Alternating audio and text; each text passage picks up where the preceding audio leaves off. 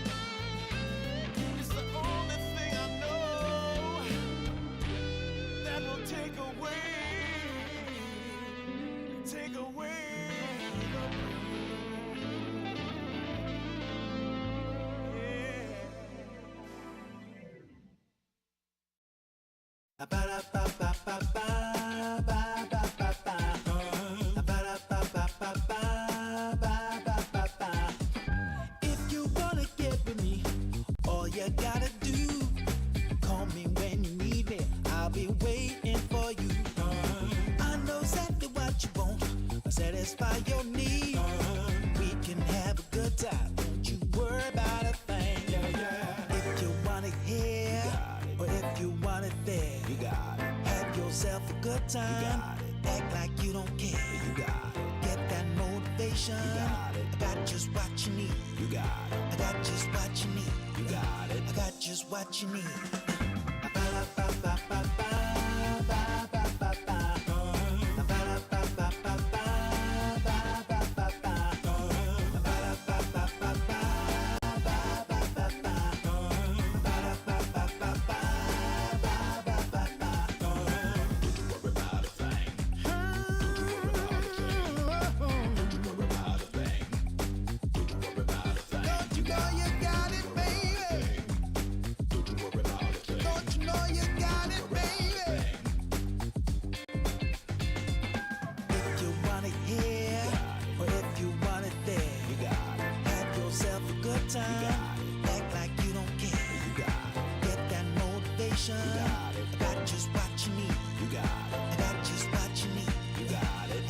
What you need.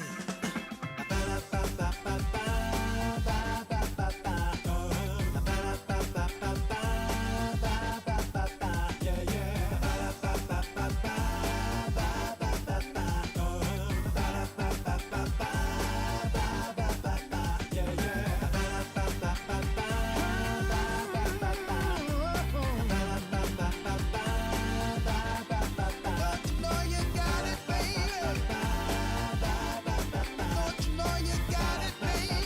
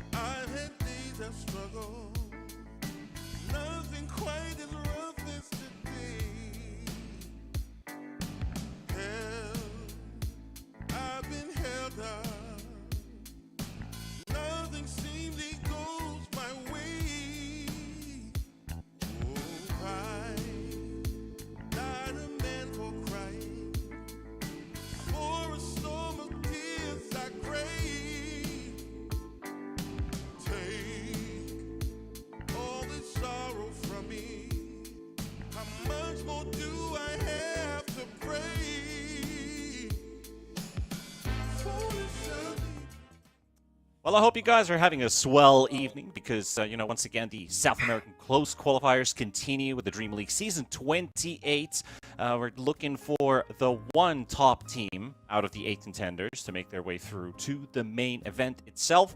Who's going to get to represent SA this time around? We haven't knocked out anybody yet, so today is all about eliminations. And it's here with T-Panda and with Zippo. We've got our real veteran caster duo going on here for the SA qualifiers. We're going to be entertaining you here in Dota 2 Yasha all day long. So 3 best of 3s, 3 teams are getting knocked out on our stream, and 3 on our sister stream as well. So Zippo, we haven't had a lot of time to get to know each other. We're casting for the first time, but I'm sure we're going to have a great time with you and with the audience. You mentioned you're from Peru. I'm from Finland. First of all, I just wanted to ask, what's the weather like out there? Because yesterday we had minus 23 Celsius, and it was a pretty cold day. So nice to be here in this cozy, warm studio. How about you? How's things in Peru? We might be around like 24 positive Celsius. So, but the other way around. The thing is here is like we don't really get like high temperatures, like 30 degrees or 35 or something like that, ridiculous. But the humidity here is we basically breathe water. It's like 98% humidity. So even though it is not as hot, it is so humid that it feels way hotter, and obviously it's not as comfortable. Anyway, you just buy a fan and you're happy with that. So we are basically opposites right now, cold and hot. We got the best of both worlds. Jack Hero stream today. Exactly, Jakiro stream. That's what we're going to be bringing for you guys. I mentioned we're doing 3 elimination series, all best of 3s. And we're going to start things off with Team Sangre versus Estar.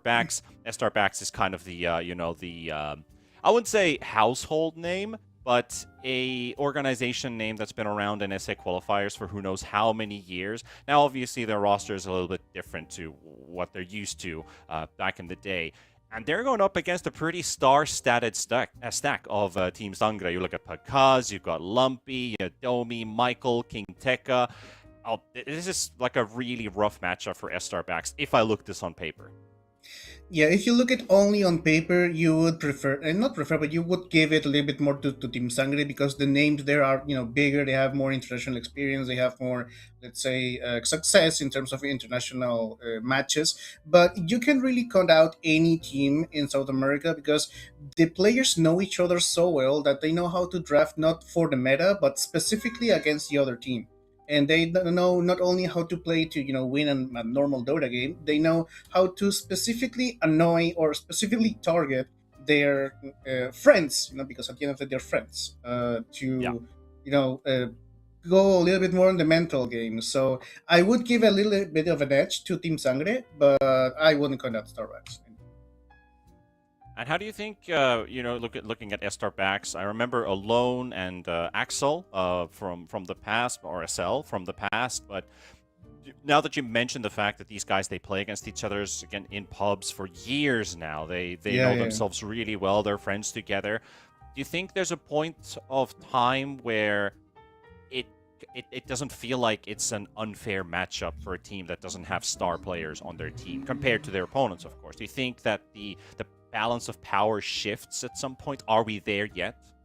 Well, there's always new blood coming up, and star players were unknown players at some point, right? So if there is a time to pass the torch or to see a new generation emerge, it is obviously in qualifiers. So I wouldn't count out Starbucks alone, as hasn't had the best of lucks in terms of teams, but he has always been really consistent. He's really, really high skilled. So, and I know Axel, he is from back in the day. He has a lot of international experience. He's a really good captain and drafter. So with raw talent, when raw talent meets experience, that's like a good recipe. That's good ingredients to cook something interesting. In terms when you have a star roster, sometimes because you have international experience, you know how to win big games and stuff like that, maybe the styles don't combine as much. There's too many cooks in the kitchen, so the coordination might not be the best. I know I saw a clip that there was like a big misplay in one of of the first team Sangre game, or I think in the qualifiers or something like that, and it was just due to miscommunication. But anyway, we have a draft, We and do indeed have a draft and some very interesting looking heroes out there. If we kind of think about what did 2025 look like in terms of drafts, it felt like it was rotating around 20 to 30 different meta heroes. And these heroes that you see right now in the first phase bans, I would say maybe half of them weren't even considered to be good enough picks, or at least first phase in terms. Like, when do you get to see an Ember first phase ban? Not quite a lot. I feel like that's also an SA thing. Maybe the hero is hot right now that you just got to get rid of it.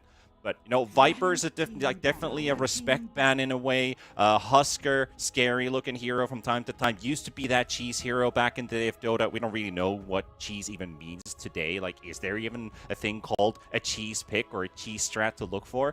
But definitely some interesting ones going into the first phase. Anything you would maybe point out that maybe doesn't feel like it's quite in place? Something you're going to question a bit? Like, why did they ban Jakiro, Slardar?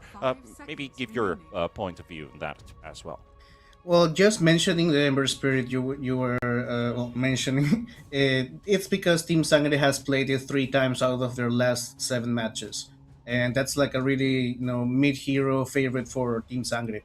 So maybe it's just because of that. They also can flex it with Pakas as a carry.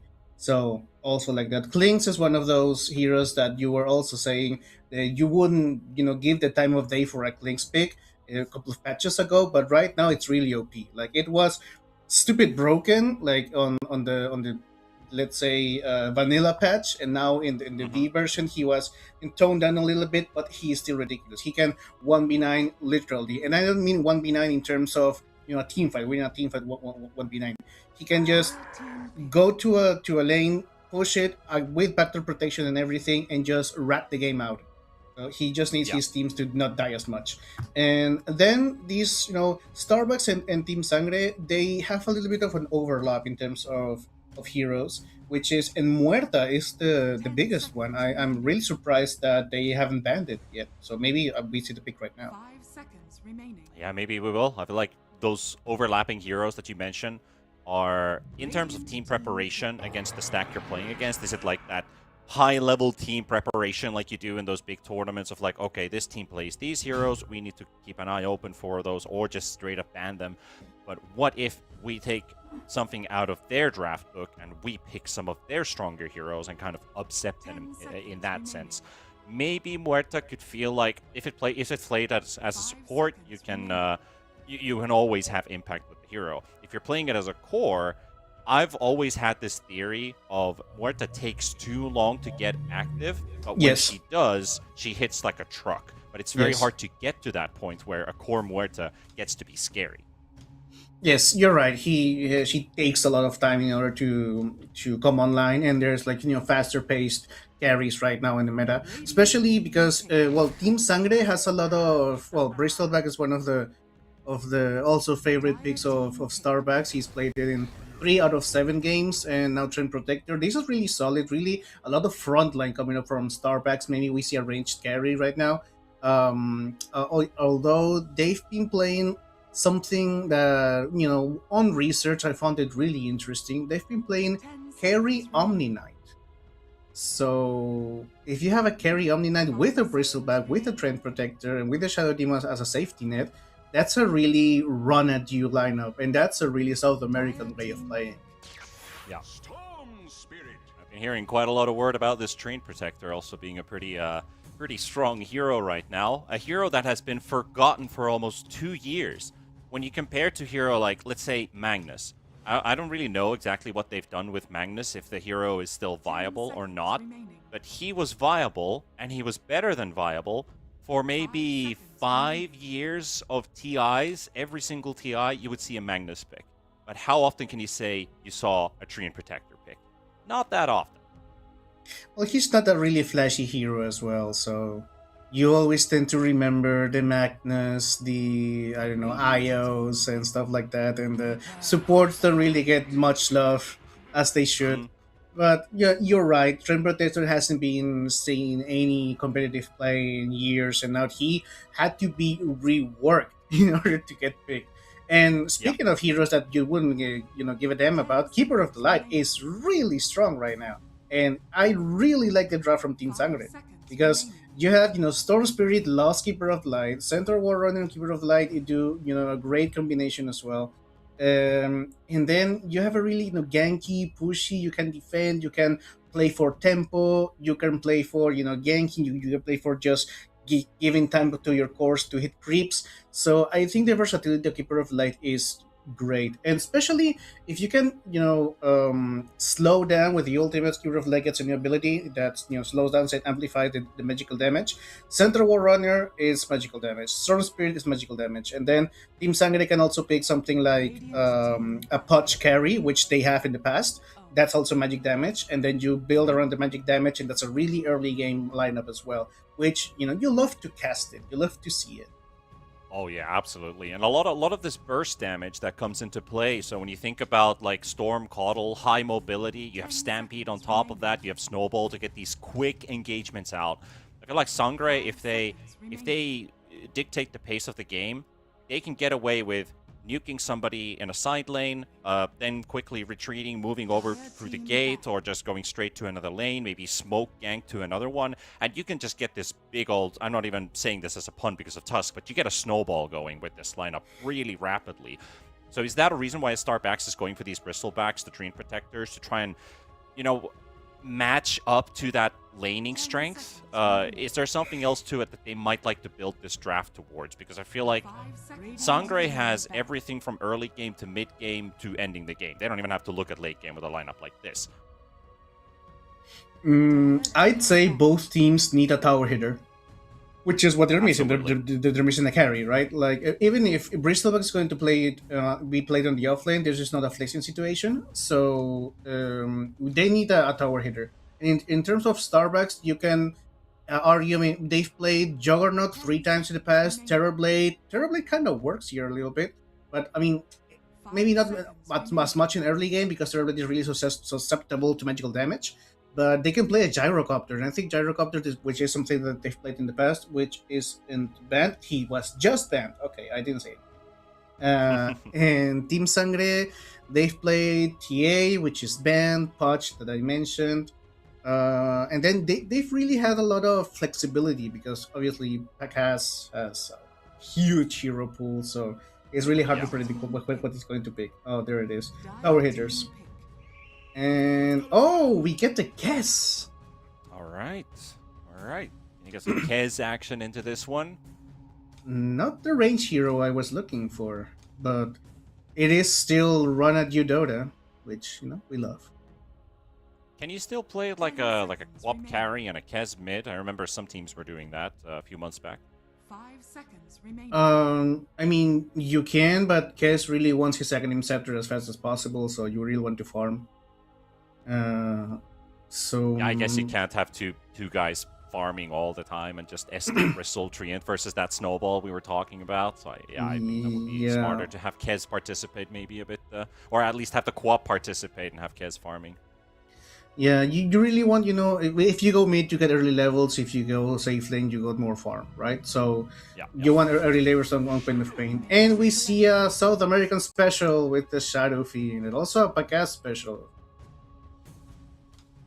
And this is not a lot of sync with the minus armor, but I guess you really needed some physical. Like you mentioned, tower hitter. Someone just gives that reliable extra punch into the team. Makes it easier to kill the Bristleback. I feel like this SF has a lot of good things. Yeah.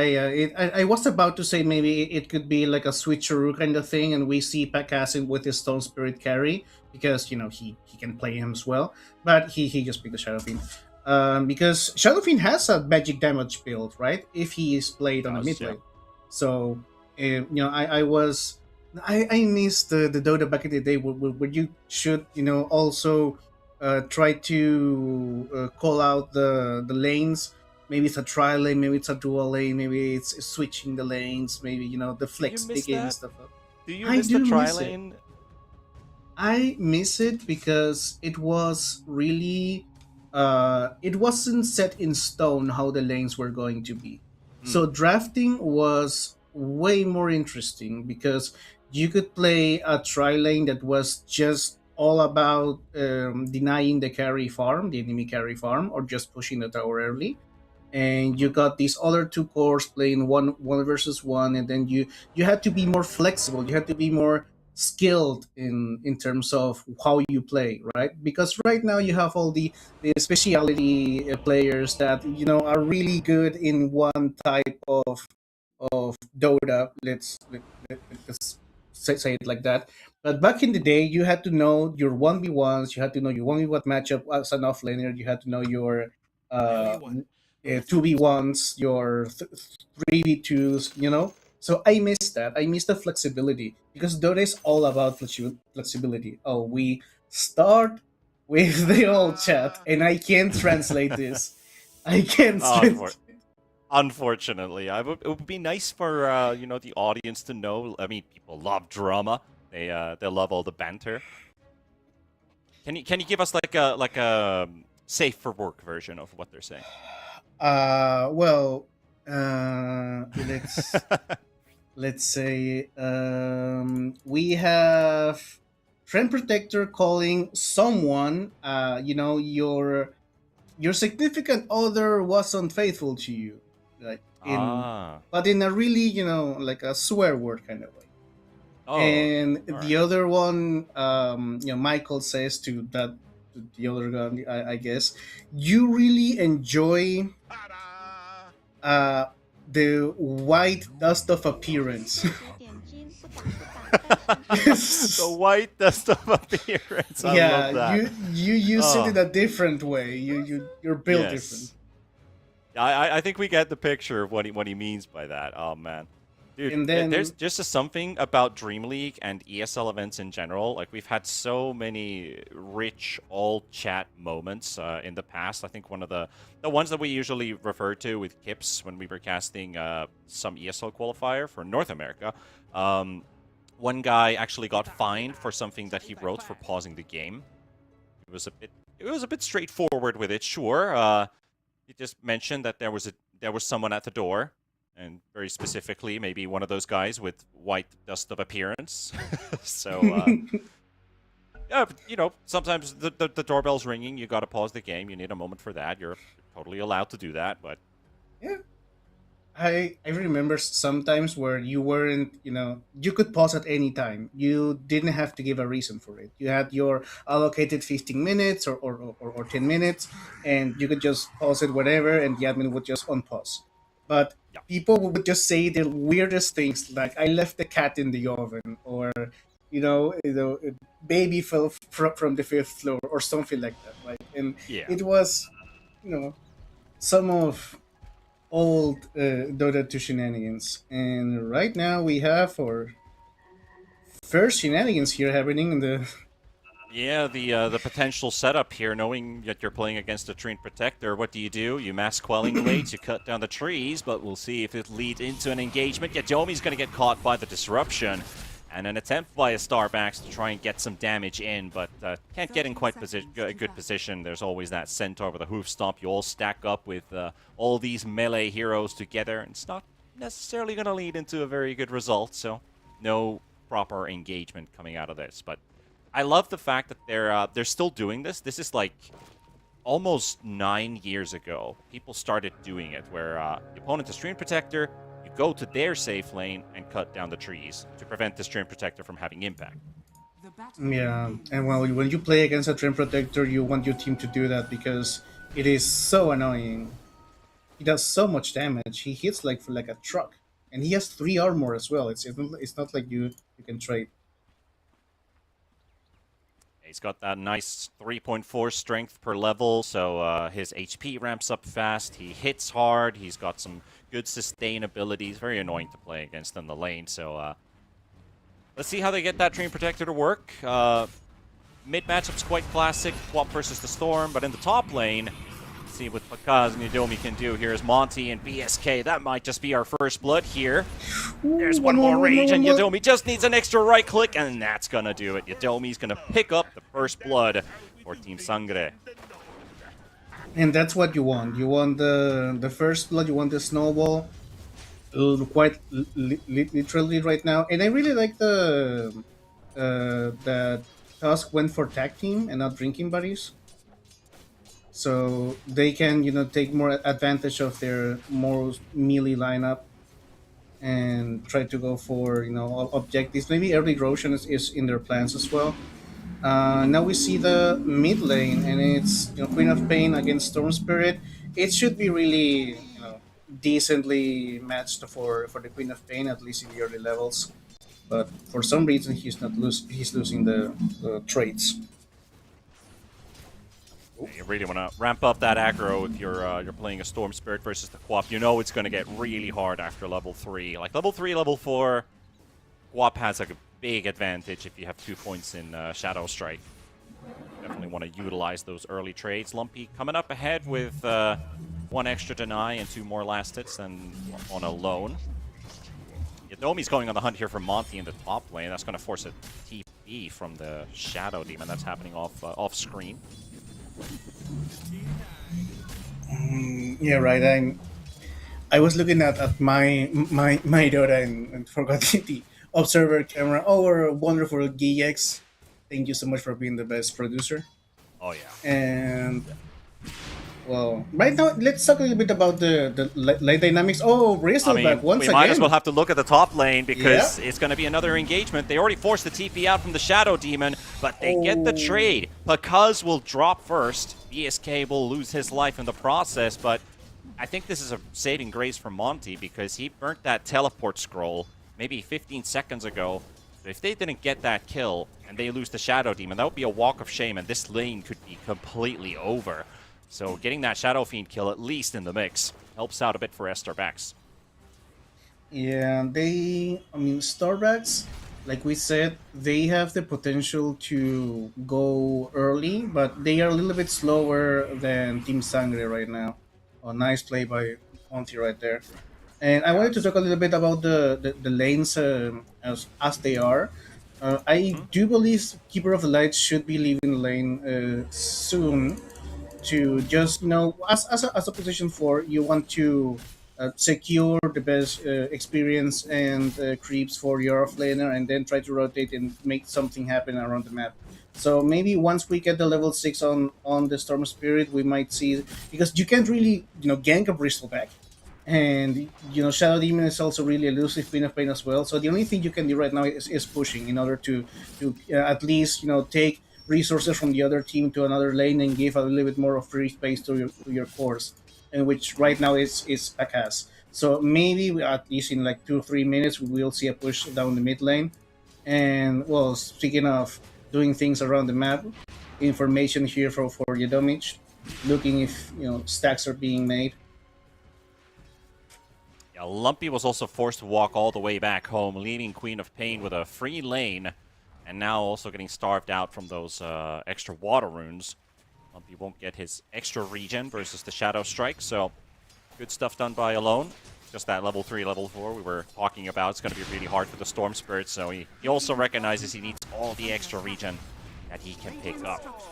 Nice usage of the glyph there too, preventing Lumpy from last hitting, using that overload and maxing out that Shadow Strike. But he is fighting back really hard. Yes, you can really count out the Storm Spirit right there. He might die. That's a 2-point blink. He might just go for it. High ground, no high ground missed today. Alone, they're gonna force out the fight here with a Vortex coming in on Lumpy. He gets the kill first off of Alone. He fell for it. He knew he had the kill, and he was like, if I miss on the high ground here as a Queen of Pain, this might backfire. He got the hit, but that was a really smart Lumpy there. Yeah, you got the solo kill and you got the experience, which is more important in terms of the mid lane. In terms of last hitting, they are like dead even. Like there's no team that could say that is really strongly winning the lane. Everyone is it's really evened out. This you could say Lumpy technically, in a way, recovered back into this lane and maybe actually won because of the whole walking back home, getting the bottle refill, then TPing to the lane, getting the kill, and actually ahead in experience, goes straight to the jungle and wants to get that level 6. So now he can rotate with the ball lightning. And he now just got the ball lightning. There's still this small timing that the Queen of Pain is not level 6, but she can still blink. And like we said, it is Oh, it's a the regen. dire team going into the mid lane, like we were mentioning, just to create some space here. This is going to force the rotation out of Monty maybe, and that's free space for Pakas. Yep. And I have to say, I'm maybe getting a bit worried for the Queen of Pain here. You have 3 points Shadow Strike, and you didn't get the first kill on the Storm Spirit. How are you going to farm? You don't have Scream of Pain. You probably aren't picking up Sonic Wave yet either, unless you can secure a kill. And if you don't get those kills on the Queen of Pain, I fear Alone might just fall really, really badly behind. Yeah, he just bet a lot on the early stages and didn't. Oh, one more Quill Spray. Yep, that's going to be enough. Akaz is going to look to turn around, trade for BSK, Nice. but there's a Treant Protector also here, making it a 3 versus 1. Pakaz, he's in a pretty hopeless situation. That raise ain't going to do any damage, and BSK for the double for the Starbacks. nice rotation out of the Trend Protector right there. And this is something that we were also mentioning. If you're, if you're not doing anything in the map with the lineup you have as Team Sangre, you're gonna get ganked because Shadow Fiend is really easy to gank. He's really squishy, and you have all these frontline heroes in an early game. Trend Protector is really tanky. You can just go and run at you, Bristleback as well. So right now, the Team Sangre's way of playing, which is just going into the just pushing lanes and just going to the jungle and stuff like that. They're not really making stuff happen. So I even believe Alone can come back out of this unfortunate skill build, right? Like you mentioned, the Shadow Strike on level 3. He's going to be way more static in lane as a normal Queen of Pain right now. But we have a smoke, so things are going to And we have a happen right scan. now. That scan connected, so Oh. they know about this. BSK is already backing away. And the Dire scan connects as well, showing that the Bristleback was probably there a moment ago, but that smoke won't do any good. Yeah, and this is more wasted time for Team Sangre, unfortunately. They see him. And, well, right now, Kes is so happy. Like, he's been free farming, nobody is pressuring Gonna jump him. Lumpy though. Michael doesn't have the level 6 yet on Coddle, so he won't have the Illuminate healing. Unless he hits that level 6, I don't think they want to play too aggressive into 3 heroes. They'd probably be better off finding like 1 or 2 from the side of Starbacks. Well, you can go easily on the Keeper of Light, on the Tusk. You don't really have a lot of lockdown to catch down the Storm Spirit, but I mean, For Starbacks, yeah, they can definitely play into that, yeah. yeah, because I'm thinking what you were saying about the Queen of Pain. Like she hasn't really skilled the Sonic Wave right now because he has to catch up on the Scream of Pain levels right now. There's something happening here in the top lane. Yadomi. Oh, he sees him. It's nicely scouting info. Does have that sentry placed down on the ground, so he sees the Treant Protector. Yeah. They also spot the sentry finally down on the ground, so that's going to get removed. Trying to apply pressure on that top T1. It is down to 800 HP. This could be a good grab for Starbacks. Guess is also coming. still a spot to teleport into. Yadomi going to get caught there with the Blood Grenade slow. Monty's here. Angel's also rotating in with a Kez, making it a 4 versus 1. Reinforcements are going to be slow for this engagement. Let's see if the Sangre team are going to be able to make a turnaround fight. They're going to lose the Tusk anyway. It's going to get hit a couple times by Lumpy. There's the Disruption and the Silence, or the Slow coming out as well. They see the Raven Spell on Storm. Lumpy able to run away. They forced out the Stampede to get themselves into a repositioning spot. Pakaz sitting under an Ops board. Actually, not sure if they saw the Shadow Fiend. They're on the chase now, though. Juke it out. All just gotta be all alone versus 4 heroes. This could be a dead Shadow Fiend without a proper response. Yadomi's not feeling comfortable enough, and that's gonna be another hero dead. Starbacks, just what they needed. I think the macro game is way stronger for Starbucks right now because they just, Kez said, okay, guys, I got my ultimate ready. I got the, I hit the timing. Let's go. Hit a tower, get a kill. He rotates this with the gate, gets an important kill, and just goes back to farming. That's great. And Team Sangre is really putting a lot of effort into their safe lane, which makes the enemy team go to that lane, and then Pacaz doesn't really have as much of a free lane as he would like to Yep. have. And now Angel just correctly assesses the Team Sangre is going to go to his lane and just goes back to the jungle. So the macro game is great. And meanwhile, while everything was happening at top, Queen of Pain is just, guys, I'm sorry, I need to catch up in terms of my skill build, and then I'll join you. And that's the correct answer. Like, oh, here we go, Angel. And they've really nicely adjusted in that too. Now with the bottom lane, they give some pressure onto this Kez. He'll be able to escape though. And I think you mentioned it a couple minutes ago with the failed smoke. I think it was around 7 or 8 minutes that Sangre has spent a lot of time chasing, Yes. trying to create openings, trying to find their opponents, and they still end up losing heroes. And the initial plays just haven't worked out. At least they get the tower in bottom. Well, that is something really that South American and Southeast Asian teams that are not on tier one have in common. They really go for kills, not for structures, right? So they go to kill the Kes, and then they get the tower. With other regions or other teams that are directly invited, let's say, they go for the towers, and if there's kills over there to be had, they get them. And Yeah.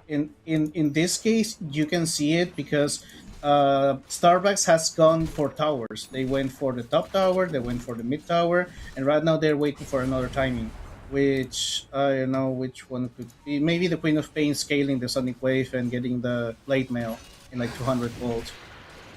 It's a pretty bold move from BSK, trying to go on Pakaz. Michael is here. He pops the Spirit Form with the slow from the Solar Bind.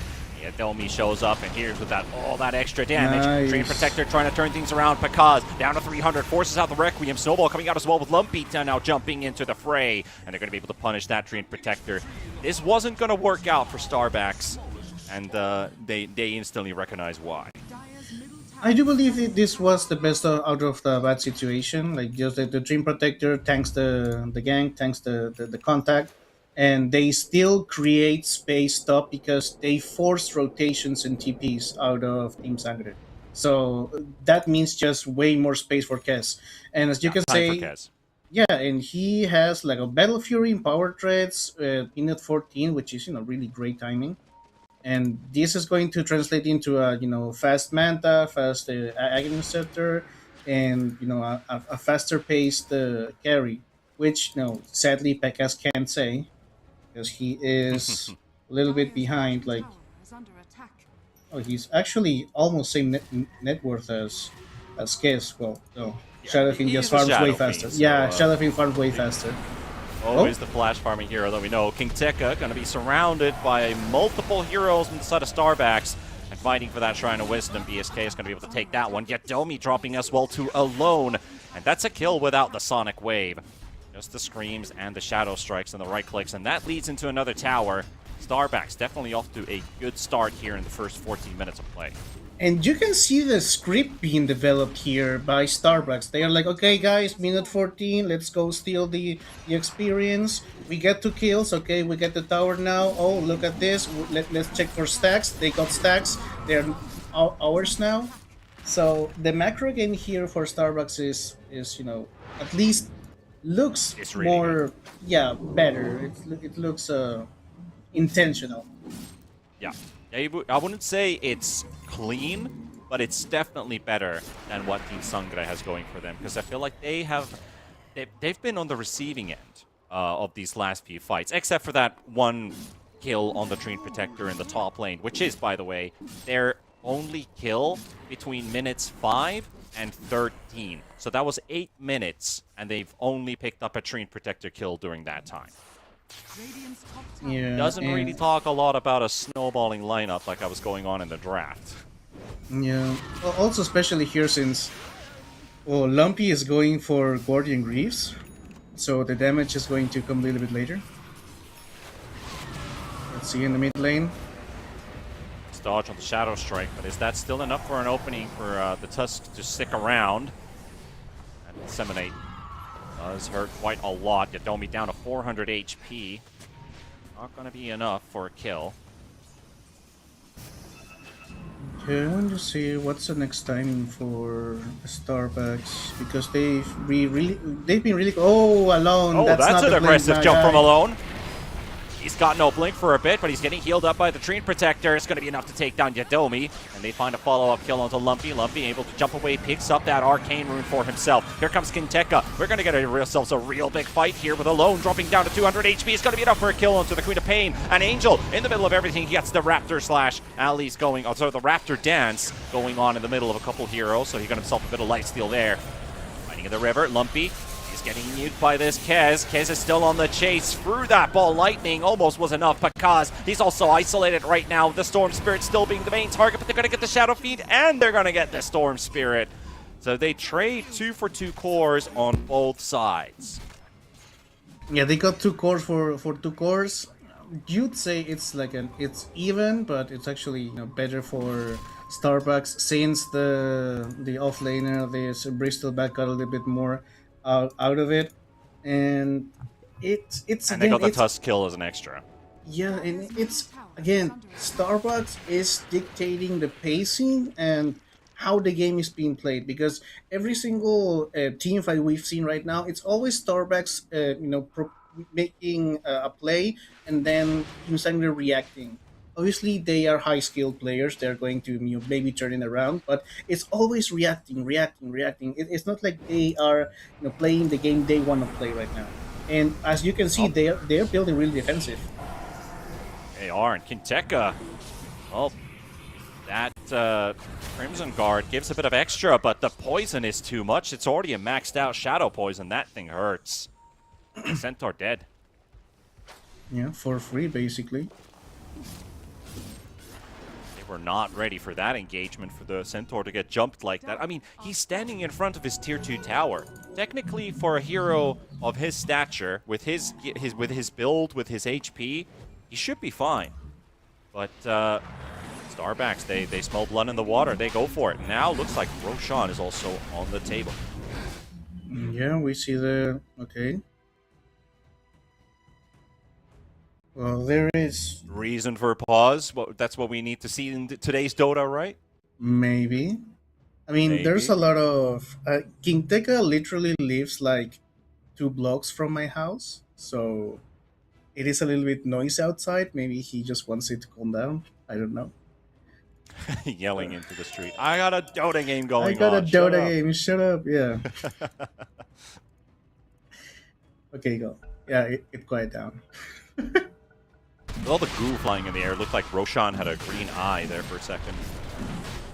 But, yep, game is on pause, going straight back into action with taking this Roche down. It's going to be very rapid work with the nasal goo. Roshan down to -6 armor. He takes quite a lot of extra punches here from both Angel and BSK. And that's going to be an Angel, Aegis, Manta almost done, then he has the Ags queued up as his second item, so I think by the time he's finished both of those, it's go time. But this Aegis will be a nice insurance for the Kez to ensure he's going to get to his items fast. Yeah, and continuing with the the macro decisions out of Starbucks, it's like right now Kez said, okay, I'm going to create space for Alone, for Queen of Pain. She got back with the skill build, she got back with now a Blade Mail and Nakaya, and now it's a turnaround. Like Alone with the rest of the team is going to create space for Kez, so he can get a faster Manta, a faster Aghanim Scepter, and their decisions are it shows. And I think we were talking about this on the pre-show, which was Axel, the Treant Protector. He's a really experienced captain, so maybe he's like a director or orchestrating the meta of this specific match. And on the other side, like Team Sangre, I feel like obviously they're trying to do something in the game, but I feel like there's a lot more of vibes here. Like they're like, okay, where are we? Okay, we're here. Maybe we can take a tower. Oh, they're doing this. We have to react. Or now, guys, I need to farm my whatever, and the center gets caught. So there's more structure here, and as soon as the Tormentor spawns, you already have Starbucks going for it.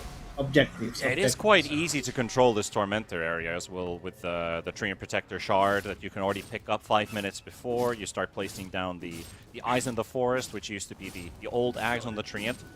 So that definitely helps with any objective you want to take on the map. If you're slightly ahead, I feel like you can just hold on to that because you have a Treant in the team. Simple as that. Yeah, there's a lot more of information being gathered here from Starbucks. Oh, yes, but King Teka is alone. Yeah, last time they killed him in front of the tier 2 tower. Now I feel like, yeah, you're gonna die under that tower too. You probably shouldn't stick around for too long. Yes, I think Team Sangre is just trying to. Every single hero is trying to come back into the game on their own. Because when you saw the minimap like 10 seconds ago, everyone was spread out. Yeah. And Starbucks are like, okay guys, we hit our timings, let's go. As 5. Not a very optimal situation to be in when all of your cores are in recovery mode. And your supports as well. Because I've seen Yadomi right now farming the side camps. Keeper of the Light is also farming. So maybe what Team Sangre can do here is try to pressure a little. I mean, you're not going to take the tower. I mean, if you can do it, but you can maybe pressure a little bit on the bottom side, and then Pakas just a good smoke. tries to farm top. Oh, yeah.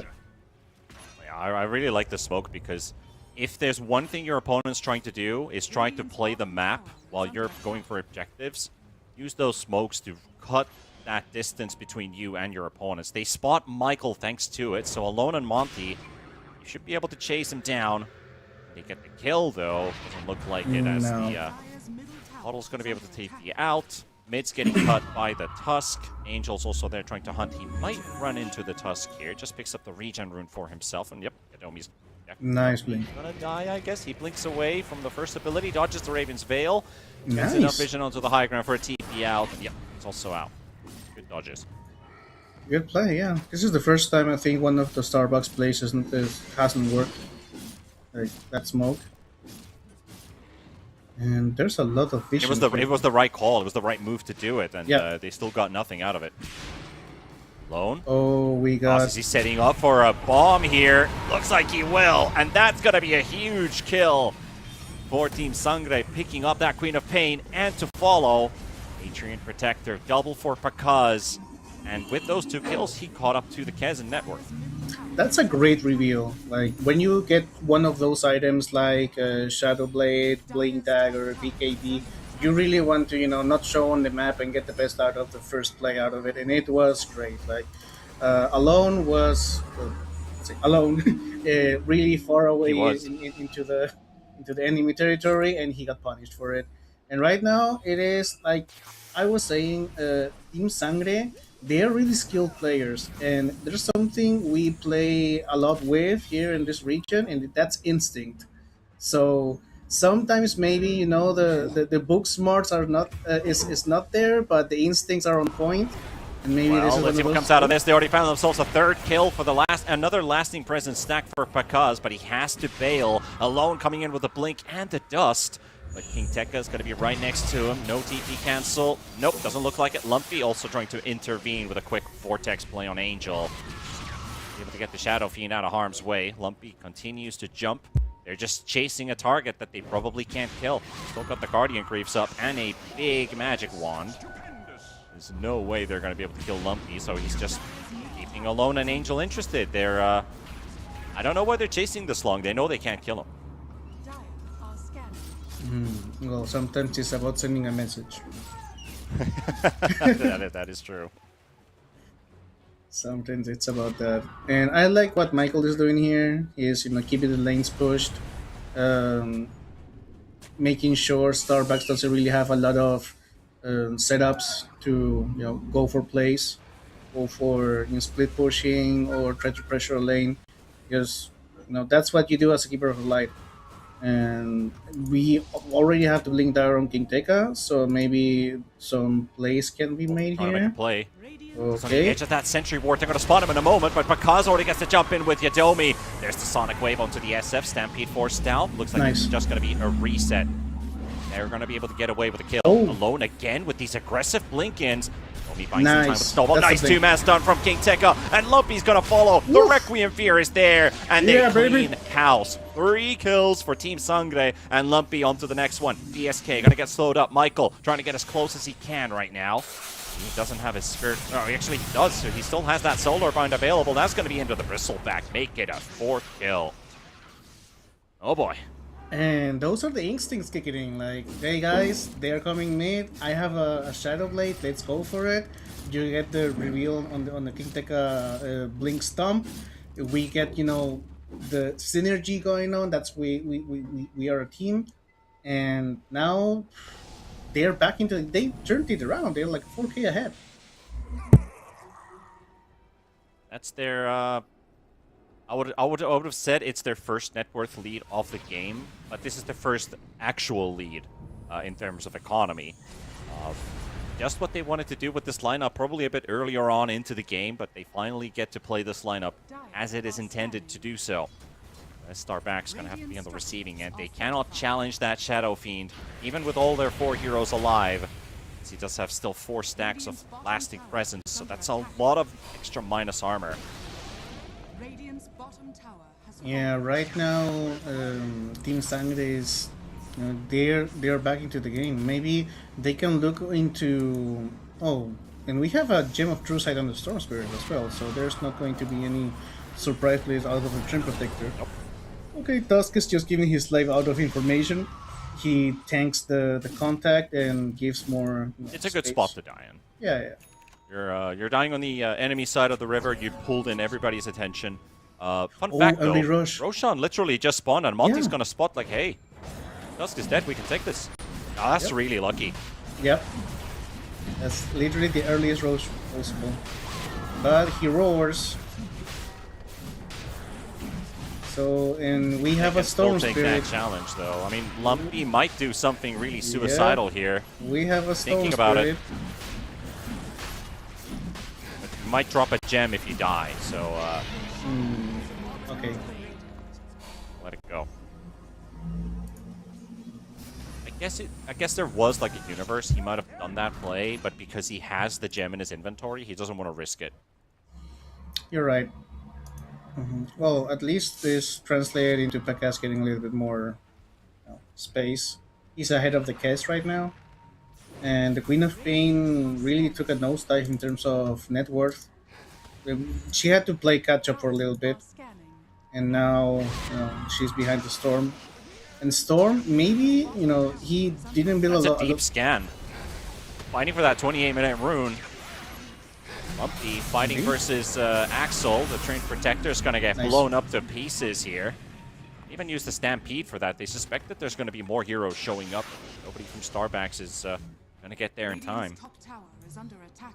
They're definitely more comfortable right now. And as I was mentioning, maybe the damage didn't come soon enough for Lumpy, and he went for more survivability, but it paid off. Like right now, he can build damage, and he is really hard to kill. They have to bring a lot of resources in order to kill him. He can just cut lanes, take a free kill out of a support, and then just reset. This is great, and feels like the tables have turned a lot. Shout Kiteka. Bit of a downside of this lineup. Your only TP cancels really Disruption, isn't it? Yep. And you don't have a blink on the Shadow Demon, but he has it queued up, so that's... I think that's going to be an item that you really need to have on an SD. Sometimes I see SDs just rush it right away. Obviously, there's a good usage of... There's good use for the Glimmer Cape in a game like this.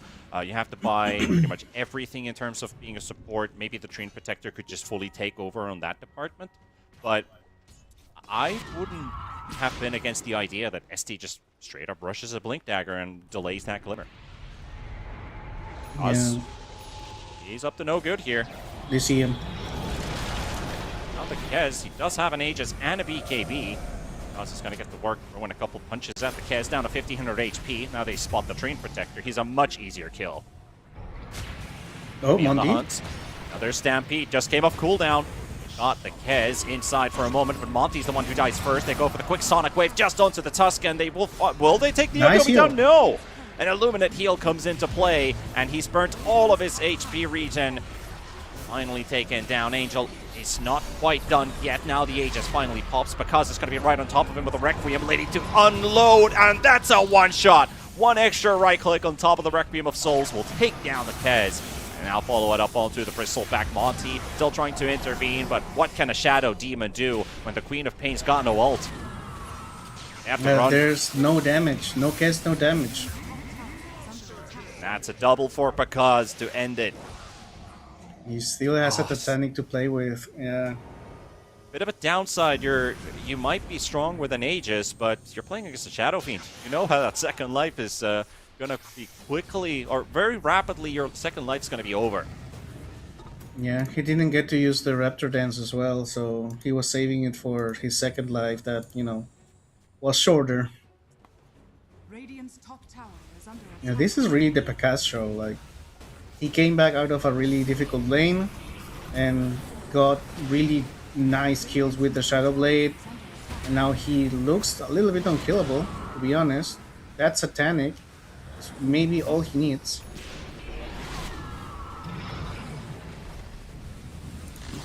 They're taking this for free. Yeah, there's no challenge. One thing you maybe could have considered is buying back to save a lane of racks, but one, they don't have buybacks because they can't afford. Two, their respawn timers were so close, like 10 seconds, but they hit just too hard. They have too much damage onto buildings, and meanwhile that's happening. Lumpy finds a solo kill on the Train Protector. That's Starbacks have they've had this period of time where someone's always dead. So this could be a very mean cycle to you could even lose the game where you're 4v5 for maybe 2-3 minutes straight. Yeah, this is unfortunate. Maybe, the jig is up. The script didn't work. What do we do now? We had a plan. It's not working. We did a really good early game, and then, somehow Pakaz returned, and he just got him. Like, yeah, how did that change so rapidly? I want to ask you that question because we had all 5 heroes basically in recovery mode for Team Sangre. Starbacks were controlling the game from Roshan to objective to taking any fight that they want they're going to win. What changed this? One simple Shadow Blade pickup from Pakaz, was that the beginning of the end?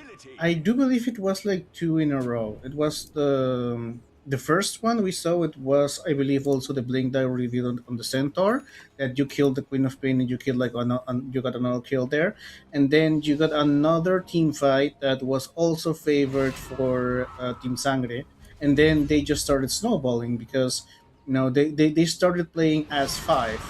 So I think it was just that out of one team fight and a second team fight, they got the game. This is going to be a 3 versus 5.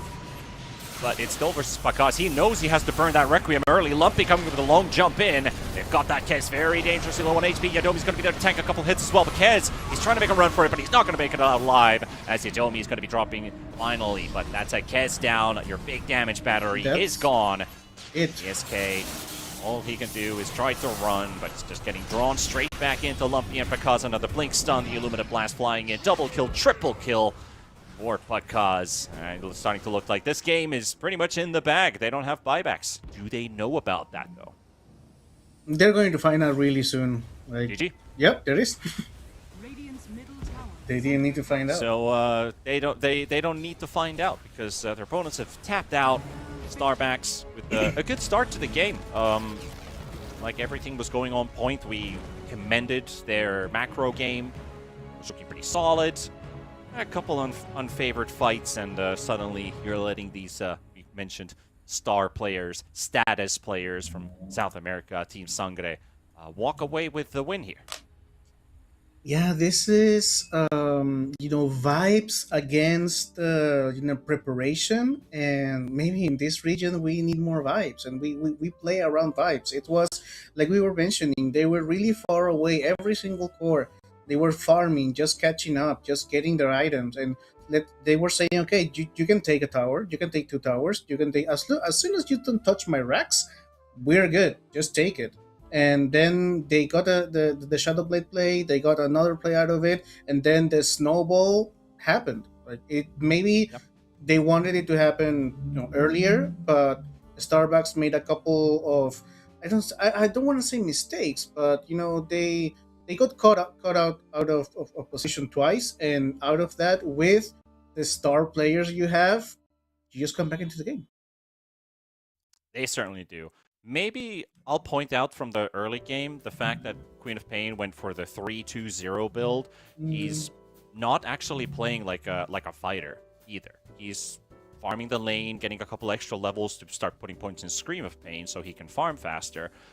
I feel like that could have been a moment where Alone could have just gone all in. Maybe he did a risk assessment. He's like, if I backfire with a gank, my game's gonna feel it's gonna be a bit over very early on into the game. But I think that could have also been a judgment call to just go for it. Just shut down your opponents before they ever get into a proper position. You get stronger because you have Shadow Strike points. You do a lot of damage. And that helps you with the chase for the SD, for the Train Protector, who don't have Blink Daggers at that stage of the game. Just go full on ham, fight your opponents, try to look for kills all over the map. That didn't happen though. It was a bit of a slower build up. It was good. It was just a slower build up. Maybe they needed that extra bit of tempo for Starbacks. That's just a point of view. Yeah, I do agree with you. Like we were mentioning, Kess had to make space for Queen of Pain, not for Queen of Pain to come back into the game in terms of the skill build that you were mentioning. There's like this whole bunch of time from level 6 to level 11 where Queen of Pain doesn't have an ultimate. So she can't really be that Queen of Pain that just blinks in ults with, a lot of pure damage in a cone and get kills going. So they were playing without a mid laner, and then Case went back to farm, and Queen of Pain had to take over to create space for the Case. And then, I think everything was, playing around really good because they were going for the objectives. They went for objectives as soon as they spawned. They got lucky with Roshan as well. So everything, the stars were aligned for Starbacks. But, Yep. I think the only, let's say, pebble on in their way was that skill build of the Queen of Pain and not having your mid laner for solid 10 minutes, or well, 5 minutes. I'll put it that way. But it's going to be Team Sangre taking the lead in this best of 3 in this first elimination series of the day. We're going to be taking a bit of a break, and we'll be back for Game 2 in a couple of minutes.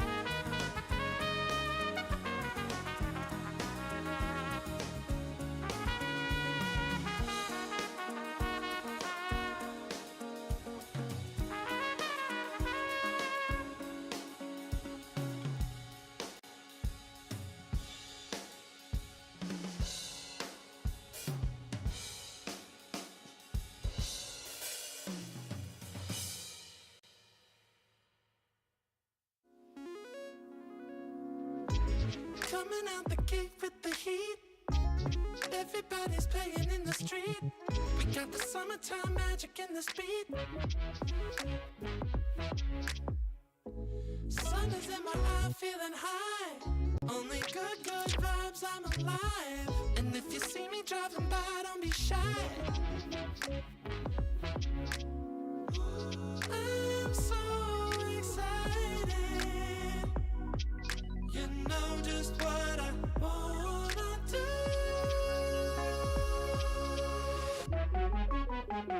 I'm glowing on up, I'm glowing on up, I'm glowing on up. I'm glowing on up, I'm glowing on up, I'm glowing on up. Don't it feel like summer?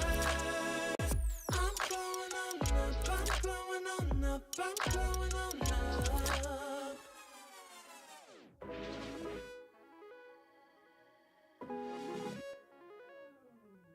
Blow up, show up, soak up aromas, float to Sonoma, roll up to Nola, trope up, blow up, slow up, show up, get real, choke up, you're flowing, you're glowing. Astral samosa, you're landing on Europa, your horns blowing, you're chosen, all the deep cuts you know it. I got the pre-glow and the post-glow, inspiration knows no boundaries where it flows. Your fingertips to the globe's tilt, to the universe on stilts, hold on and chill. I'm so excited. You know just what I wanna do.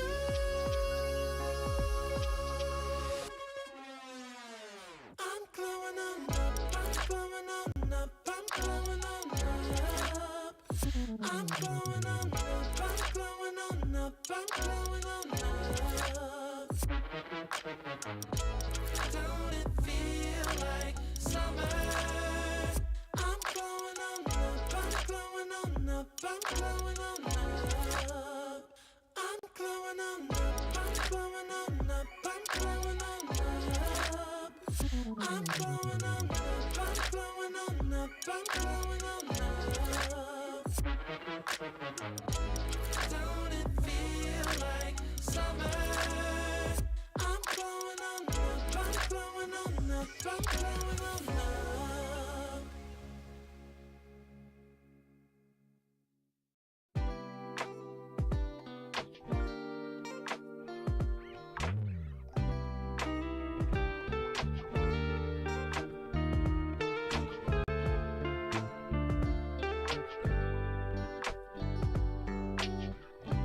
We're gonna keep it going. We got this now, you know. We're getting closer now. We're ready for some more. Now is the time, reaching for blossoms in the sky. Sun setting low, making us golden as we ride.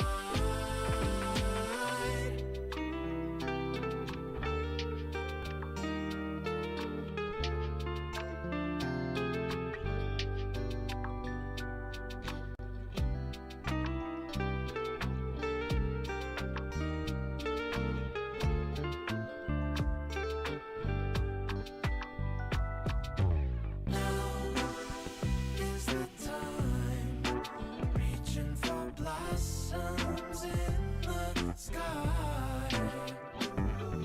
Sun setting low, making us golden as we ride.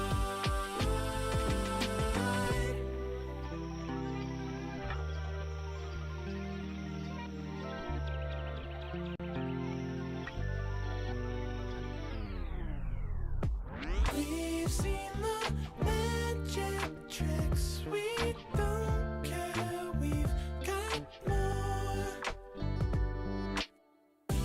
We know we're on the tip. We're ready at the shore.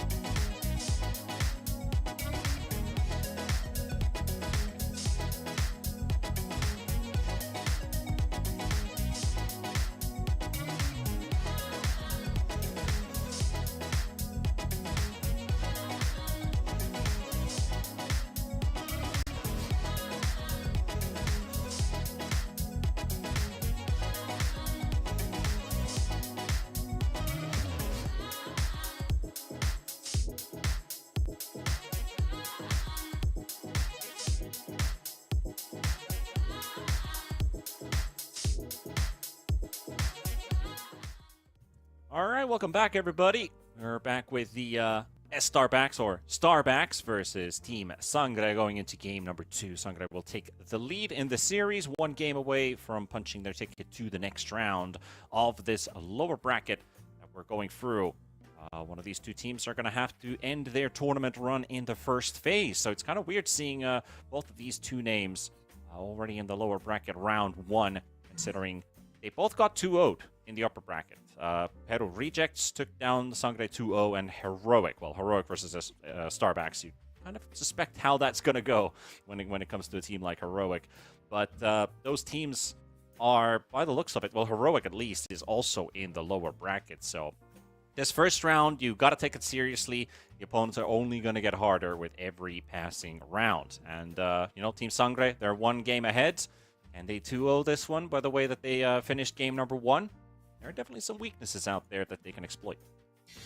Yeah, especially because Starbucks was, they have to double down right now on their script they were following to, early game tower, just get Tormentor, go for objectives, don't ignore the kills and stuff like that. Or just, go the South American way, toss the script aside and just go for the vibes, which is what Team Sangre did, and it worked perfectly. Like, all they did was get like 2 decent, they didn't stomp those 2 team fights. They just got like 2 pickoffs twice, and then they were able to, group up as 5 and steamroll Starbucks into the game again. And maybe Starbucks, this time they can follow their script again, but get the mid laner to be a mid laner on the 10 to 15 minute mark, which is maybe what they were lacking on last time. But right now, at least we already have a change, which is no Keeper of Light right now for Team Sangre. Yeah, no Coddle this time around. A little shift will be happening in that sense. Also looking at the graph from that last game where there was an 8,000 gold at 19-20 minutes when they basically won a small engagement. They had the shard on the Trinity Protector. They're able to secure the Tormentor for themselves. And that was the last positive moment they had in that game. Ever since they basically won team fight, they lost that entire lead. The second team fight, they're 4,000 gold behind Team Sangre, and it's going in one direction from that moment onward.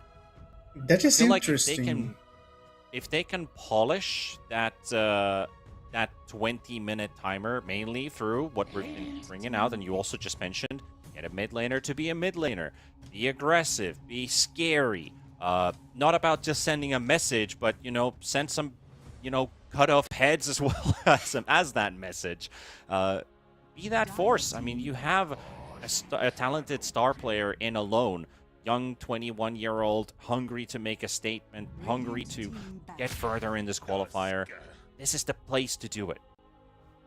Yeah, and it is really interesting that you mentioned that was the breaking point where they took the Tormentor, and after that it was all downhill, because that exact moment was the switching between Kess and Queen of Pain, that Kess was going back to farm and Queen of Pain was supposed to become a mid laner. So, because they didn't have Kess maybe for those, because now that I mentioned, that I think about it, the Shadowblade play was to kill Queen of Pain. They killed Queen of Pain, then it was just more time for them to come back to Pakas to farm, and Kess was just farming. So the hero that was basically doing the early game for them, because Kess was really important in the early team fights, just took back to farming, and the hero that was supposed to take over got ganked, got killed twice. So I think it was accumulation of those things. The switcheroo between the mid laner and the position 1 to, okay, it's your turn to carry, it's your turn to make something happen, and the fact that they got ganked twice. So maybe it was just the sum of those parts. And right now we have another change. We have an Honor Lord, which I do like, because Honor Lord gives you this global presence in the map, and he can go for objectives really easily, push really easily. A little bit of a lane dominator depending on who he's going up against. If it's a melee hero carry, he's going to have a really nice time. So I do like this from Starbucks. It's a little bit more of a siege lineup as well. Disruptor, okay. We were saying that Starbucks didn't have any disables in last game. Disables and chase, yeah. Yeah, they only had Shadow Demon. And right now, they have a little bit more with the Underworld and Disruptor, so they're patching up there. 10 seconds remaining. Now you just need a good pick for Alone, really. This draft from Starbacks is really set to have a good mid lane performance. All of these heroes help you in the laning stage, after the laning stage exit, to take those objectives and fight your opponents. Alone has to step up his game with a draft like this. This game is made for him. So how does Sangre respond to that? You've got the Centaur and the Tusk. You're not getting your Coddle. Something's going to change in this draft for sure. Well, the thing is, like, Alone has played all different heroes in all these games. The only hero he has repeated is the Queen of Pain from last game. He played like a couple of games ago in the qualifier, I believe. He's played Invoker, Slardar, Nature's Prophet, Beastmaster, Tiny. So maybe I'm feeling an Invoker or a Tiny here if he wants to repeat one of those as well, because this Invoker with Shadow Demon as an extra Invoker, really easy ganks. So maybe, and that's the more that we were talking about on last draft, that it was a really a pick that both teams enjoy, and I do like it with Centaur Warren. It's a really solid, really solid lane, to be honest. Like, a lot of kill potential.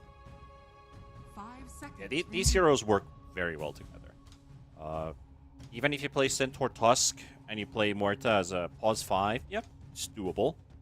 Centaur Muerta together are just a really strong combo. You can either stun into a silence, you can stun into a dead shot, get that fear to follow. But is that going to be a potential core Muerta? Because I see a Skywrath Mage, which only very rare players played as a core through the mid lane. I'm looking at you, Thompson, but or no one. There's only a couple guys who play it as a core, so maybe Muerta ends up being a potential pause 1 or maybe a pause 2. I know Nick McGalax is a team that also plays Muerta from the mid lane position. Where do you think this is going? How would you put it? I've seen Pekas play Muerta carry, and I don't believe Lumpy plays Scarlet Mage as a mid laner, so maybe it is a Muerta. Maybe it's a Muerta position 1. Maybe, because the Scarlet Mage, you need a little bit more setup in order to get the Scarlet Mage position 2, right? You need like a solid stun, maybe the Shadow Demon, or something that I don't know, a Beastmaster or some solid stun in order to get your ultimate up. Yeah, the classic, you'd have like an offlaner who complements the Skywrath. Like usually Centaur can work, but I always think about Legion Commander or Mars, like Mars Spear, Arena Spear, something like that into the Skywrath ulti that works. And you also mentioned in Game 1's draft the Omni Knight carry. So Muerta versus Omni Knight, how does this work? I don't think I've ever seen both of these two as pause 1s in the same game. Yeah, you are right. We have a quarter of a century in Dota 2 experience, and we've never seen Muerta against... Well, Muerta is a really new hero, right? But we've never seen Muerta against Omni Knight, so all bets are off. We just enjoy. Sit back and enjoy. This is definitely going to be a fun one. I mean, if you want to tie the series up, they're still building for that potential Alone pick with the aforementioned heroes, the Disruptor, the Underlord, the Shadow Demon. Still looking at that 23rd mid lane pick. You cannot just pick anything now because there's a Skywrath and a Muerta. Double silences from stun setups. You cannot go for the weakest Glass Canyonist hero from the mid lane, one that doesn't even build a BKB. You might need something like a Manta BKB builder into the mid lane. What comes to your mind? Dragon Knight. Dragon Knight? Yeah? Dragon Knight. Yeah, because if you play Invoker here, you're dead. So it's a Dragon Knight, it's a Beastmaster. Maybe even a Void Spirit could work, but does Alone play Void Spirit? Yeah, he does. But Void Spirit, if you get silenced twice, you're dead. If you get jumped on, you're dead. So it is really hard to play because you have a lot of magical damage here from Team Sangre. He is a tanky Manta builder, though. But we'll see what the choice is going to be. You definitely need something to... Either you play like a tempo controller, Nature's Prophet. Or you Okay. set the tempo yourself. Nature's Prophet. He is squishy. He Well, he he doesn't gets care about the involved early. silence. Yeah, he doesn't care about the silence. 10 He gets seconds involved. remaining. He gets involved pretty early as well. 5 So you seconds can set up a remaining. lot of kills here. You have decent kill potential. And Omni-Knight is going to be able to tank the Scarlet Mage Centaur or Muerta Centaur. Mhm. I there's something on my gut telling me Muerta is going to go mid. Yeah, I like Muerta the is going to idea. go mid. Because how you Because want to play Starback's lineup? Nature's Prophet wants to go to the side lanes, not really bring your supports to you down the mid lane. So I yes, actually like that idea of Muerta just sitting there, just farming the lane, and reinforce the side lanes. Sangre picks up their +1 now. yeah, and right now for Sangre there's a Timber, so Choose your hero. yep, we have a Muerta carry. No, wait, yeah, Muerta carry. Yes, we do. We have Timber Summit. Yep.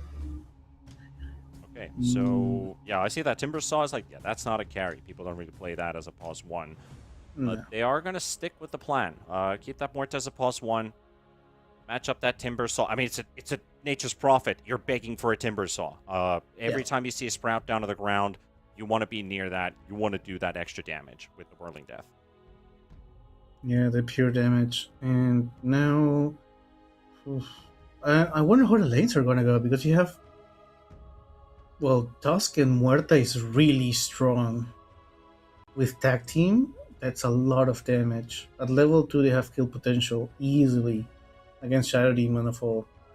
Honestly, with So, this lineup, I wouldn't even mind the Drinking Buddies on Tusk now. yeah, bringing buddies would be great as well.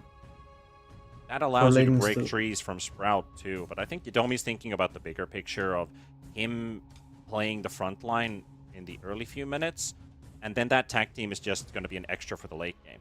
If you want to work as a saving hero, look at it this way. How many saves do you have on Team Red? Snowball. That's pretty much all you have. So you could get Drinking Buddies as a second ability, but it does look like he locked in tag team.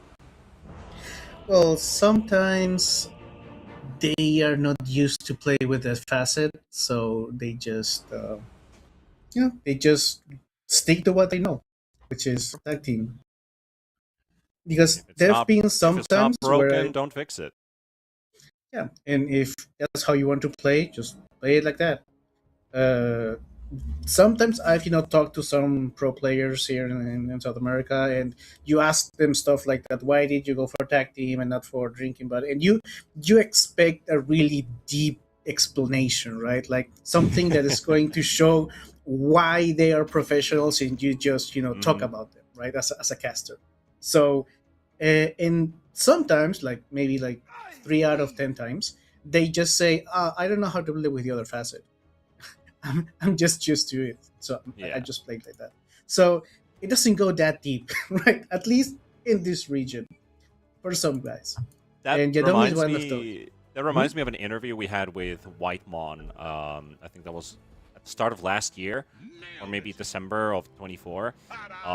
We talked about like him playing Warlock, him hitting level 6 at the right time. It's like you read the book and you're level 6. Then he plays Chen and he's level 6 before anybody else. And it's like, how do you do that? And we just talk about I don't like know. Warlock for in a bit of depth. And what we asked was like, what do you think about the other facets on Warlock? Are they a thing? And he's like, Warlock has another facet. Yeah, it's like they don't consider it. Like there's some players that are innovators, and they do ask themselves those questions. What about the other facet? What about this other play? What about this other play? And there are players that are just executioners. They just are really good at executing the build they are supposed to play, and that's how they become pros. And there's other guys that like to tinker a little bit and experiment, and sometimes it pays off, sometimes it doesn't. Yeah. But this is a do or die game for Starbacks. Yep. They need to win this one, or they are going to be out. They've decided to pick themselves the Omni Knight for Angel. Alone getting to play tempo with a Nature's Prophet.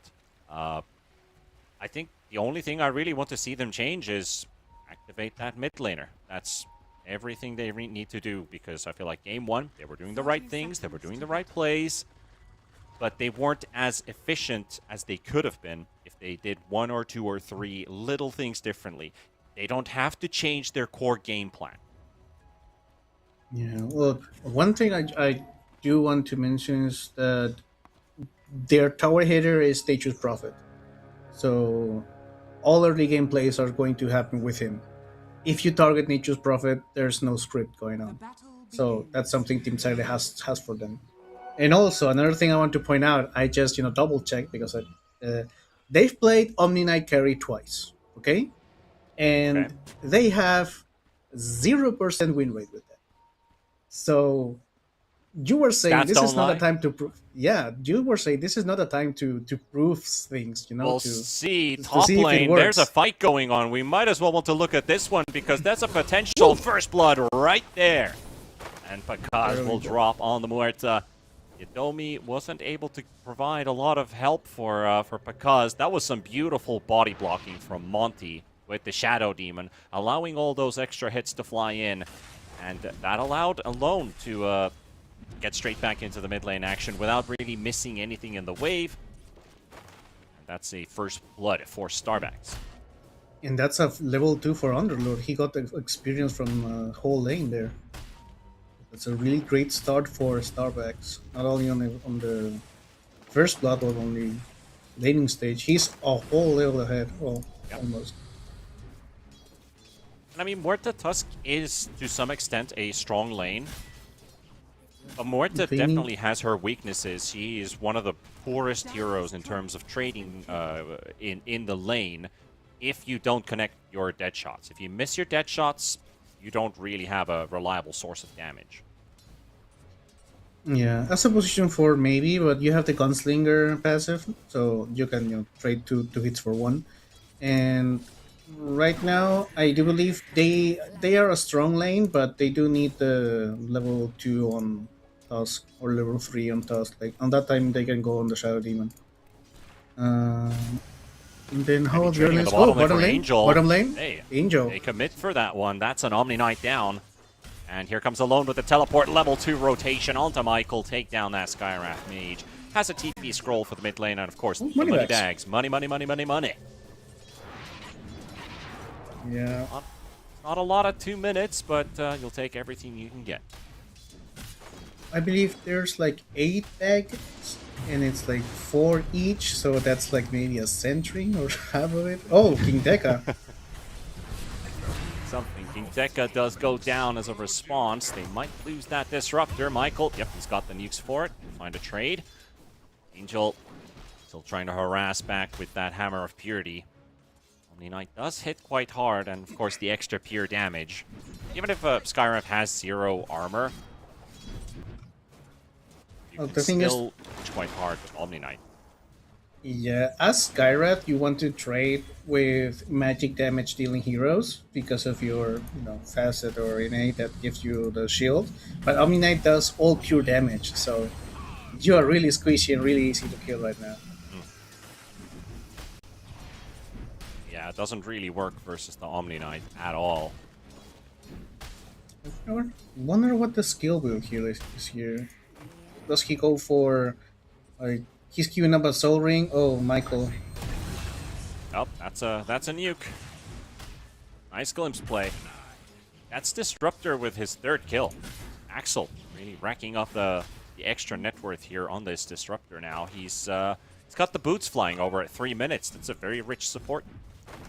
Yeah, that's a happy support. Not only that, he has a magic Oz one. also in trouble in the top lane. Yadomi trying to throw in the charge to block the Underlord, but is not able to do so. And Nature's Prophet also TP's in for an assist. Monty will take down Pakaz. That's a 5-2 scoreline now for Starbacks.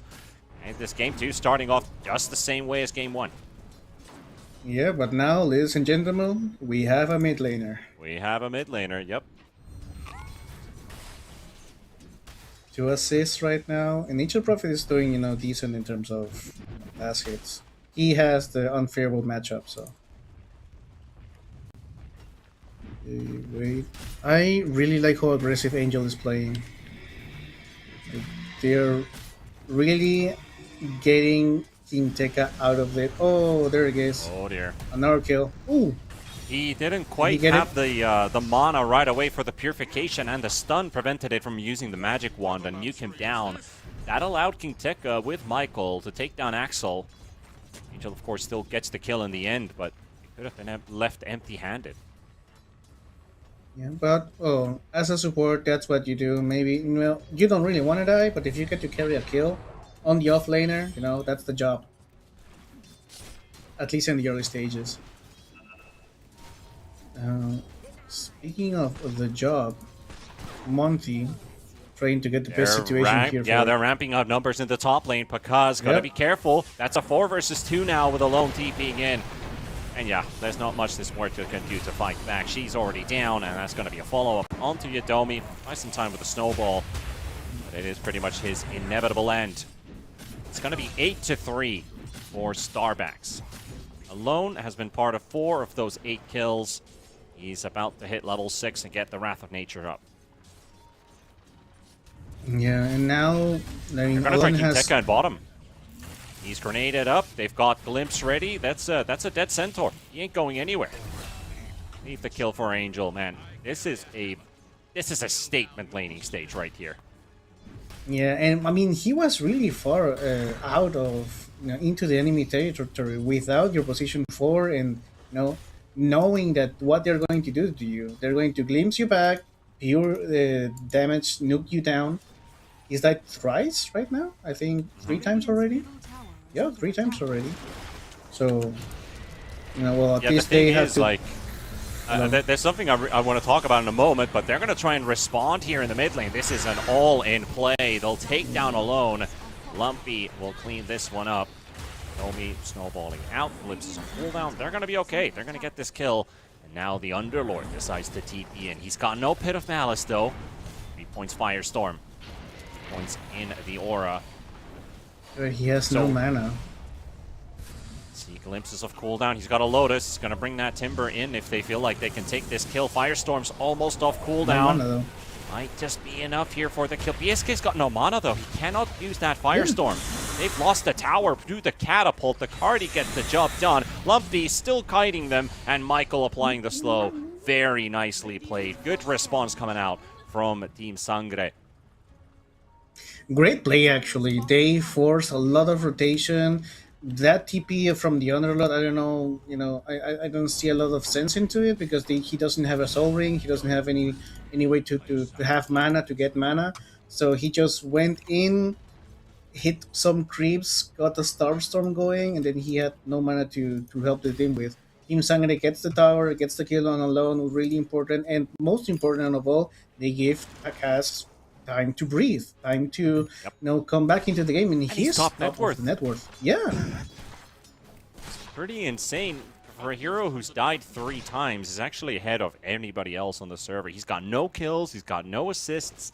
He hasn't been part of any of the engagements that would have led to one of those 4 kills on their team.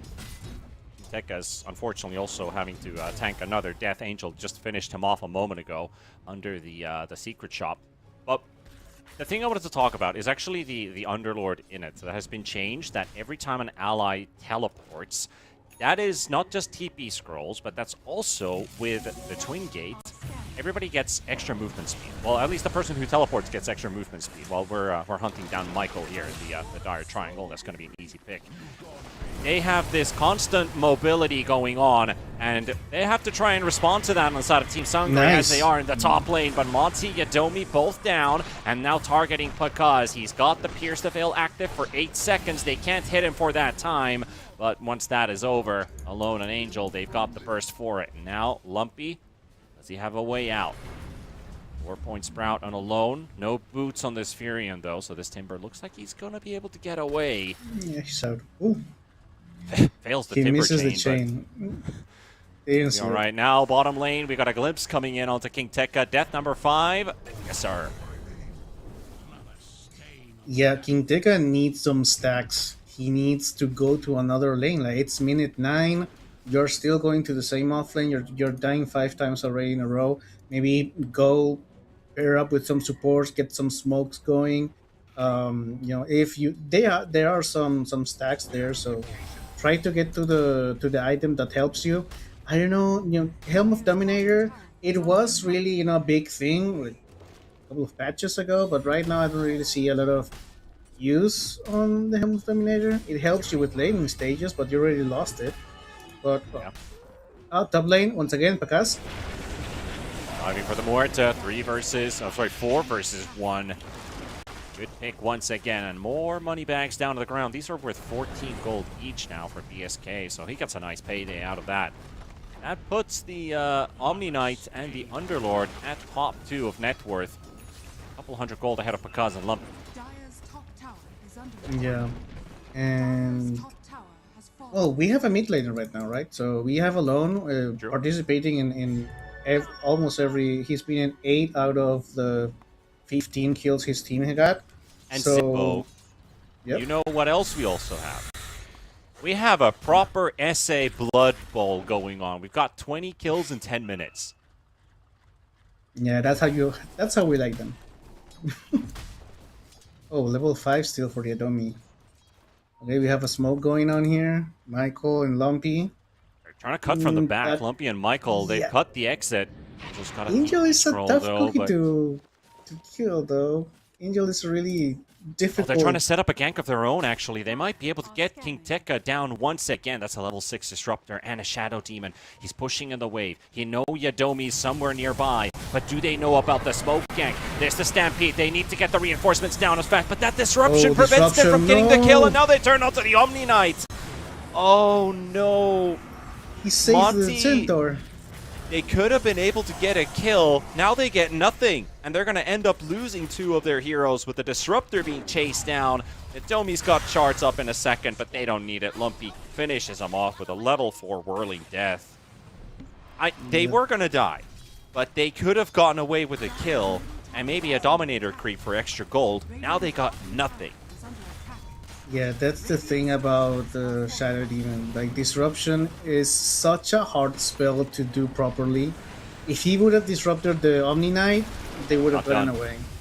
Oh, Not done yet because Monty was waiting for Yadomi to show up and get Alone to TP in. But they were coming in with numbers, and Lumpy's going for that teleport. Disruptor, Shadow Demon, spells on cooldown, 1 hero dead. Pakaz, though... Okay, we missed that one, or at least I missed that one completely. Why was Pakaz still so... That was just straight up greed. Dire's bottom tower is works for Starbacks. It works for Starbacks, indeed. They're happy with that. structures are Yeah, and Omni Knight didn't lose much. He's still top net worth with that on Underlord as well. And like you were saying, every time someone TPs, that includes obviously the Nature's Prophet as well. They don't, not only do they get I believe it was moves Damage reduction. they get damage reduction and movement speed. So Yep. okay, Angel once again. They take Got the the tower.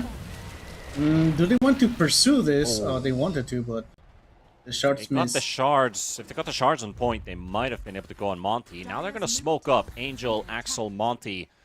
Try to reply with the tower taking down. Alone is quite low on mana, though, but he has 1 vessel charge on the Nature's Prophet. They see Lumpy. They need Alone for this one. He's TPing in He's now. TPing. Right behind them. It's the SDLP Nice. Lumpy. Denied! Oh my, how? Well, that just happened.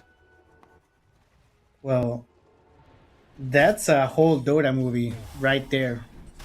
Like, the ancient creep is getting killed, and with his last breath, he gets the last hit on a hero just Yep. to spite them. Like, Dire's middle tower. that's a short film contest winner right there. My god. That's gotta be so painful as well for Starbacks. Oh, we found the mid-Timber all by himself. There's nobody nearby. And gets denied. That's such a Dota thing right there. Yeah, you That's better why you call love the for a game. pause. You need a moment to, get those sweats off your brow. Yeah, gaming is hard, especially for the higher cores. Even though King Tega has died like six times already, he is not that back far off in terms of farm. He did He is going for the type of insight though, so no proactive gameplay coming up for Team Sangre. At least, Tusk is going to be in charge of those since he's queuing up the Blink Dagger.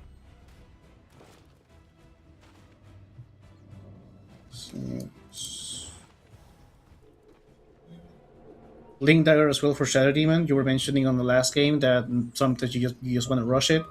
He's going for a 4-staff first, so a lot of mobility there. Yeah, he could keep his options open, right? Like, if it feels like you want to go for the secure route, you go for that 4-staff, but if they win a fight in between, it might be worth getting that Blink Dagger this time around. Knowing that they have the Stampede again on the enemy side. They might find Pakas. Gonna get spotted. Shadow Poison for the Vision. Nice placement of the Silence there, and they're gonna turn things around. They're gonna go for that Shadow Demon and punish him. Stampede to look for the second support. Axel's being chased as well with a Disruptor. Monty already down. Skywrath ulti on top, and that's going to be the 2 kills going not for Star backs, but instead for Team Sangre. Yeah, interesting decision there. But well, if they would have found Pakas, you can always have Furion or Frank. I believe no, he is Sacred. BSK is like his timber, but we know Sacred. He's been an off-lane player for international playing teams. So both of them could have TP'd if they got the jump on Pakas, but Pakas is being guarded, and he needs to catch up. At least he has his Maelstrom right now, so the farm is going to get faster. They do need to play a little bit more on the... I don't want to say defensive, because if you play defensive, you invite the other team to look for ganks, because nothing's happening to underside of the map. So it falls into King Tekka, I believe, King Tekka and Lumpy, to go to threaten towers. They don't have the damage to take them, but threaten towers, threaten smokes, and make Starbucks play around them, and obviously not ignore but punish if they go for Pakas. If they go for Pakas, you take a tower, right? Yeah. So it's what they want to be playing right now. Pakas is about to hit his first timing on the Morta, which is finishing the Mjolnir. That starts to pack a punch for the Morta. All that extra attack speed means more Gunslinger procs, means more damage per second. So they can start bringing that hero along together, not just leaving Pakas all by himself. He can also just farm with a Mjolnir, that's completely fine, but it's going to be his first timing of the game. Meanwhile, the mid-tier 1 tower is going to be taken down by Estar backs. I don't know, I always go to Estar backs because I feel like I've been using that name for so many years, and I think I only just today learned from you that it's actually the Starbucks ripoff. Yeah, it's it means I don't know being back. Why I've never seen that before, because it's obviously right there. But fighting under the tier 2 tower, King Tekka's gonna survive with the pipe for a very long time. Still doesn't allow them to go for a turnaround fight. They're just gonna have to give King Tekka and Yadomi away for Starbacks. That's your tier 2 glyph as well used, so they get to clean up the catapult. They'll clean up the wave. Yeah, and this is exactly what happens when you don't make proactive plays against a lineup that can just snowball you. Because you allow them to play as 5, and you don't punish that 5 rotation, they're doing whatever they want. And now they're going to find Pakas. Oh, Angel? They're going on Angel? No. Maybe they found Pakas. It's like, who's hunting who? Yeah, and they forced the Pierce of the Veil, so they know they don't have the Mordet is going to do any damage next fight, so that's just an invitation to go group as 5 top and take the tower. And maybe Tekka, though, I mean, he just went to an area where the so-called enemies came from. This is just a straight-up misplay from King Tekka. Down, though. They will, with Angel coming into range with the Omni Knight. That was an unnecessary move. You already saw where they were coming from, and you still decided to go farm in the same area. You shouldn't be making mistakes like that if you're gonna make your way through the close qualifier. Yomi still being hunted here, and they bring the whole team around the Tusk. Down BSK for that pick. He is 307 on the Underlord. I don't think this Underlord's going to be dying anytime soon. Yeah, he's a beefy boy. He has a pipe of insight, blade mail, a lot of strength, going for that Aghanim Scepter, so a lot of stats. He can tank whatever he wants. So, and I don't think we have a Shadow Blade play here. And Yeah, it's I not don't going to be think we anything have one of similar, those. right? yeah, we don't have any item that Morta could buy that is going to give you that surprise factor once again. We also have a mid laner for Starbucks right now, so in all this time, what maybe the past 9 minutes on last game where Queen of Pain still farming, Queen of Pain still catching up, Queen of Pain, and they were just playing as 4, doing really great.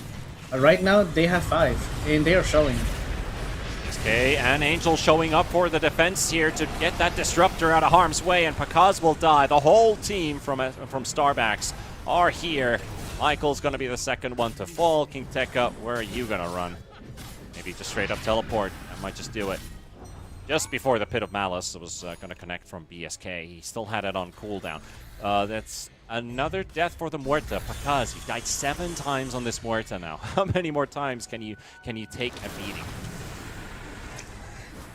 I don't know how they want to come back here.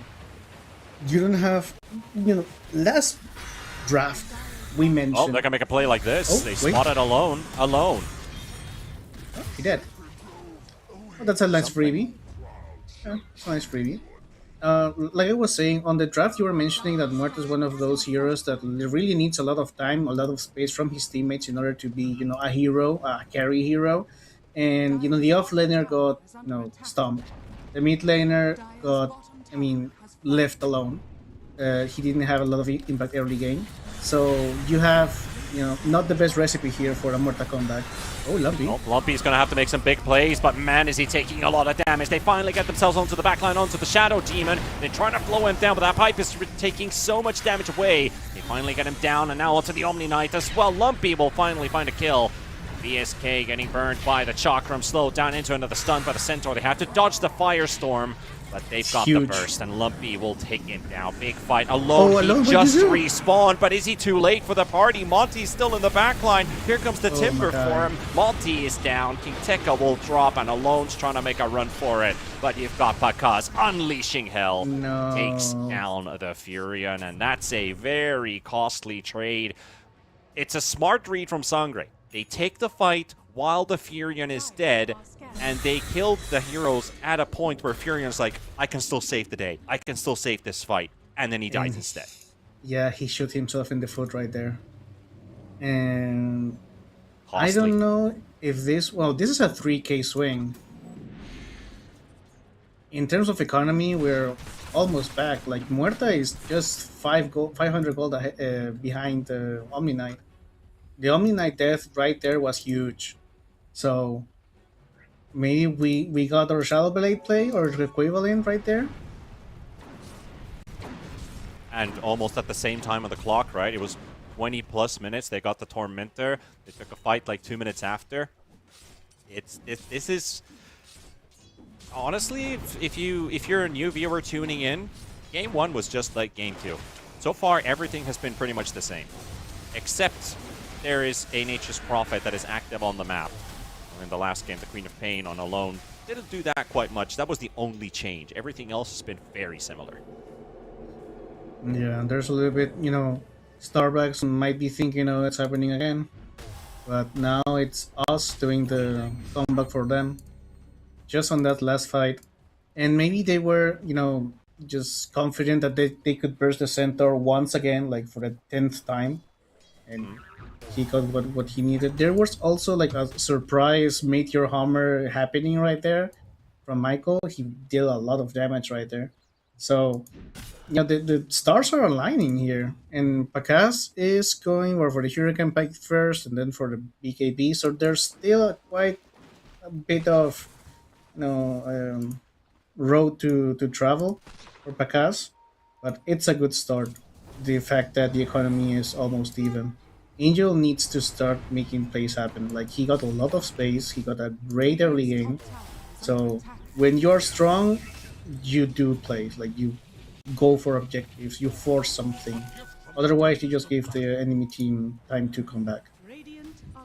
Well, they are going for a fresh smoke play. They spotted Monty. That Oh, there's a breaks the blink. blink from King Take a blink. Tekka, but he's still going to be able to get in there in time with the deep blink in. Take down the SD, quick kill.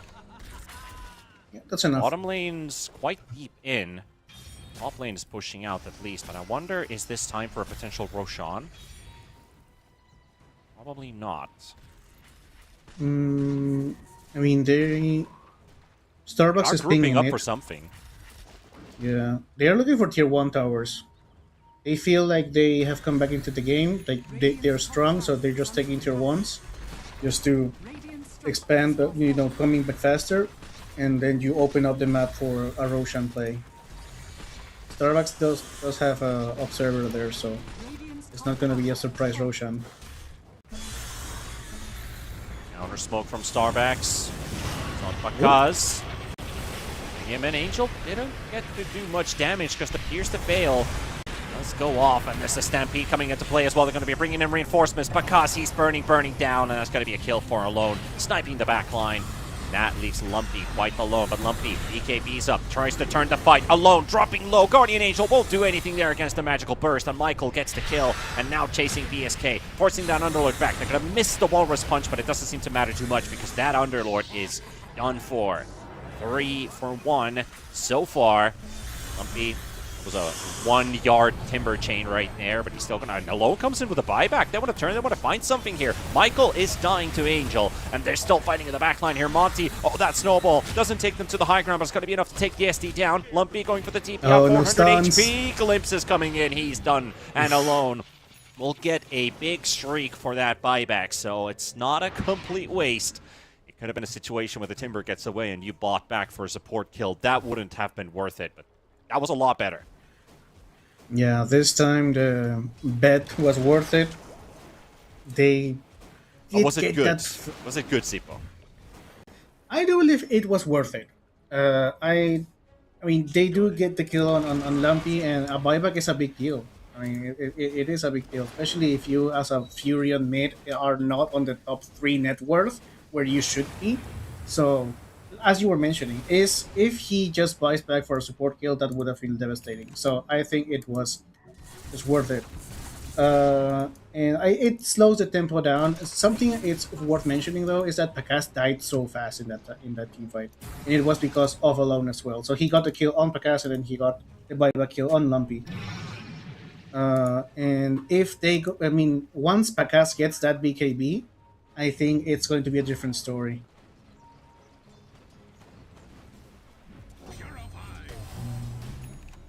Angel going for Harpoon here.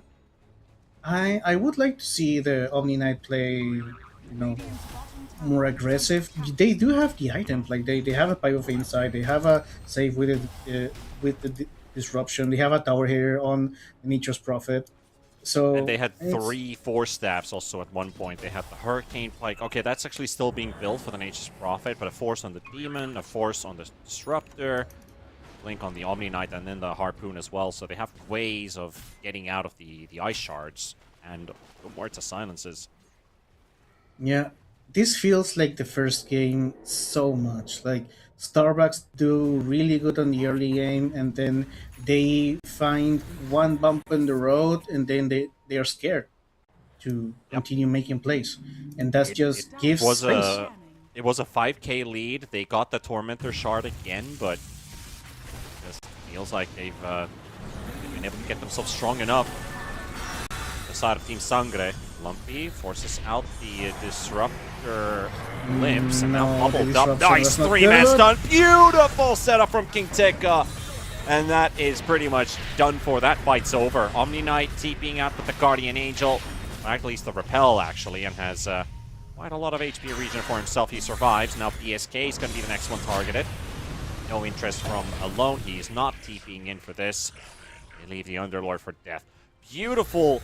Lumpy with the patience. A lot of players seeing allies nearby would have just popped his BKB and turned around to fight. Instead, he's burning their abilities, and then King Tekka. Oh, what a stun. That's a comeback story for King Tekka himself. Like, he got dumped on this on lane. Like he got killed like 9 times in lane, and then he sticks with the Helm of Dominator, farms really fast, gets the bite, gets the Blink Dagger, and once he gets the Blink Dagger, he gets 2 really good initiations. And this is the first game all over again with different heroes. The only thing is that maybe, the Muerte is going to take a little bit more time than the Shadow Fiend to be, scary. But, and the Caster Curse comes back as soon Well, as it could have been an info death. Let's see. Pakaz is getting almost blown up by those illusions. The Morta illusions kill the hero. BKB though, he's dead. See, no Pierce to Veil going off. Does have the Hurricane Pike, but he's just not using it. Maybe because of the kinetic field down on the ground there by the Disruptors, basically preventing him from using his Hurricane Pike. Looked like for a moment that he could have been able to escape, and instead he held on to it for a little bit too long, and there's your response. 3 kills, money back down to the ground, Angel there to pick up that extra gold. Yeah, and as soon as we sing King Tekka's praises, he dies alone. It's... Yeah, we gotta hold our praises on him. Yeah. Gotta win the game first. That's a tale as old as time, a Caster Curse. Yeah, absolutely. What's your, have you had any memorable caster curses? Oh, so many, so many. I believe we were playing some LAN event here in Peru 2016. Oh wait, Alone might be dead. Yep. Right, forced to stampede for this one, and yep, that leaves the Nature's Prophet all by himself. Might as well. Monty and the It's not over. This gate's way too late though, but it's going to be enough for a reply here. Lumpy, he doesn't have a teleport. He's going to have to try and manually run away from Angel. Well, the chase is onto Michael. That Skywrath Mage was going to go down anyway. Now into the Disruptor. Yet Domi finds a separate answer here. Pakaz shows up for the help. Okay, Lumpy's out. He actually wanted to turn around and continue fighting, seeing his allies are nearby. They don't have Pakaz. This is the one pushing down the lane. He's pinging that we should take this objective now with the Nature's Prophet dead. Oh, okay, yeah, that means a free kill here for Angel. He has no support coming up, so just a freebie. Meanwhile, they almost lost the tier 2, so I think this is a good death for Yadomi.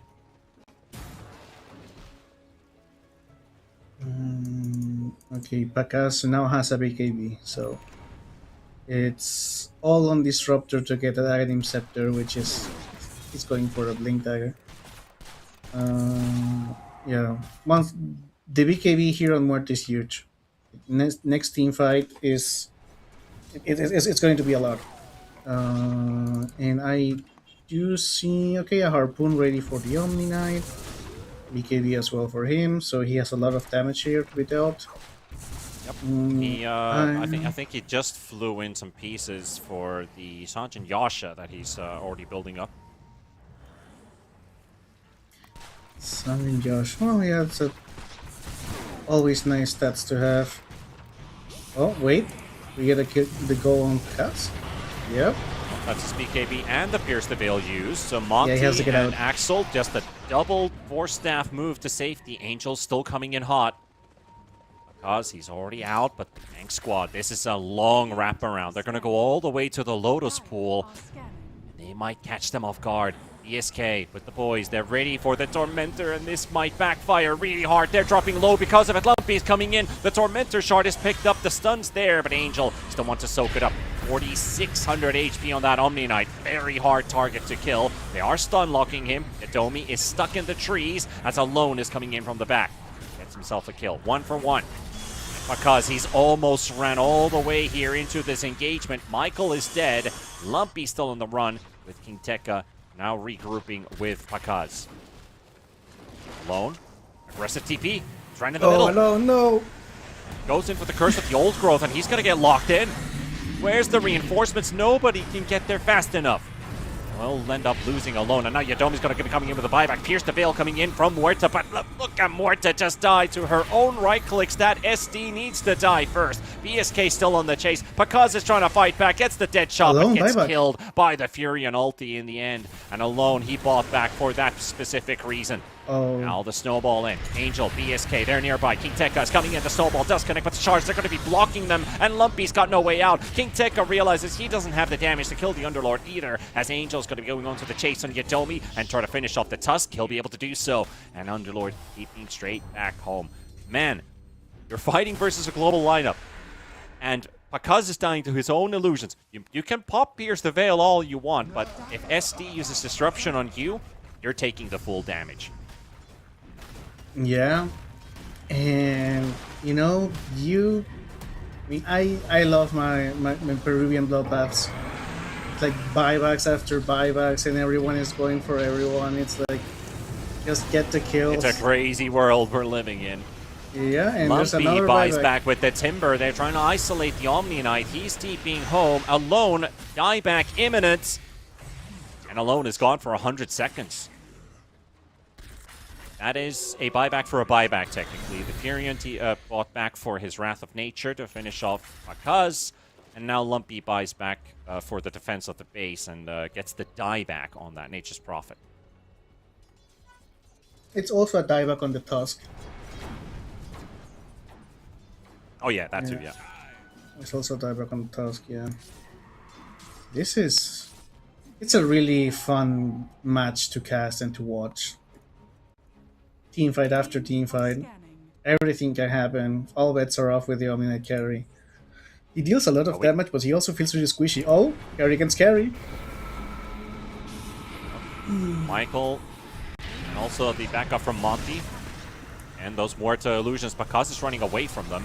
Michael's gonna die to them, so Monty gets himself the 8th kill on a Shadow Demon in a game like this. Oh boy.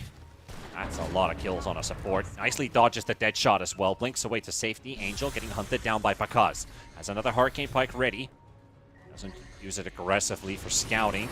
One blink out. Disruption is there. It's onto Monty himself. He also used the Glimpse. Push back. Nice force though. The Timbers saw Stampede. They're still chasing another blink away. They spot the Disruptor. Is he also going to blink out? Oh, yes, he is. Style points. Nice one, Axel. Yeah. Oh, we have... If only we could see player cameras in a qualifier, that was probably a moment you might spot a player smile a bit. No, An Angel, go back to the carry battle. Angel, he's What? taking no damage whatsoever. Muerta just TP's home. It is... I mean, without the Pierce of the Veil, you can't really do anything against the Omni Knight. He'll just squad an Angel and you do no damage. So Muerta is, a really nice hero against that because of the Pierce of the Veil, which is, your damage becomes magical damage. But if you don't have it, you're not going to do anything against Angel. And Angel is going for an overwhelming blink. He's really kind of an initiation carry, so to speak. And once again, Pakaz. They don't want to leave him alone. At this point, I feel like Monty is the carry. And Angel's just an offlaner who he gives presence, he gives vision. And as long as SD gets that disruption off on Pakaz, that's going to lead into a kill, just as we saw. And Yadomi going to get hunted down. This global lineup under Lord Nature's Prophet, they're all over the place. Yeah, and that's why I believe it's so strong that Disruptor and Shadow Demon are always ganking by themselves, right? Because if you go on one of them, there's an Underlord and a Nature's Prophet coming up really fast, so you can just do that. And Omni Knight is also really fast to catch up with a Harpoon, with a Blink Dagger. Let's see King Tekka. Have a lot of burst, but it's not enough. They take the Omni down to half HP. Still has a BKB. King Tekka on the run. Michael gets harpooned in by Angel, and Angel finishes him off. Another Blink stun. Centaur out. Double kill for the Omni Knight. And you've only got one hero with a buyback, and that's the Centaur. 30 seconds without a Muerta. That is a lane of racks down. That could be even more. Yeah, this can translate into more than one racks. There's no more than for 20 seconds. And 20 seconds is a lot when you are, getting pushed at base. Jeremy can't do anything here. Centaur can buy back, but what for? Like, there's no damage. The only thing he can, contribute to the teamfight is a hoof stomp. And then no more damage. Lumpy is also just desperately trying to clear the creep wave. 2 racks for free basically after getting the pick off on Muerta. Maybe this is a wake up call, so Team Sangre starts grouping up as 5, but trying to make a proactive play themselves. I don't know if they have smokes left or anything, but well, Roshan looks like a nice treat right now, and that's what the Starbucks are doing. There's a couple things here that I kind of want to bring up as topics. Firstly, we have to talk about Muerta and Tusk, right? Yeah. I think Starbacks have done an excellent job of every time they want to kill Muerta, they need a Shadow Demon for disruption to spawn the illusions. And then secondly, Disruptor using the Static Storm, so Tusk can never blink Snowball save. They just cannot play together. I think that's a really smart read, that they always make sure Static Storm is on top, so there's no save coming in. Otherwise, Muerta would always play together with the Tusk. Like, hey, why don't you just get a BKB on Yadomi or something that allows you to save that Muerta? You need to maybe make that adjustment sooner than later. Tekka's going to be found in the lane. It's going to be another kill and potentially another lane of racks in the sights here for Starbacks. But that's one thing. Secondly, going back to the draft, just to point out a notion, maybe that Muerta could have been mid and Pakaz could have had another carry hero, but that's a whole different world, a whole different draft. Could be a whole different game. Yeah, that's something we always think about when we are watching these types of, innovative, I don't want to say, new or different, not non-meta heroes. And that's what happens when, those bets lose. But otherwise, we would be saying, yeah, it was a brilliant play from a brilliant draft. Pakaz going for the magic damage against an Omni Knight. But yeah, right now maybe they were maybe a little bit too confident because they were. But I do have to hand it down to Starbacks that they played this support duo just as they needed to. This could be the final moment as well of this game because buybacks are coming in from the side of Team Sangre. They've already lost the Centaur and the Skywrath. Fighting in the back line here. They've got a Disruptor out of position, so that's going to be a good pick. But Angel goes straight for Matthew. Die back on the Skywrath Mage, and Pakaz going to try and get something done here with all the damage that he has. There's a Blade Mail up on the Nature's Prophet, so he can't shoot him for now. He has to wait. Gonna get hexed up to follow. Yadomi already down. Pakaz will fall, and that's going to be the game pretty much, as that just leaves us with the Timber and the Centaur versus Angel, who hasn't died in a very, very long time. Tekka dieback is imminent. Angel has another Harpoon ready. Does get Mjolnired, but there's the blink and smack him down. Get another kill. Yadomi with another buyback. But Lumpy, he can't do enough maybe necessarily on his own. They only force out the Aegis and get themselves on the run. But that is going to be the bottom lane open for the taking for Starbacks. Yeah, game might be called anytime now. It's like mega creeps, you don't have any way to come back from here. And I think it was maybe like 6k or 8k gold ahead for Starbacks, and then in like 30 seconds it became 22k gold ahead. Muerta, just wasn't the pick, and Angel got the best lane possible. He got so many kills out of that Centaur, and I believe they did what they did on the last game, but now they had an mid laner, right? They had a mid laner and they had a carry that could push the tempo way better than their last carry. Because Omni Knight is really hard to kill, and Omni Knight does a lot of pure damage, which is obviously huge in early game. Yeah. So those two things, and obviously the way that these two supports work together, Monty, Axel against the Muerta, perfect answer.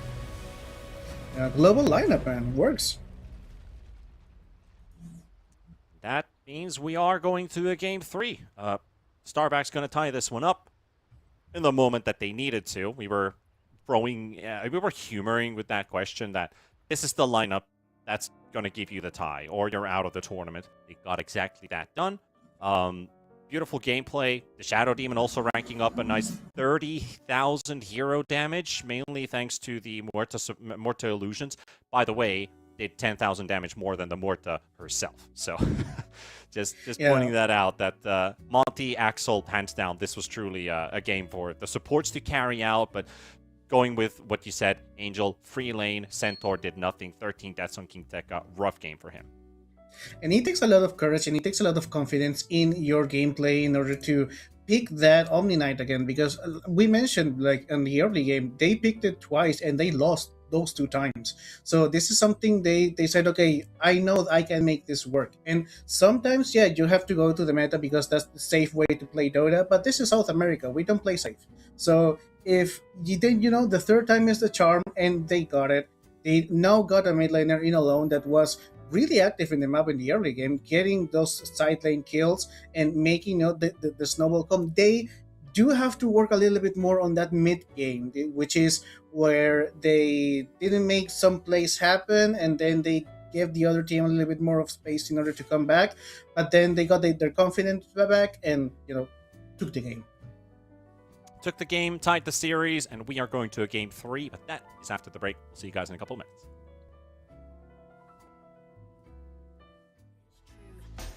Yeah, yeah. I had to pinch myself once every day. Since I heard you say, baby, baby, wanna give you all of my love, give you all of my love, yeah, yeah. You know I feel so lucky just spending time with you. Yeah, yeah. Your love shines through me with everything you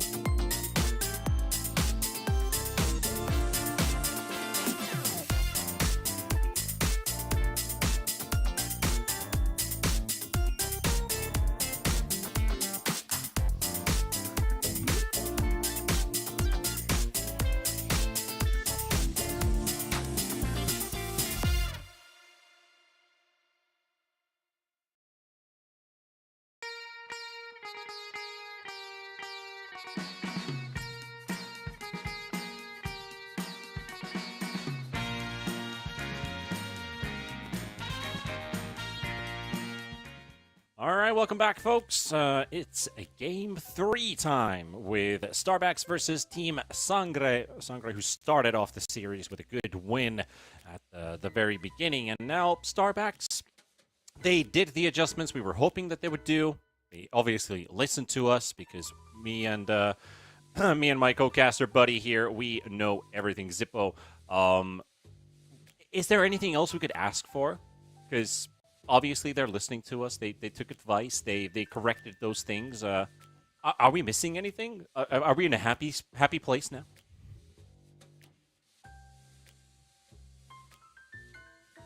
Sorry, do you mean for Starbucks for Starbucks specifically?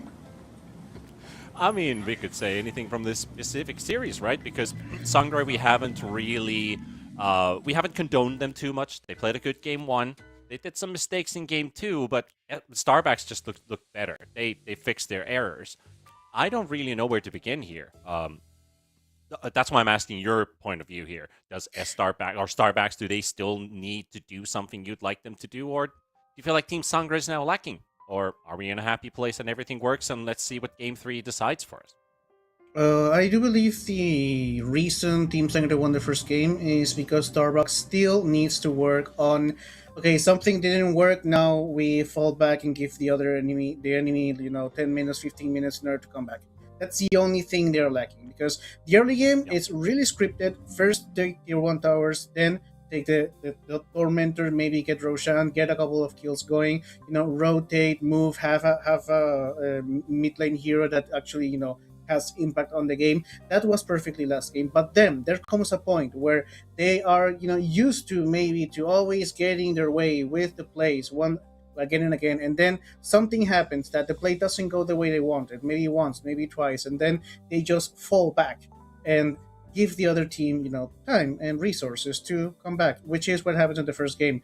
You had a Shadow Fiend, he just came back and started 1v9ing the game, and that's it.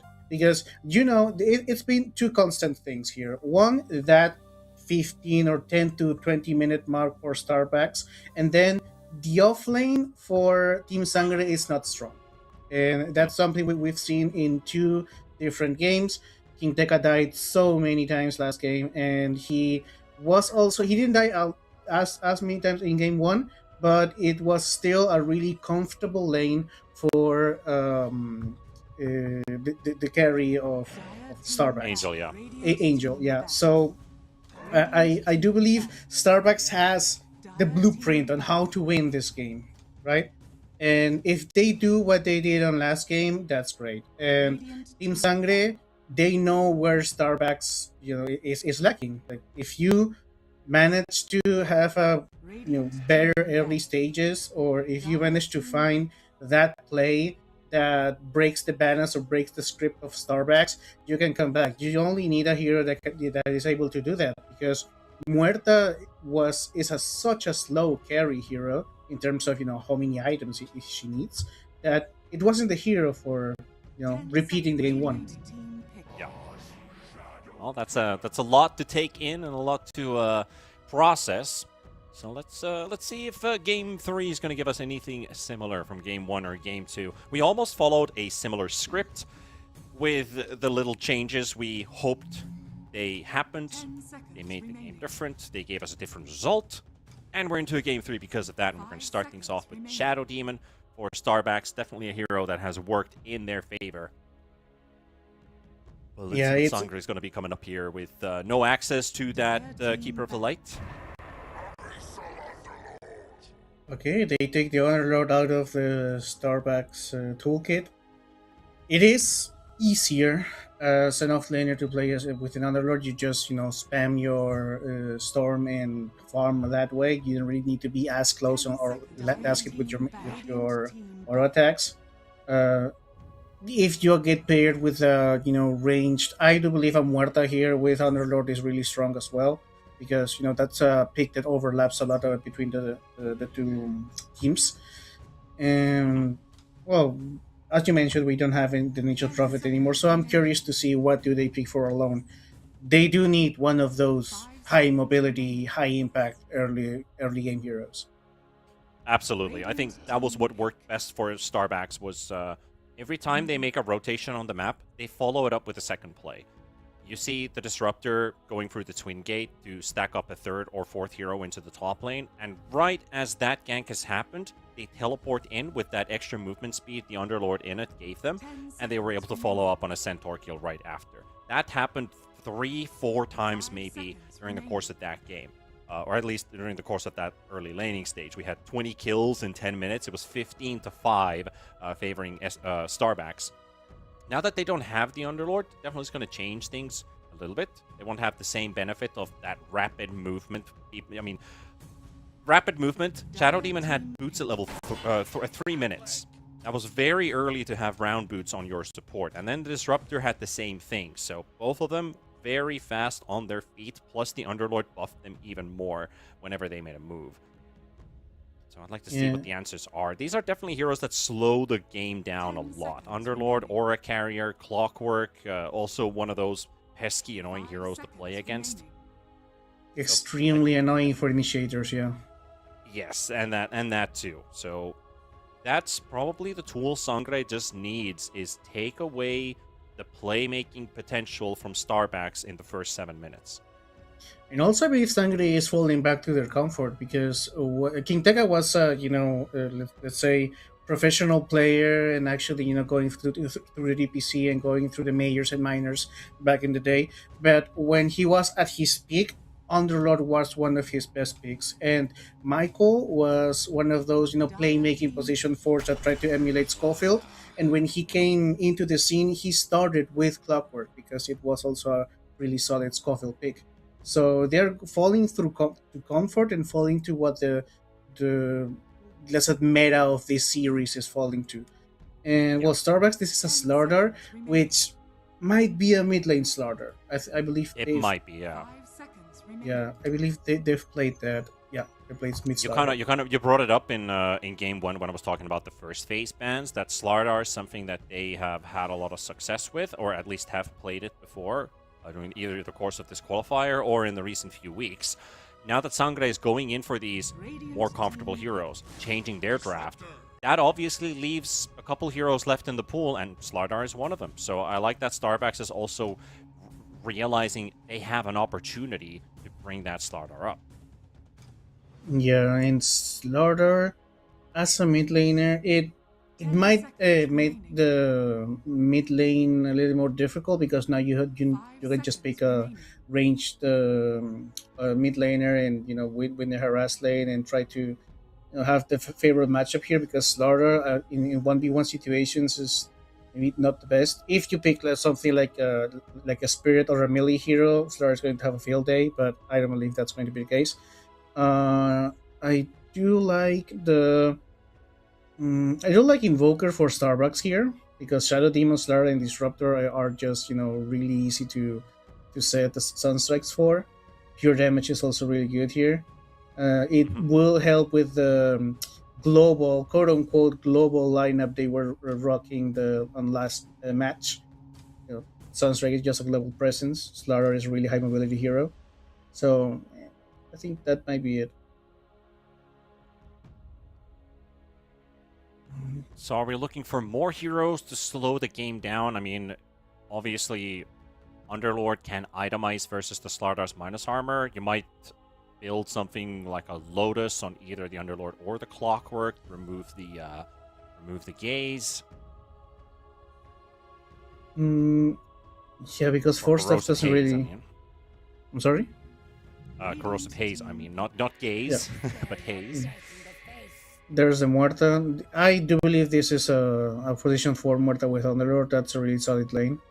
It's going to be hard for Disruptor to do plays here, because he's going to... there's a lot of kill potential, starting at level 2 on Team Sangre.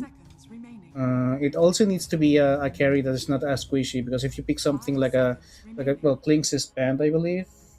Klinks is not? It's banned. If you pick something squishy here, Underlord and Morta are just going to run at you.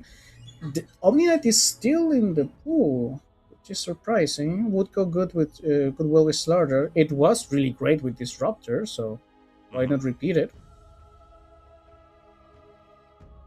It's definitely an option to consider.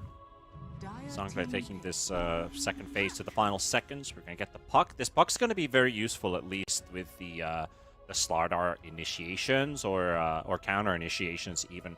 You have multiple ways of sending heroes in and out, and I think I might have seen Lumpy Puck more than twice, more than thrice. He's an expert with the hero. Yeah, well, this is Jeremy is also a really good clockwork player. Muerta is also one of the heroes that Michael was being known for. So they are falling back to comfort here, and I like it. I mean, Puck can really start things up, can really be annoying, can also split the lanes if possible. A high mobility hero as well, which is what they wanted. And we get the gyrocopter. It's a decent lane with Disruptor. Might need to watch out in terms of positioning because the burst damage here from Underworld and Muerta is just really strong. Great late game though. So. And this this hero's been banned in both games as well. No gyrocopter, no morphling. Yeah, we get the early Roshan potential as well, so Starbucks can still develop their script, the early game script. And Starbucks is just banning really, high, really late game heroes like the Dusa. What do Team Sangre just needs carry now? I don't believe they're going to repeat the Pacas Muerta. What would you pick against, a gyrocopter? I think they have the Terrorblade still available. Well, the morphling is something that usually comes to mind, but because you already have the Muerta and the Puck. Support Muerta maybe, and something new for Pacas. Well, there's an argument to be made with Lifestealer here. It's not the best when it comes to versus the gyrocopter, but it also prevents the gyrocopter from actually doing damage to him if you have the Aghanims.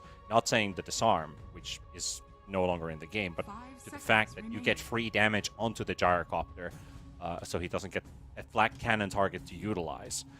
Muerta and Puck are both ranged heroes, and Clockwork and Underlord probably won't let this gyrocopter have too much of a free time, so something like a Bloodseeker, Lifestealer, I'd be okay with.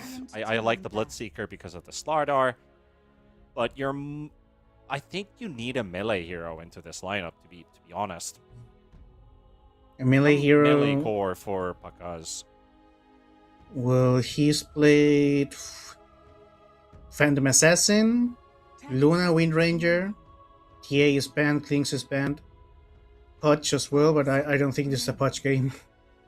Yeah, it doesn't really strike me with a lot of confidence. They could also just do the Muerta and then pick a Pause 4 with their 23rd pick, something like oh, sorry, they have 24th actually. Never mind. they get to close the draft anyway. Well, this is a lone pick. Night Stalker into Puck. That's a fantastic pick into Puck. Not gonna lie, that is really good. Yeah. Oh, this is actually the sacred pick. This is the offlaner. Slardar is mid, so it's Puck against Slardar. 10 seconds remaining. I think you can do it either way, right? I mean, yeah. A Night Stalker mid also snowballs really quickly. Slardar mid is something that if Gyrocopter is going to be your source of damage, you'll play Slardar 3. If you want to play Slardar mid, then Night Stalker is just a harasser for the Puck and the Muerta, and Gyrocopter gets a freer time to do damage. We're back. Back to the SF. Yeah. This is... Yeah, we'll play Night Stalker. That's a... Well, I was going to say it's a really sacred pick, but Slardar is also sacred pick. Sacred is really an initiation type of player.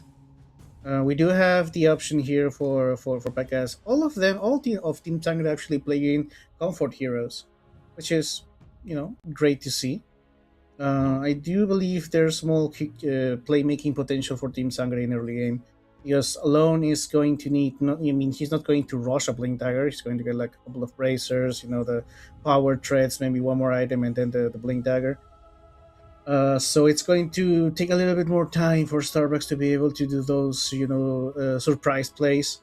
In terms of pressuring the map, Night Stalker and Slardar don't really hit towers that safely. So I do believe they're going to be slowed down, especially as well with the Jadomi pick.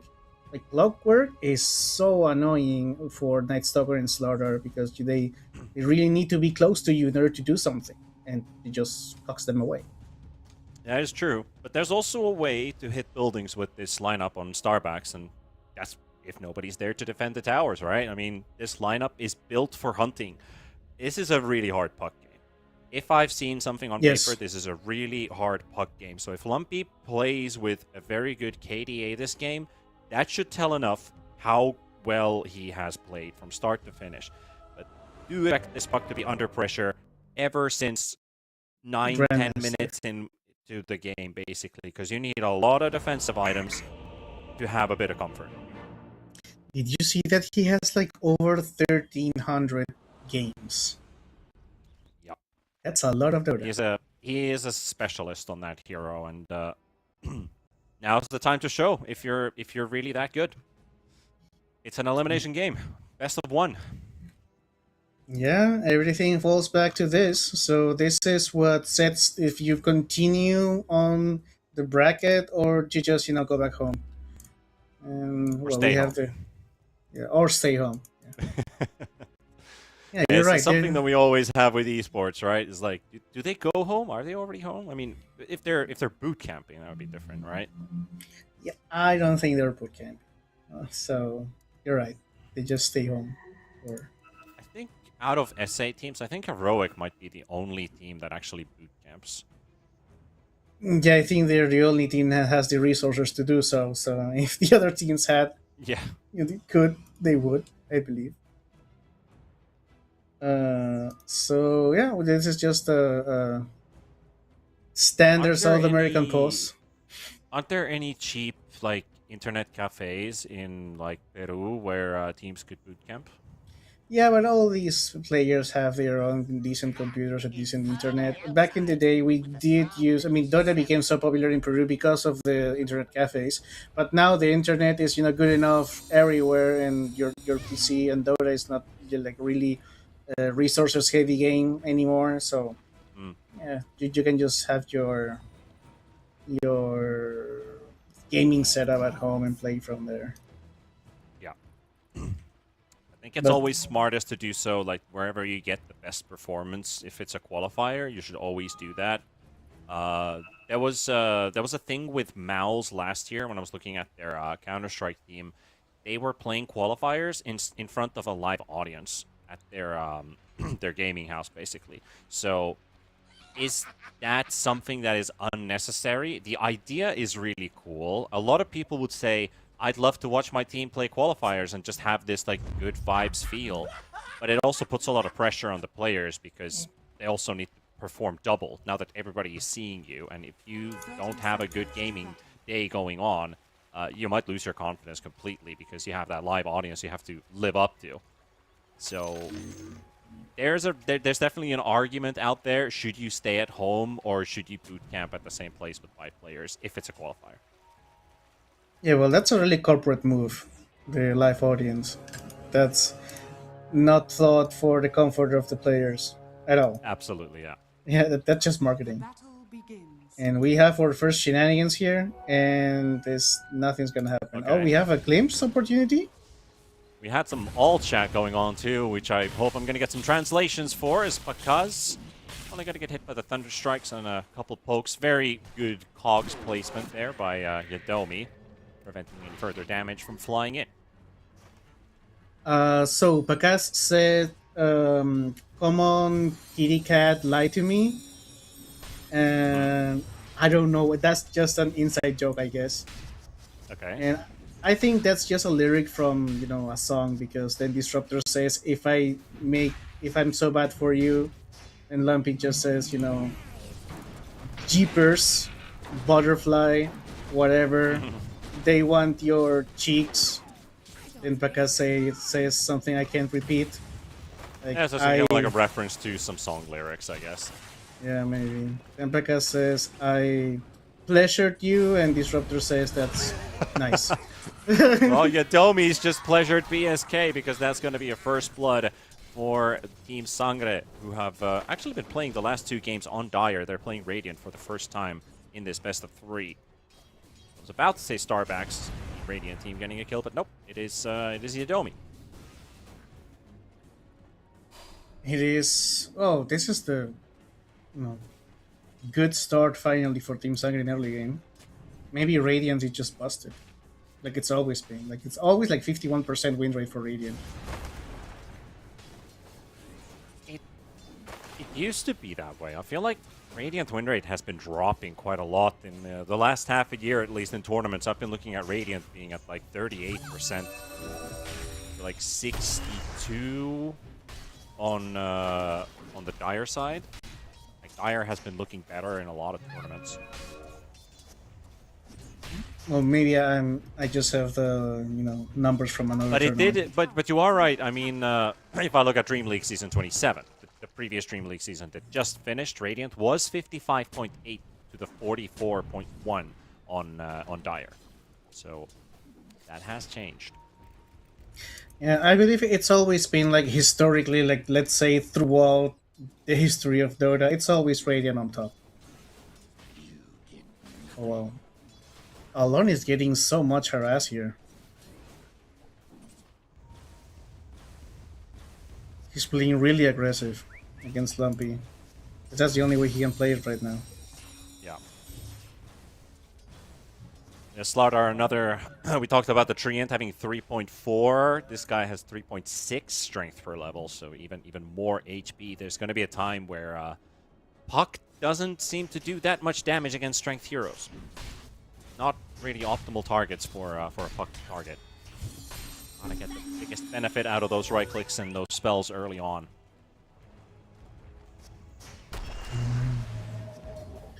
Oh, Alone is just going for stats.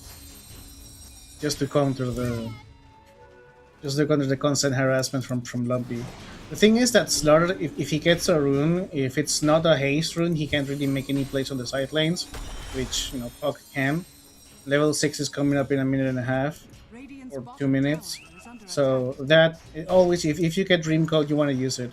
So maybe the aim is set for Angel. Oh, meanwhile, Angel. Angel's taking quite a beating here, but there's a TP coming in from Monty. That'll be a 3 versus 2. Michael with the zoning calling placed down, but he's gonna drop here. There's no running out of this one. That will be the first kill for the Starbacks. Yeah, we were mentioning that Underlord and Muerta have a lot of burst damage. They force the TP rotation out of Monty here, but he just gates back. And Pakas is having the time of his life in the lane. Basically, he is not being contested. There's no kill potential against him. Or maybe he spoke too soon. Pakas. Yep. Oh dear. Yep, he's going down just like There that. there shouldn't be any kill potential. A moment. A moment of where the clockwork isn't there. They jumped on him, and they didn't even have vision on where the clockwork's going to be. So nothing specific on the clock. It's 4 minutes, 30 seconds. There's no Lotus pool, no Lotus to be picked up where Yadomi could be. He's not even pulling the lane. Great read from Starbacks to just jump that Shadow Fiend. Yeah, that multi-play was great. And that's something that happens a lot when you play support. Like you go to pull or you go to do, support things and you carry dice. That's a tail as well. They wanted to get a second kill on because they brought in Axel. He warded the gate. There's the bubble.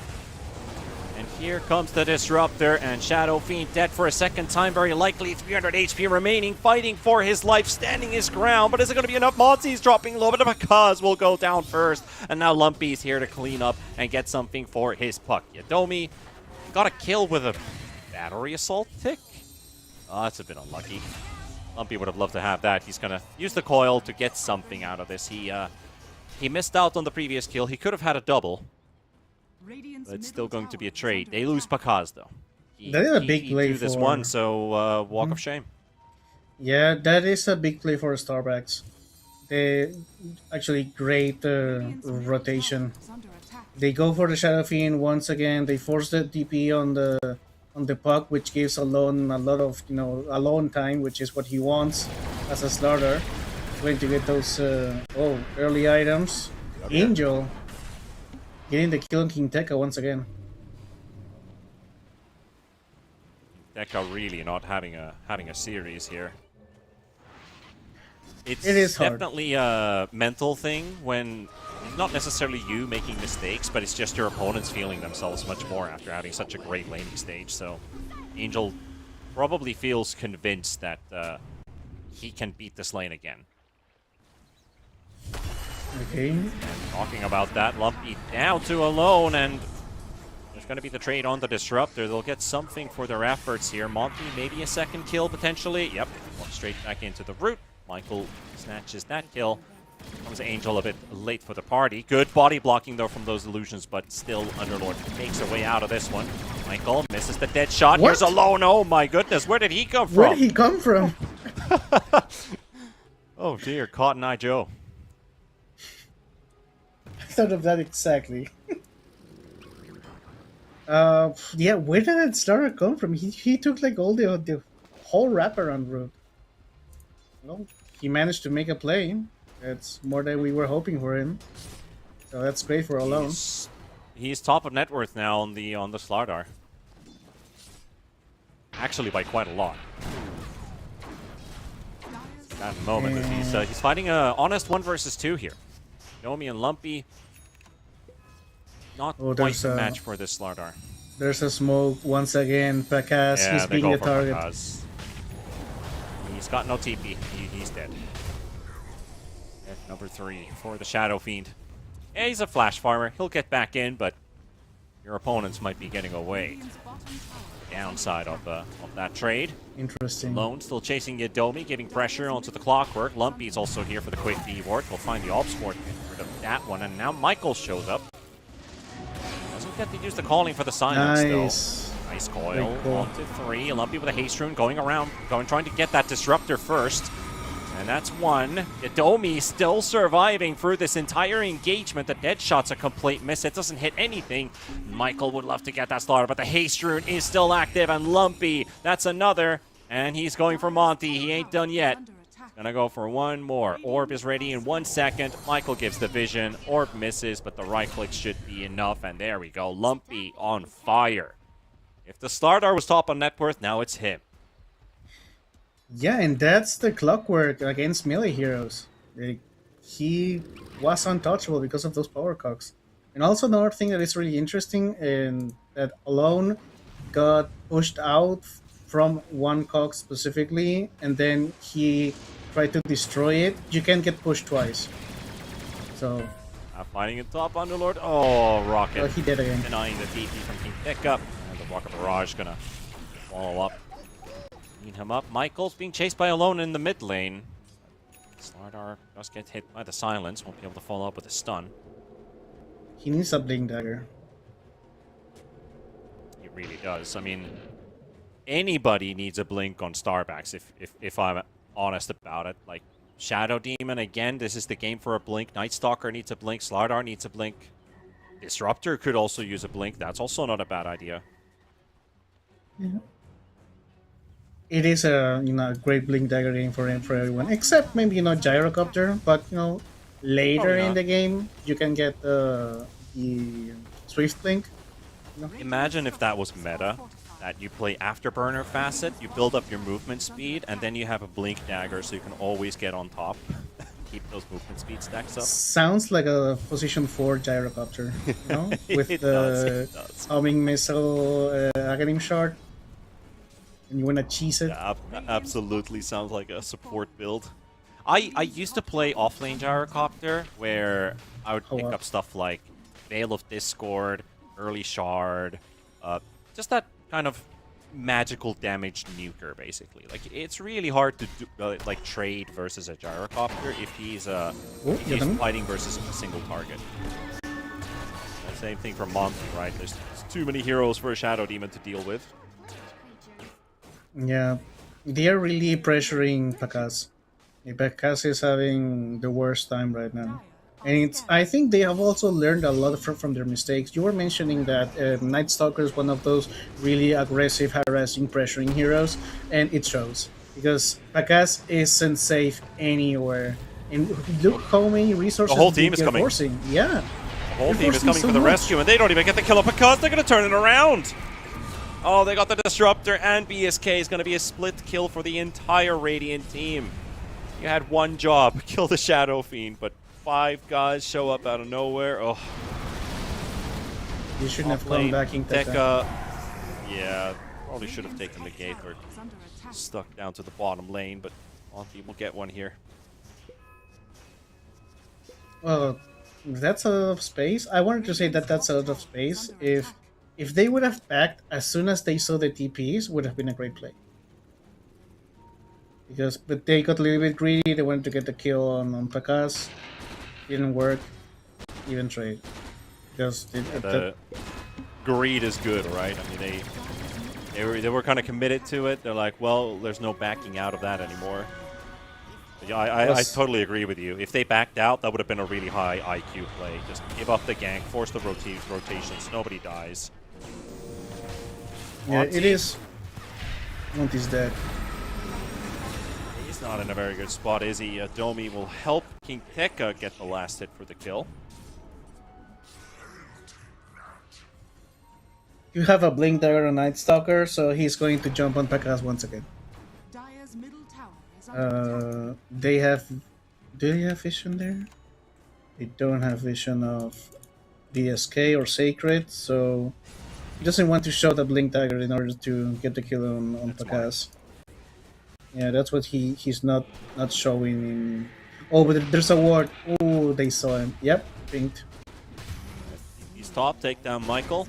But yeah, what I'm looking at right now is if that Night Stalker has a blink ready, who do you play with the Night Stalker if you want to kill Lumpy? Who do you need to bring? Lardar and Disruptor. Maybe just Disruptor.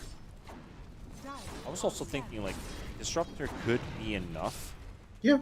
But then you also need to glimpse so that he doesn't dodge it with phase shift, or that when the glimpse ends, he doesn't just phase shift right after. So you have to use Night Stalker Silence with glimpse into Static Storm to prevent the puck from escaping. That's quite a lot of resources.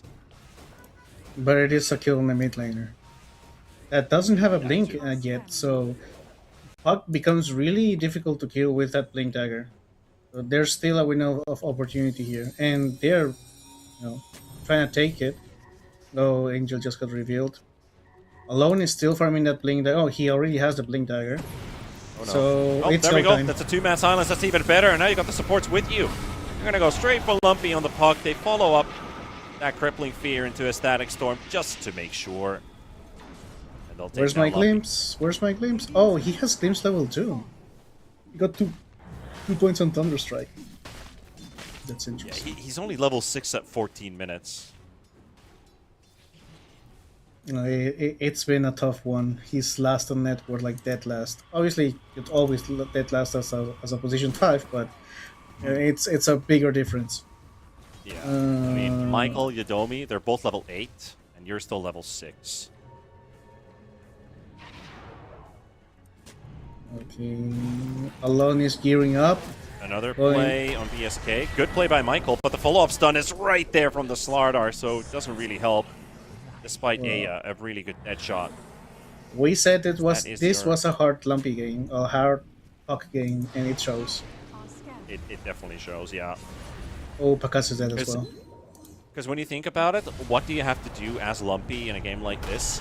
You need to have Pakas, the freedom to farm. You need to play tempo.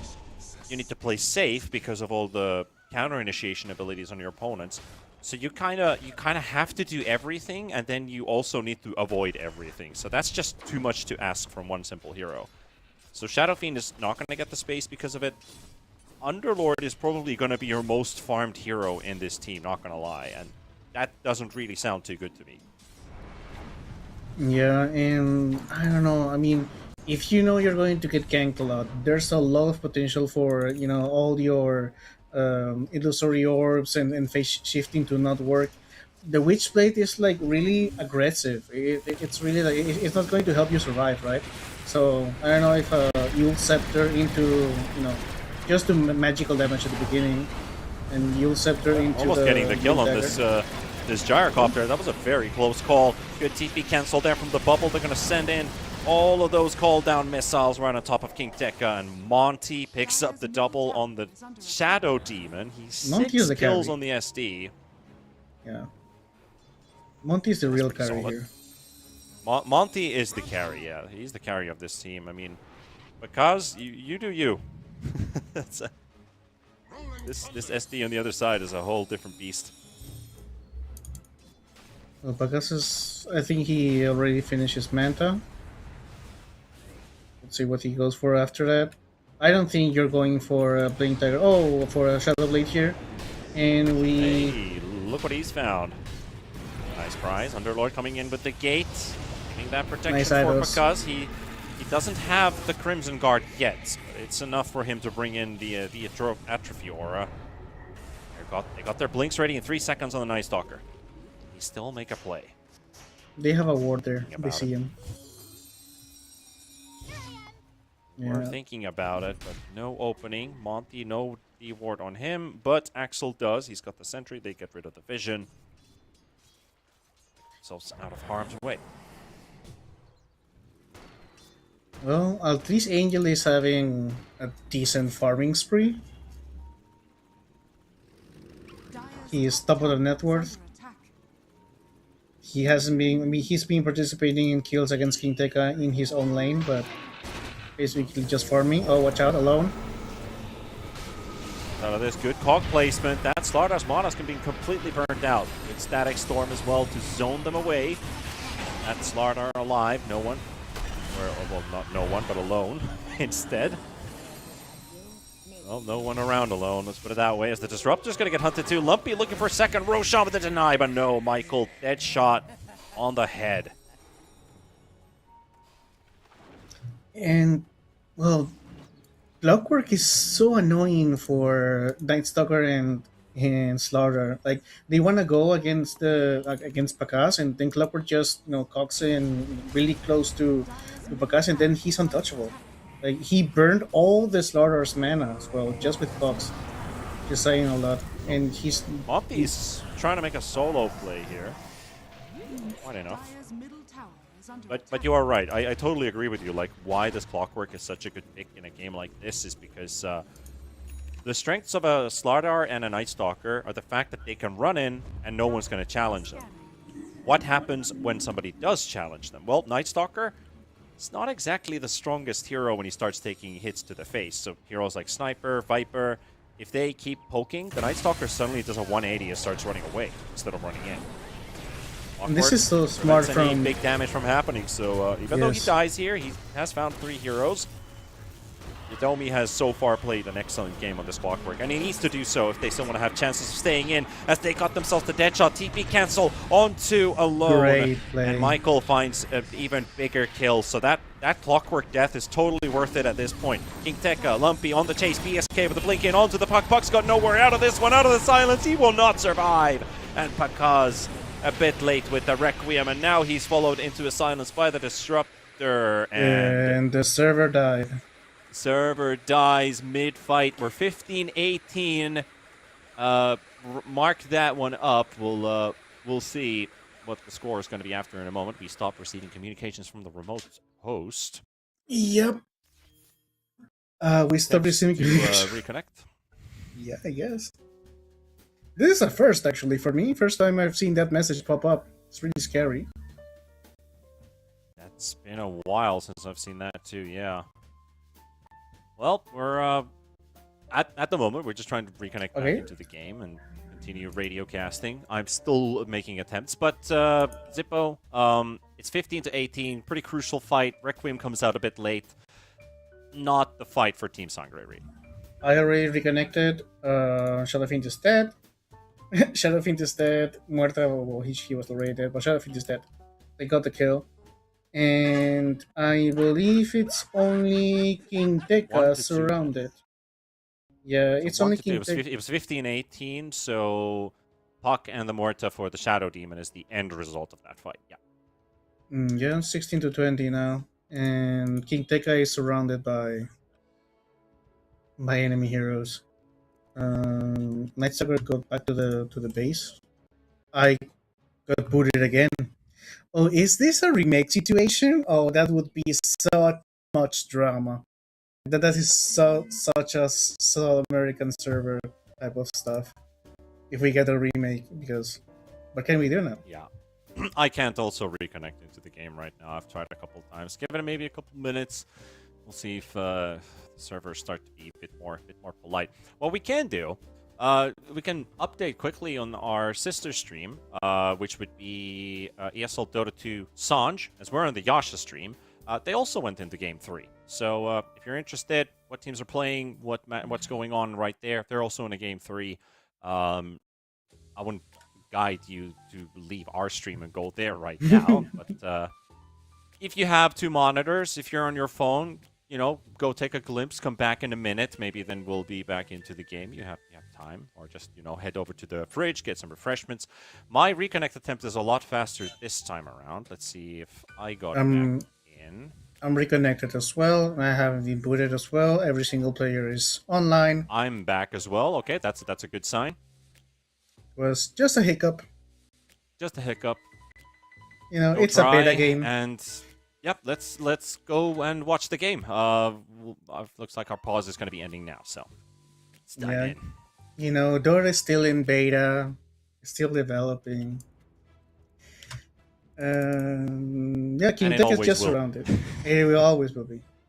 Oh, you can't unpause. Oh no. They said, I can't unpause, I can't either. Damn it. With console, can you do it? Use console. Unpause broken? Yes. Oh, damn. So, is it now where we, put our fist in the air and say, hey, Ben? Console on pause doesn't work. Oh dear. Admin? Who was the host of the? The admin is the lobby host, right? So he could have power to unpause the game, maybe.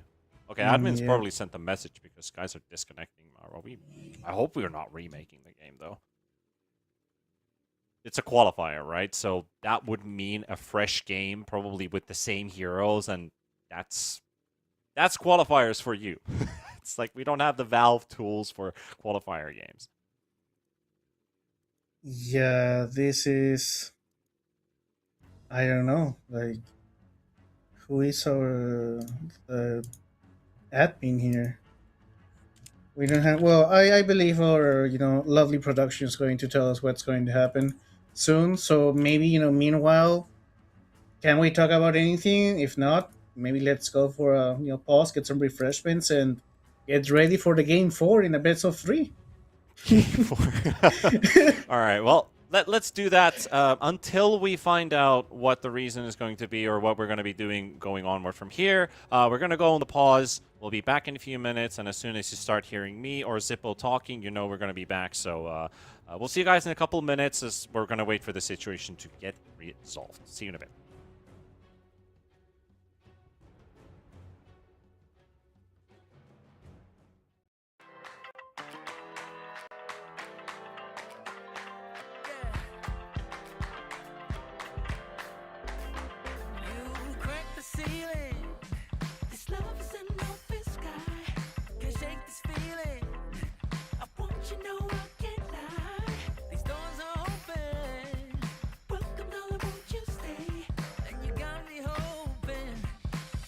Forever's here, today's the first day. I wanna be closer to you. Closer to you, yeah.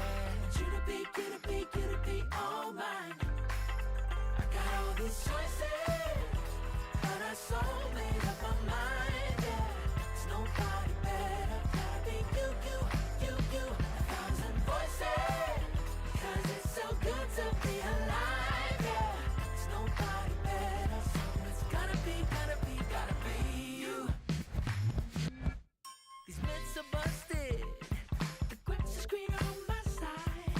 It's done and dusted, I'm never getting off this ride. 'Cause life with you is golden, so how can I go back to silver love? I'll be holding on, can't get enough. Wanna be close closer to you. Closer to you, yeah.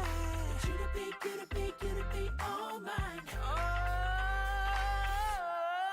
yeah. Got all these choices, yeah. But I so made up my mind. There's nobody better. Gotta be you, you, you, you. Got some voices, 'cause it's so good to be alive, yeah. There's nobody better, so it's gotta be you. Yeah. You, yeah. You, it's gotta be you. Gotta be you. Gotta be you. Gotta be you. Gotta be you. Yeah. Gotta be you. Oh, it's gotta be you. Yeah, all these choices, but I so made up my mind. Nobody better, gotta be you. You. Got some voices, 'cause it's so good to be alive. Yeah. There's nobody better, so it's gotta be you. Hey. Nobody else, no. It's gotta be you.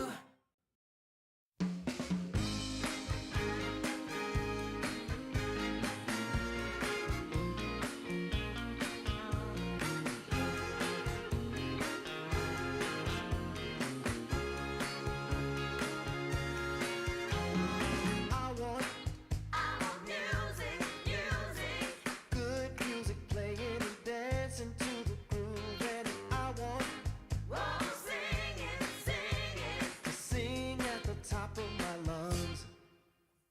The evening has just begun. Hips are swinging and feet are stomping. Happy people gather round. We will party all night long. This will be magic night to remember. A joyful celebration for a whole new generation.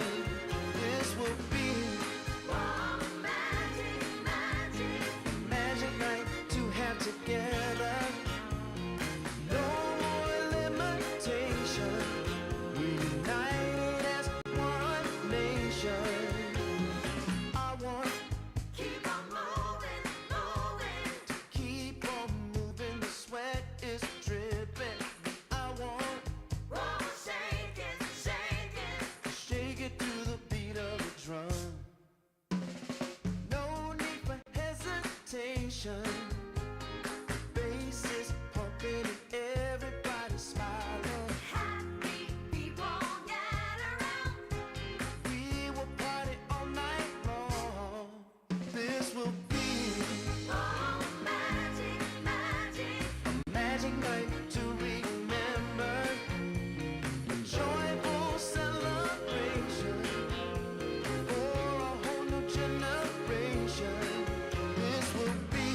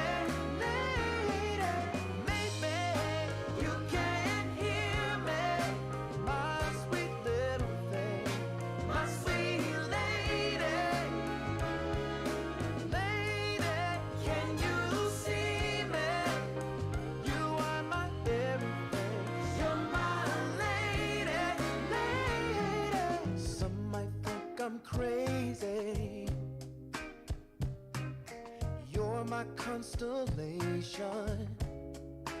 My vision's far from hazy. I need no confirmation. Take my heart and don't let it stray. True love and affection will come again another day. As the sight of your light always takes my breath away. Lady, can you see me? You're my everything. You're my lady. Lady, can you feel me?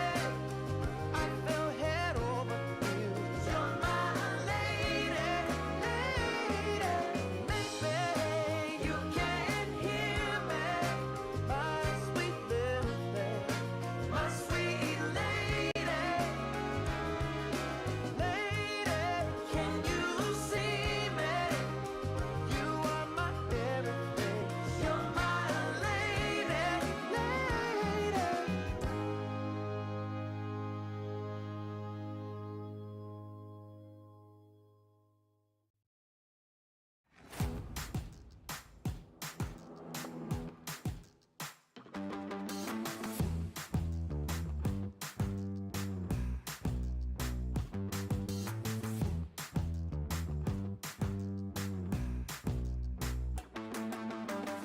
Let's go, get the party started. You know how to get it going. I'm so fired up, I'm ready to go. The music's moving my soul, I'm busy going. 1, 2, 3, 4.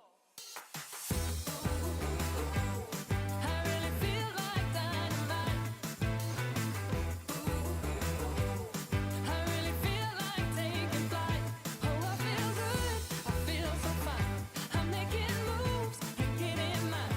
And I need you to get in line. 'Cause if we're gonna make it, we'll make it right.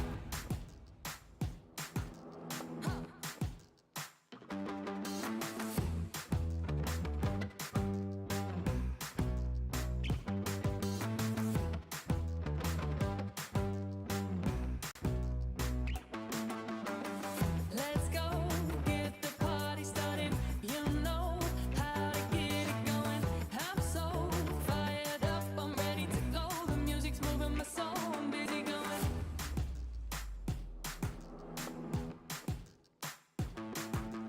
1, 2, 3, 4. I really feel like dynamite. I really feel like taking flight. Oh, I feel good, I feel so fine. I'm making moves and getting mine. And I need you to get in line. 'Cause if we're gonna make it, we'll make it right.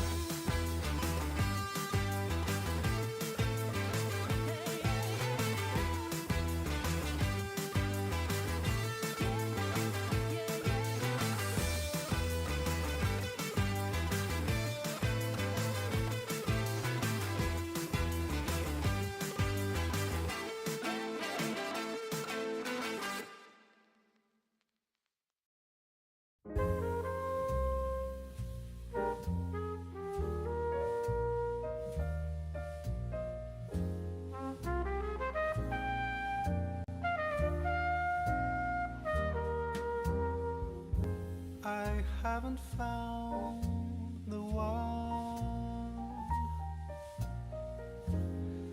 I never knew what others do. I hope and yet again,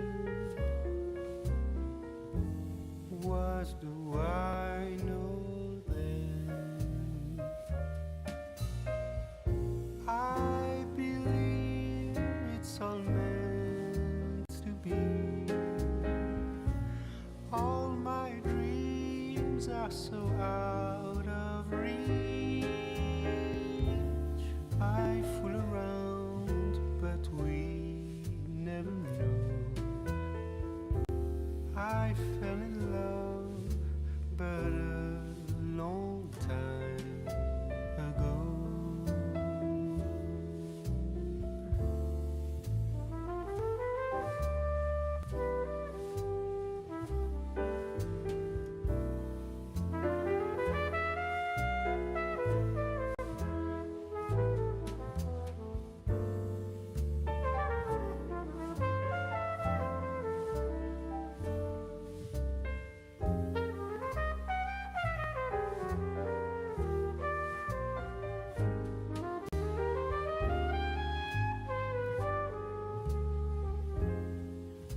I sing the same old song. Been going on for far too long. I hope and yet again. What do I know then? I believe we're all meant to be. All my dreams are so out of reach. I fool around, but we never know. I fell in love, but a long time ago.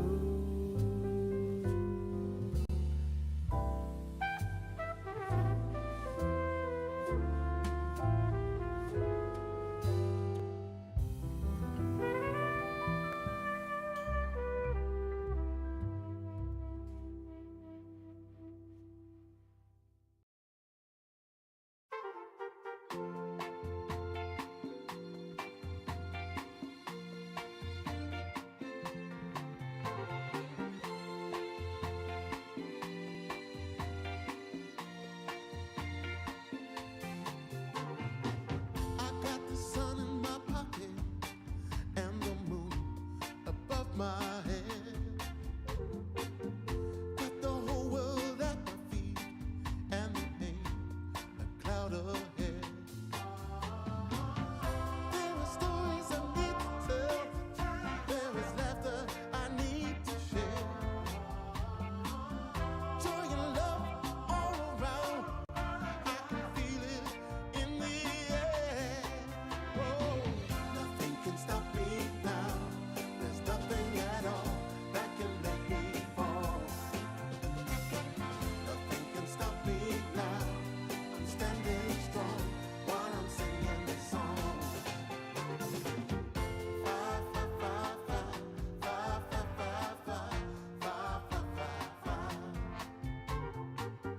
Fa fa fa fa fa fa fa fa fa fa. Let's get together now, baby. We will be the perfect team. Like the hand in a glove, like cherry pie and cream. There are stories we need to tell and laughter we need to share.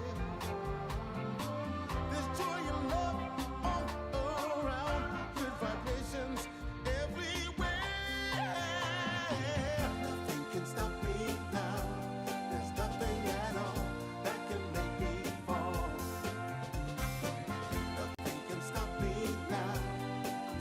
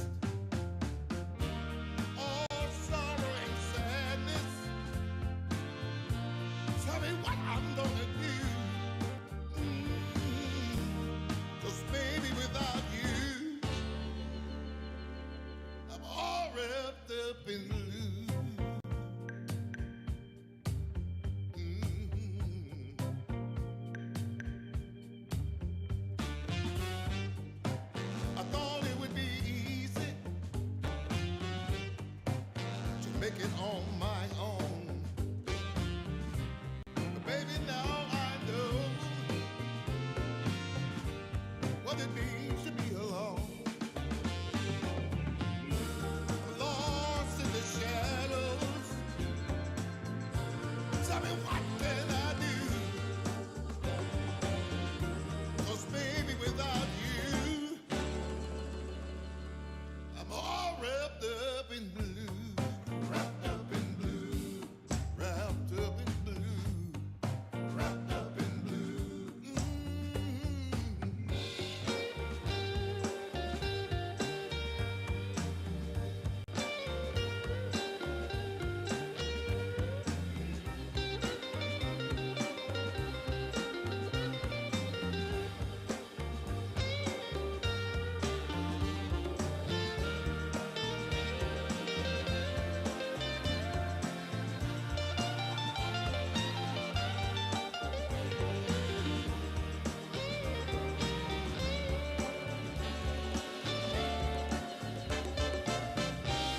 You don't miss the water till the well runs dry. And you never see when the truth turns into a lie. Hey. Wrapped up in blue, all wrapped up in blue. Wrapped up in blue. Can't find my way out, no. Wrapped up in blue. Tell me, what can I do? Wrapped up in blue. All wrapped up in blue. Wrapped up in blue. Somebody help me now. Wrapped up in blue. All wrapped up in blue. Wrapped up in blue. Somebody tell me what to do, 'cause I'm wrapped up in blue. Wrapped up in blue. Wrapped up in blue. Wrapped up in blue. Wrapped up in blue. Oh, yes, I am.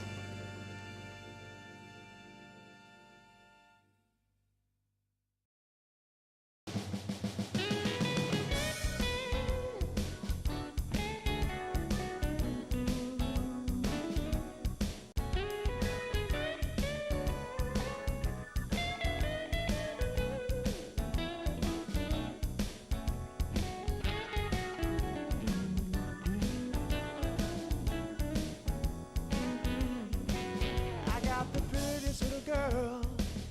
She's as pretty as can be. Yeah, yeah. I got the prettiest little girl. She's as pretty as can be. But what I don't understand is what she sees in me. Ooh, I've been drinking too much, staying out all night. I can't remember my left from my right. I'm kinda blurry from my head to my toes. It might seem like nothing, but there's one thing I know. I got the prettiest little girl. She's as pretty as can be. But what I don't understand is what she sees in me. Oh yeah, yeah.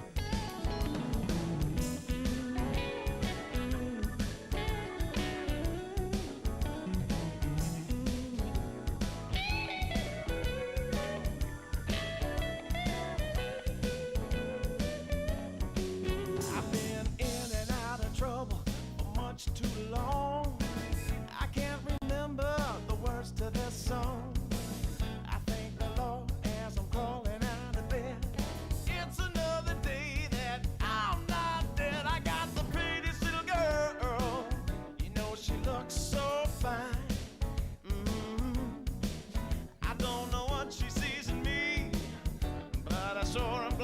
mine. Whoa, no.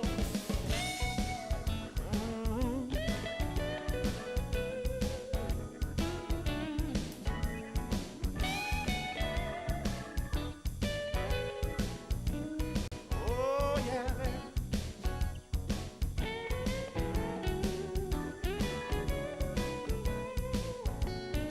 Oh, yeah, yeah.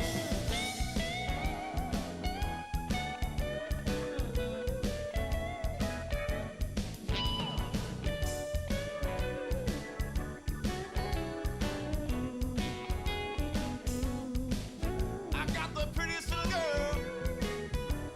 Sure, I'm glad she's mine. Hey.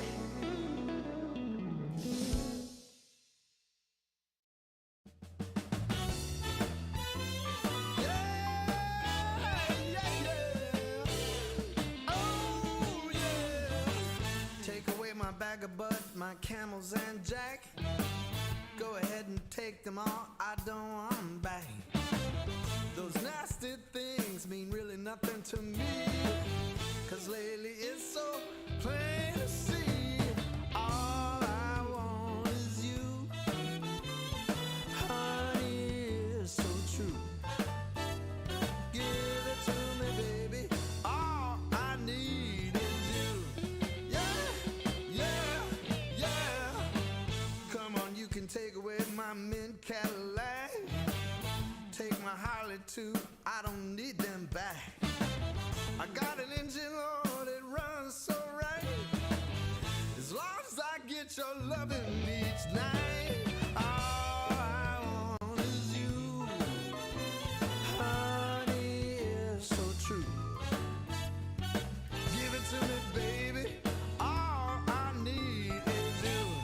Yeah, yeah, yeah, yeah, yeah. In the morning, well, early in the morning, late in the evening. Round around noontime, round about noontime, baby. 20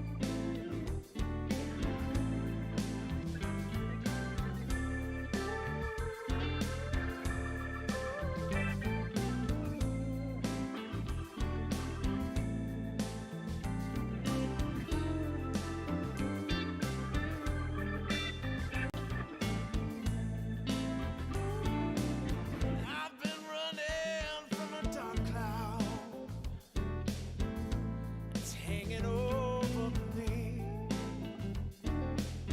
I've been running from a dark cloud. It's hanging over me. I gotta find me an angel to come and set me free.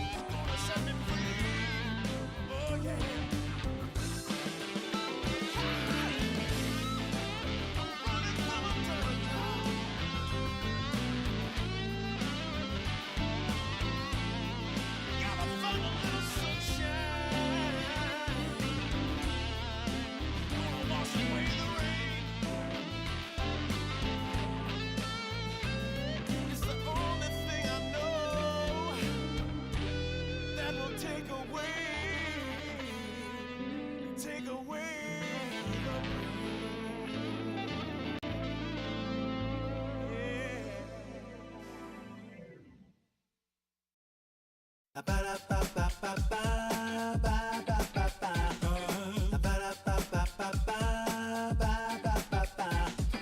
If you wanna get with me, all you gotta do, call me when you need me. I'll be waiting for you. I know exactly what you want, satisfy your need.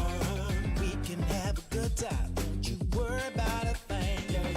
If you want it here, or if you want it there, you got it. Have yourself a good time, act like you don't care. You got it. Get that motivation, you got it. I got just what you need. You got it. I got just what you need. You got it. I got just what you need.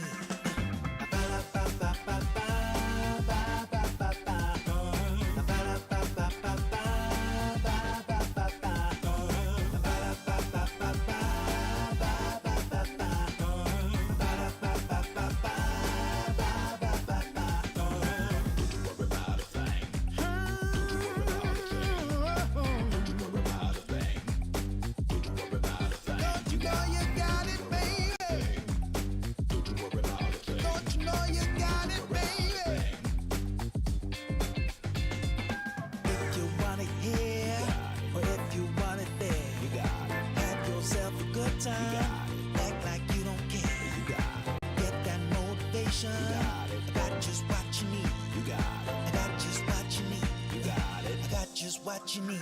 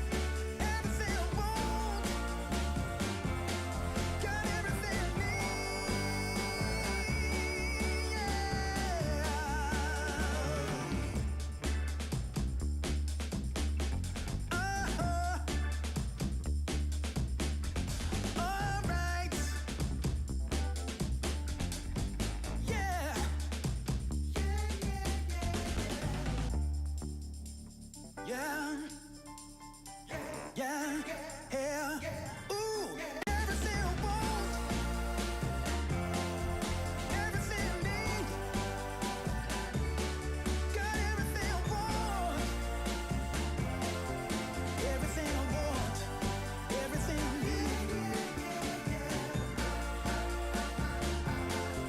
Everything I need,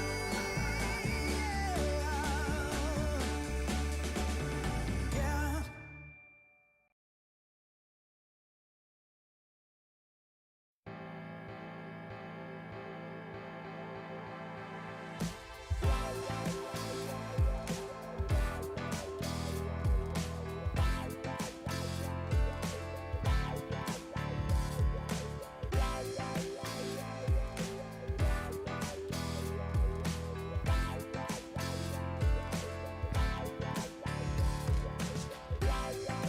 Find the feeling, live and breathe it, feel it in your soul, soul, soul, soul.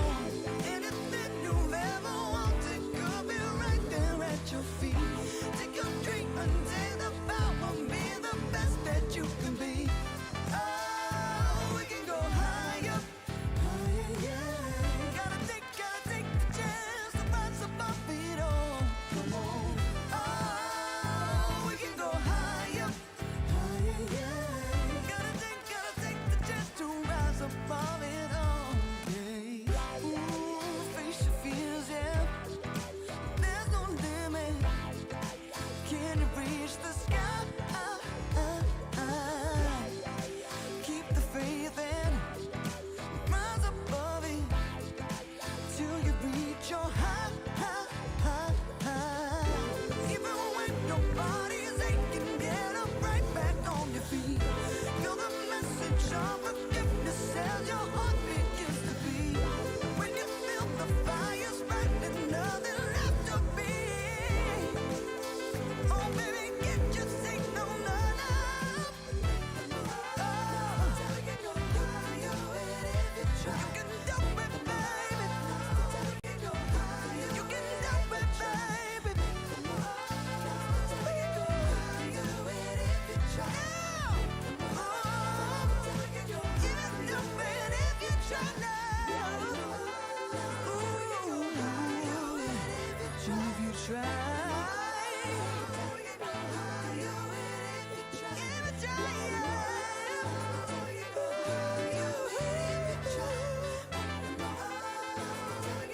You can do it if you try.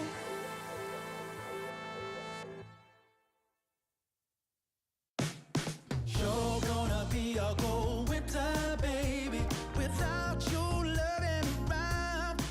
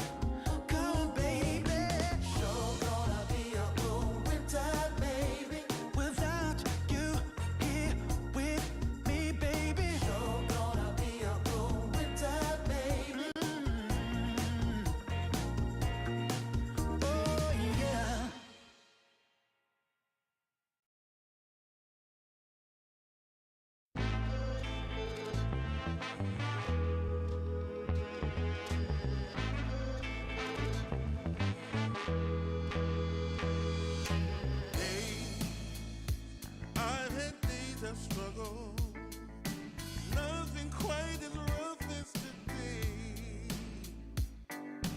Held, I've been held up. Nothing seemingly goes my way. Oh, I not a man for crying.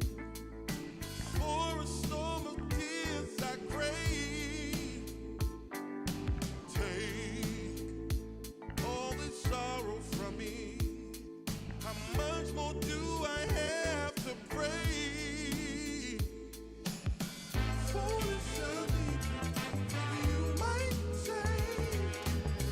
I make my way out of this here my way. All reservations I have come to bear. It's clear that I'm not going anywhere.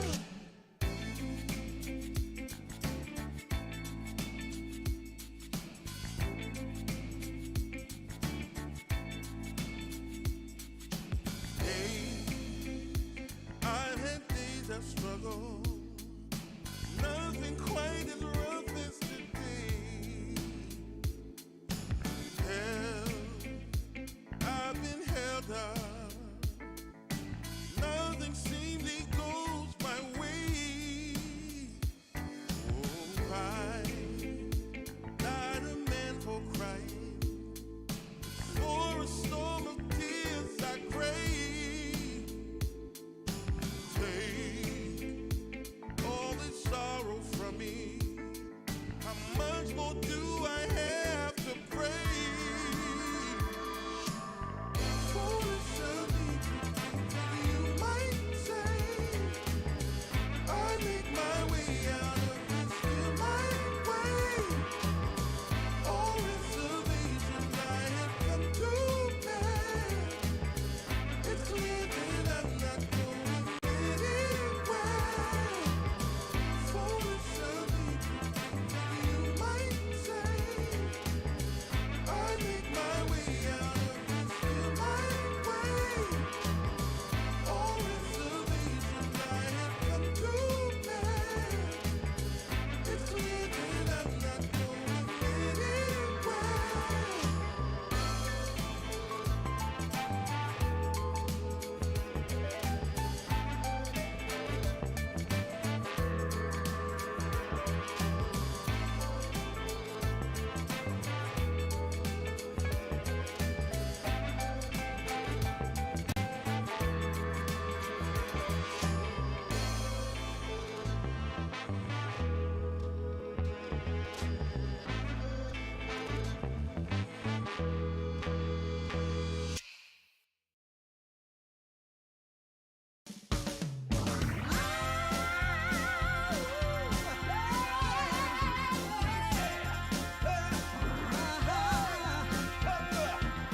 Go and tell your mama to get up off her seat.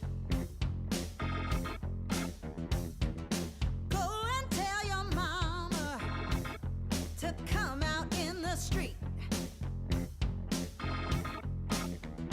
'Cause it's all going on right here. We're gonna make it perfectly clear. When you hear our voices ringing in your ear. Yeah, yeah, yeah, yeah. Go and tell your mama she better come around. Yeah. We got the mother of all parties, and it's about to go down. Yeah. Yes, we're having a celebration. We're gonna rock the entire nation. It's a win-win situation, so gotta lay it down. Yeah, yeah, yeah. Ooh, your mama got to tell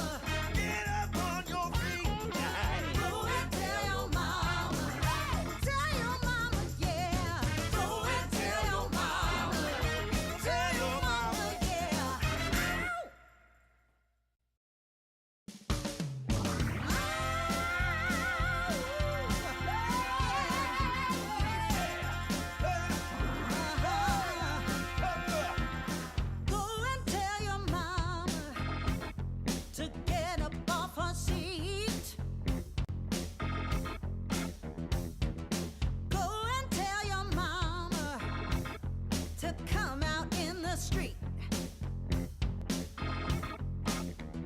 'Cause it's all going on right here. We're gonna make it perfectly clear. When you hear our voices ringing in your ear. Yeah, yeah, yeah, yeah. Run, tell your mama. She better come around.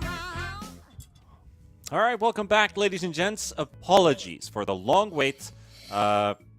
Basically, what just happened, if you're only just tuning in, we're heading over to game number 3 of Team Sangre versus the Starbacks.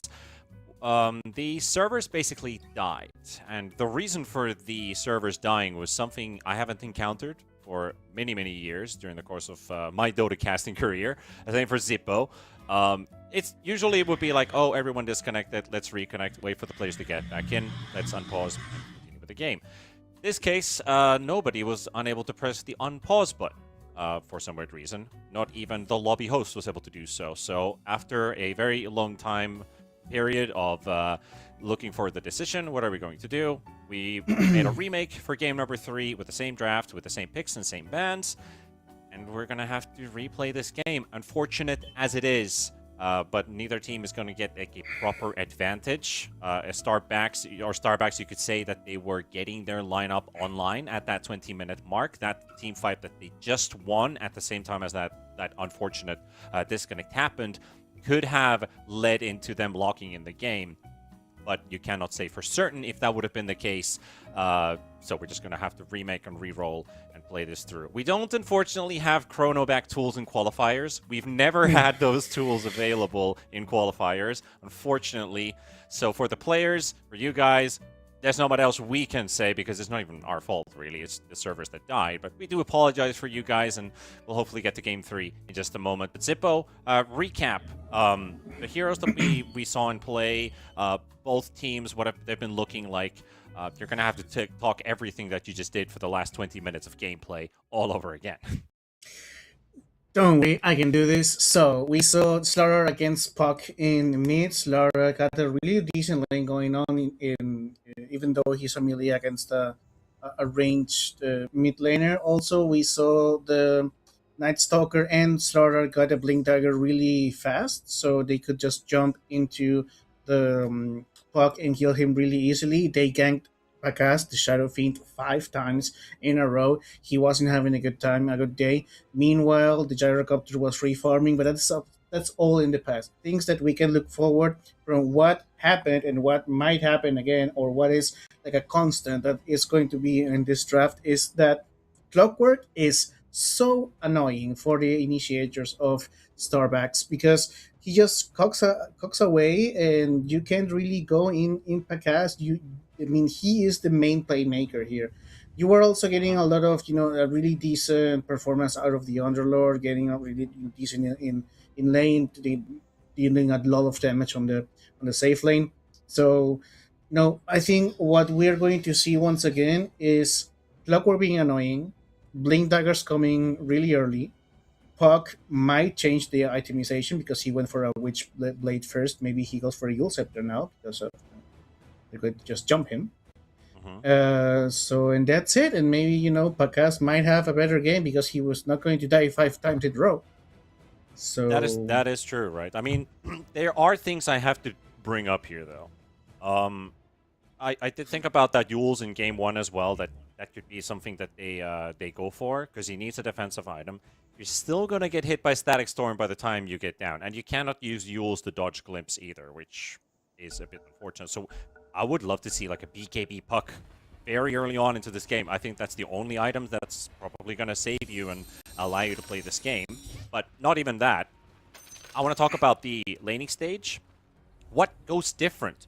They can expect Shadow Fiend's going to get pressured and maybe punished, because that's how you would play this generally. We could play the same draft 5 games in a row, and that's the most likely outcome, that we punish the Shadow Fiend. What will teams do different now? Do you think something's going to change in terms of laning pressure and side lane ganks?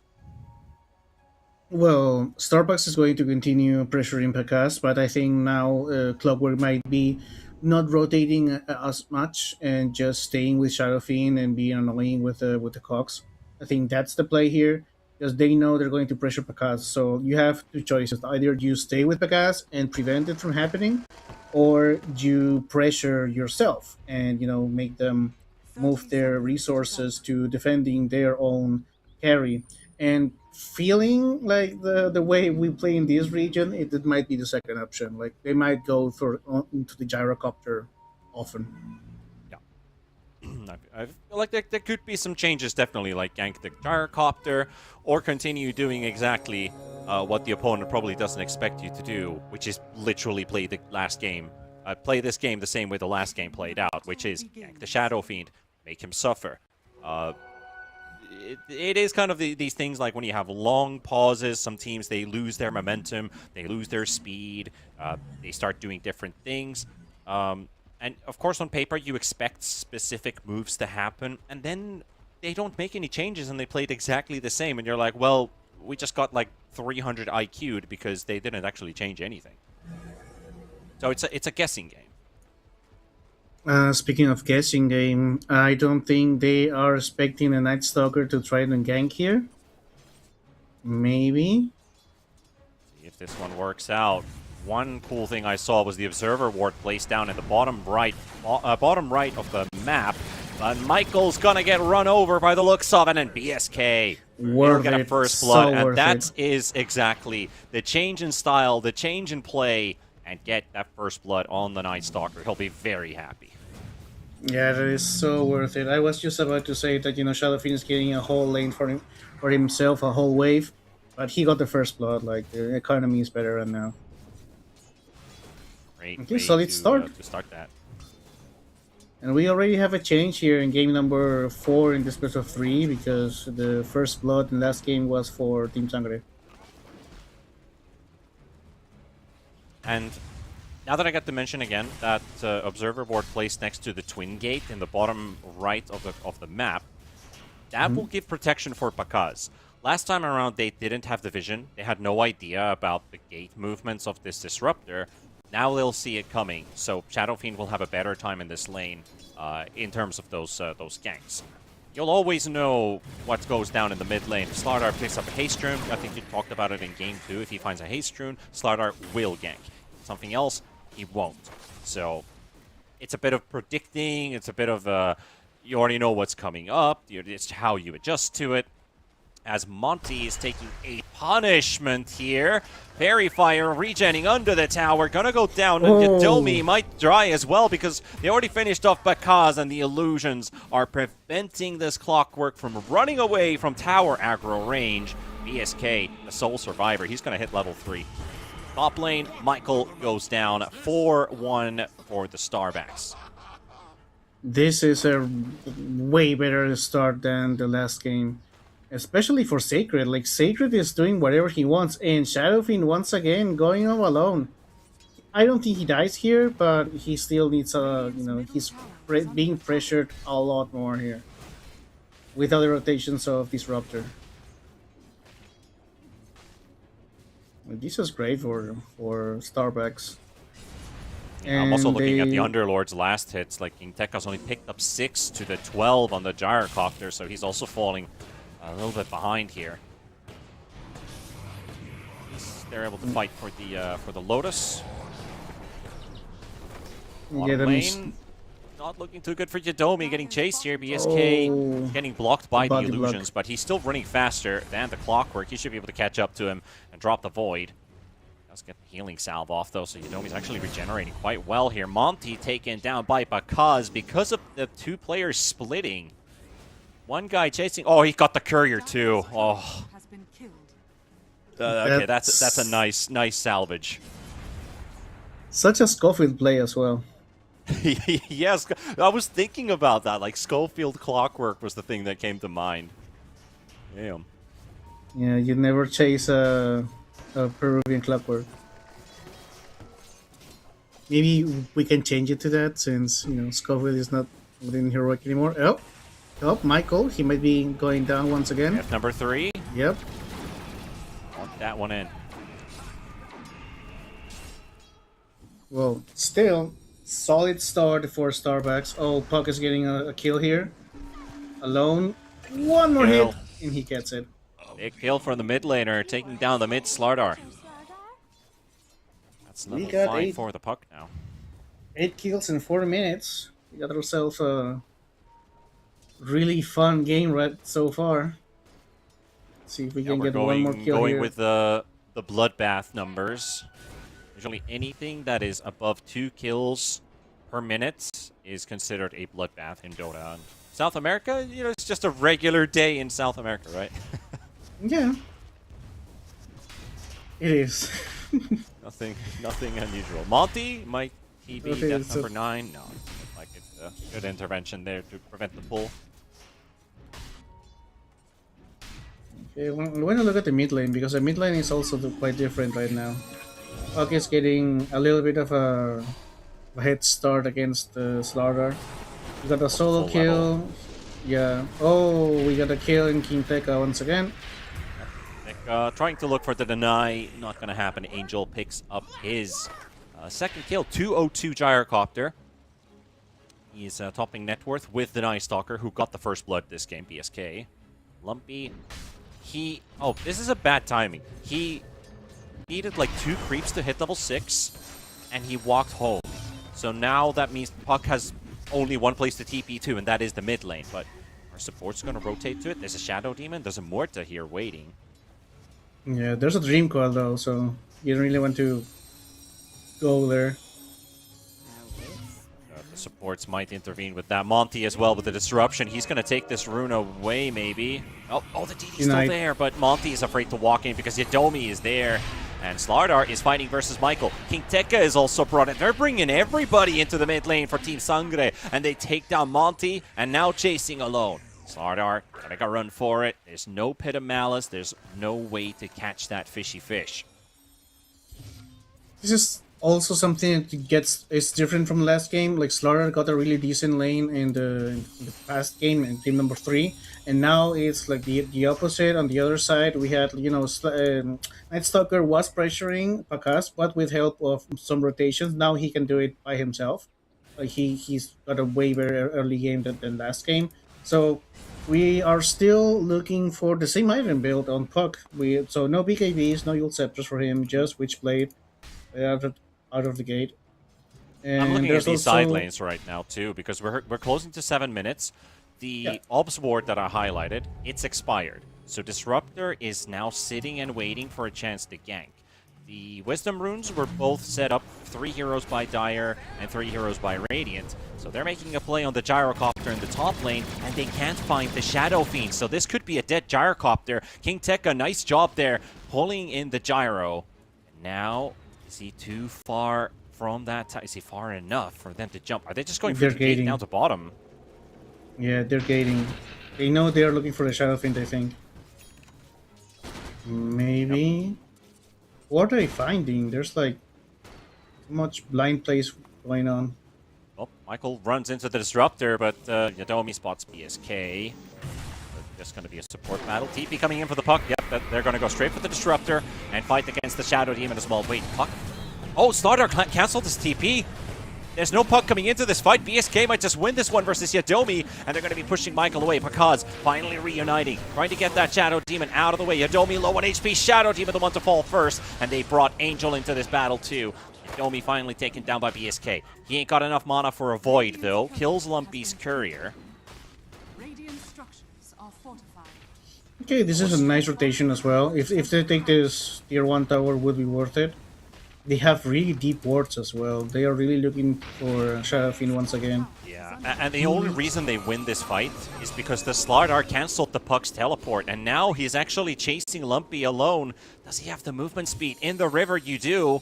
Puck, though, has an illusory orb and keeps building distance, but he's coming in hot. However, Pakaz will be finishing off BSK.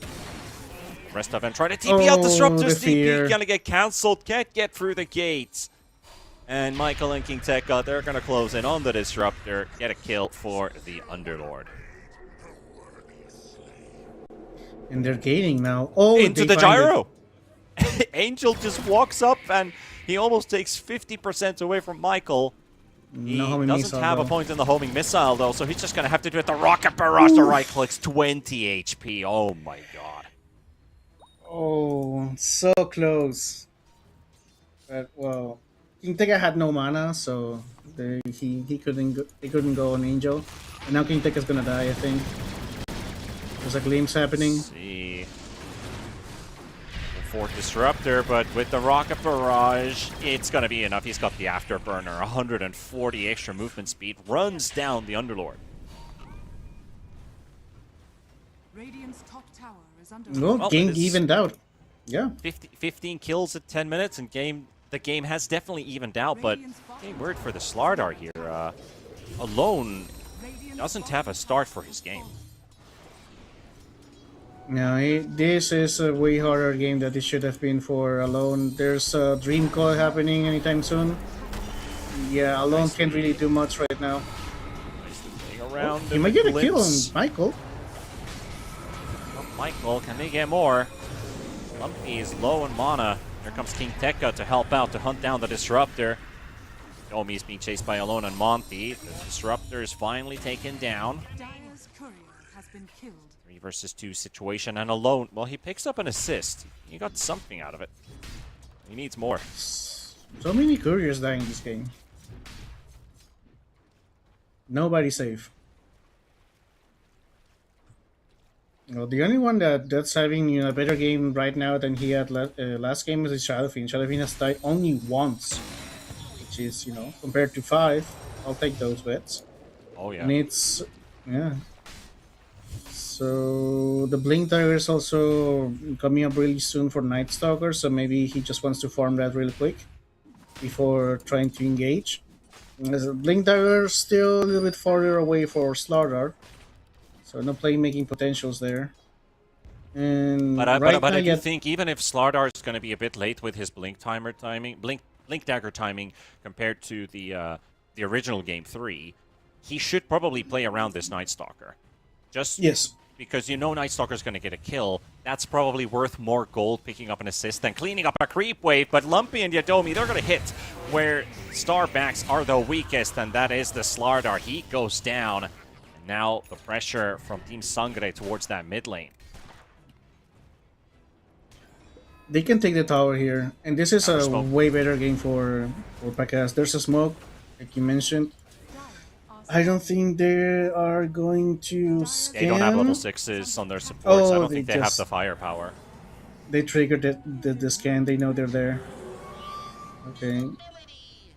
Yadomi just got invis, and Pakas just goes back to farming.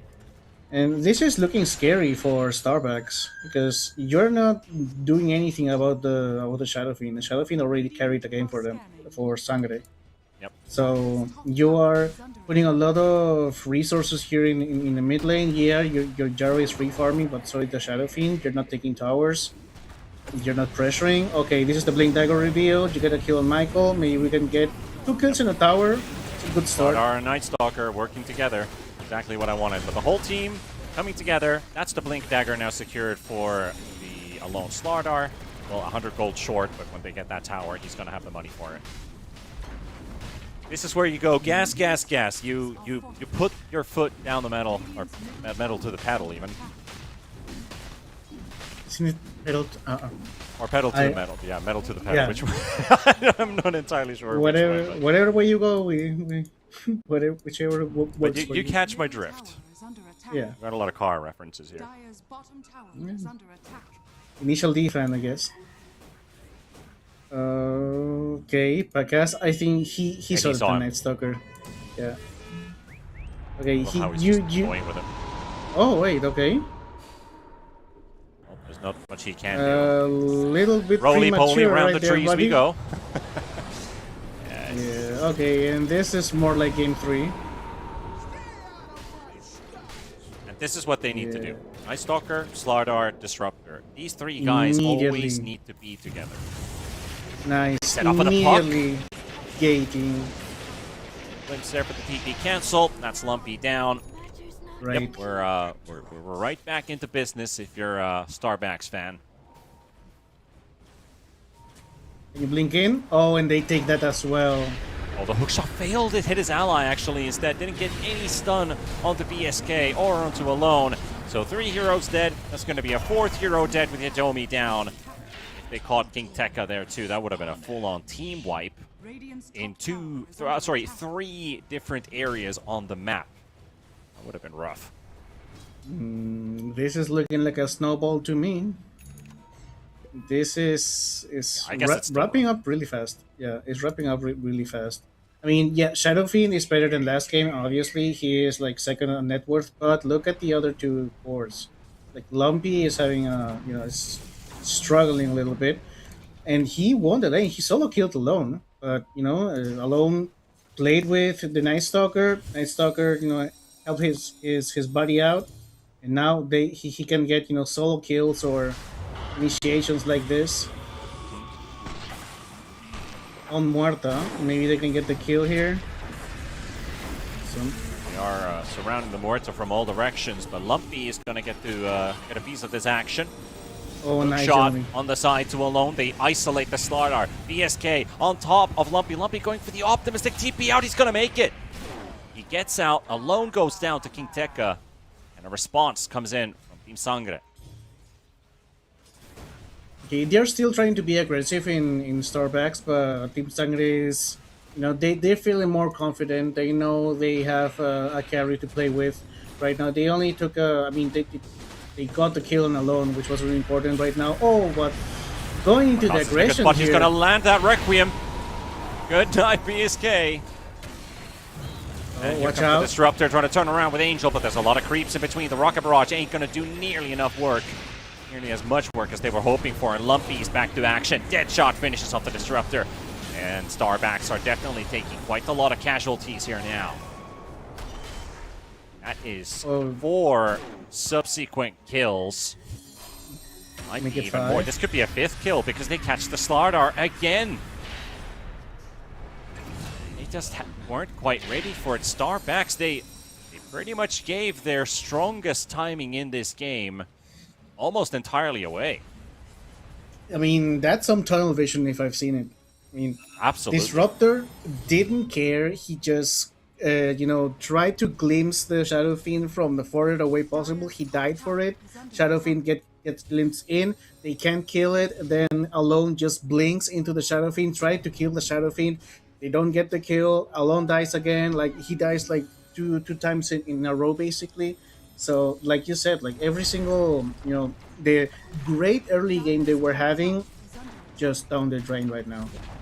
Like, Dire's top tower. and now the tables have turned literally. The Gyrocopter is still top net worth, but the difference is like 300 gold, and that's it. And now Alone is, 600 behind from Lumpy, and he had like a 1k lead. 30 seconds ago. I could say like how turned the tables, but the table is upside down on the ground right now, and neither team actually has it. So this game is open for either team to take over now. Starbacks could still easily bounce back in, but at the same time, you've given a fighting chance to the Sangre side. Yeah, I think like Sangre just flipped the table and started burning it. Dire's Starbacks started burning it because they are just being their worst enemy. They are overcommitting. They are overextending. They are using maybe the slithers of advantages they still had, but they threw it all away in that mid lane fight. Right now, what can they do? They can just try to reset a little bit. You don't really want to slow the tempo down as much. So maybe Slardar that has already the blink dagger. It looks to me that Night Stalker and Slardar are looking for the same tempo, which is getting the BKB. But those are like 5 and 6 minutes away, and those 5 to 6 minutes is all this Shadow Fiend needs in order to get a Hurricane Pike maybe. Or just to get some towers, because tier 1s are still Well, they're coming in bottom here, but they pinged Pakaz for a moment. They didn't know that Yadomi and Michael are also ready for it, so instead of them setting up a 4-man gank for the Shadow Fiend, the jump comes out first from Sangre, and they take down Monty, and now they're backing away. Axel, Angel, ESK never got in position with that Night Stalker, who hasn't done anything in the last few minutes. He wanted to play with the Slardar, they wanted to play tempo, but because of all the tunnel visioning, like you said, they kind of lost track of their game plan. They've lost their momentum. They've lost that good feel of where everything we do just works. And that's not a Todd Howard reference, but they lost their sharpest edge. It's really hard to get that back. Now you see these moves that are happening.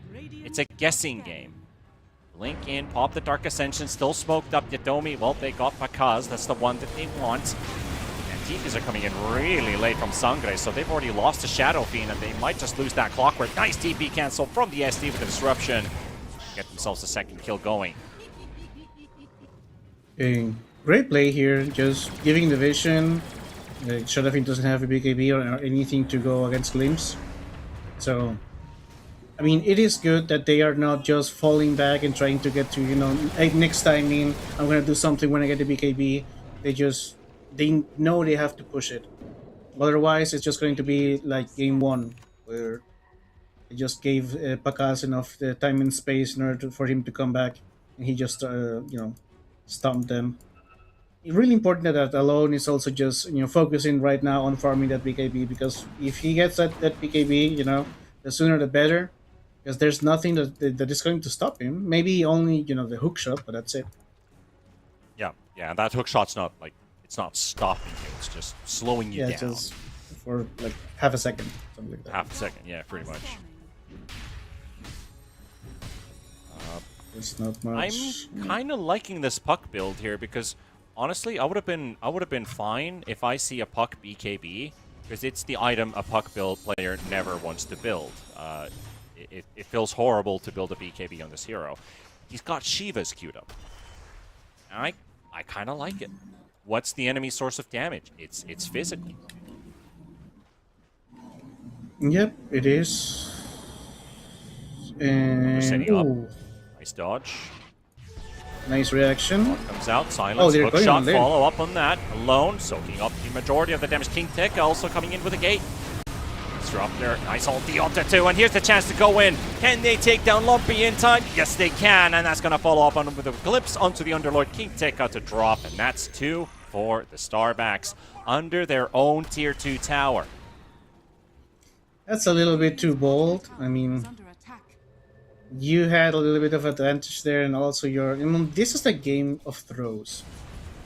Game of Thrones or Game of Cojones? Game of Throws. Well, like this is. Let's just run at you. I know I have like this sliver of advantage. I'm going to just use it against you. Oh no, I got overextended, and that's the name of the game right now. Like Starbucks had a huge lead, they throw it away. Then Team Sangre is going to attempt a Roshan with only 3 heroes. Let's see how it goes. That's attempt there There's with no the Manta. ultimate Didn't quite dodge that glimpse though. Roshan is low. The Aegis is picked up by Angel. Got themselves the Rod already connected onto the Gyrocopter. Good setup there with the Requiem zoning them away. A kill onto BSK, and Alone doesn't quite time the stun onto Lumpy. He's able to dodge it once again. 1 hero dead. Can they disengage without anybody else dying? Puck still on the chase. The hook shot comes out. They catch Monty. That's the one they're going to go for. That's the one that they're going to get. SD has a moment with that Glimmer Cape. They're going to go for this dive. 20 seconds, no Night Stalker. TP in by the Disruptor. They're looking for a turn here. At least try and trade Yadomi if something. Well, Monty and Yadomi, they saved the Shadow Demon. Okay, I'm not going to say anything because he's going to die to the Witchblade, isn't he? Yes, he is. And now they follow up on Lumpy, Alone, giving the chase onto the puck. The puck goes down. That's an XD moment guaranteed. Yeah, it is. This is like Monty is a real carry, man. Yeah. Monty is a real carry, man. He made so much space right there. He outplayed them both. Yeah, he died to the Witchblade procs, obviously, but he got like 2 really important kills right there. And that's the overextension is the name of the game here. They are just, I don't know if excited or they just see blood in the water and go and start seeing red. Like they don't measure it. Like for both teams, because on the first game of this series we were praising Starbucks for their macro play, for taking these educated decisions and going for objectives. Right now, all bets are off. They are just going for kills, going for kills. I don't care how many of us they are. I don't care if we are under your tier 2 tower. I'm just going in. Yep. Do what we can, or do what we do best. BKB on BKB battle with the Pakaz versus Slardar. But Slardar has the chance to stun through. The Requiem is there, and they both end up dying. Pakaz the one to fall first. Monty in a bit of a no man's land, but Angel is deep in, finishing off Yadomi. Takes him down. 3 heroes around the Disruptor. That's Lumpy, Michael, and King Tekka. Nice leading the silence. chase. BSK with a reinitiation. Puck in trouble, and Lumpy will go down. And they're leaving the Gyrocopter for last. They want to clean everybody else out.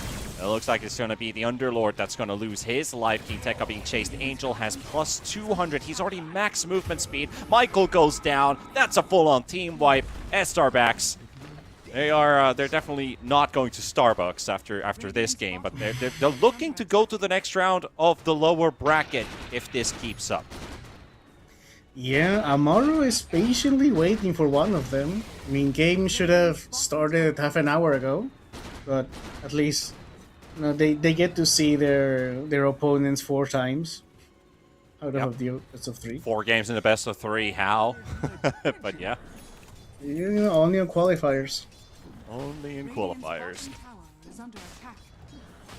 Let's see. Well, BKBs are up, Blink Daggers are up, Initiation is also coming out from everywhere. You have Scanning. Initiation from the Night Stalker, the Slaughter, the Disruptor, and then Shadow Demon is just buying time and doing the best uses of that disruption spell. And on the other side, Team Sangre, I mean, your frontliner dies so fast. The King Tekka is dying really, really fast. And then while you got the puck that is not going to survive a silence or static storm. What do we get here? He has a chance to get a 2-man coil, but takes his time.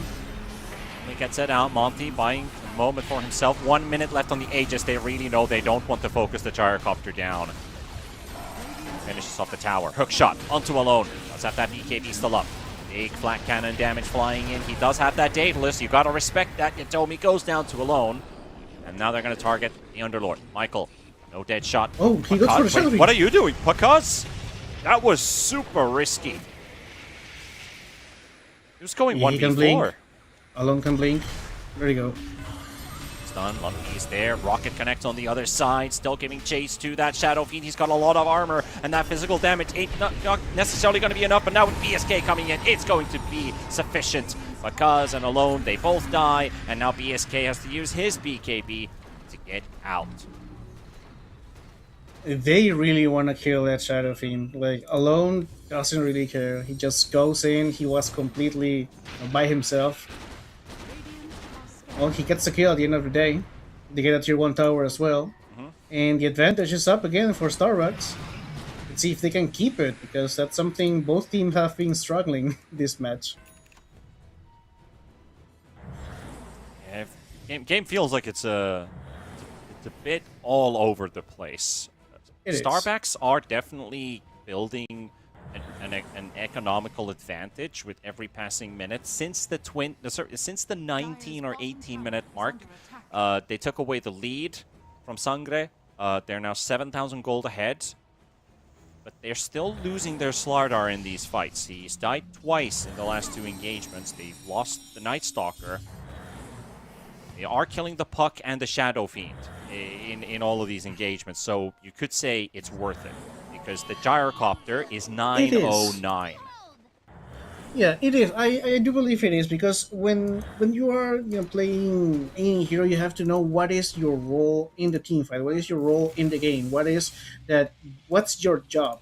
And Alone has identified it perfectly. He knows I have to go on Shadow Fiend, and I have my Bash of the Deep that goes through BKB.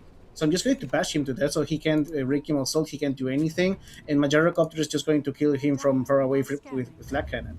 Or Exactly, yeah. as soon as if I get the kill on Shadow Fiend, I've done my job. I don't care if I die, right? Because Shadow Fiend is the only source of damage that Team Sangre has.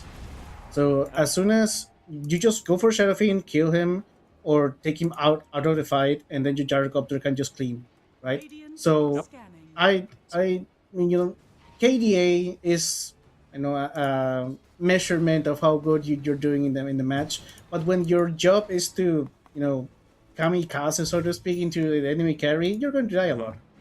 But hey, Zippo, one wise person once said, don't love your job, job your love. So, might as well do Yeah. that. Michael That's gets taken what- down by Angel in the mid lane, and they are applying pressure on the Lumpy. BSK's on the hunt. Drops the Dark Ascension, gets coiled and stunned by the coil. Yadomi doesn't get a chance to fall over the hook shot, though, because there's already Alone and Axel coming in. So they got the Clockwork out of the way. EP out from because he sees the incoming danger. That'll feed to safety. Radiant's middle tower is under attack. Yeah, and Alone is Angel is getting the mid lane tower basically for free. You do have vision around there, so he's safe. Team is catching up to him as well. It is time for tier 2s. Roshan may respawn in 20 seconds. Let's see if they get lucky with the Roshan timer again. We've Just had go some in. pretty short ones during the course of this best of 4. Yes. Very short Roshan spawns. Maybe this one's the longer one. Maybe this one's like 2 minutes, 50 seconds. Maybe it's fate. And Sangre just gets a pick off just before Roshan spawns, and then Roshan spawns, and then everything. It is 40 Turns seconds, around. so it is on the faster end, but everyone's alive, which means that 40 seconds is really down to who wins the next fight. Because spotted by the Disruptor, he's in a bit of a panic feel there. Manta's already used.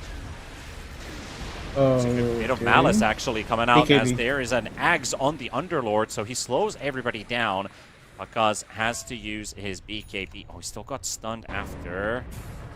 Angel, can he give enough vision? Doesn't look like it. They even smoked up to get some extra movement speed, but can't quite get to the Shadow Field. But they know he's got no BKB, so you got 80 Exactly. seconds of a good timer now. Radiant's top tower. Exactly, and that's why they're pushing right now. They know they can just jump in. I mean, there's not much deterring this, just a little bit of wave clear. They do have a catapult, but just protect the catapult and let Gyro do his magic. There's no initiation here. There's no... And they don't really need to do anything extra here. They drop the tier 3 tower to half HP, and they see the bottom lane is quite deep in, so might as well just push out the waves. They're looking for Roche. And it's a fast Roche, so... They don't have Slardar around, but I think they need him anymore. I mean, Slardar is going to go so fast with the Guardian Sprint and the River. Maybe they don't need it, like you said. There's a 6-slotted Gyrocopter with a Rapier queued up coming up next. Nice, he's definitely got he's got enough of a punch for this one. He just down, picked up by Angel. Still the only player on the server who hasn't died. The next player would have died 3 times. That will be ESK and upward from there. So 19 KDA games so far for Angel. He's hitting like a truck. He's doing whatever he wants in this game.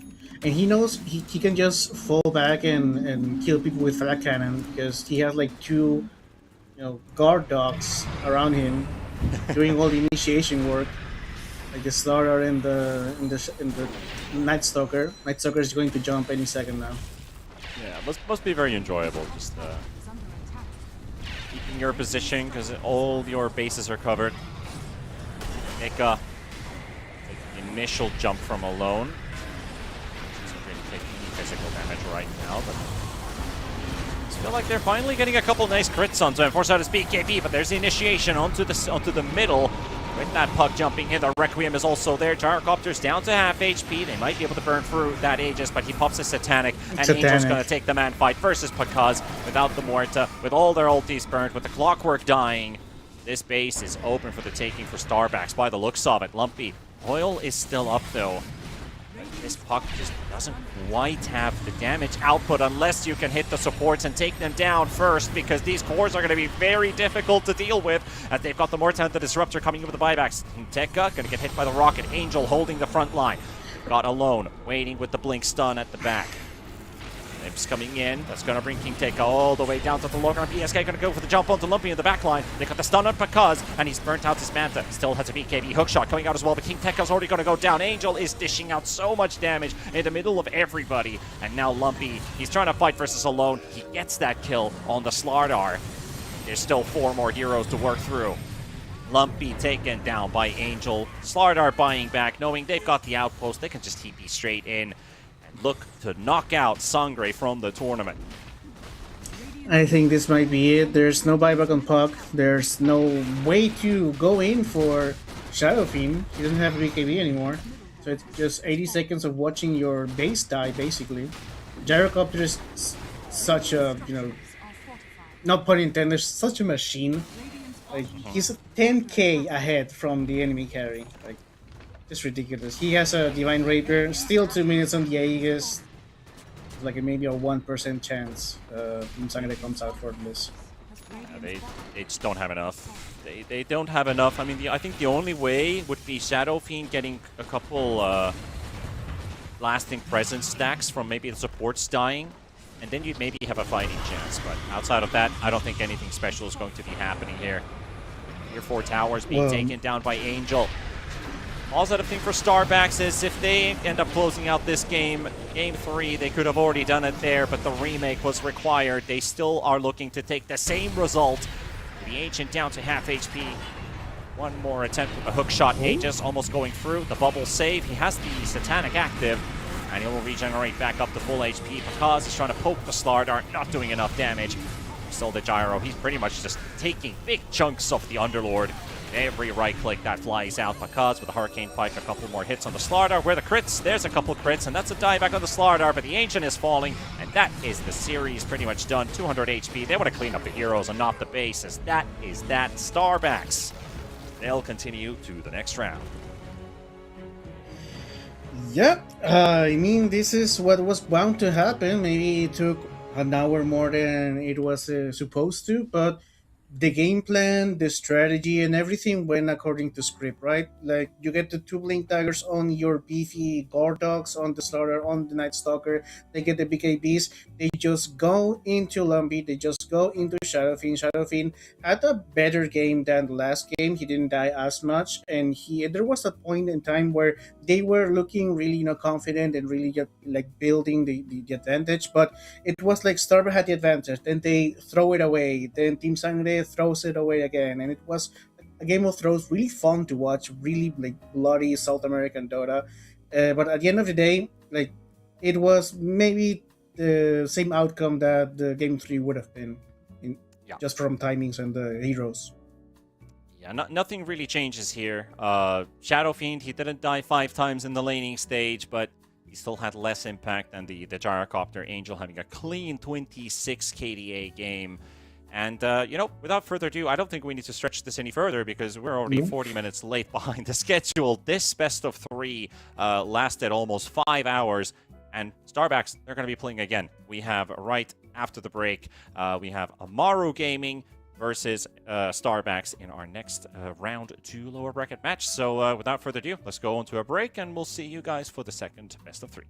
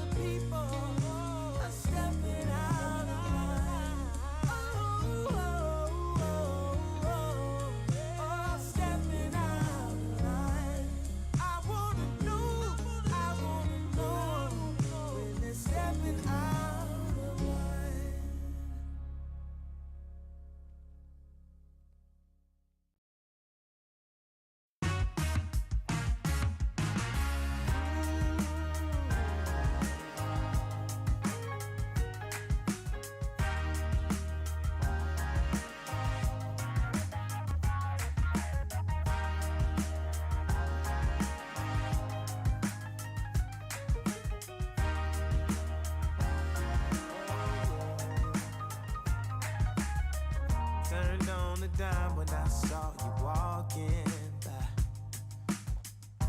Something about you caught my eye, yeah. Ain't trying to waste my time, just standing in your line. Gotta take a shot for you pass me by. So you wanna be alone for a minute? Well, come on, tell me what's on your mind. I wanna know what makes you happy. Wanna know, can I make you mine? Ooh, I wanna know if you know that I treat you right. Wanna know, can I spend the night?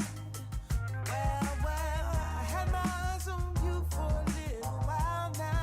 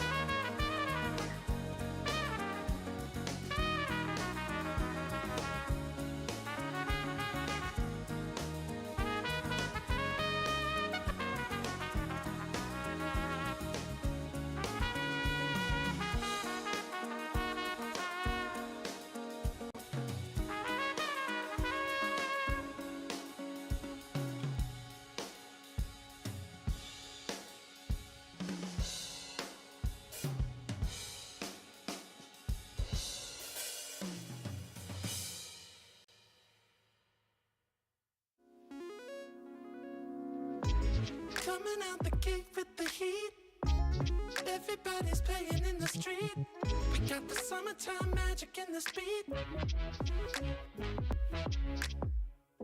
Sun is in my eye, feeling high. Only good vibes, I'm alive. And if you see me driving by, don't be shy.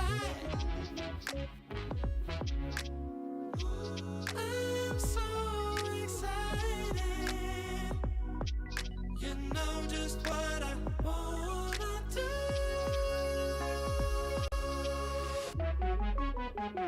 I'm glowing on up, I'm glowing on up, I'm glowing on up. I'm glowing on up, I'm glowing on up, I'm glowing on up. Don't it feel like summer? I'm glowing on up, I'm glowing on up, I'm glowing on up.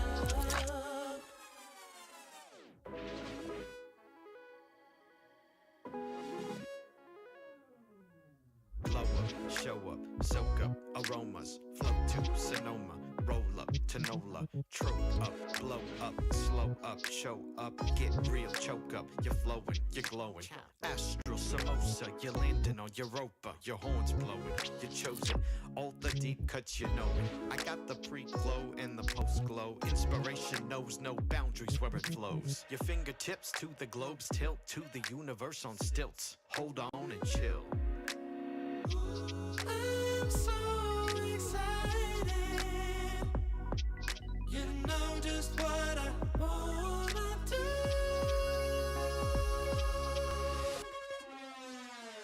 I'm glowing on up, I'm glowing on up, I'm glowing on up. I'm glowing on up, I'm glowing on up, I'm glowing on up. Don't it feel like summer? I'm glowing on up, I'm glowing on up, I'm glowing on up. I'm glowing on up, I'm glowing on up, I'm glowing on up. I'm glowing on up, I'm glowing on up, I'm glowing on up. Don't it feel like summer? I'm glowing on up, I'm glowing on up, I'm glowing on up.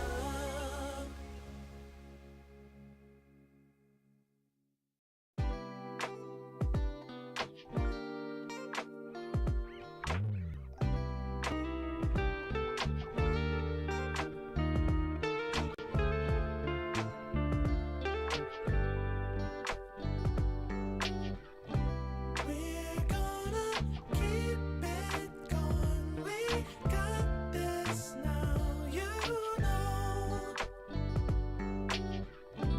We're getting closer now. We're ready for some more. Now is the time, reaching for blossoms in the sky. Sun setting low, making us golden as we ride.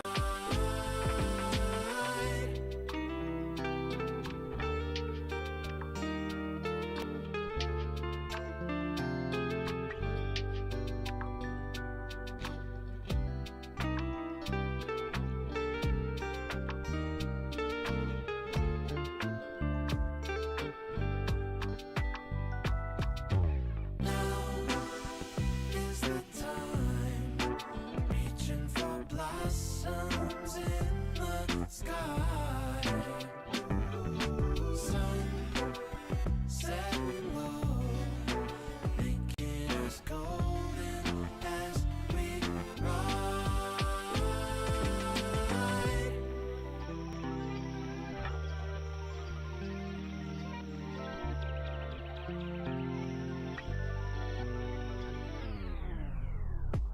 We've seen the magic tricks. We don't care. We've got more. We know we're on the tip. We're ready at the shore.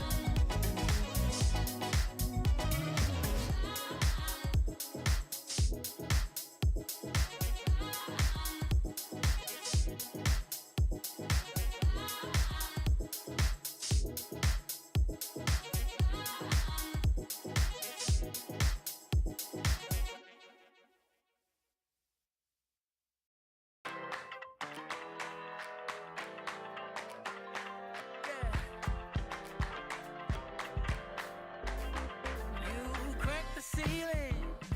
This love is an open sky. Can't shake this feeling. I want you to know I can't lie. These doors are open. Welcome, darling, won't you stay? And you got me hoping. Forever's here, today's the first day. I wanna be closer to you. Closer to you, yeah. Want you to be all mine. I got all these choices, but I so made up my mind, yeah. There's nobody better, gotta be you. A thousand voices, 'cause it's so good to be alive, yeah. There's nobody better, so it's gotta be you. These myths are busted, the grass is green on my side. It's done and dusted, I'm never getting off this ride. 'Cause life with you is golden, so how can I go back to silver love? I'll be holding on, can't get enough. Wanna be closer to you. Closer to you, yeah. Want you to be all mine. And off we go. We're done with our first best of 3. We have 2 more for this day here on the Yasha stream. We're going to be looking at Amaru Gaming versus the winners of our first round elimination game, Estar backs or Starbacks. And it's definitely going to be a tight one for them now because that last best of 3, it might feel a bit fatigued. It was almost 5 hours to complete 4 games of Dota because we did have to do a remake in between thanks to a server hiccup. But, you know, Amaru, they've been patiently waiting. They are ready, full, and rested. I think it's like daytime for the boys of the old Tailung Mafia, ready to take on their opponents. And like I think we kind of talked about this already, that they are fresh, but Starbacks, they could be in for a difficult one, at least on paper. Amaru Gaming is a strong team, Zippo. It is really strong. Like Tai Long is one of those, generational players in South America. He came up in OG Latam, I believe, and he was just dominating mid lane every single time. And he is paired up with, really solid supports. Knight and Gordic are really, really good. Wits is also like a decent carry. And I say decent because South America is such a carry region. So if he can, match up to them, he's a really solid player. And speaking of solid, why is Klinks out? Like, why do we have a Klinks? Why? He should be banned 100% of the time, but they got out. So I don't know. Maybe Starbucks is confident on playing against the Klinks.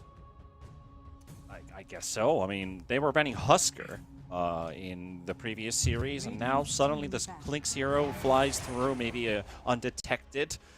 That would be a bit of a shame if that's the reason that they forgot that the hero existed. But Jakiro was also a hero that was banned in all 3 games of our previous best of 3. So now he gets through.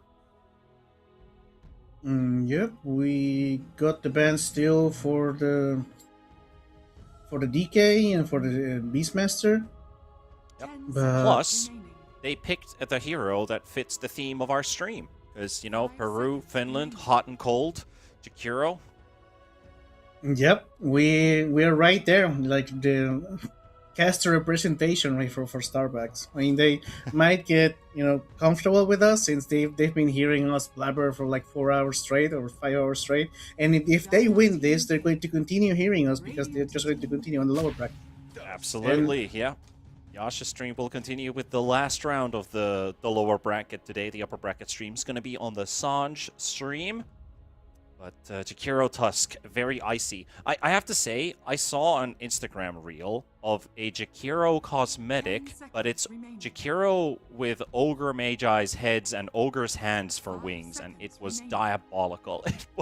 It was so ridiculous looking that I just I need to have that. Sounds like a nightmare. It was a nightmare. That's why I need it. Where is it? Because, I mean, is it like modded in, or is it like Modded. something you can actually buy? It's modded in. It's definitely modded. I mean, Valve would never let anything like that go through. I mean, hands for wings, and 2 Ogre Magi's instead of the Jakiro heads. I mean, think about it. It sounds weird. It is horrible. Jakiro does have hands though, and now that you mention it, it's creeping me out. I thought he was just winged dragon. But at the same time, Ogre does have the Jakiro headset, so it would only be justice if Jakiro also had an Ogre set.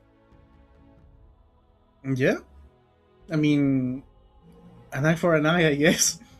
And we are just blabbering about cosmetics because we have no idea what's going on in the draft right here. There's a Klinks, there's a Slark, there's an Undying. So everything we were thinking about, everything we were talking about in the last 4 games in the last series goes out the window. Because Klinks shouldn't have been picked.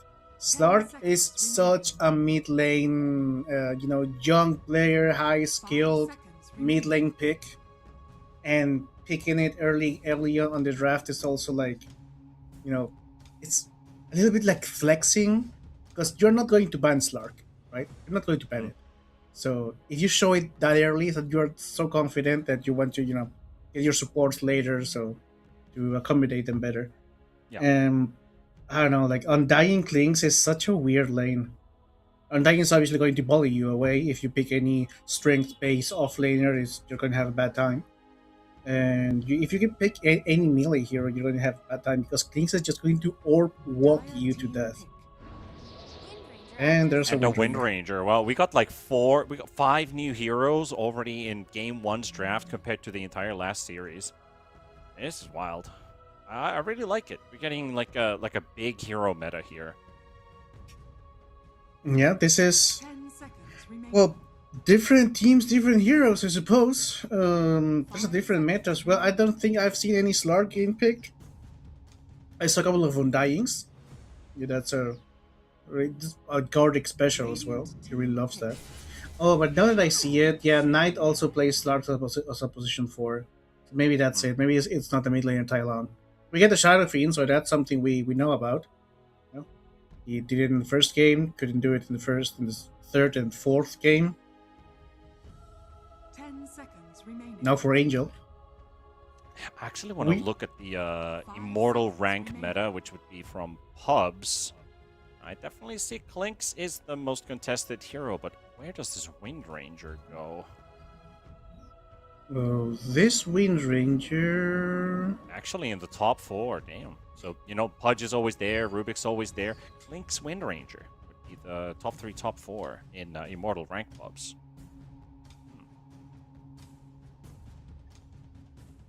This is also interesting because the Starbucks has played Wind Ranger, but only as a position 4, not as a position 2 or 1. So obviously you're not going to go something like Jakiro mid or something like that, right? So this is the first time, at least in these qualifiers, coming from the open qualifiers, that Wind Ranger is going to on a core position.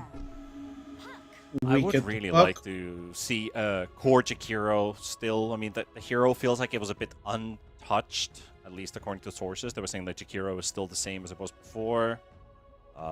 He was pretty strong in the last couple of patches already. 10 seconds People remaining. did not really spend a ban on the Jakiro, but the teams were definitely ready to pick the hero. Yeah, it is a really strong lane dominator. It also helps to push towers really early. I mean, it has such a flexible playstyle, like mostly with maxing the passive, the liquid fire, and the frost. It trades really good. And Tai Lung Puck, that's something you have to be scared about. Tai Lung Puck is so good. Maybe he's going up against. They don't really have good control against this puck either. So, if we compare Game 3 of the last series, where it was a really hard puck game, this one feels like he has a lot more freedom to do his stuff. It is kind of free, yeah. They only have like a shackle shot, which is easily disjointable, and then the snowball, which is the same. So yeah, it's really free puck game. What do they? Well, you can always pair. Well, Dragonite is banned against full puck. What do you pick against puck? You can go sniper, but then you have like really squishy, and Wind Ranger should be Stalker would have been my thought, but they banned it. Yeah. That's a good ban. Yes, Starbucks is going for an offlaner now. Same as Amaru, I believe. So it's the offlaner banning phase. What do we have here? We don't have a centaur, we don't have maybe a primal beast is there, there's no Mars. Is there any chance? I mean, Amaru, of course, you're going to pick first, but I was thinking Starbucks. Is there a potential Darkseer in there?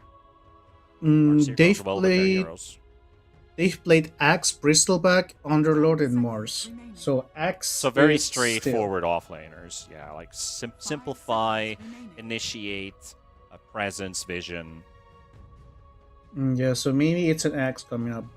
Or Bristleback might be a little bit too slow. But it is a good wall, like a good front line. But I kind of like the Axe for Amaru if they want to go for that offlane. Considering it's Shadow Fiend, good target to jump with Blade Mail. Not a lot of huge control against you. You have the Slark Puddle if you need to save people. There's a Tide possibility as well. Tide's not bad either. Yeah, I can see that. Oh, this is Dawnbreaker, though. out of meta a little bit, but yeah, it works. Yep, they've been playing just Underlord and Mars Amaru. Underlord. Yep. Yeah, that's all I've been playing. Dawnbreaker is interesting. It does synergize really well with Puck and Klings that are really mobile heroes. Item Scepter got nerfed, I believe, but it's still good. A lot of scouting potential here. Slark is going to be really annoying. Well, the shard on Slark is also going to be kind of huge, especially for a focus fire. Shadow Fiend doesn't really care with a Regium of Salt, but still, the shard on Slark is huge here. What do you pick right now? If you're a Starbucks, I still kind of think like the Bristleback idea you threw was a pretty good one, but if they want control, I think that Darkseer will find its place in a game like this. The Axe is the Axe is okay, but there's an Undying and a Slark with the Puddle, which I feel like they could be annoying. Yes. Okay, Magnus works. Because I was thinking Magnus too, but then I was like, they have Slark. Can you cast Skewer into the puddle? Oh, into the puddle? Not the pounds, but the shard on the Slark. I was like, can you do that? I was like, I think you can. So I think Magnus could work well. And Shadow Fiend loves Magnus. Like, this is an age-old combo. You can just push them away, right? Like, you can just push them away from the puddle. Yeah. And it's a Magnus mid. We have a Windranger offlane. Offlane Windranger, okay. Which makes more sense because Klings is just going to walk any melee hero out of the lane. So if Klings just starts being annoying, you just pop up the Windrun, you're good. It is Tusk and Windranger with tag team, so that's kind of good. With tag team, once the Windranger gets her ultimate, it's a lot of damage. You got a strong lane with Tusk Windranger for sure if you have tag team. Yeah. Then we have Shadow Fiend and Jakiro. A lot of magical potential there for damage. A lot of burst. Wave clear. I mean, you can you can pressure the tower really early. Like Jakiro is starting from level 3, you can pressure the tower with liquid fire. Just being annoying. But just in terms of draft, because I mean, when you go out of meta, when you go out of the script, I mean, in my experience, 60% of the time doesn't work. So, but both teams have gone a little bit more off script from the meta, but I think Amaru just went all the way out. So I would give it just because of picks, just because you have safer lanes, just because you have more straightforward ways of playing and combos with the Starbucks lineup. I would slightly make this even because this started as Amaru favorite because of the players. So I'd say draft, even it out. Yeah, they definitely want to go fast with this one, and that kind of goes with the abbreviation of this team. AMG which, if I remember correct, stands for Aufrecht, Melcher, and Gross Asbach, if I remember correct, which is Mercedes-Benz AMG. They make some really fast cars. Living up to the name. Yeah, I mean, I thought it was Amaru Gaming, but you're completely right. This is foreshadowing. This is this is Speed cinema. running through the qualifier, maybe? Well, they wish they lost against Looking for Orc, which is also really stacked. They won That is against a- X5 Gaming though. They took a game off of them. They actually got game one with the Undying, with the Clinks, and they didn't get their hands on those heroes during the course of that best of 3 again. So now that they have them, they have data that they can make these heroes work. Yeah, maybe this is Starbucks' lesson to learn. Don't leave Clinks unattended in draft. But can you talk to me about this Clinks facet? The trial by Pyre, where it says this facet doesn't do anything. Clinks is still burning with revenge. Can you talk to me about why is it stated like this? I think Clinks got his facets removed, and he just got reworked out of it. So yeah, Clinks got his. Let me just double check, but I do believe he got his facets removed, and he just got his old kit back. They all walking with the searing arrows, the strafe, and the death pack got switched with skeleton walk, which were ultimate and E ability. Right. So we got the Oh. the old school Clinks in a way, yeah.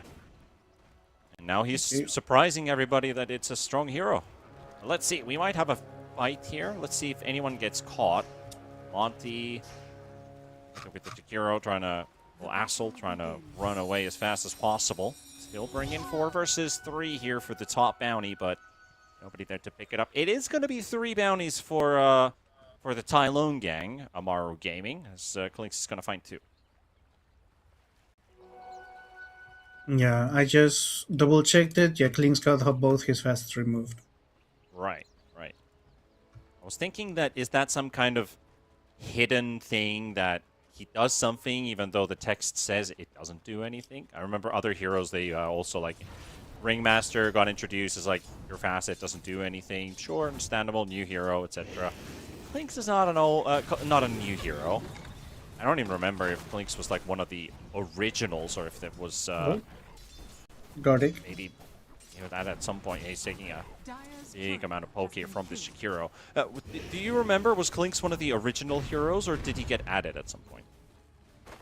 I do believe he was one of the original heroes. It was the Bone Fletcher, right, from Dota 1. The Bone Fletcher, yeah.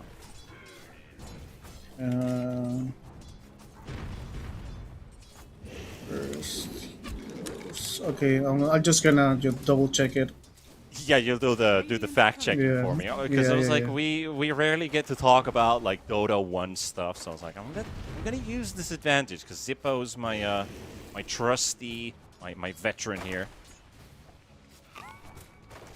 Probably played a lot more Dota 1 than I have. Yeah, maybe. Maybe. So he got added. He got added in 2012. So he wasn't from the. 2012. So he isn't from the OG roster, like from the first Eraki wave, but he got added like for TR2.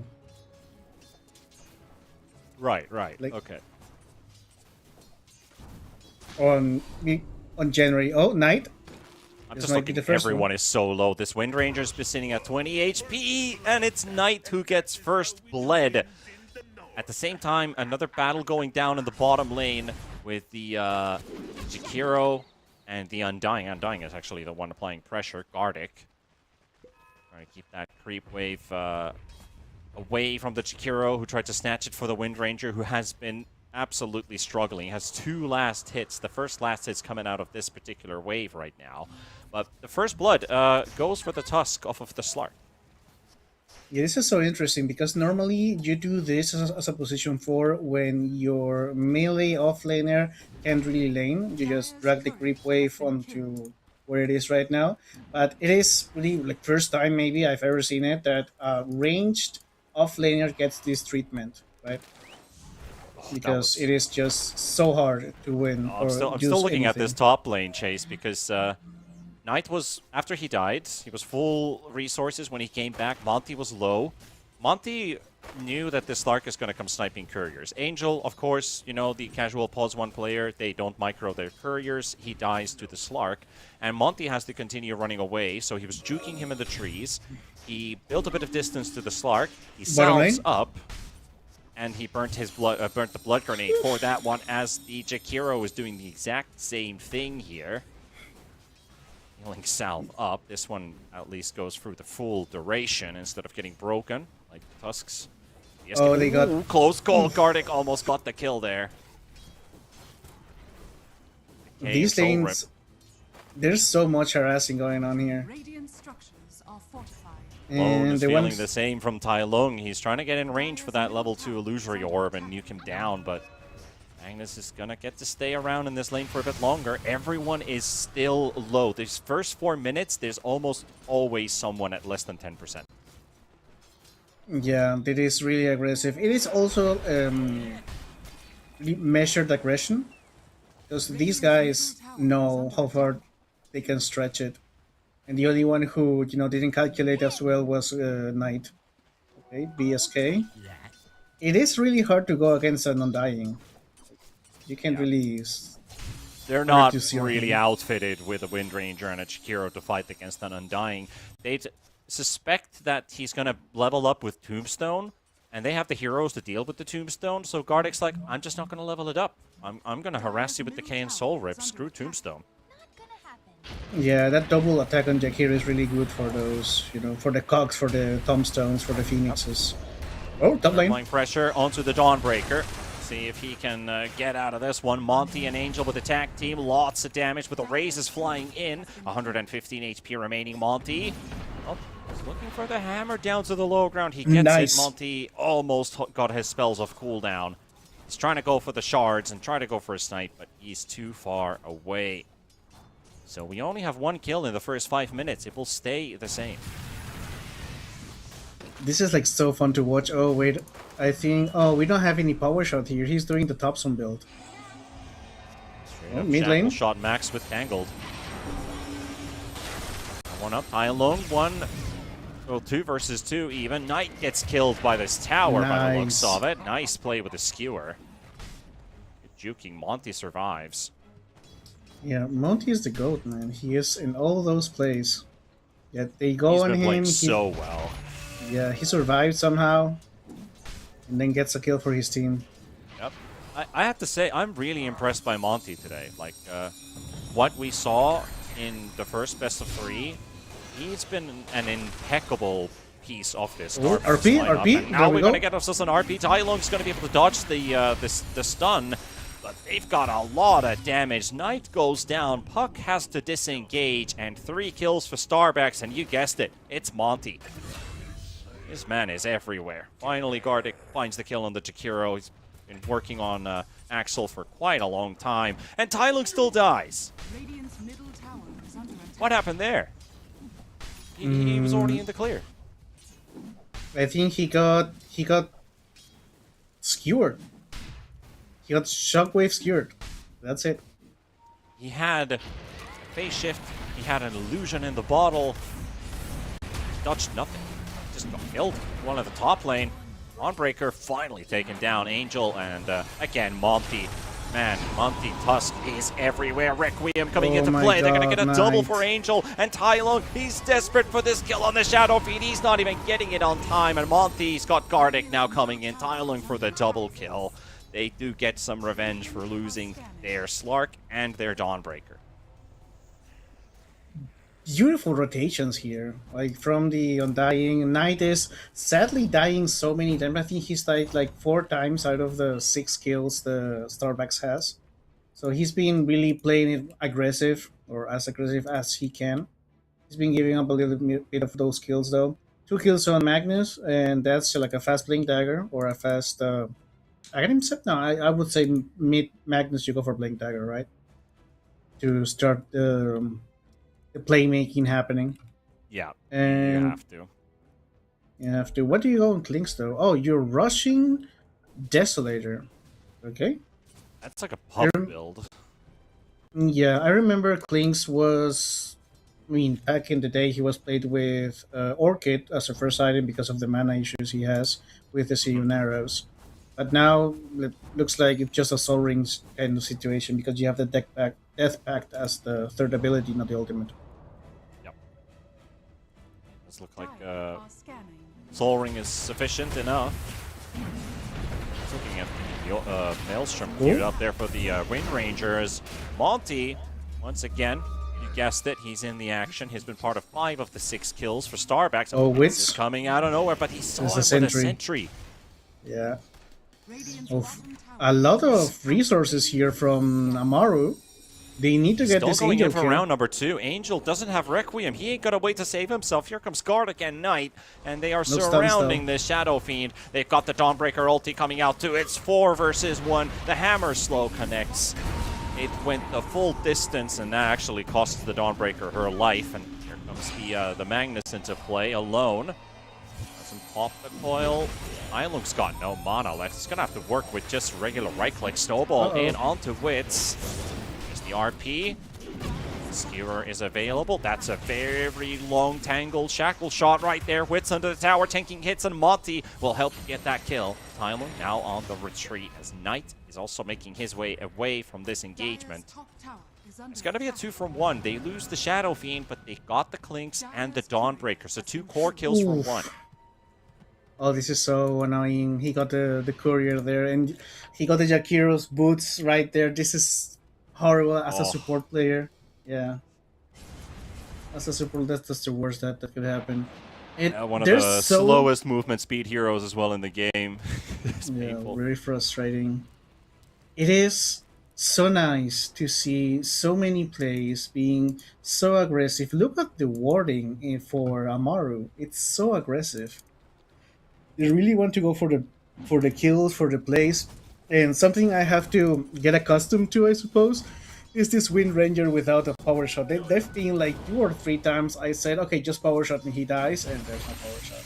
So this is also a Wind Ranger that maybe takes a little bit longer to come online. Oh no, he It just does, has but with the tag team, Yep. this is why I was hyping up this duo, because you get so much out of the Focus Fire tag team combination. Plus, he's got that Maelstrom queued up on the Wind Ranger. So BSK, 1, he's going to farm fast. 2, he's going to have a lot of damage output. But you are a glass cannon with this build. You are squishy. You are really soft. Arctic going to get RP'd by Alone and skewered right under the tower. Snowball coming in to follow. They're going to clean up Gardic. He's got no way out of this one. Well, I an think endless Starbucks dirge, though, is- so he just TP's straight back to top and looks like they're going to push a tower. I think like Starbucks are riding the momentum of the last series because they are looking cleaner here than the first 4 games we saw out of them. Like Monty is playing out of his mind right now. Well, And Angel's going I've to need se- some help. They've got all TPs. They're sending 1, 2, 3 teleports are coming in to save Angel. Lawbreaker locked in. BSK, he comes through the Twin Gate. So they've got the whole team here to help out. Knight. Actually, don't send in the Magnus. He canceled his teleport, so they get a kill.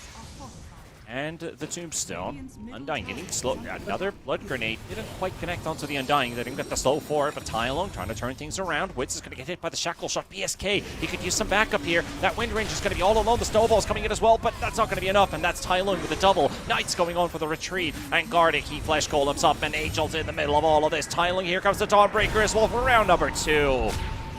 And takes down Angel. Monty, he'll be cleaned up as well, so Tylon for a double. And a double for the Dawnbreaker as well. That would be Oscar.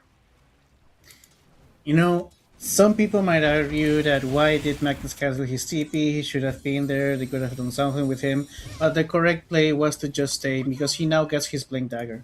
It was an unfortunate, turn of events, but now he gets his Blink Dagger. Now he gets to be a hero. Dire's top He tower gets to, is under make attack. the playmaking. Just So what yeah, they that need.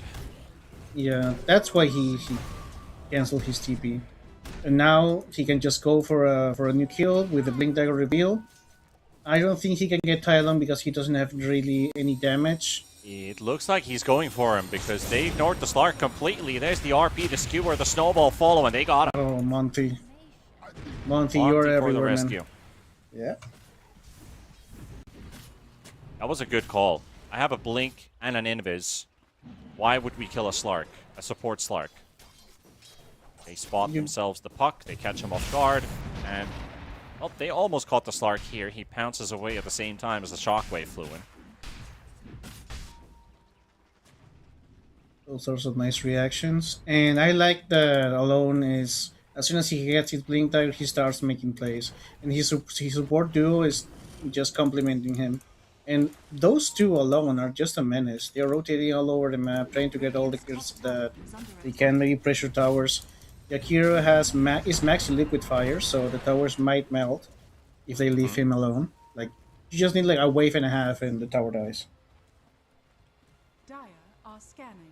They get the mid tier 1. Yeah, they did. So they only have the top tier 1 tower to take. And they can start shoving those tier 2s in. 8 play towards bottom. There's a Clinks maybe around. Literally right under their feet, but they have no idea. He's gonna drop a deep ward to see if Clinks is gonna be farming the Thunder Hides in the Ancient Camp. But now the 14-minute Wisdom. He's gotta get away with it. Meanwhile, Knight gets taken down by Alone. Are scanning. Yeah, well, Witz gets the He's shrine. getting away with the robbery. Where do we go from here? What does Tylon have? Okay, Tylon's going for Witchblade as well. Same puck build. There's a smoke happening with Alone. RP is up. Maybe they can find the puck again. Yep. Yeah. It's actually Clinks. Maybe even better. They got an Dawnbreaker ulti coming in, but that doesn't go through. He got hit by the shackle shot from BSK. So that Dawnbreaker ulti got cancelled, and Monty, together with Alone, finish off the Wits Clinks. Monty is so close to a Blink Dagger. Oh, I think we can get more out of this. Magnus was just edging. They're going for Jakiro. Dawnbreaker. and Knight. They're going to use the coil for this.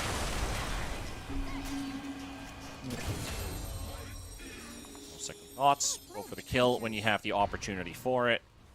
And I think that is a Witchblade done. Yeah, Puck has the Witchblade up now. It's a bit behind timing though, but it's not the worst.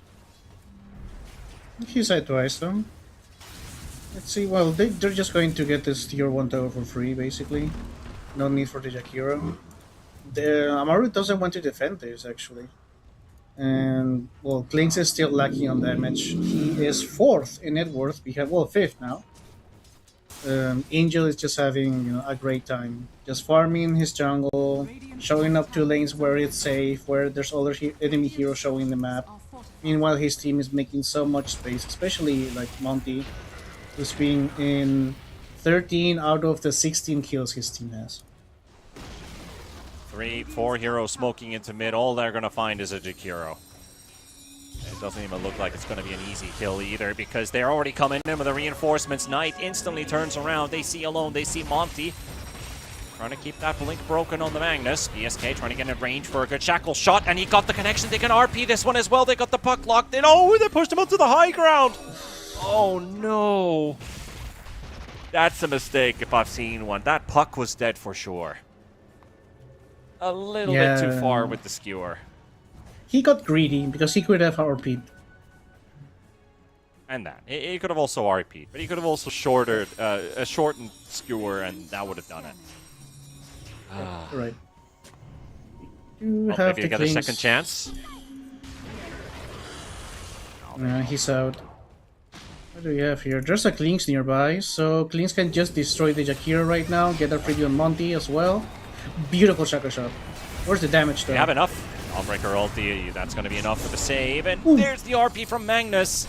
And he got insta-silence right after by the Waning Rift from Tai Lung. But Tai Lung dies, Wit survives, Gardic survives. And BSK, oh, that's going to be a 4th kill here for Amaru Gaming. And just like that, unless Angel turns things around, he doesn't even have Mod of the Requiem of Souls. And he pumps the Mask of Madness, so he's silenced. and pop the Requiem there. Hero, he's in. Snark's going to be able to jump away. All right, that was close to disaster for Esterbacks. As they fought in mid, they let the one hero go out that they finally took down. But Tylung cleaned up Alone's Wicked 6 streak, so he got like 700, 800 gold, something like that from that engagement. Wits finds a double for himself. And they almost lost 4. So that could have been an entire momentum shift for Amaru Gaming. Just because of Starbacks making back-to-back mistakes. Yeah, they were lacking in damage a lot. Like Wind Ranger did get the ultimate, they get the shackle shot. It was a beautiful RP, but it was like out of sync, out of order. They didn't have enough to kill everyone. So maybe if this something like that happens again, maybe or in 5 minutes, Wind Ranger might have the damage to do so. They didn't have the Shadow Fiend there, so there's a lot of repositioning, a lot of control, a lot of magic damage being dealt from Starbacks. But if Shadow Fiend is not there, you can't really take like a 5v5. Oh, just short of the a little ice bit path. short with the Ice Path, yeah. Close call. Magnus. Alone. Oh Nice no, play with outplayed. Toiling actually doesn't have to do too much to dodge that one, but that does force out the Dawnbreaker Solar Guardian. Gets the outplayed. Things are still farming for damage. Oh, RP missed. Tylung is... Oh man, again, I wish we had player cameras. Could see a bit of a smirk there. A moment for Tylung. Meanwhile, knowing that that RP is down, that's a moment for Amaru to strike. And Wits will take down the Jakiro. yeah, that's the green light, so to speak. We are looking for another Shadow Blade on Shadow Fiend. So it might be taking a page out of Team Sangre. From last match. Yep. Okay, now Amaru is feeling confident right now. They know there's no RP. Is he going Timed to the skewer. try? He was trying for it, but a very long duration phase shift there. Knight just taking punches from Angel. They also got the lock-in on Tylung's puck. They only get the Tusk so far, and the chase is on. Drone charge is popped. Chase is ready. Angel leading the charge. Lone with a blink. Gets the dust to go out, and the white dust of appearance strikes Wits. Yeah, there was nothing Wits could have done there. And like we were mentioning, Shadow Fiend just joined the fight and took like 3 kills with him. The playmaking is there, the repositioning is there, the initiation is there. They just needed the damage. They got it. They got a really nice trade out of it. And now they get a free Tormentor as well. On Monty, so...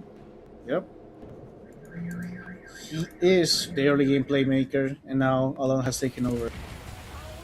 Sounded like your car alarm might have gone off in the background. Hopefully my co-caster's still all right there. I'm okay. It's I don't know. A car alarm is going off right next to me. I don't know why. It's all right, as long as you're fine. As more aggression from Starbacks. Angel wants the Dawnbreaker, and again the Ice Path is off the mark, but they got Walrus Punch. That's enough to lock him down. Tusk with a Blink Dagger, beware. RP used as well, but again Tylung with a Silence prevents the Magnus from getting the Skewer Plate to follow. Bardic gets hit by the Requiem by Angel. They push the Undying closer. Oh, they actually underestimated him there for a second because he didn't instantly die. But he will be taken a... That's 24 kills for Starbacks, and Roshan looks like he's on the menu now. Yeah, it's an easy Roche here. There's a lot of damage for Shadow Fiend. Wind Ranger can also just focus fire it. Oh, with the tag team, yeah, Roshan just melts here. Oh, absolutely. Easy kill. Starbacks, they've definitely come to play, and They are back. they might have spent almost 5 hours in the previous best of 3, but they're on a roll here. They learn a lot. 2 here. Guarding 40 taken down. They didn't even kill the Tusk, which was the target initially. There's the Guardian coming in to heal up Tylung, and Alone will be taken down. They got the burst. Wits is cleaning house with 2 kills, but Angel. Shadow Blade already up on an attack speed, and the empower from the Magnus, but Tylung and Knight, they strike into the backline. BSK, what can he do? This shackle shot doesn't really land on the spot, and looking to wear down that Wind Ranger. Angel is standing in between. No sentries here. Who's he gonna snipe? Can he get the wits? He doesn't. He did see him with the sentry for a moment. That's a smart back away from Amaru, though. Yeah, well, there wasn't any Requiem to go along with the Shadow Blade play, so... Oh, maybe he can get it here? Let's go straight up Mask of Madness and knock him down. Yeah, works. He can get some damage done to the tower as well. There's no Dream Coil.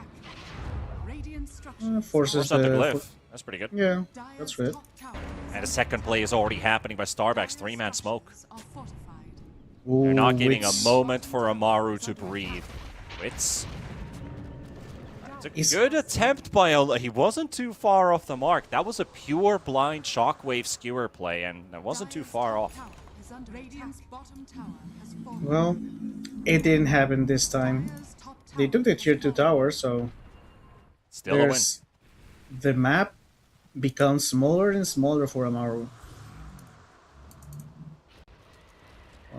What are AMG planning on doing next? Shiva's queued up for the Puck, Blade Mail for the Dawnbreaker, Guardian Griefs for dying a lot of armor items.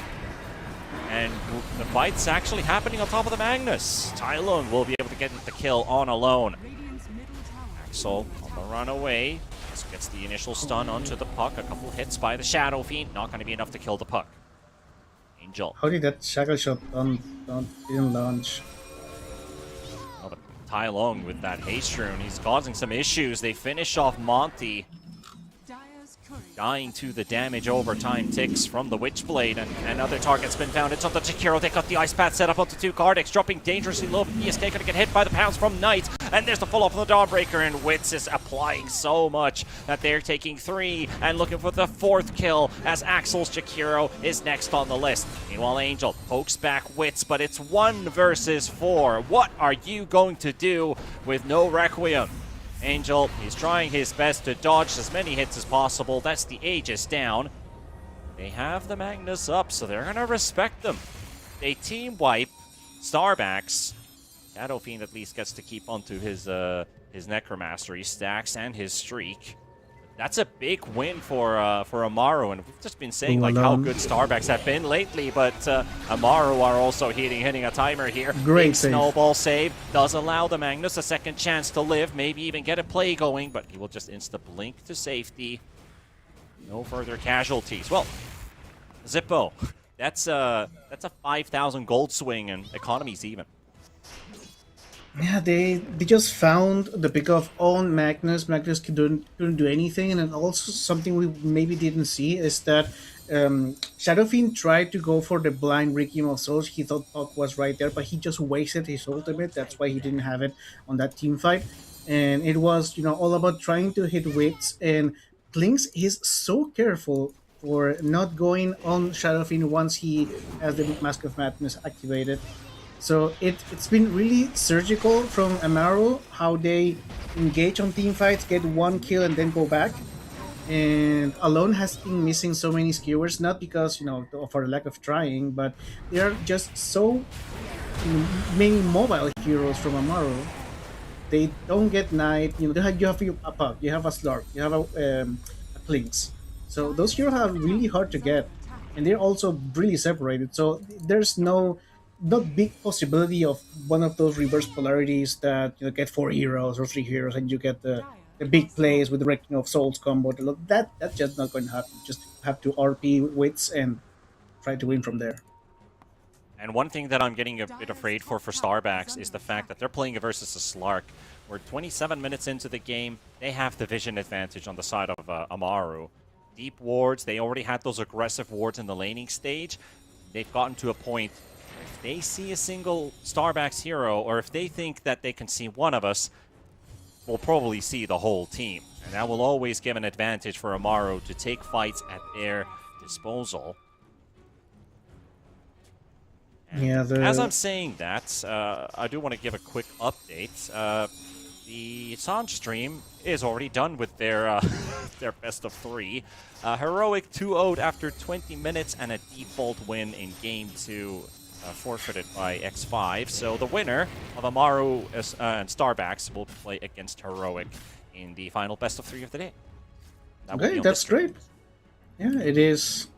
It shows that we are like Sangre and Yasha. We are polar opposites. We get like a 5 hour, 4 games BO3, and they get a 1 game BO3 with a death win. Yep. Yep. Pretty much.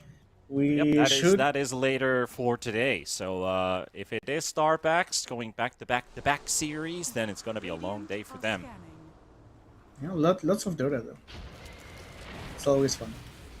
They're going to be playing that much Dota anyway, so you might as well qualify for a tournament. Yeah, I mean, you're willingly sacrificing a good Saturday. A lot of people would go, what, partying? A lot of people will do their free day activities. Nope, these guys are here to play Dota all day long. I miss those days, partying, activities. Now it's laundry. I'm Cleaning doing the work house. and laundry today, so. Is under attack. Yeah, cleaning the house, taking care of the pets, doing the shopping. He just Yeah, catches up, but Dota is always there. Exactly, yeah. I just moved into a new place 2 weeks ago, and I still haven't had the time to put all my my sound panels on the walls yet, so I have a bit of a echo still in my studio room. My neighbor probably loves, what is that, yelling voice coming out from behind the wall. Yep, that's me doing night shift here, 1 a.m. local time. Is under attack. Well, we understand if you can't really go, all in with the play-by-play. I will. Fuck the Okay. neighbors. We're here to cast Dota. We're here to entertain the crowd. Your guys are here to watch the best South American Dota, and that's what this qualifier is here for, and that's what we should also try to match up. We've had a bunch of bloodbaths today. This one is also 48 kills in under 30 minutes, and there has been no stoppage of action. Another tier 2 tower getting sieged by Angel, forcing another glyph, and this is a high ground glyph, so if Amaru can't find a trade here, Is under attack. we're gonna have a vulnerable Okay. 5 minutes. Knight is just going like getting in the kamikaze all vision. in. Oh, Tai Long. But he can't get his They got ulti off. Tai Lung. RP in the backline. They got Tai Lung as well. The puck's going down. And the Dawnbreaker hits the backline just to find Jakiro, but they've already lost 2, and they might lose a third. Middle tower is under Angel with the chase, the TP out. Dawnbreaker cancelled. Walrus punch, Shackle shot. Whichever connected first is enough to cancel the teleport. And Amaru, well, no high ground glyph. 3 heroes dead. How are you planning on defending that tier 2 or your high ground? Well, Roshan, that's a guarantee. Yeah, if you're playing right now, you want to go for the tier 2 top. And you have a DD, go for the tier 2 top. Just get that tower, get the trade. They're rushing. Okay, that's the. And we were mentioning, like, Magnus is not going to get the 3-man RP, 4-man RP, so he just sees the puck, he's that high priority target, and goes, okay, I got the puck, let's kill him. There's, like, the 2 most important heroes are done. I mean, we've seen a lot of great solo Guardian ultimates, but I do feel the impact of that hero is reduced Oh to that. my god. 2 hits and he's almost dead. He's Yep, that's lasting presence still up on the Shadow Fiend. He 2 hits and almost kills a Slark. Scary. and he's just starting with damage items. Radiant's middle tower has fallen. Okay, this is like looking great for Starbucks. What do you learn from this if you are Amaru? Like, do we ban? Don't make cheeky out of meta drafts, I guess. I mean, Klinks is supposedly on meta, on pop meta at least, because we haven't seen it in professional. But yeah, They did go kind of all over the place. Like, where's the control in this lineup? You play versus a Shadow Fiend. The thing that SF hates the most is stuns. If SF can't hit his targets freely, what's your lineup built out of? Puck doesn't have a stun. Dawnbreaker ulti and the hammer, but SF is still pretty fast, and you can BKB to ignore most of that. Slark does nothing, Undying does nothing. Clinks, well, I'd still pick a Shadow Fiend over a Clinks, so... Yeah, well, the thing with Klinks is that even though he is losing right now, he can still rat the map out. He can still be annoying in the map and try to get the win condition That's out true. of just ratting, which is why it has such a big percentage win percentage in high level pops. Yeah. Like he is just going to tell his team, okay, let's just go, defend somewhere or pressure somewhere, and I'll just go and take the tier 2 towers. And then same with the racks, and once he gets like really strong items and does a lot of damage, he can just Oh, take the man. towers with protection, with active protection. Tylung just spent everything on BSK and he only got him halfway. Someone's gonna die. And it's probably Well, not that's- from the Starback side. It's probably from Amaru as Gardic is left all alone. And to talk about the lack of control, Dawnbreaker decided to neglect the Blade Mail and went for a Refresher Orb, knowing how big her ultimate is in this game. So I like that it item is. pickup. It's a good adjustment. It is pretty big. Next item, I mean, I think Blade Mail is not the play anymore. Yeah, BKB is better. I would have said Assault Cuirass for the armor issue you have for the Shadow Fiend. But, well, now Shadow Fiend has just free reign to get this tower. Middle tower is under attack. There's nothing they can do to defend it either. 30 seconds, no Slark. Was just Man. killed. Well, Tylung will try his best to wear them down. He's close to getting the kill onto the Jakiro, but Gardic is getting punished by Angel. And Monty coming in with a Blink Dust. Quick snowball out back to safety. Tylung is on the chase, gets fueled up by the Tusk, sent into the air. Won't lose his life. Jakiro lives, Tusk lives, SF lives. Lane of No. Rax gone. Wits does a lot of damage, Klinks does a lot of damage, but he never gets to hit. Like, the whole time they lost the Rex, he was just watching as Shadow Fiend was just taking the Rexes and his structures for free. Basically, he tried to maybe get the Lack of to the- stuns. Yeah, just focus on the puck because he's the only annoying one. Klinks is just going to see he's Lack hided so of easily. Stuns.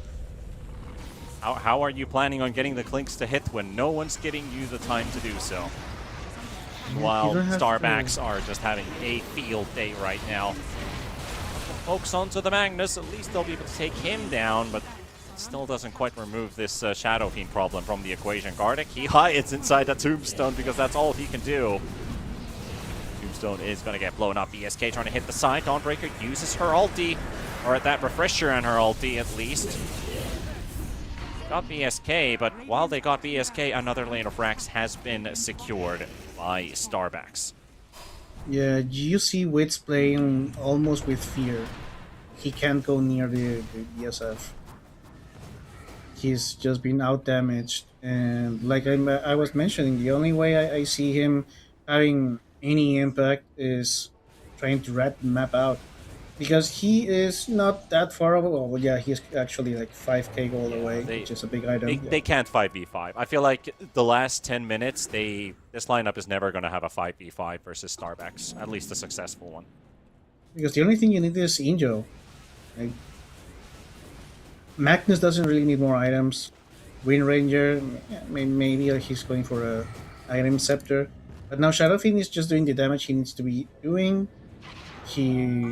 Magnus is just focusing on the correct target, which is the puck, since you don't really care about Klinks. And that's a really, gut punchy feeling where you're the carry and you're ignored because you don't, they're not afraid of you, even though you do a lot of damage. Yeah. And that's because Starbucks is playing always around this Shadow Fiend. A lot of pinging in the top lane. Angel is hunting Gardic.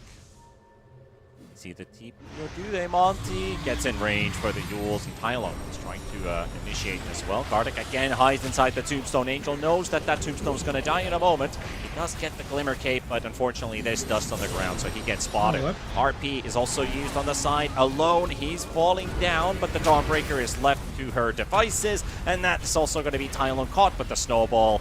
And Amaru Gaming, they have lost too many heroes to mount another defense. It's gonna be mega creeps at least. No puck buyback, 60 seconds gone. There's not gonna be a base left by the time puck's coming back alive. Yeah, and as you can see, even though you are Radiant's top hitting tower is under Shadow attack. Fiend for solid 3 seconds, there's not enough damage. Radiant's top tower is under Shadow Fiend is attack. just too much. Like they gave him the space, they gave him the time. They didn't make the map smaller. Now They has bigger dreams. they can't do anything basically. And I think one of the key things here is that what we're mentioning. There's no stunts. There's no control. The only control that you have is maybe just at the Solar Guardian and the Dream Coil and maybe the pounce. But if you It's are like a close enough wombo to pounce, you're combo, dead. yeah. Yeah, Radiant's middle tower if you're close enough to pounce, you're dead. Never really want to build your competitive Dota draft around a wombo combo because that's wishful thinking and hoping something's going to happen. As the Ancient is open, the tier 4 towers are gone, 2800 HP remaining. They're going to do a smoke on the low ground. Wait for someone to extend a little bit too far. Knight might just be the target see for it. him. They see Angel, and there's the skewer back. They're going to catch the Slark. This is ulti off at least, and this is going to be the final fight. They are quite deep in Shadow Fiend. No ulti. And gets the Satanic off on the low ground, and he's regenerating back up. Monty is dead. Dawnbreaker able to disengage, so Tusk buying back, recognizing that this is the time to make the final blow. Even if we just lost the hero, this is our time to shine. We have a chance to end the game here right now. Let's not think about it too much. Let's just do it. Straight to the Ancient they go. RP onto the back line. Huge one from Alone. And Tyling and Gardic are both out for the count. They're going to get the buyback at least out from the Undying. They're going to send in the Yules onto that Dawnbreaker once again. But the Ancient is falling down to 500. Angel wants to clean up the heroes instead. And that is going to be game number 1. Maybe a Rampage will not happen. Angel gets the freest game of his life. And Starbacks. That's a couple back-to-back wins now coming in from that previous series, and they take the lead versus Amaru. They are riding the momentum hard right here, and this was like really beautifully played. Monty and Axel, I believe it is. Well, Jakiro and Tusk were playing really good on the early game, doing the roaming around, making space for Shadow Fiend. I was really skeptical a little bit about the Wind Ranger offlane pick, but it worked perfectly, and I think it was really smart as well because if you pick the offlane as a Magnus, Magnus was just going to get harassed and going to get bullied out of the lane. Wind Ranger had a little bit of a fighting chance, and paired up with Tusk, they only did a combo twice, but they took, I mean, a core twice, so that is just enough. And I mean, the damage was there, the plays were there. I think this is the more as solid as we have seen Starbucks in this second game, second series of the day night for you. So I'm excited to see Starbucks continue with their victory streak. And I have to really commend them. That was some smart drafting. The Magnus was perfect to finish the draft. For Amaru, the Dawnbreaker is also really good, but they needed something more than just that Dawnbreaker. If you start your draft with Clink, Slark, Undying, you have to pick 2 stun heroes to follow. And Puck, Dawnbreaker, they don't really synergize that well together. It could be Puck plus Tidehunter. It could be the Dawnbreaker plus something that is like a Dragon Knight. At least you get a stun to follow up on it, something like that, So, Starbacks, great draft, great gameplay, easily handing out that they're winning and riding that momentum, and they take the lead in the series. But let's see what kind of adjustments Amaru are going to be doing for game number 2.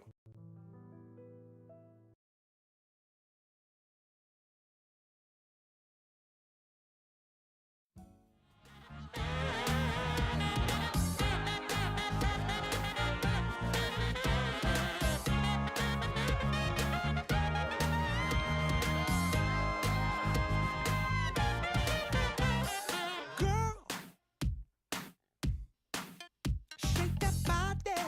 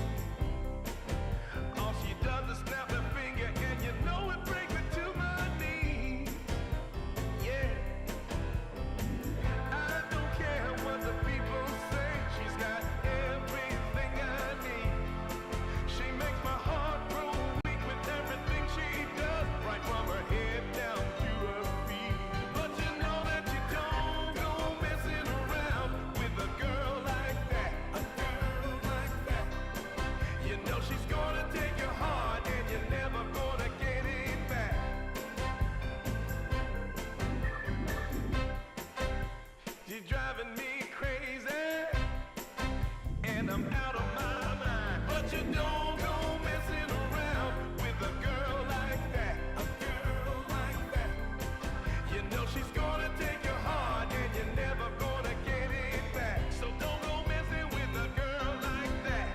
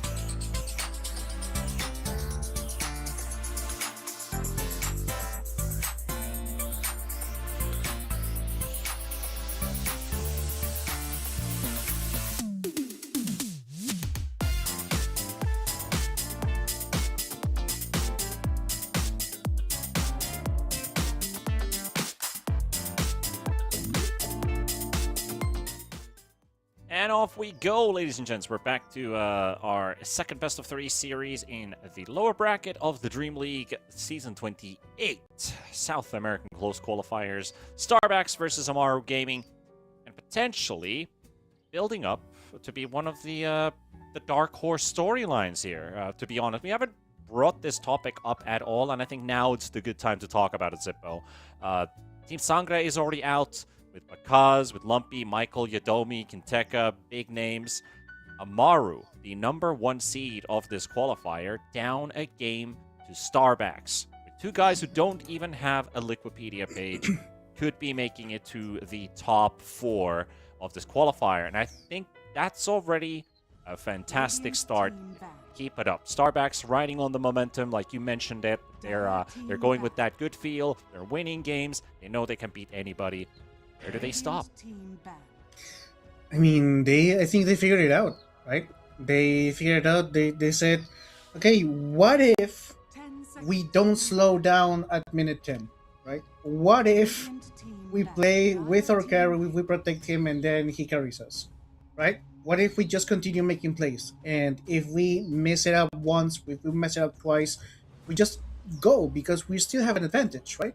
So they did it last game and it worked perfectly. I think some of the big things going for Starbacks, not only just that they're drafting smartly, their opponents might be underestimating them a little bit, but holy hell, if there's a player who is on fire right now, it's their support player, Monty. That Tusk won the laning stage for the team all by himself. And what happened after the laning stage when he had that Blink Dagger? He already had 2 or 3 guys to play with. Absolutely back-to-back insane games from Monty, and I can't wait to see what this guy can provide. And I hope I don't jinx him here, because I want to see more of that good stuff. Well, I think Amaru agrees with you because they've banned both of his heroes. He did great plays with Shadow Demon and with Tusk, and those guys are out. And Starbucks also sending a message here without banning or picking the Klings. This is more like it. This is what we wanted in last game. They needed stuns. Yeah. They start with 1. Yeah, the people want stuns. We pick stuns. Yes, absolutely. All right, Tidehunter. This hero has been in an interesting place as well in the last few weeks. It's been why is he so first broken. phase material? Is he that good? So broken. The Blubber Ignite, I think it is, that it triggers Anchor Smash when it reaches some threshold of damage. It was like you could be hitting him with 5 heroes with Divine Rapiers and damage, and then he just procs it once and he kills everyone. It was like there's a lot of reels and TikToks of Tidehunter being like 1v5 against everyone, even on scenarios with 5 carries full build hitting him and he just doesn't die. He just kills them all and survives every single piece of damage. He got nerfed a lot because as he should have. Yeah. So now it isn't as broken and as unfair. It is still pretty good.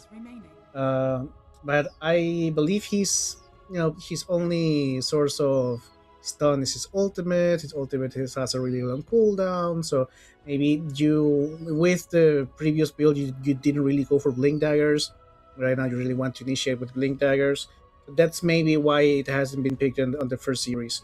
But I still believe it's a real solid pick. You can come back from a bad lane if you get stacks. So I like it. It's what you were lacking on last game, and you're not really showing much here. Yakiro also worked really good for. I think it's Axel. It's not Axel. What's the name of the position 5 for Starbacks? That should be Axel, yeah. Axel, yeah, it's Axel. Okay, great. 5 seconds remaining. Okay, there we go. We got Oscar on Amaru, and then we have Axel on Starbacks with the non-English letters in their names. Tidehunter, and now the Muerta comes out for Amaru. When it comes this early in the draft, it definitely speaks volumes about being a support. Of course, you can keep that core flex still open, but the way Starbacks were playing already earlier on against the Muerta, they shouldn't pick the Muerta as a pause 1, knowing that Starbacks is going to play aggressive. Yeah, it is way too slow. They got. I mean, I believe one of the teams were punished. I believe it was Team Sangre. They got punished because of the Morta pick as a carry. Okay, Yeah. Underlord is working. I do believe. I mean, it's not the that's a playmaking, damage dealing offlaner that we've seen is DSK Radiant team do, pick. but it is what you need in order to play early. Ringmaster now for Monty maybe, so new Yeah, most hero. likely Monty, right? Because he didn't have access to the support heroes that he's had success with, what it did have success with. That kind of 10 seconds remaining. asks the question: does he have any other good hero than those two? Because when you notice a hot streak player and you ban his heroes, they do run into a spot of, well, now all of my guys are expecting me to play just as well as I did, and I'm playing with a hero that I don't have a record on, at least for the day. Well, normally when you get to this point where you're playing close qualifiers, maybe you have between 2 and 4 heroes you are comfortable with. Maybe 2 of them you are really comfortable with. But Ringmaster works really well. It's also really good with Jakiro and other Lord. It has a nice energy, right? With it has the potential for big team fights, the potential for counter initiations. It has a safe mechanism, which is really great. Radiant team So maybe, and that's something. It goes. It's like a Emu Shadow Demon. It's like a budget Shadow Demon, right? I Because love that reference. you That's a good one. you do have one more disabled than Shadow Demon. You don't do as much damage, but you have more CC, and you have a way of saving people. So maybe that's the reason why they pick Ringmaster, and they go for the big saving potential. Train Yeah, protection now is a 5. I mean, in English casts, we always talk about such a old meme, like, let's say Shadow Demon from 5 Wish. seconds But remaining. I don't think I've heard any caster refer to Temu before, so that was a first. That was a first, Zippo. Well, we use Temu here. Well, Temu is everywhere now, so nobody Yeah. uses Wish. Everyone uses Temu, so absolutely, yeah, they should start using that more appropriately. But yeah, you brought up the Treant Protector in short. We got a bit of a glimpse of how the Treant Protector acts and works, and it was in the game where Starbacks lost Dire team the control of the game entirely when Treant Ooh. Protector kind of hit his stride. So let's see how they answered that, and they go back for the Omni Knight. It worked really pulled off a well. pretty good one with Angel. Yeah, it worked really well. Radiant team back. They don't have the disruptor for the combo though, so might not work as it worked against. I think it was an Underlord or a Centaur. It was against a Centaur. So maybe that's their answer when the offlaner is a really beefy hero, because you can't really reflect, or you can't really take from pure damage, right? So maybe that's the answer they have to it. They take away the cast, the clinks, the husk. Mhm. What is Amaru missing? Amaru's missing a carry. Yeah, they're missing a carry. If it's, I don't think maybe it's a Wind Ranger carry. Radiant team back. I think they still Or- have their options open because they have the 24th pick, and Starbacks, depending on what the mid's going to be, do they go for a Glass Cannon pause one? Do they need a more durable one? They have the control. You've got Tidehunter, you've got Treant and Muerta. Well, technically, you could say Wind Ranger as well. 10 They've seconds flipped the script and gone with stuns, gone with team fight. remaining. 5 So do you pick a seconds hero that benefits from team fight, or do you find something that is better playing alone, looking for maybe some 2v1s, 3v1s, like smaller skirmishes? That's probably what they're going to wait from Starbacks with their next pick, is can they risk it? Is it too greedy, or is it not greedy? Oh, this There's is a going great to be a pick. team fight answer from Starbacks with the Mars. Yeah, this is a lone Mars. This is a mid Mars. So yeah, the team fight is really great here, and they're really durable heroes as well. The only one that's really squishy is the Ringmaster. After that, it's really tough cookies everywhere. So you really need a big damage hero. 5 seconds So remaining. maybe if you got like a Terror Blade or something like that to protect him, and then he just destroys everyone. And even that, if you pick any type of carry here, Omni Knight will just ult and no more physical damage is being done. Mhm. So you do need Maybe a a little bit of mixed damage like Luna, Morphling, maybe something like that.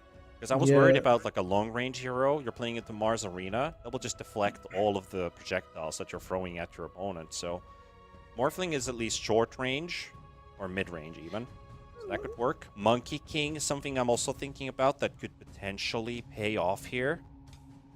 You can always Ursa. No, Ursa's banned. Versus Band. That's the first one I had in mind versus yeah, Mars, but I because think a Monkey nullifier, King, Morphling is what I'm thinking at right now. a nullifier user is also something I'm thinking of. Monkey King, I do agree with. It's going to be a decent lane with Gem Protector as well. It's going to be hard for other to go on lane. What can you have here? Like maybe like a Life Stealer. It isn't banned. You can go a Life Stealer. You're also durable. You can fight early because Juggernaut is not going to work here. Well, you can also go like a Drow. No, Ember. Choose your hero. Tai Long Ember. We had a Wind Ranger carry. Okay. Wind Ranger No, support, Wind Ranger actually, 4. So Oh, Tide Carry Muerta. Are they going for the Carry Muerta then? Yeah, I think that's the reasoning, right? Because if you guard an Angel, there's no damage being done for a traditional carry, so they maybe take the same bait as Team Sangre took. It does Is feel it a like bait? it. I feel like does. they're forced with this Muerta pick. It probably wasn't. I could be completely wrong. How I'm reading it, I feel like they're forced to play this Muerta as a +1. They Yes. wanted a good, strong hero for Tai Lung instead, and that's the hero that you really have to look out for. It's a good Ember game. It's definitely a very good Ember game. So Wits is probably not going to be the main character of this game for Amaru, but instead Tai Lung on that Ember. Yeah, it's one of his comfort picks as well, so that's important. At least we now have the potential of an early game impacting Wind Ranger because with Kill Shot, which is going to come really handy with all these beefy heroes. Mm.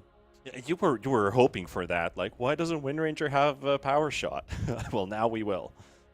Yeah, now he will. I mean, I get the other build. The other build work as well.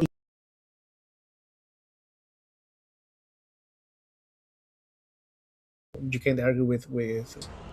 But now this is going to be a more fast-paced kind of thing. I don't think the Muerta pick is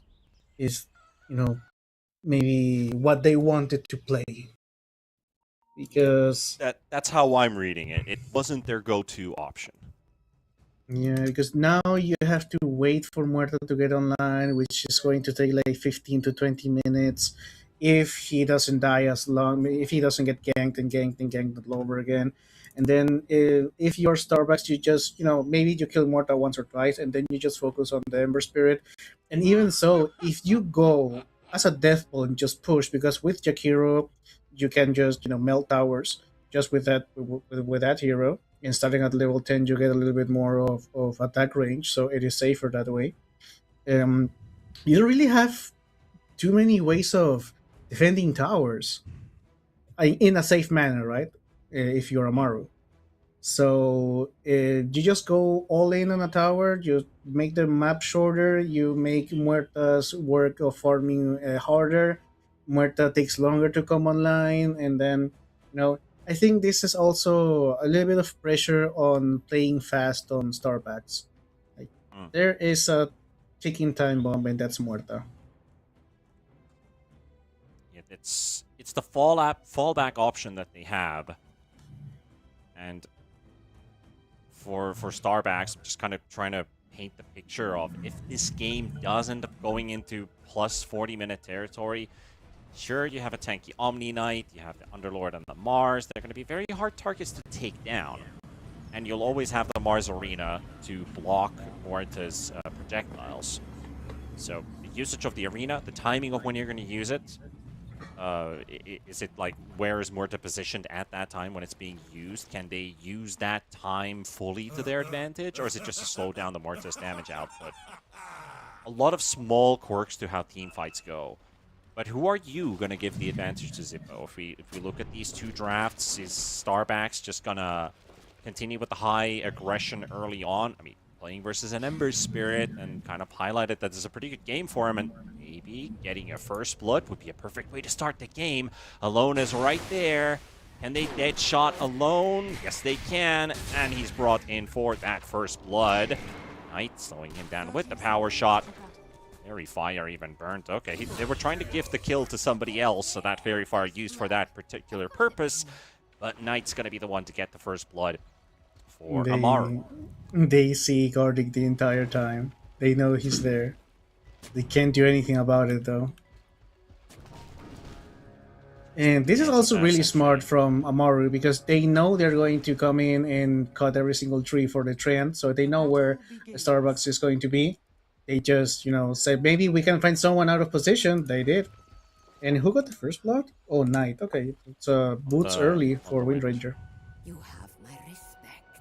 Mana beats queued up, going for the early bracer for some stats, able to trade better in the lane. Together with his Tidehunter. Yep, Amaru maybe got surprised a bit that they're a game down versus Starbacks, and now are the ones facing elimination.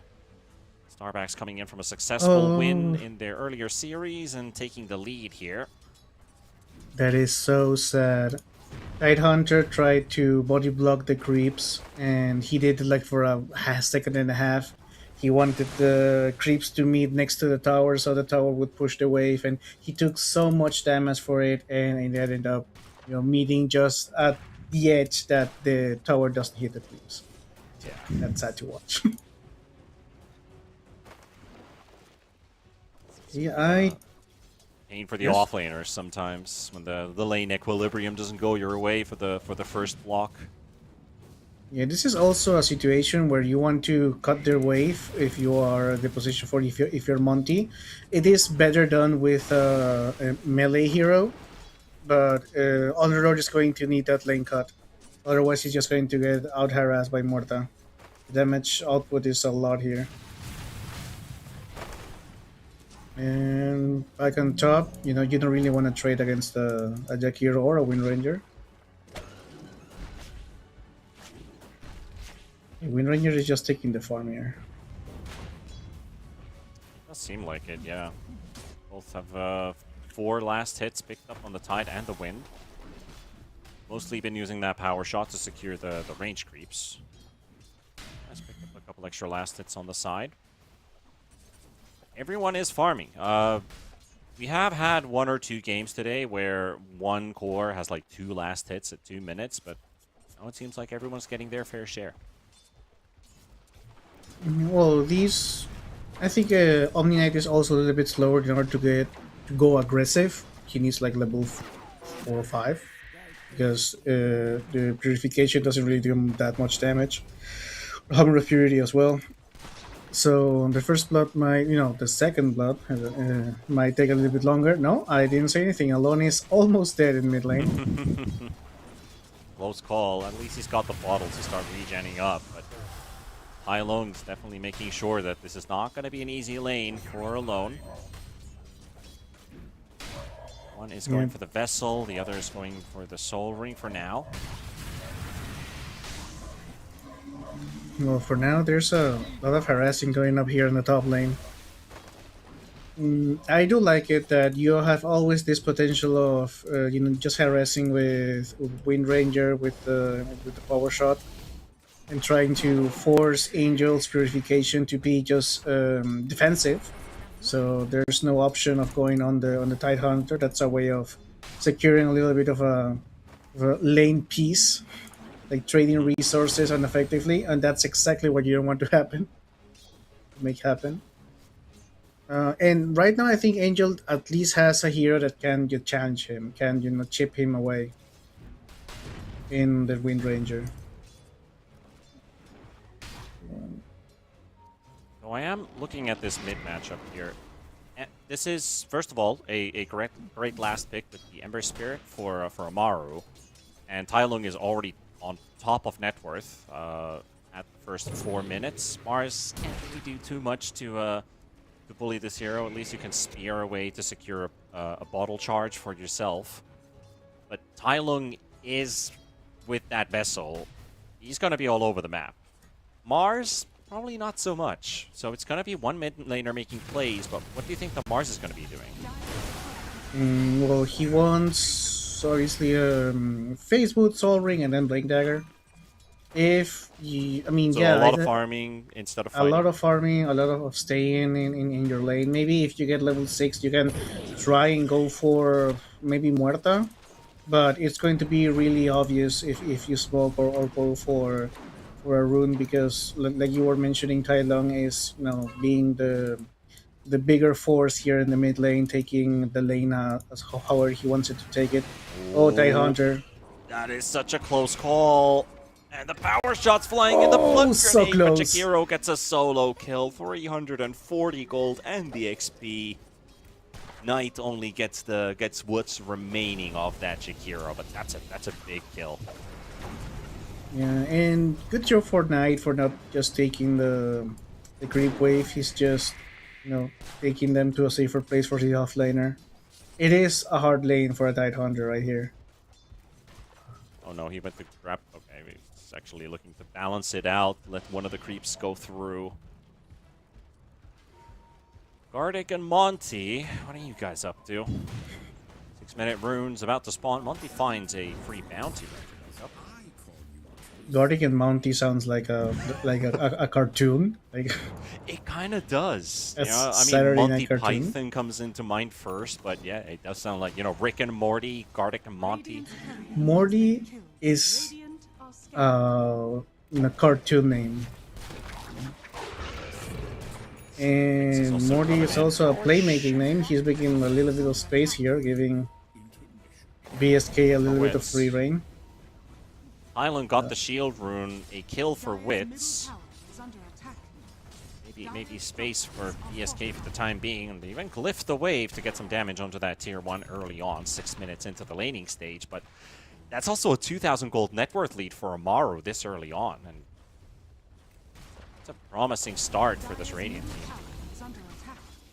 team. Yeah, I think they haven't lost as hard the offlane, and they've won mid lane and safe lane. And oh, this is Just unfortunate. 2 pixels short. They couldn't go for Tai Lung because he has the shield rune, and he has the remnant, so he can always escape. But he wanted that Wind Ranger with the Mars Arena. That's going to be a bit of a turnaround. Jakiro, long exit here. That's their mid tower down. That's 3,000 gold ahead now. Yeah, and that's a double Shrine of Wisdom as well. Getting only wins here on the side of Amaru.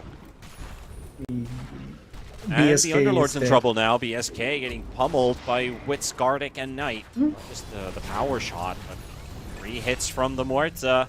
Monty is also now down to Tai Lung, and Tai Lung is coming in for a round to get another kill. He just picked up some fresh earn charges, and that's a double for the Ember Spirit, and 4,000 gold. So it was 2k 1.5 minutes ago, and it's just double.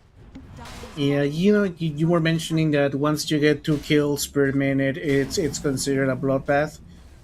Okay, we say that once you have more than 500 gold per minute in advantage, it's considered a stomp. So we have 4k in 8 minutes. If this continues if we continue as it's going, this might be going on the stompy side. So it comes up to the Mars to make this next arena happen. The first one didn't go as well. And Tai Lung is also really close to the Spirit Vessel, which is a really fast timing. The one thing I was worried about when I saw that Mars going into the mid lane is, sure, you got tanky heroes and you have control, but you are going to lack on the damage side.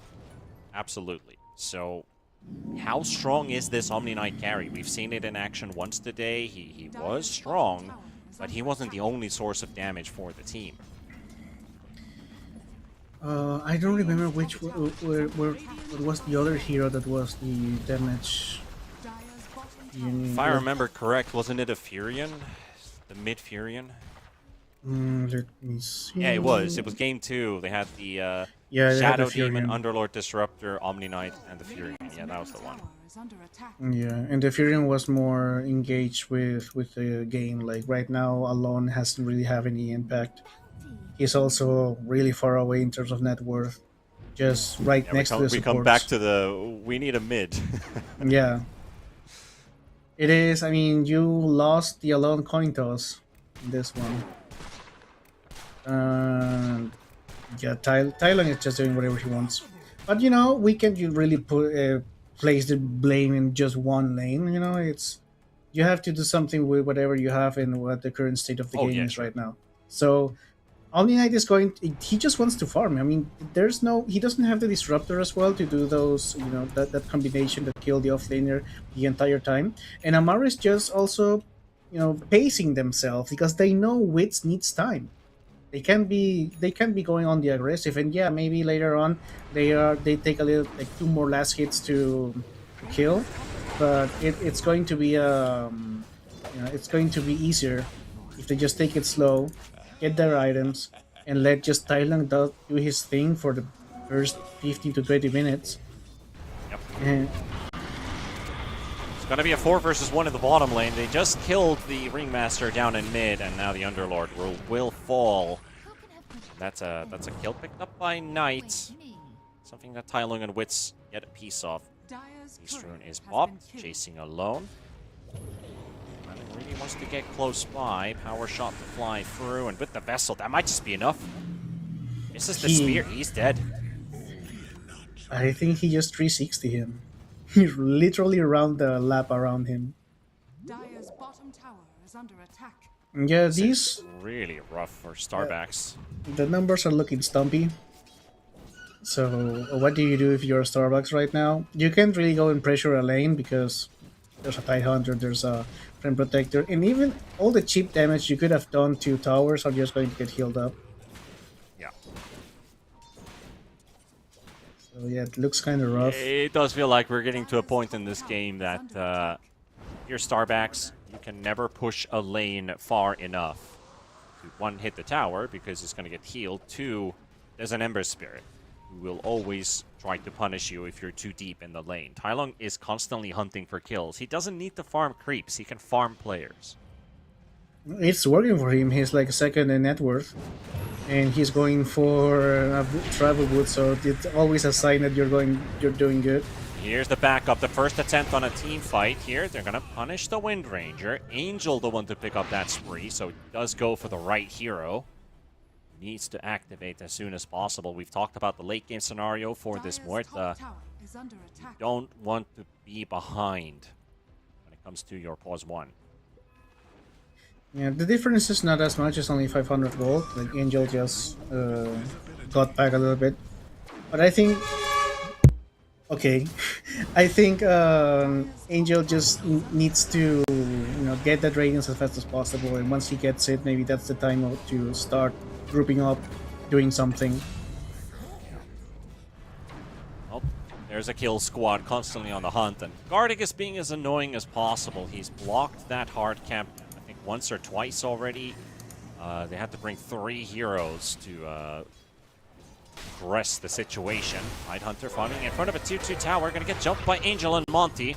Doesn't quite get the connection on the Wheel of Wonder, but the burst might be enough.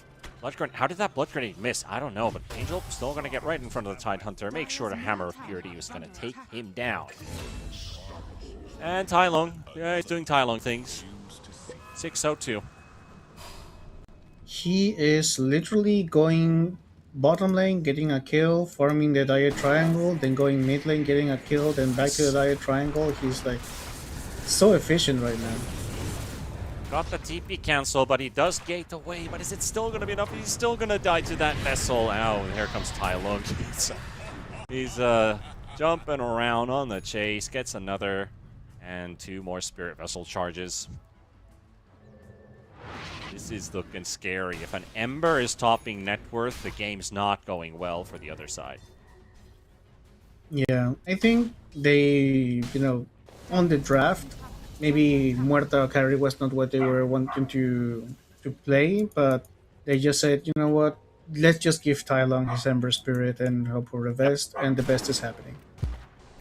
Exactly. Yeah. When I said the Ember is going to be the main character of this draft, this is exactly what we were expecting. And 9 out of the 11 kills, topping net worth, having lots of travel vessel at 14 minutes, and soon done with a Kaya. He's going to be a menace if he already isn't one. Arctic comes to the Jakiro, but they spot themselves a Ringmaster. Tai Lung looking for another. Big streak on him now. Closing up. The next kill is going to give a godlike spree for the man. Okay, now it's just literally Tai Long against the world. He's zoning them out, he's getting the kills, he's making a lot of space, and they are completely ignoring the Omni Knight. They just don't care that he already has a Radiance because it's coming way too late. I mean, he's going to be the only damage dealer, he's going to be the only hero of the Dire lineup, and now it's his time to shine if he can do it. Just TP it and Amaru goes away. Oh, can he get Tai Long? The Prowlers caught Tai Lung for a second. Oh, this Angel is already so down to half HP. good. Scary. Nobody can get close enough as they just evaporate and they disappear in the night. At least they got guarded. But it's really not a relief. It's a consolation prize. Exactly, I was about to say the consolation prize is exactly what they got from that. And an Oh, no. awkward pause. It is the man who just got caught by the searing chains and the spirit vessel. Tai Lung is charging in on the Mars. He's got a 4-second cooldown on the Spear of Mars at the moment. Omni Knight It's happening again. He could potentially let this Mars live a bit longer with a repel. Maybe even save his life with it. Yeah, I think Mars is not dead here. I think the only other hero is Knight. Maybe if he can get that shackle shot with Omni Knight and Mars, that'd be great. But Yep, those 4 that'd be against great. 1. But there's a chance this Ember could die too. Where is his Remnant? Okay, so he does have an active Remnant, but he's got a 24-second cooldown on his ult right now. If they can get the Wheel of Wonder to connect with the next Spear of Mars, that's the only way they could turn this one around. Otherwise, it's just repel the Mars and back away. Let's see what happens. It's a 4-second cooldown on the spear, so I don't think it's happening. Yeah. Oh, it's actually Amaru who disengaged instead, so that will do it. Yeah, that's the best play, right? Because you always want to do those, fast plays as an Ember Spirit. Just go in, go out. If it takes too long, you're getting red. So don't give time to the enemy heroes to read the situation. Yeah. And Tai Long, We got a blink on the Mars, so this would be a time to use it. Angel, yeah, Axel, Monty, they're all nearby. the reveal has This to be play good. needs to work. Okay, can we get Tai Long? Nice. Link Spear Arena into the Ice Path, the Wheel of Wonder. They should have enough to take down the Ember Spirit. Yes, sir. Oh, Angel And gets Angel gets all of that money. 700 gold. Omni Knight takes first place in net worth. Just what they needed. It's a little glimmer of hope. it. While Okay. Oscar's running away. Knight's getting caught with the second spear. Beautiful ice path. Onto 2. Knight, the one to fall, the Tidehunter. That's going to take way too long, so they're happy. They get 2 kills. They back away. And that's a 2,000 gold swing. So Starback's breathing a bit of life into their game.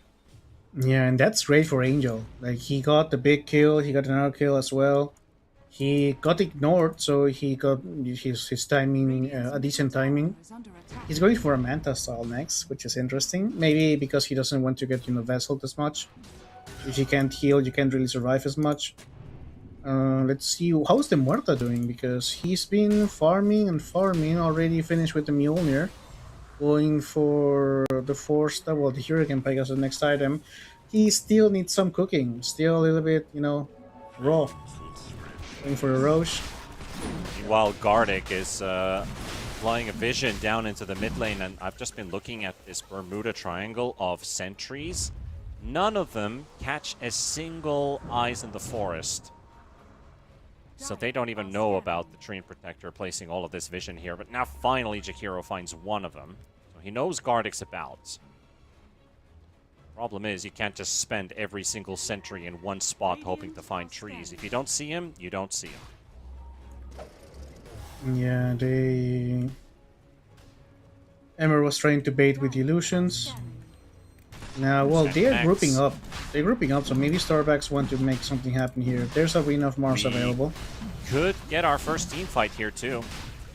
Oh, but Rush. Just taking maybe a bit too long. There's the gate coming in. Morta, they caught Wits, and they got a nice Ravage to turn things around. So they're not going to be in harm's way instantly, but they got a very low Omni Knight, but so is the Muerta, who's the one to fall first. Tai Lung with the chains. The chain gang connects on all of the heroes, and the Omni Knight doesn't have anything left in the tank. It's going to be a 3-for-1 trade, maybe even 4, with BSK being left all by himself. The only thing the Mars can do is try to push out that top wave, but instantly Tai Lung is on the chase, looking for the team wipe. Alone picks up the flowers, goes on the run. They can't do Roshan, but it's a win for Amaru again. Yeah, well, it was the correct play to go for the Muerta, but Muerta just was sacrificed, so to speak, and Tai Lung, the real carrier right here, was he just took over, and now Roche is And up what a again. Ravage! Yeah, the Ravage was really good. It was really well placed. I don't think there was... I mean, it was the correct play for Starbacks. The targeting was on point. It's just that Maru is too far ahead. Just on the Ember Spirit, because globally it's only 5k gold ahead. It is a decent amount, but it's not stumpy anymore. Did you get the bouncing? Aegis? It's been bouncing back and forth for the last 5 minutes. It was 7,000, and it went down to 5,000. Now we're somewhere in between. So at least they stopped the bleeding, but 1 to 4, that definitely talks they are still bleeding on the side of Starbacks. It is interesting that they got the Aegis to the Muerta, because I would have thought that Tai Lung gets it, and he just continues to do plays around the map, buying more time for Muerta. Maybe they want towers. I think Exactly. that's what they want to do. Wits is the only one who can hit objectives, so just park the Muerta in front, have everybody else protecting. I think that's one way to get those tier 2s out of the way. Yeah, they get the Tormentor now for free, and I think that's exactly why she got the Aegis right now. And once again, Tai Lung wants to get that Jakiro. Knight secures it. Like an easy grab. It is very hard for Starbacks to get on the map. Trying to push out a lane is probably going to cost your life. They do have more options and they have more tools to engage, but they need that surprise factor. Otherwise, you're just going to get ravaged like you did in the last team fight. And it's interesting that I100's... Yeah? Just the thought that I had in my mind is Monty not getting to play Tusk or Shadow Demon. He's 0, 5, and 6. This Ringmaster's having a hard time finding a place in this game. Yeah, honeymoon is over. I mean, yeah, maybe it's... I mean, he went up against the Treant Protector and Muerta. Yeah, really hard lane. And then the Ember Spirit. I think the Ember Spirit is just... I don't think that, obviously, maybe it's not one of his best heroes, but Tai Lung just put a wrench on the wheel of Starbacks. Radiant's middle tower is under attack. There's the top tier 2 tower that is being sieged right now, but Starbacks are stacking up. Radiant's The Underlord can always join in with the gate, so I do wonder if they want to fight versus an Aegis, They have 2.5 minutes. They have to make something happen. Well, they're going to lose the top tower, so they know they can maybe hit the middle one. No, they got They afraid. traded bot T1 for top tier 2. Not a favorable trade, but you gotta take anything you can get. Alone sets up with the Yule's Arena placed down, doesn't get the spear off, but finally gets it onto Wits. He's burning in the Macropyre. That's life number 1 gone, and Knight is gonna get denied as well, so that's 1 hero out for sure. Wits gets the Pierce to Veil. Here comes the Ravage, connecting onto 3. Wits is in a prime position to deal some damage, but he doesn't do anything to Angel yet. He only gets the Jakiro. Angel trying to go on the chase, but he's getting slowed up by the Gush. Oscar making sure that the Omni Knight's not going to get the Wits. Oh, and that's a miss spear. They had the Yules, but they didn't want to use it right away. Now Angel gets a couple pokes out onto that Tidehunter of Oscar's. Mylon getting caught by the Pit of Malice. Monty, nice remnant and slight dodge there to avoid the Tame the Beasts. And that's going to be Monty going down. 2 heroes out at the cost of just an Aegis. And make that maybe even 3, because alone... Oh, he's got nowhere to go. Massive fuels into Wits' dead shot. Omni Knight really struggles with range heroes. He is trying to go over Muerta. He's really trying to be on top of her, but he just gets kited away. And once again, the Ravage. Like it just turns the fight from Cancelled away. the teleport as well, perfectly timed with the overgrowth. BSK can't escape. Angel came to rescue him with the repel. Long and the boys are going to be surrounding them right now. Tame the Beast connecting once again. Anchor dodged. The illusion's coming out. Use the Funhouse Mirror. He's onto the back. Long.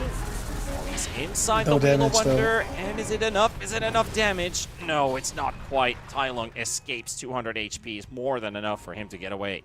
Omni Knight continues to chase. Tidehunter taking a poke. Has the repel active. Gates coming into the back. Another arena from Alone. They've got themselves the Tidehunter. Get something for their efforts. Almost catching Gardic as well, but he's outside of vision, so he will escape. And Alone is kind of alone here. It's like just the Mars looking to find somebody, but it's like, well, are you actually killing anybody? You don't have any friends. You don't have any damage. You don't have an ultimate. Exactly. So yeah, it's risky maneuver. And speaking of trying to kill someone, like Tylong is unkillable right now. He has Aghanim Scepter and Kaya, like almost level 18. So good luck catching him. Good luck being on a part of the map that he isn't, or he doesn't have vision of. Because if you pair up the ridiculous mobility of an Aghanim Scepter Ember Spirit with the vision that Flame Protector gives you, you are not safe almost anywhere. Just, right next to a sentry maybe. But then, you never know. Oh, Well, both the supports smoking up with Tylong down the bottom lane. They do make themselves known, so now the most important course of action would be head over to some other lane than bottom. They're charging down towards the mid lane and the triangle, hoping to find somebody here. I feel like they might have pinged out the Mars's location. Might have shown under the ward that they have in the triangle, and see that they're probably stacking up on the side of Starbacks, and they maybe know about this smoke. Radiant are scanning. They're gonna dodge it at least. Yeah. Well, they just didn't find anything with the smoke. There's a Blink Dagger on the Wind Ranger right now with the Gale Force. Well, I want to see like an harpoon for Omni Knight, or something that he can just jump on top of someone, because he's lacking a lot of catch. That's why he's getting kited a lot. He just TP'd out. This is second smoke coming in from Amaru, and this time it's the whole team. So Starbacks have to get out of harm's way, and it looks like they might be able to. Ringmaster's Courier flies around, showing Gardic that they were here.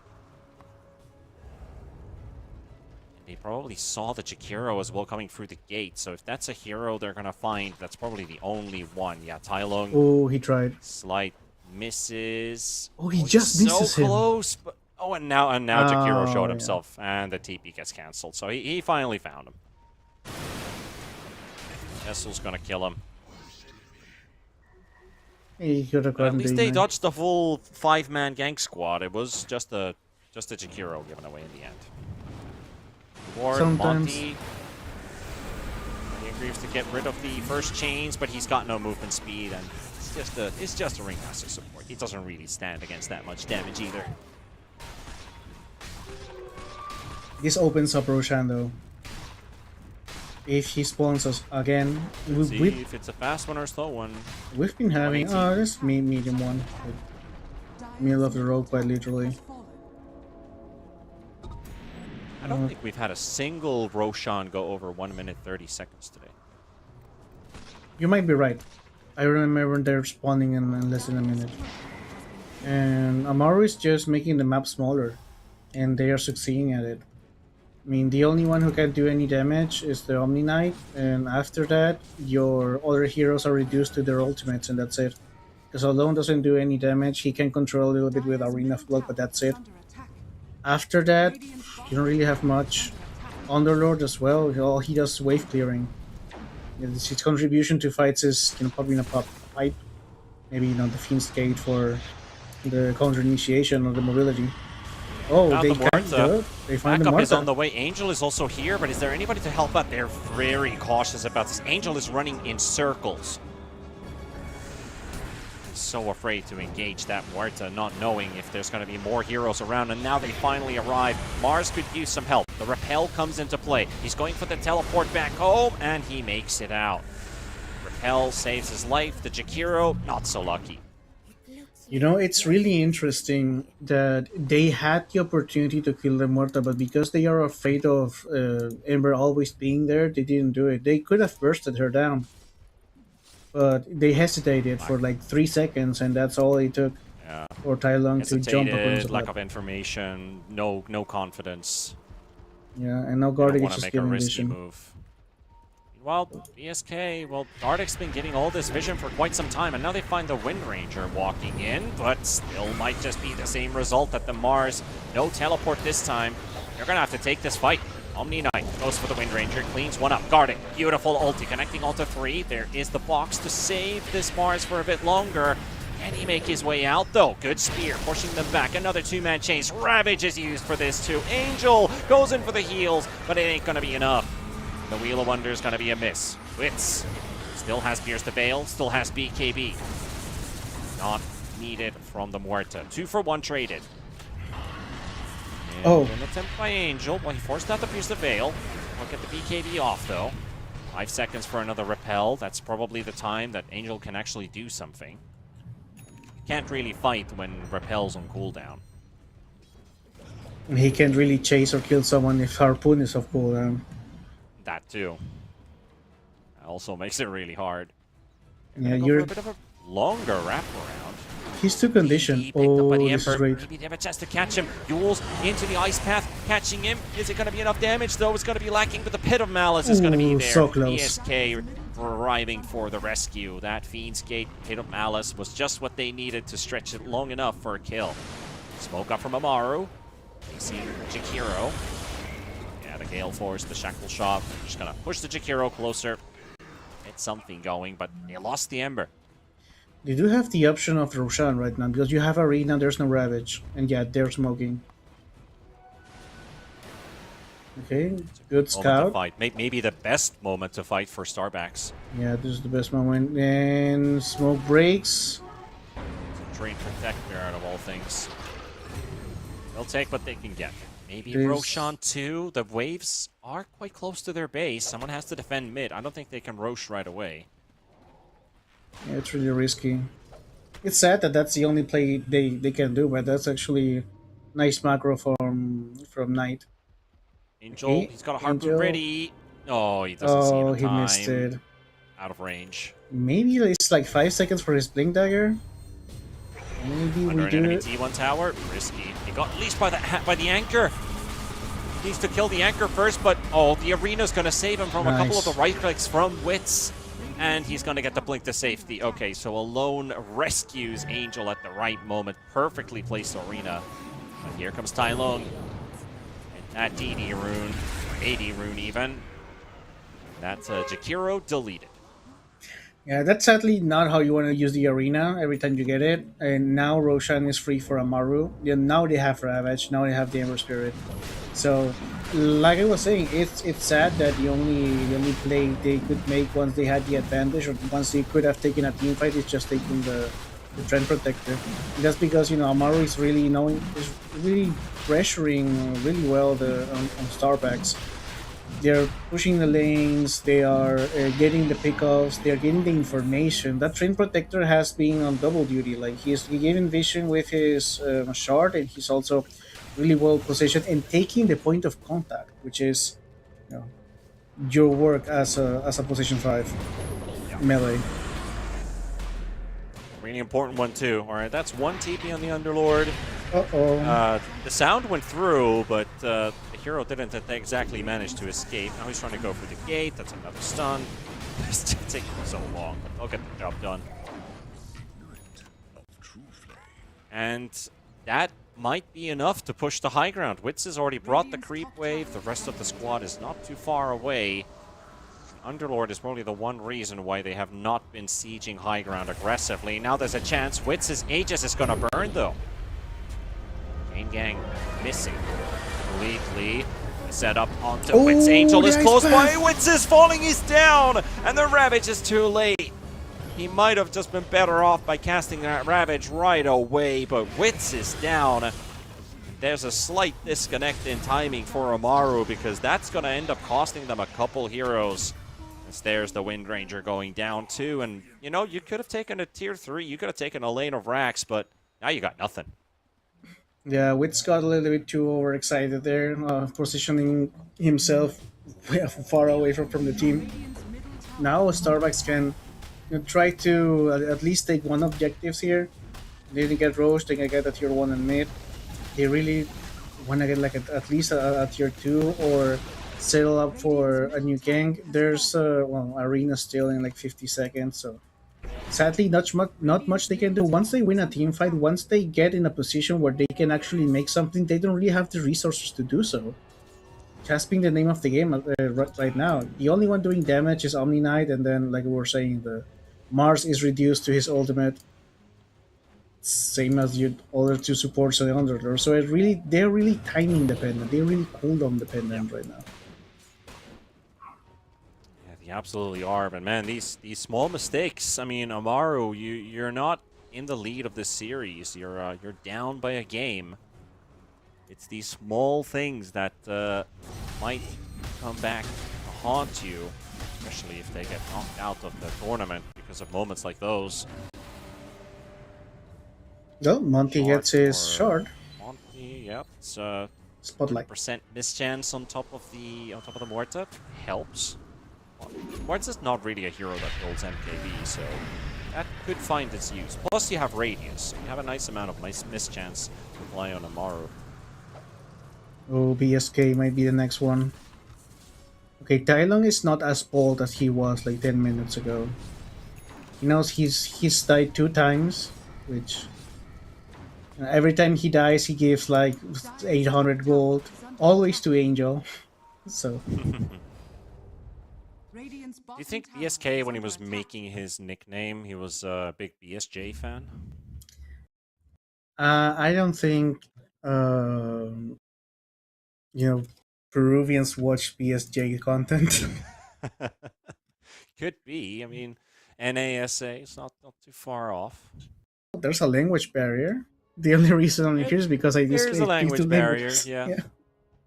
Yeah, you are right. There is quite a big gap. Yeah. Maybe I'm reaching out. I'm a fan of BSJ. I'm on his like VIP thingy on the dojo. Really quite interesting. You're one of those important people. Yeah, like these paid people, they give you the VIP title to feel important, so you give the money away. But good investment. Would recommend. Let's see.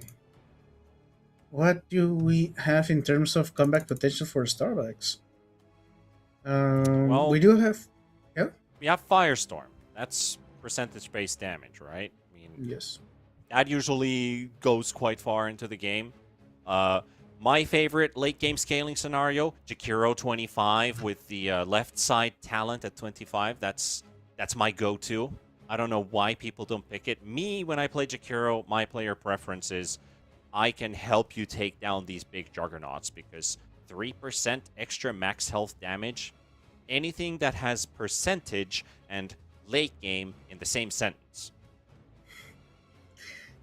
It's just maths. Yes, you're right.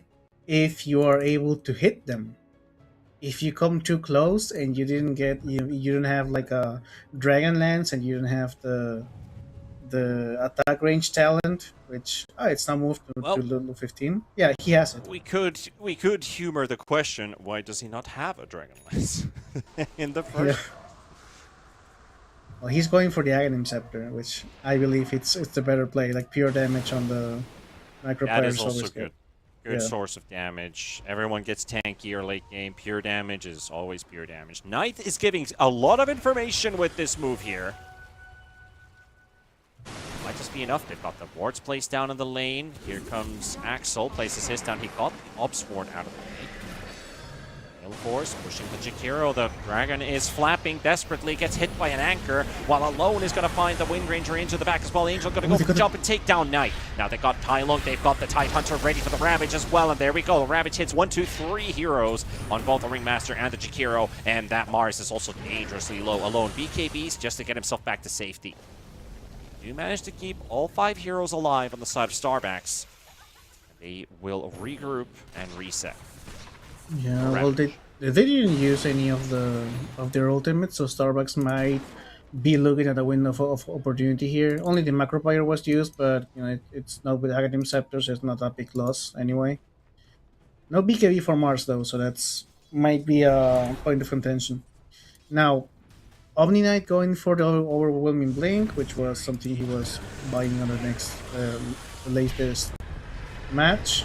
Oh, they're going for the Ember here. They have no damage though, so I don't know what they're Very trying. hard kill. Yeah, Very hard kill, but he used his last remnants. He's defenseless now. And with Angel coming in. All right. Yeah, once again, I think Angel has his number. He's just deleting him like 3 times in a row right now. And this is once one good again the thing- opportunity. They can go to an opportunity again. Like, you Tier don't 2s. want to give this Omni Knight any extras. Yeah, this is tier 2s. If they can push around it, but Amaru has been doing an amazing job of always keeping the lanes pushed. So every time they take a team fight, it's always on Starback's side of the map. So and all the lanes are always pushed against Starbacks.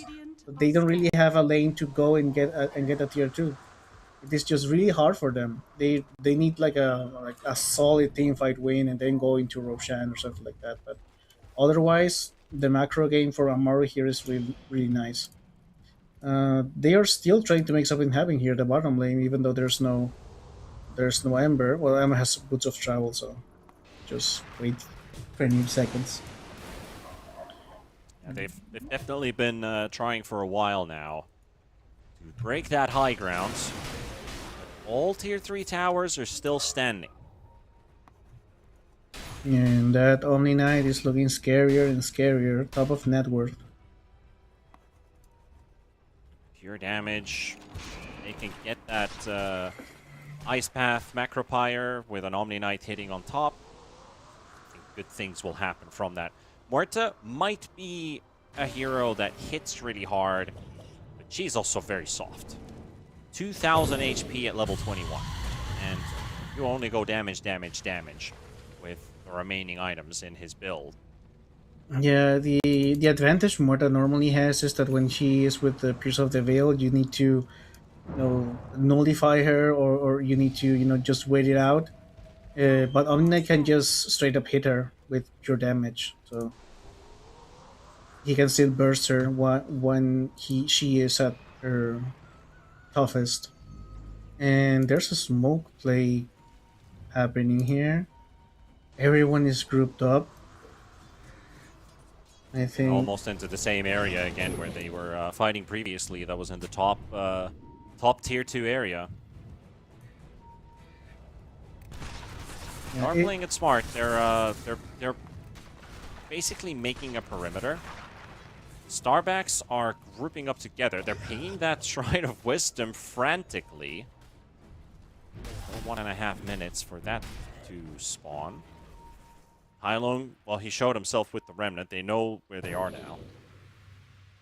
Yeah, they know where they are. Roshan, that's our first plus 130, so 148. Okay, everyone knows where everybody is, but nobody is, brave enough to go in. Setting layers of traps. At some point yelling, you activated my trap guard. I see a Hex queued up on the Ringmaster. That's a spicy item. That's some wishful thinking as well. It's certainly it. They got 2,000 gold towards it. It's probably not going to take too long if this game goes on like this. Items could be the one that actually changed this game for Starbacks. Stuff like there's another Hex queued up for the Underlord. And what does the Omni Knight really want? Like, I see a Bloodthorn. What do you replace for the Bloodthorn? You need mobility, you need movement speed. You just get rid of the Radiance and get the Bloodthorn there. You get rid of the face boots and just move with the Swift Blink. middle tower is under attack. But he was going Overwhelming Blink. Oh yeah, he's going for overwhelming Blink. Yeah, Then that's why I... just, he needs the boots. harpoon away. I guess so. Just harpoon in and that's it. Like Blink Dagger Harpoon, that's all you need. Oh, nice dust from the Mars. They caught the Train Protector, but they can't get close enough. There's the Omni Knight, and almost done with the kill. One more needed, and there we go. He's finally taken out, but the BKB has to be burned for that card. They come get the instant buyback. They're going to take down Monty. Angel backing away, another arena coming in, but the spear will do anything against these BKBs on the Muerta. They're going to lose alone, and a Ravage onto the back. They're going to try and take down that Omni Knight. Very low on HP. Here comes Tylingus with the jump on that Ember, and finally finishes off Angel, and that's 3 heroes down on the side of a Starbacks. And now onto the Chikiro, make themselves a 4th, and the full-on team wipe very close to getting executed. BSK, BKB, TP out. All they got was the Train Protector, but man, that was such a slow engagement from Starbacks. They weren't sure if they could actually get to the Train Protector, and when they committed, the entire Amaru team was already there. Yeah, they hesitated for maybe Slow. 2 seconds, and then it was enough time for Ember to reach them. And then there I think I saw some nullifiers. Yep. There's one on the tide, yeah. One of the tide, yeah, that was enough to purge everything from Omni Knight, and now they'll just get the Mega Creeps, I think, because they do have buybacks, but maybe they want to try it out without Crack it. the base open just like that. It's pretty easy work. One team fight, and the whole base is yours for the taking. Monty trying to slow down Knight. Job. Gale Force comes out alone, tries to go for the chase, but doesn't have the range to jump on that Wind Ranger. They'll keep the top lane, and Chikiro did use a smoke, so they could, and I think they need to, find a follow-up fight. Roshan is already activated. He's roaring in the pit. Man, he's taking like 500 damage from every shot from this Muerta, and Roche is dead. Yeah, now I don't really think there's a lot of hope here. Maybe if you can burst the Muerta, but even then, Tai Lung is doing a lot of damage as well.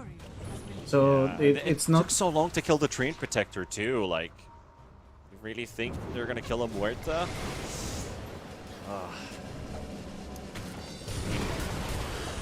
Unless Wits ends up being completely alone once again. That Macropire is not going to do enough damage to finish off a Tidehunter and an Ember Spirit, so the Chikiro is also gone, 60 minutes out. And I think now it's safe to say we're starting to look at Game 3 now. Yep. Game 3 might be a reality here. We don't have the Macropire to buy some time. Yep.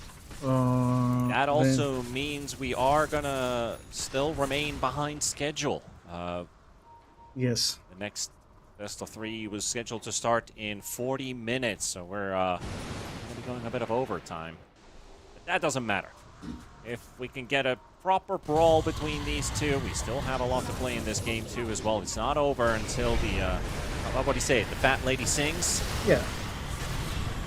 Tidehunter looks like he's done with this game. Ravage onto 2. Burnt his BKB already, trying to fight the Tidehunter's probably not the best target to look for, but if he can get him out of the way, that would be a pipe removed.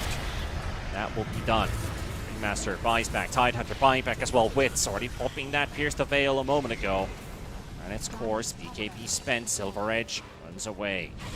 Still, a melee racks up. What's Alone doing all by himself again, living up to his name? And dead. Nobody was willing to follow him.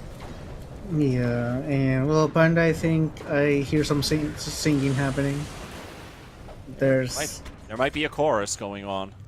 Yeah. And chain set up again by Tai Lung. Mars buyback. Melee racks fallen. Yeah, That's mega creeps. This is the final moment pretty much here for Starbacks. If they want to stick around, keep this game going, they got to kill somebody. They're all max HP on the side of Amaru as Angel will be executed by Wits and Knight, and that's another set of 2 kills with everyone falling on the side of Starbacks, just leaving the Omni Knight and the Ringmaster. But game 3 it is. Yeah, and this is going to be the 7th? Yeah, the 7th game Starbucks are playing in a row in a competitive environment.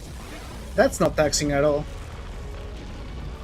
Not at all, indeed. And if they want to do the long haul, then you need to win this next game and go up against Heroic, who have been done with their series, I think, like 2 hours ago already. So, long night. Or a long day ahead, wherever you guys are from, or wherever you're watching from, for the guys starting to shape up into some evening dotes. Amaru, tie things up. Tai Lung, we said it. He's going to be the main character with that last pick, Ember Spirit, and he delivered. 58,000 hero damage. Nobody got even close to that. Yeah, it was just the Tai Lung game. He was free from the mid lane. He just started rotating, getting kills, getting the momentum. Wits. I mean, it wasn't more that she was doing a lot of damage, obviously, but she got the time she needed in order to become a hero, in order to become a carry. And then, I mean, they completely ignored the Omni Knight for the first, 15 minutes of the game. They didn't care if he farmed. They didn't care because they knew that there was the comeback potential. And then after that, because, Tai Lung had got such an incredible performance, normally you just kill the Muerta, then that team has no damage. But you had Tai Lung and Muerta, so you had to burst 2 heroes, which were really hard to pinpoint. So it was really, really hard from the beginning. And I think, this time it didn't work against the carry Muerta. Didn't work out this time around. Yeah, the insurance for Amaru, and of course Tai Lung playing a hell of a game. Monty not getting the strength of his own heroes. Starbacks, what you still got left in your draft book, we'll find out after the break with Game 3.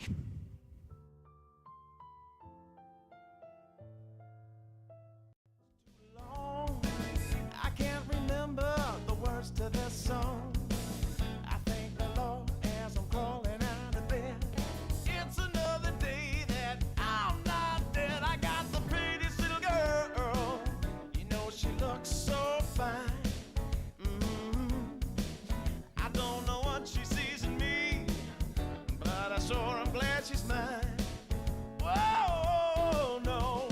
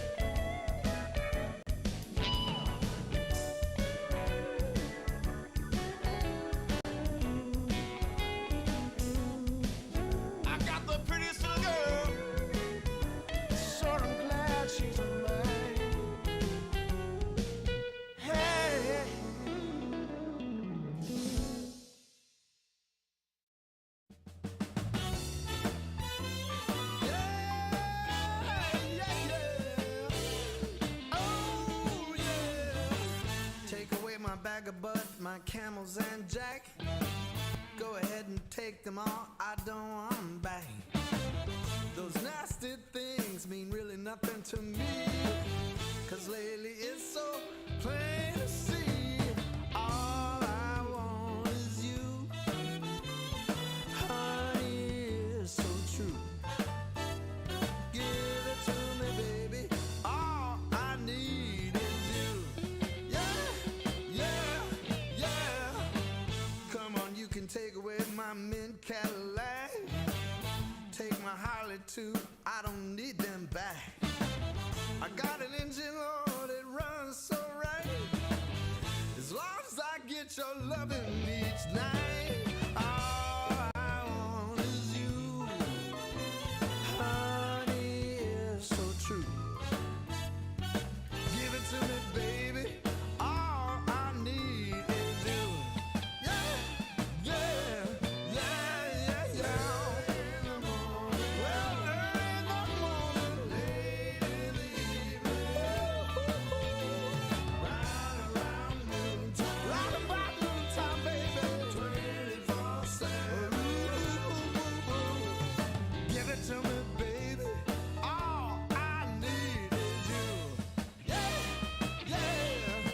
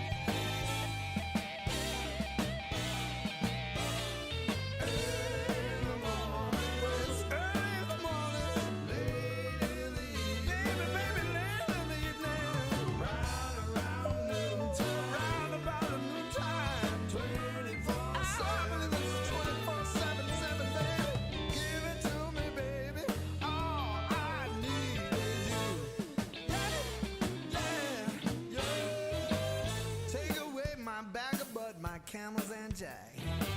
Go ahead and take them all, I don't want them back.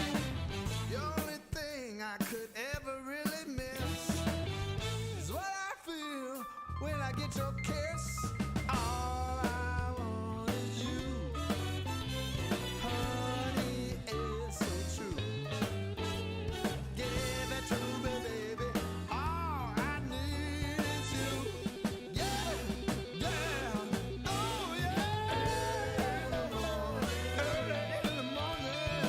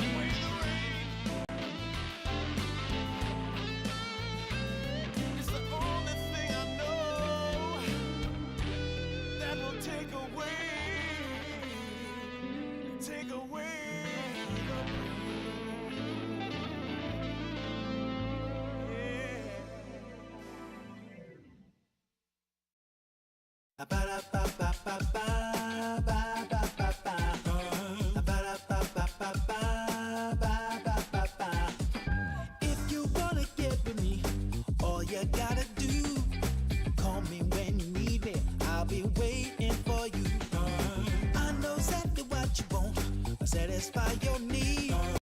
We can have a good time. Don't you worry about a thing. If you want it here, or if you want it there, you got it. Have yourself a good time. You got it. Act like you don't care. You got it. Get that motivation. You got it. I got just what you need. You got it. I got just what you need. You got it. I got just what you need.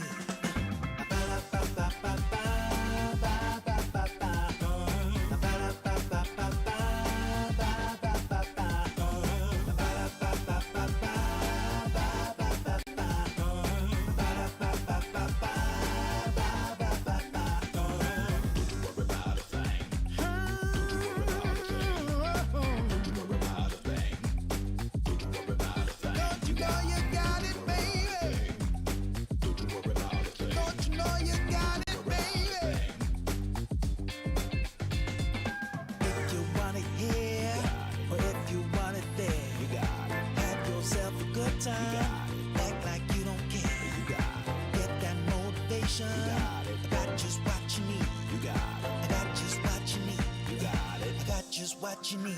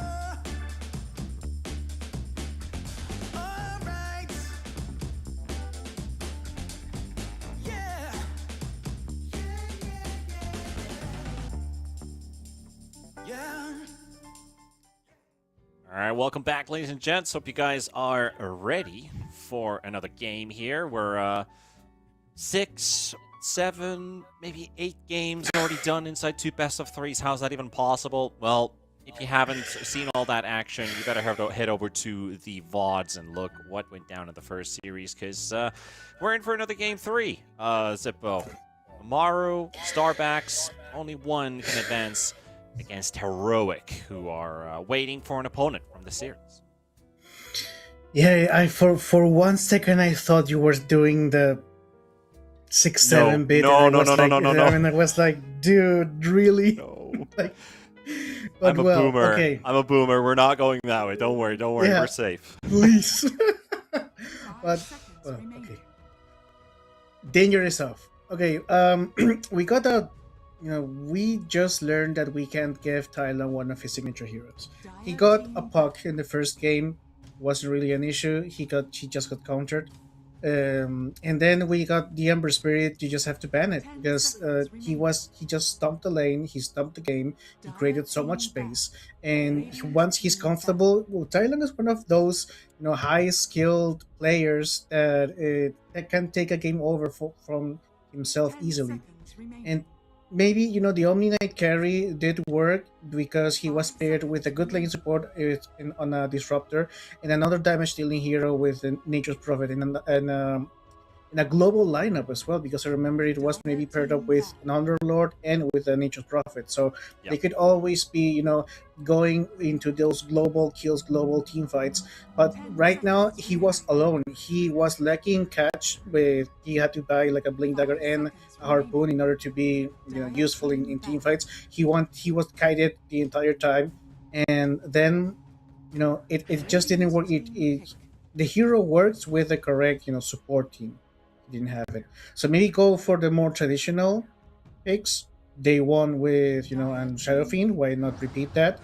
And Amaru is doubling down on the clinks. Didn't work in the first game. Maybe it works here.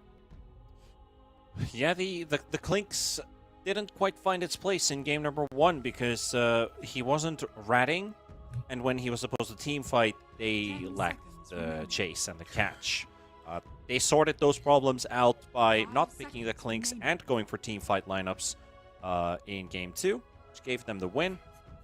So I think both teams, if they polish their drafts from both game 1 and 2, and we get something like that for game 3 with the errors fixed, it'll be quite hard to say who's actually taking that game, because then we'd have the drafts in place, we'd have the execution in place, and it's just down to who wants it more, who's more hungrier for more Dota. Well, Starbucks really want to play more Dota, and if they do, they would be playing like 9 games if they win the best of 3. But the next, I mean, they've been doing this like gauntlet of games. Like they started with a really solid team against Team Sangre. Now they are like with the first seed, second favorites to win it all, Amaru Gaming. And now if they win, if they manage to squeeze a win here, maybe giving us the first upset of the qualifiers, they're going up against the favorites, like against Heroic. Maybe they don't have Schofield anymore. Maybe Schofield, went for greener pastures, but it's still Heroic. Like it's still Yuma. It's still the other guy. So it's just rise to the top here for Starbucks and Amaru. They are this team composed mainly around Tai Long. So maybe that's the where you want to put your cards on. If you're Starbucks, just go for Tai Long. Maybe that's the win, because Klinks was not a hero in the first game. Yeah. Dire team bad. You mentioned greener pastures, but he did jump into the Peru Rejects team, which beat Heroic in the upper bracket. So Schofield, did he make the right decision joining that team? They'll be playing versus Looking for Org on the Sanj stream, which is the other South American close qualifier stream. Looking for Org versus Peru Rejects will be happening there. We are going to have to get this round 2 series out of the way before we can start that Heroic versus the winner of this underway. Is this the first Stream Protector that they're picking up here?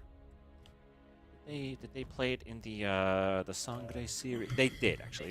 It was literally in game 1 with the Bristle, Treant, Wop, and the Kez. That's another new hero for today, Shadow Shaman. Really annoying hero as well. Really great plays for Knight.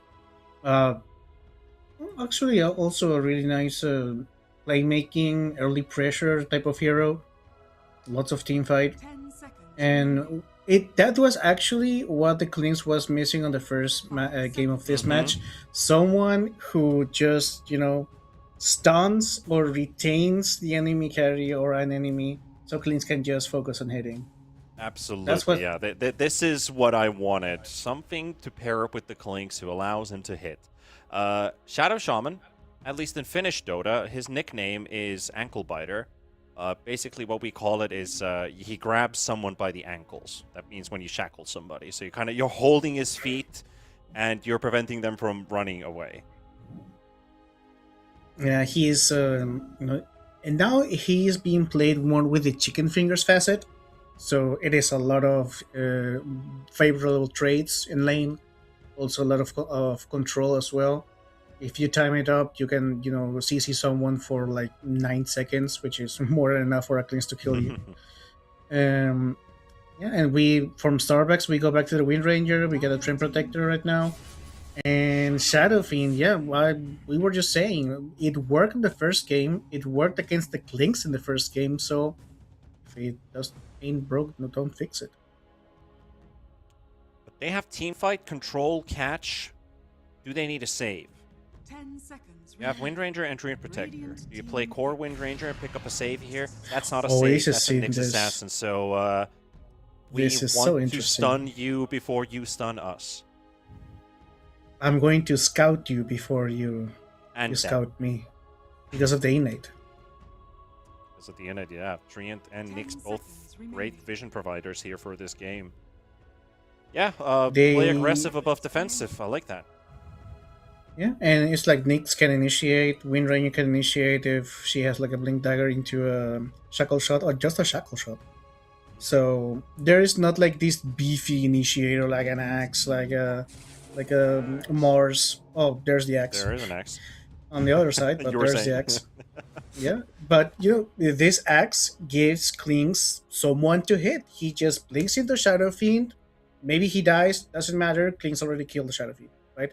Because on the first match, Klings couldn't come close to the Shadow Fiend because there was no CC, and there's also no save for Shadow Fiend so far. Because if you just blink into Shadow Fiend, call him, and then Trim Protector ults, Axe doesn't really care because Klings is far away. So they might be looking into somewhere that can save the Shadow Fiend. They got the Tusker and the Shadow Demon banned, so those options are not here. So, and they are missing like a offlaner. So what do you want to play as an offlaner? If it's not the winner, mid laner or offlaner that has save for Shadow Fiend. Well, I think they're just going to play aggressive and not pick a save at all because they went for the Nyx Assassin, which is aggressive. And they picked an Axe, which is also aggressive. So I think we're just going to... Do we need a second damage dealer, I think, is the question for Estar backs. Do we put all of this in the Shadow Fiend bag? Are we playing an offlane Wind Ranger who goes Maelstrom? Because that would give you some semi-damage. Then your mid laner could be something more of the controlling like or just an elusive spirit type hero. For Amaru, you do need to pay attention to, are we strong enough to kill Shadow Fiend during the time we have crowd control? Is Shadow Shaman and Axe going to hold him on the spot for long enough for Clinks to kill the SF? And what happens if we don't kill the SF in time? Is there another core hero coming up for Starbacks that we have to deal with after the Shadow Fiend?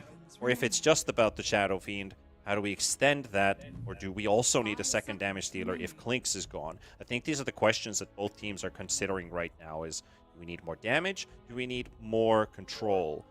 I don't think we're looking for saves, because if there was a save hero that comes into mind, Starbacks would love an Oracle, which doesn't fit into the draft. Oracle, nobody plays Oracle. Axe also goes through him. And Axe still goes through him, yeah, that too.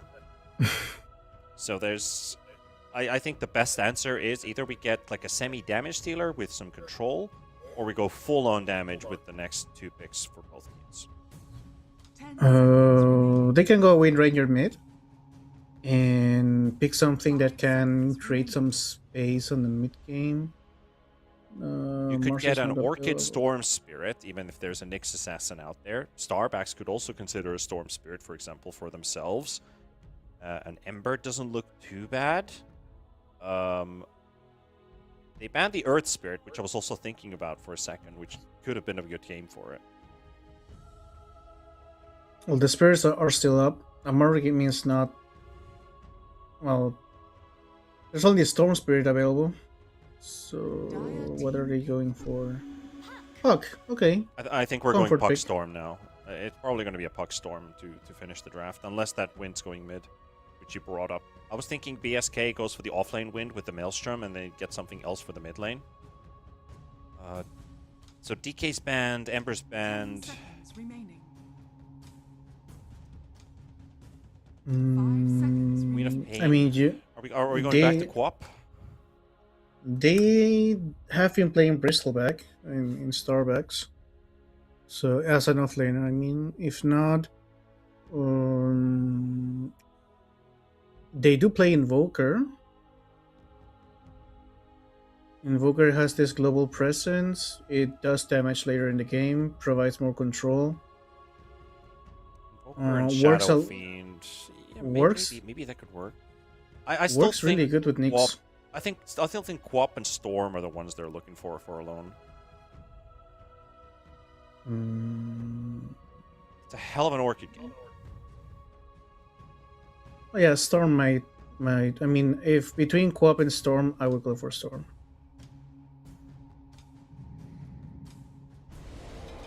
Monkey King. Interesting. So they go mid. So No, it's a mid monkey. mid monkey. Interesting. So it is a little bit of a damage dealer. He is going to struggle a little bit in lane, but maybe. I mean, he doesn't have really that much rotating potential as well with runes. So what are we doing here? Maybe they just wanted another, semi carry. They have 3 semi carries though. The only initiation they have is from Monty and Axel, and those are the only frontliners, the only initiators. Maybe shackle shot, Yeah, but I mean, it's easy to dodge. ESK was pretty good with his shackle shots. The performances I've seen from him today, he did land multiple 2-man shackle shots, which I think gives me a lot of confidence in the Starbacks lineup that they have enough control. The fact that you just brought up, they have 3 or 2 semi-damaged dealing heroes with the Monkey and the Wind, because neither of them are played as a +1, and then the Shadow Fiend on top. That answers the damage question. And also for Amaru, Puck late game is also another great damage dealer. So they definitely did answer my question 100%, that they're either getting control to play more aggressive, or they're getting secondary damage dealers into the lineup, and they both went for damage. I think there's more control from the Amaru side of things. Like, you can control a team fight with a tombstone. You have obviously the Puck and the Rasta to kite and give space for the. I don't know. If I would give the edge to someone, I would go for Amaru. I think it's an easier draft to execute. It is more straightforward. I think Shadow Shaman simplifies things quite a lot in this lineup. Axe is kind of one-dimensional, and Shadow Shaman is quite one-dimensional. So yeah, I would say ease of execution is definitely on their side. Starbacks, I mean, I really need to see how does the mid matchup go between the two. Tylung is a hell of a player, and alone has sometimes looked a bit underwhelming in the laning stage when it comes to the matchup. But can this Monkey King beat the hell out of this Puck and get away with it? Because then that shuts down Puck's ganking potential, and the Monkey King is then going to be roaming around the map. Kind of like what Tylung did last game with the Ember Spirit. He was uncontested. What's the Mars going to do? He needs to farm. Ember gets to play a free game. He goes 9-0 in the first, 12 minutes of the game. If alone can prove to be better than Tylung in a mid matchup with this semi-melee versus a pretty strong range hero in the mid matchup, I'd be very impressed. I think that is what Starbacks is going to start opening up their game with.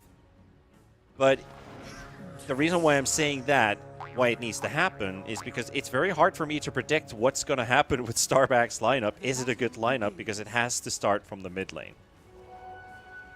Yeah, well, if we are talking just about the players, alone was Tai Long 5 years ago.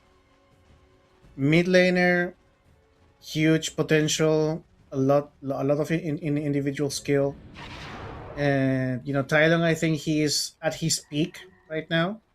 And Alone, he's obviously still a really talented and really great player, but I think this matchup is a really is kind of weird. Tai Long is on his comfort hero, so I would still give a slight edge to the puck. Pretty close call there on Wits with the Clinks. Monty trying to go for the dive, not quite enough for the first blood. Very close call there. They surprised with the 3 heroes on the Dire side offlane. But to come back with your point, sorry for interrupting you there, but yeah, absolutely. I mean, I do feel like Alone was making a lot of remarks in the DPC, and Tai Long. When I was mentioning the Tai Long Mafia, which was before they got signed by Amaru, they were actually proving to be better than I thought. I think they were overperforming to their level, but that basically just talks about the team that's been on a hot streak, because they were the team that qualified to a couple tournaments above teams that were automatically suspected that there's not going to be even a challenge. Those teams ended up being top 3, top 4, shared 5th, 6th in qualifiers, and it was the Tai Long Mafia that went through. So, well, yes, I'm just saying the team that has the momentum going on for them is the Amaru, right? They also got picked up by organization for a reason. Yep, absolutely. I do know, like, the Amaru organization is what Beast Coast was. It's like literally the same staff of Beast Coast. Okay. Just another name, maybe another funding partner. And Maybe this is also another new story. Yeah, I mean, we always want to see a new organization rise, especially with younger talent. I do. I mean, I do like the answer of the Wind Ranger against the Clinks, because you can't really orb walk her.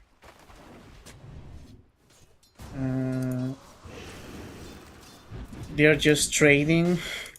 I mean, this besides of what we saw the trial in against Wits, I think things are going to stay pretty calm. Has been killed. There's Shadowfiend just exciting. wants to farm. Yeah, Shadowfiend just wants to farm, and there shouldn't be a lot of kill potential here. He should be cutting the wave if he can, because Wind Ranger is still going to get harassed here. Yeah. And he has a boot for it. Looking at the Undying, which is a pretty scary hero, surprising sometimes with the Soul Rip, but he hasn't even leveled it up. So Wits goes down. Monty picks up the first blood here for Starbacks. ESK, who has so far the least farm out of any other core, will be able to catch up now. Meanwhile, Tai Long is getting destroyed in that mid matchup as Axe is going to find a kill off of Angel. So side lanes are getting a kill apiece, but this mid matchup so far, it's not even a challenge for Alone. Well, maybe he's practiced the matchup. Oh yeah, he just. Yep, I've spent pretty much on my Dota screen. I've spent this entire laning stage just watching how these two are playing, and Tai Long just can't seem to find an opening at all. Alone is playing this really well with this Monkey King. Obviously, he's melee, sure, but he might have a slight advantage when it comes to the attack animation.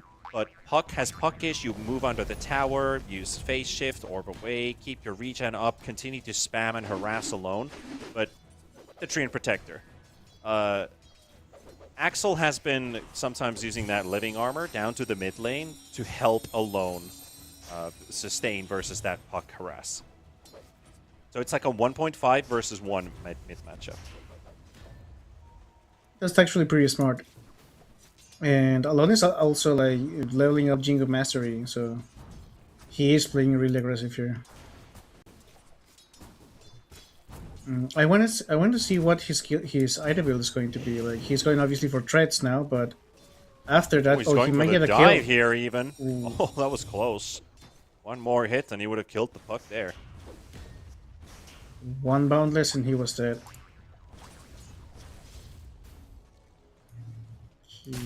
I want to see how this game progresses because there's not a timing like the Wind Ranger timing is her Maelstrom. There's not really a leveling timing. Maybe after minute 9 where you have the Nyx Assassin with ultimate, that could be an opportunity. Oh, they're Oh, gonna we go for get the a gank gank onto the here. puck, and there we go. Oh, Monty. Tai Lung is not getting any backup from the side lane, so Alone will also get the first kill in this mid matchup. Yeah, this is okay. So when I was talking to you about I need to see how the mid matchup goes before I can tell anything about Starback's draft. Well, this is the first achievement now. You've won mid.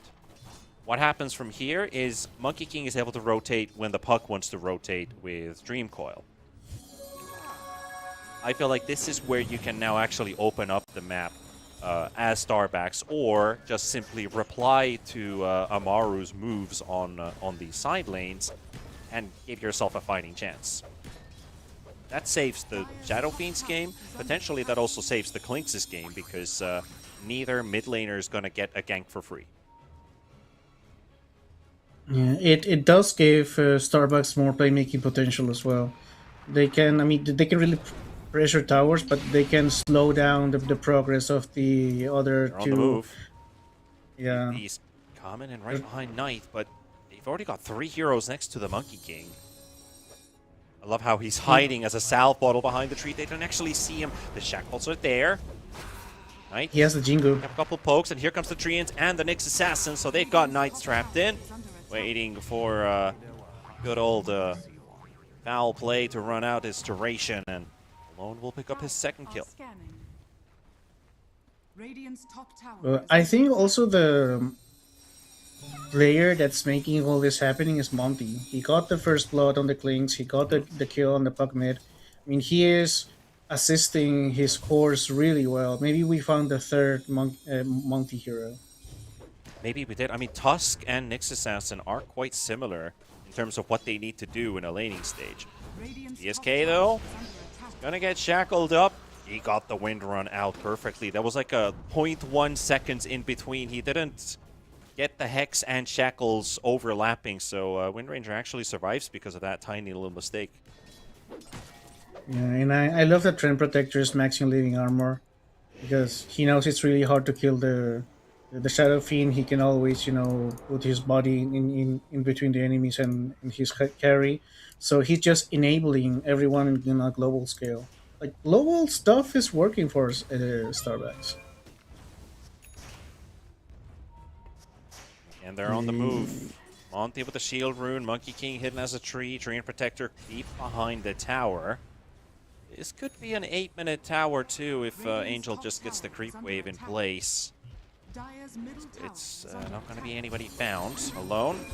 Chase to Tai Lung. Almost timed it perfectly there to catch him out of the phase shift. If he got that, Monty would have been able to follow up on an Impale and his Illusory Orb would have been gone. Well, I think Monty he should be prioritizing getting They're going back top. the level 6. Oh, they get a free kill maybe? Hex, good place for the Tombstone, but it's a lot of heroes to deal with. Knight's trying to make a run for it. And this is going to turn pretty ugly because that Tombstone is staying up and almost the entire team of Amaru are coming in for the help here. And that Monkey King is dead, and so is the Treant Protector. If they got to Knight a little bit sooner, they maybe would have gotten the kill and been able to walk away, but because they didn't, it ends up costing the lives of 2 Starbacks heroes. Yeah, that's the overextension you don't want to do when you have an advantage. Axe got like 400 gold out of it. That's a really... he's way closer to the blade mail right now. Yep, and Tylon got 2 assists, so he's actually ahead of net worth of Alone now. Just one mistake, and you're already behind. That's all it takes. And meanwhile, Clinks and Shadow Fiend are just free farming. So they haven't been contested yet. They are still confident that they can get the Clinks really easily. Yep. Valuable kill. Lone was already in position as the Treant Protector showed up from his invisibility, catching Wits off guard. Oh, They're gonna run into the Monkey King actually here. He might be in trouble. Knight's coming in, got the Hex. The Shackles are ready to be sent in. ESK is trying to focus the Tombstone down. It feels like this Living fight's armor. over. Yeah. Armor indeed. Living Armor is doing its work. Maxed out. He's just being annoying, getting levels. Level 6 ready for next assassin, and he immediately uses it. See if he can get the kill on Wits. There's no one with him though. Oh, he saw him. There's the innate. Invis chase.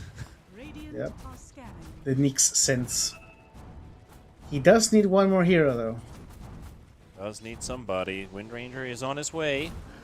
Wind running closer. There we go. There's the initiation. He just used the Soul Ring as well, so he's even lower in HP. And that's gonna do it. That's the second death for... sorry, the third death actually for Wits this game. Pretty much back-to-back deaths since he died in the bottom lane and previously to the Monkey King and now in the jungle too. Is under attack. This is great. Like everything Nyx's assassin has been in 4 out of the 5 kills of his team, Under attack. enabling his scores really well. And now they're trying to pressure Angel. They have almost all of the teleports up as well as they find the Shadow Fiend, but Axe is also coming in. Treant Protector gets the Oh, overgrowth beautiful. onto 3. And the Requiem, Beautiful. can he get it off? He's inside the Axe Call. He gets hexed up again. Can he still get it off? And he doesn't even need to, as they're going to turn things around. 2 core kills already going the way of Starbucks. Tombstone down, and they are forced on the retreat. Monty, Impale in 1. And there we go. The stun onto the Undying. The Monkey King's going to have a field day here. Seeing down that Undying. Treant steals the kill. Doesn't matter. He secures it. He secures the kill. Correction. Yes. There's no kill stealing. It's a team sport. But So- 3k lead for Starbucks. They definitely got to ramp up that tempo. All started from the mid lane into then Monty being all over the place. 106.7 out of the 8 kills. Yeah, Ringmaster, we don't talk about. Yeah, we don't talk about the Ringmaster. Are scanning. His Nyx assassin on point though. On point. He already has Vendetta up once again. He's looking for the clinks. He knows that's his job. I have this innate. I have my Nyx sense. I'm going for the clinks. I just need someone to be with me. And Monkey King can, be really slithery, jumping from tree to tree, not being scouted. And I think Nyx is especially just going to look for the clinks. Oh, they just, saw easier Take kill anything here. they can get, I guess. Yeah. I do see a lot of similarity with this Monty and the Schofield. Nyx Assassin, Schofield's Tusk, Monty's Well, Tusk. Schofield is the goat, so you always Radiant's bottom tower try is to under attack. emulate the goat. Radiant's His structures playstyle. are fortified. Yeah, exactly. It's kind of like when with Europe we had Jerax, then Yes. Boxy came in and Jerax was coaching Boxy in the +4 position, played some of the same heroes, and Radiant's bottom tower he also has became a fallen. hell of a Tusk player. Radiant something similar are here. scanning. Yeah, you got your Miracle back in the day, then Thompson came in, Radiant's middle tower is and now under he steals everyone copies Thompson, like even pro players. Like, why did you pick this hero? I just saw Thompson on stream, and went to try it out, and it works. That kind of paints the picture as well of like today's Dota. Who's gonna be that next player are who scanning. people are gonna start looking up to? Because I feel like we have less of these, let's say, idols than what we used to have before. Like the old generation, there were so many names people looked up to and followed what they did, and now it feels like it's more about like East Europe. All these Russian, Ukrainian talents that have been popping off. The whole team spirit wave since they won TI, they came in waves. I think it's something that Insania said in some panel. Dota has become about efficiency, not about having fun. Dire's And OG is a team that, with his new SEA roster, they are once again, it feels like they're having fun. And Yeah. when you look into these, idols like Thompson, Miracle, maybe Artesia at some point. Maybe Artesia didn't look like he was having fun, but people were having fun watching him because of the cliffing, because of everything else. So all these idols come from a place of love. So if you're just being efficient, obviously you're playing really well, you're winning internationals, you're being the best of the world. That's not a discussion. But the feeling isn't there anymore. So no one is going to wanna chase you. No one is going to want to emulate you.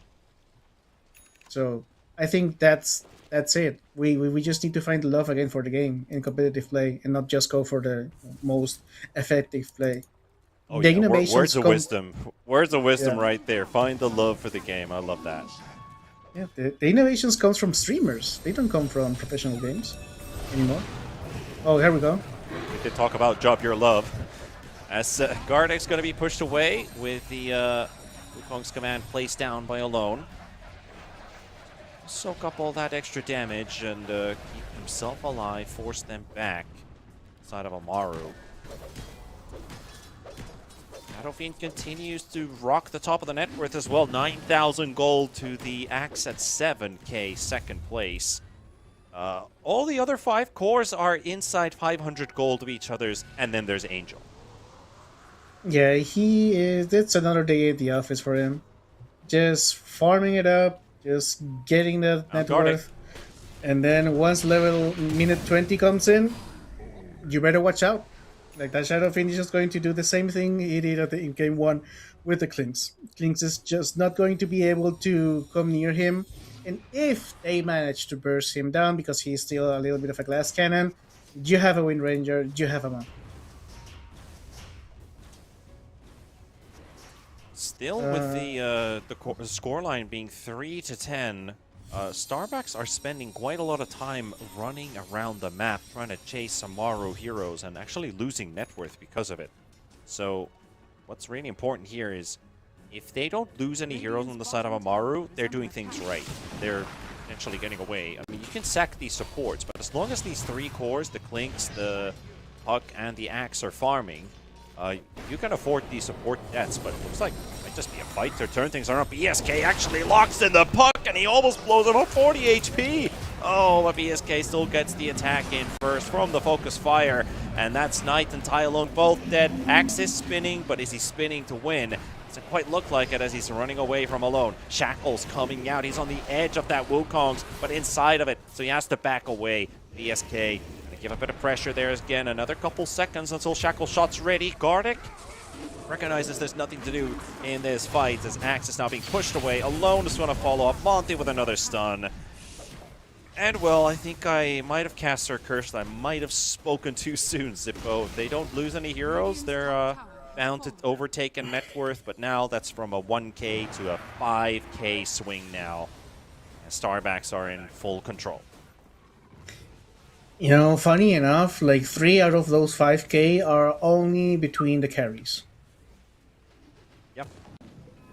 Pretty much. That's a huge advantage. And I was just saying, I mean, I'm waiting for the Axe Blink Dagger so he can go into the Shadow Fiend, go initiate, give that space to the Clinks, and he's going for the Helm of Dominator. Yep, Helm of Dominator. Crimson Guard. Okay, he changed it. He wasn't on the quick buy. That was Helm of Dominator. Crimson Guard makes more sense. I think if they went Dominator, there's probably no room to use it efficiently. Maybe with the Clinks to try and rat the map.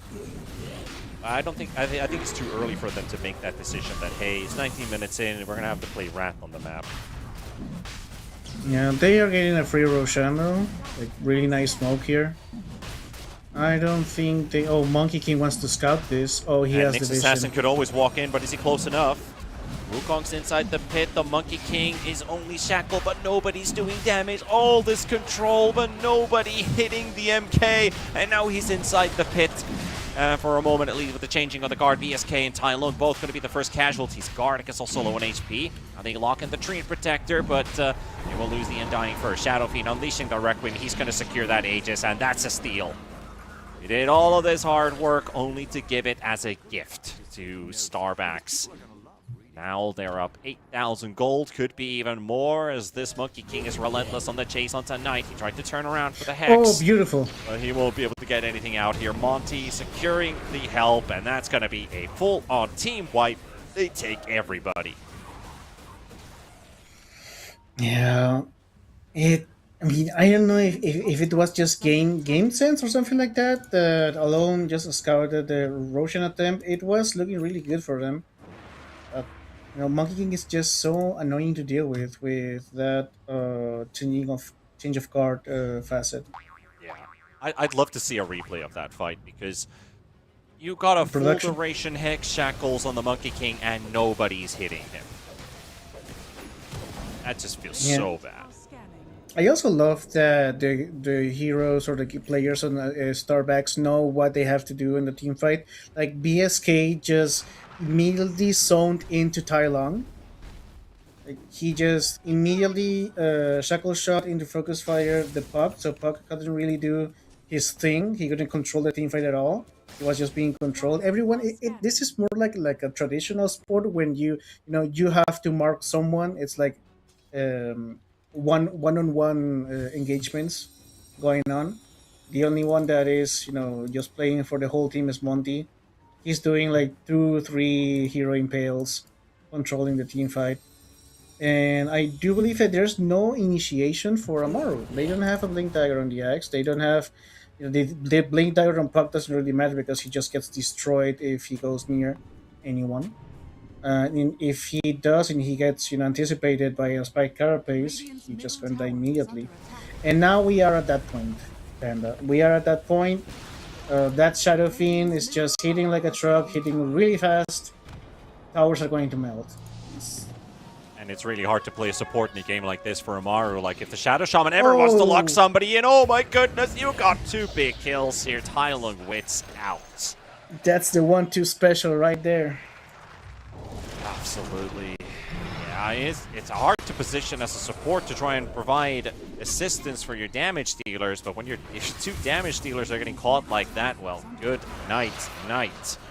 This is game. This is absolutely game. I don't think you can stop this snowball anymore. You're too far behind. Yeah, the numbers are looking stumpy economic-wise. 16k in 22 minutes.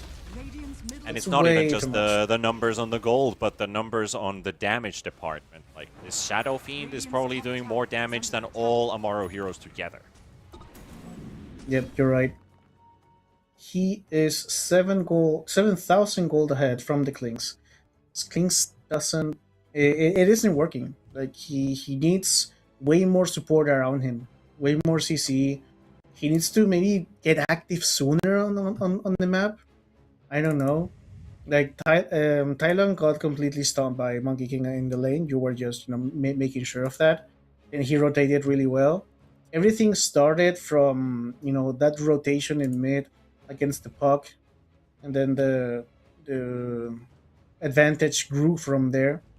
They've been getting a lot of really great kills. And, they are also proving that you don't really need a Blink Dagger initiation, like a strength Blink Dagger initiation. Just, good scouting and Envious heroes also do the trick. Yeah, you got Nick Centriant in the draft, so that does make things a lot easier. Wind Ranger doesn't even need to put a point in power shots for Vision. That's how easy it is to play the game right now, and we might honestly be looking at the surprise team of this qualifier, Starbacks, taking 2 teams that, this is the #1 seed for the qualifier, according to Liquipedia. You could say Heroic is the #1, but Amaru was marked as the first invited team. Heroic is waiting for, well, by the looks of it, Starbacks, coming into that next series. This one's still ongoing, so let's not get ahead of ourselves, but it's quite heavily in Starbacks' favor, because AMG Mercedes-Benz has 8% win probability. We're down to single digits. Yeah, this is not looking good. I mean, you still have 1.5 minutes on the Aegis. There's no way of initiating this. There's no way of doing anything, basically. I mean, Puck needs to land the best initiation of his life. There we go, Okay. Monty. Beautiful counter initiation with the two-man blink stun on Knight and onto Oscar. Axe is going to try and make a run for it, but Nyx Assassin, the Monkey King, they will find a way out. The edge of that puck coil. Like they were getting a bunch of healing in there too, and not just the maxed out living armor we've been talking about since the laning stage, but maxed out magic one charges that they haven't had to use before until this very moment. Nobody dead. Shaman's coming back up in 5 seconds. Radiant's bottom tower. If Axe had a blink, he could make things a whole lot easier, but he doesn't. Yep, I think it's all they can do is watch, but actually I think what they can do They is got try one to more drag it try. out. They got one more try, and it needs to work out here. Monty stuns only one, and Angel gets the Requiem onto 3. Here comes the Monkey King 4 from the hits. side. Pops his BKB, and alone will clean house. Wits is gone. Knight is gone. Oscar's pushed away. And a lane of racks claimed at 25 minutes. Tai Lung still trying to go for a snipe, but doesn't have the damage to take down the Monkey King. Meanwhile, Angel, he's got more than enough. Gardic out of play. Radiant's Monty blink stun. Axe, no blade mail going off until the final seconds. Monty does go down, but so does Oscar. Tai Lung, that's a +4 lasting presence stacks on the Shadow Feet. You don't want to be near that guy. is under attack. Radiant structure. It only took 4 hits for Blinks to die. It is not a contest. Shadow Fiend is just Angel- doing whatever he wants. Trying to set, I mean, they have a gem on the puck, so he'll never be able to make that move. Is that his own gem? Who was the one who bought the gem initially? I think it's his own gem because there's no other name on the. Looking at their shop. Yeah, it's their gem. Yeah, the gem's on cooldown, so they bought it. Mylon getting dumped on with an Orchid. Surprise And Orchid. It's your gem taken away. Yep. This is why I wanted the Storm Spirit with an Orchid. I was like, such a good game for it. It's like, they go Monkey King. Ah, he's also an Orchid carrier. Yeah, well, they are listening to your every word. Maybe not Storm Spirit, but you know, I got the Monkey King, I got the Orchid things. Maybe we do this casting thing for a living. You know? It's a possibility. Scanning. Yeah, we're closing up on. You said 500 GPM per minute is a Stumpy. What do we call 1,000 gold per minute? A Ruffle Stompy. A Raffle Stumpy. Okay. Radiant's top tower has fallen. I mean, I don't know, I just made it up.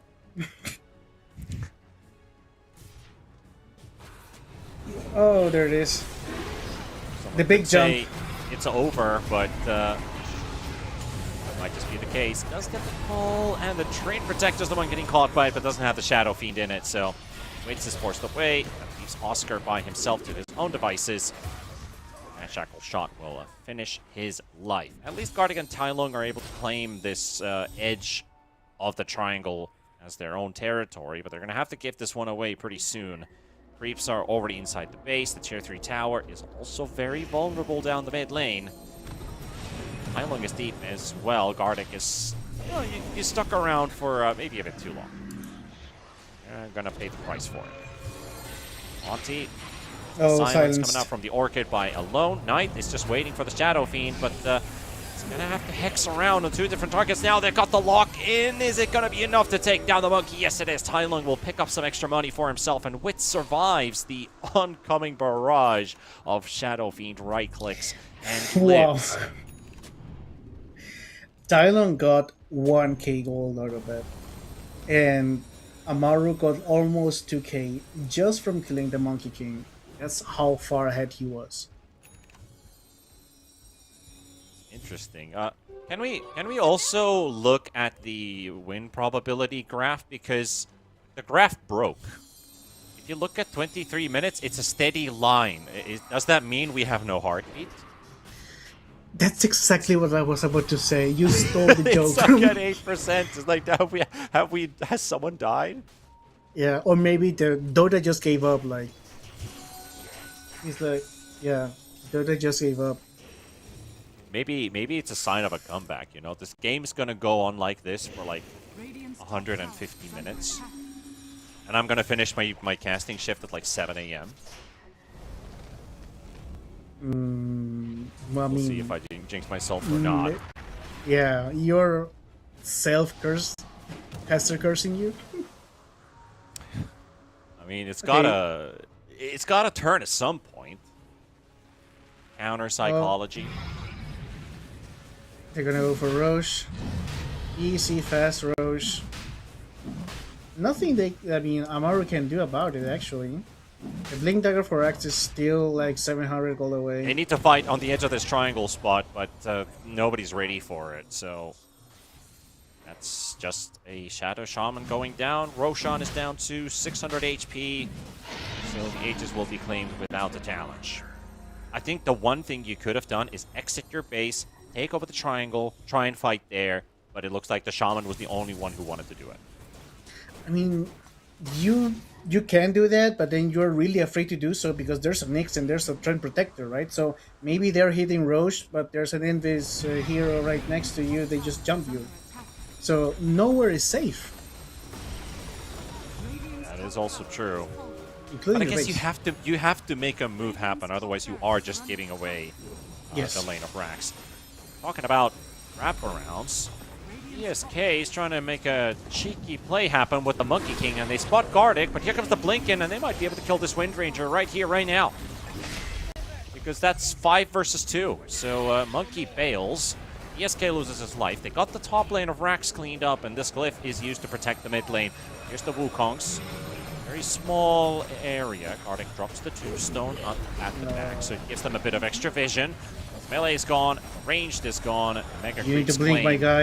And You one need to step blink, my closer guy. to the next round. Here's the blink call. Catches the Nyx Assassin as well, almost by accident, but it might just pay off. The Shadow Fiend's Aegis is about to fall. They got it, but the Shadow Shaman is really low on HP. Alone, trying to hit Gardic in the backline. Push him away. Monty is dead. The Treant Protector's dead. Oh boy. Starbacks haven't killed anybody yet. Axe coming in with a call as well onto Alone, and Thailand going to be following up. And they got a triple for Gardic. And oh my goodness, Mega Creeps or not, that's a successful defense. It's not over yet. They needed that Blink Dagger 10 minutes ago, like 15 minutes ago. Did you see what they were able to manage with that Blink Dagger? Like, they got the jump on the Shadow Fiend and Monkey King at the same time. They almost killed themselves with the Blade Mail. They got Clinks to actually hit heroes. Like, that late Blink Dagger cost the Mega Creeps. And, well, obviously, the game by this point. Because he was the only one that could make, that happen. And Shadow Fiend is so good, he's killing people with illusions. Seems like it, yeah. That's a... I didn't know the illusions actually also hit lasting presence stacks. Oh, he's got a +1. Something's gonna get patched. Yeah, I think that's gonna get fixed or changed. Honestly, I have been asking for lasting presence to be nerfed for a year now. Because 60 seconds? Are you kidding me? What buffs last that long? Just drop it to 30. 30 seconds, 40 seconds, but 1 minute? Yeah, Come on. that's way too much. That's way too much. You know what I miss from, you were saying you were asking for, I'm asking for Watch the Nice to come back. Or Batten denies with Mistcoil. Yeah, that was a That was my special. patch. That was Yeah, my yeah, yeah. patch. Harass the opponent so that they're crying, and then you just deny and TP back and continue doing so. Well, Starbacks are about to send Amaru out of the tournament. But one more fight is going to come out here. Hex is out. Jackal never goes off because of the stuns flying in from the back. Knight's gone. Oscar gone. Oscar buying back. Monty also dead. Wits is down to 200 HP, and not even that anymore. Ancient exposed. Another jump in from Tylung with the orbs, trying to slow him down. Another call from the axe, but he's dying this time around. That Shadow Fiend does way too much damage. That's another one cleaned up, and another Clink's gone. And a puck also sent into the air. GG already called, but there is no Rampage today. That's, maybe in the next game. Starbacks. Maybe in the next game. Starbacks, they're building a hell of a story here. The lower bracket run might just happen. Yeah, speaking of stories, they were put in a lower bracket by Heroic in a 2-0 fashion. And I believe both games were 33 and 31 minutes. So now they are in the lower bracket. They went through 2 really tough opponents, and now they have their redemption chance. So this is like, the peak moment of the, I don't know, series or whatever. Can they come back? Can they really live up to their names and be back on this tournament or qualifier? Maybe they can, maybe they won't, but they've played 7 games of Dota already today, so if anything says it shouldn't be a 2-0, it should be the results of what Starbacks has been pulling off today. But they knocked out Sangre, they knocked out Amaru. As said, we're already behind the schedule, so we might as well head over straight to a break and see after the timer Heroic versus Starbacks for the final best of 3 series on this stream. So we'll see you guys in a few minutes for the final best of 3 here with T-Pan and Zippo. See you guys in a moment.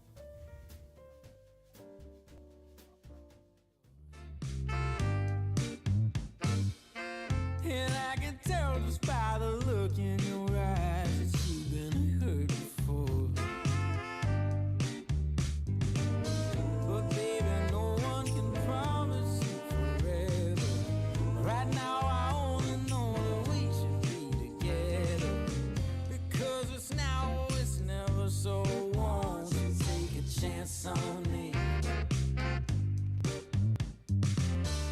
Well, it's fine if all your previous guys they made you run away.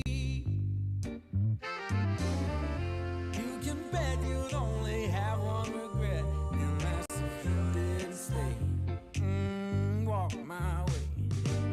'Cause baby, no one can promise you tomorrow. But today you take away all of my sorrows. You know I'd beg and I'd borrow for you, so won't you take a chance on me? Right from the moment we met, I knew that I couldn't let my fear get the best of me.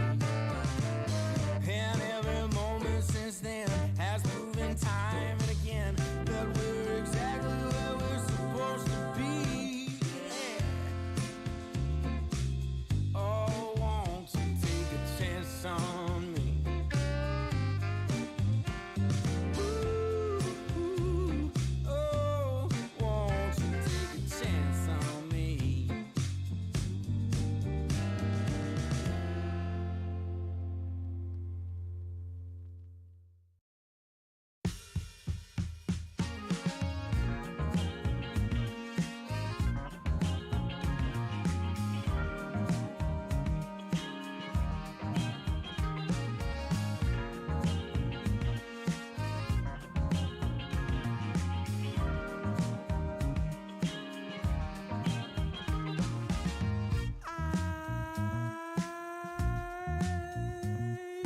My eyes are closed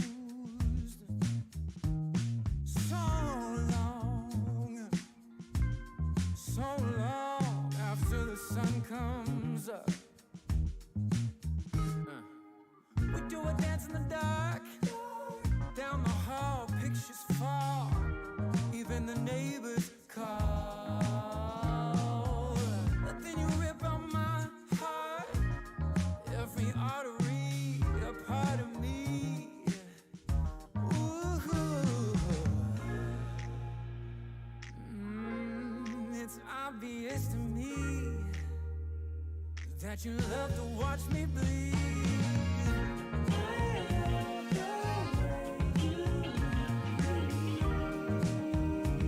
But not half as much as I love when you leave. I hate to see you go. But I love to watch when you're walking away from me. Walking away from me. Yeah, yeah. 'Cause I could be anything you want. I could be anything you need. Baby, tell me it's something real, and I'll give you everything. Every now and then wicked smile. You know I can't help myself. They play around with me for a while. Keep tearing me up until there's nothing left. Ooh, it's obvious to me. Yeah, you love to watch me bleed.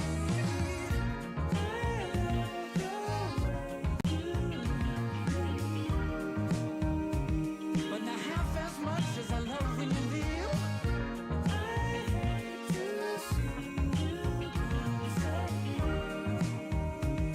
But I love to watch when you're walking away from me. Yeah, yeah.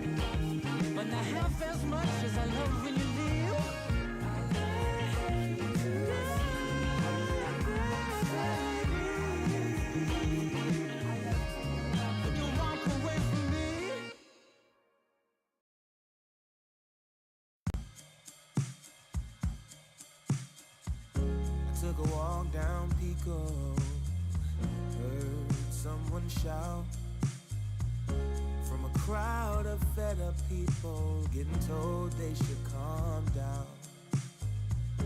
Didn't wanna fight, but the tears that fill their eyes are brought by the people sworn to preserve their rights. Oh,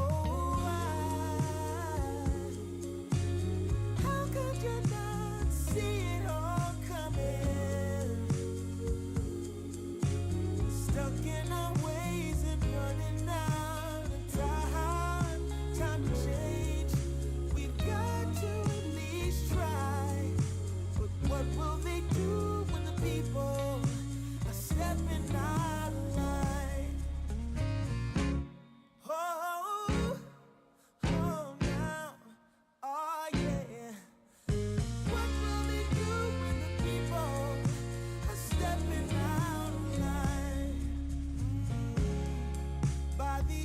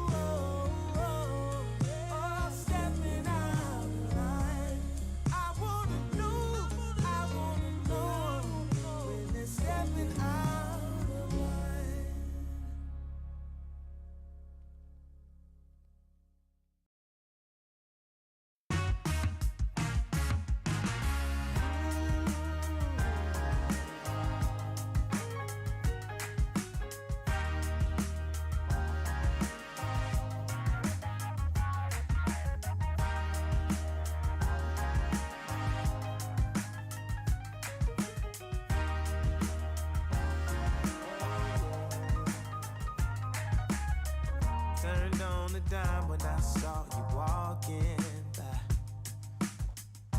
Something about you caught my eye, yeah. Ain't trying to waste my time, just standing in your line. Gotta take a shot for you pass me by. So you wanna be alone for a minute? Well, come on, tell me what's on your mind. I wanna know what makes you happy. I wanna know, can I make you mine?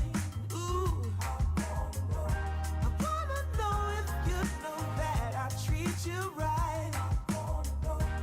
Wanna know, can I spend the night? Well, I had my eyes on you for a little while now, but you never noticed 'cause you had a man. Ooh, yeah, and it's plain to see how bad I want you, girl. Trying to be much more than friends, hey. So you wanna be alone for a minute?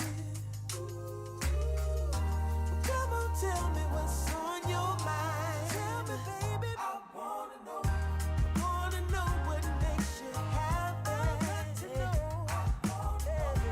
Wanna know, can I make you mine? Ooh, I wanna know if you know that I treat you right. Girl. Wanna know, can I spend the night?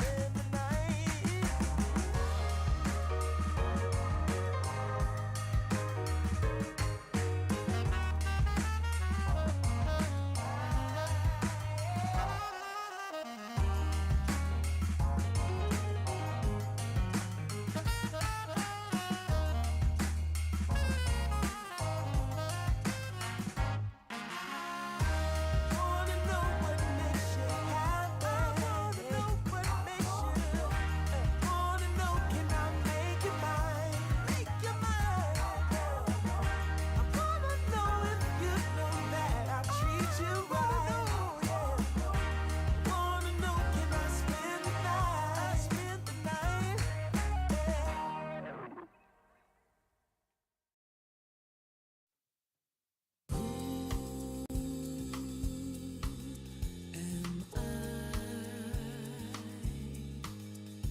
A boy, a used lost toy, running so scared, eyes wide shut from pain. This fight, this poisoned land of fools and broken dreams. Oh, please set me free. Take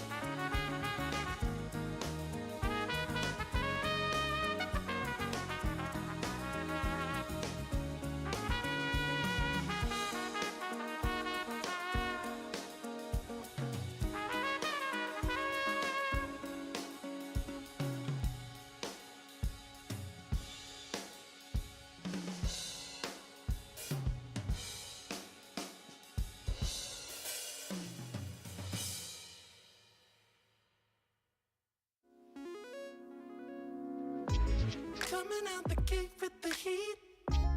Everybody's playing in the street. We got the summertime magic in the speed. Sun is in my eye, feeling high. Only good vibes, I'm alive. And if you see me driving by, don't be shy. I'm so excited. You know just what I wanna do.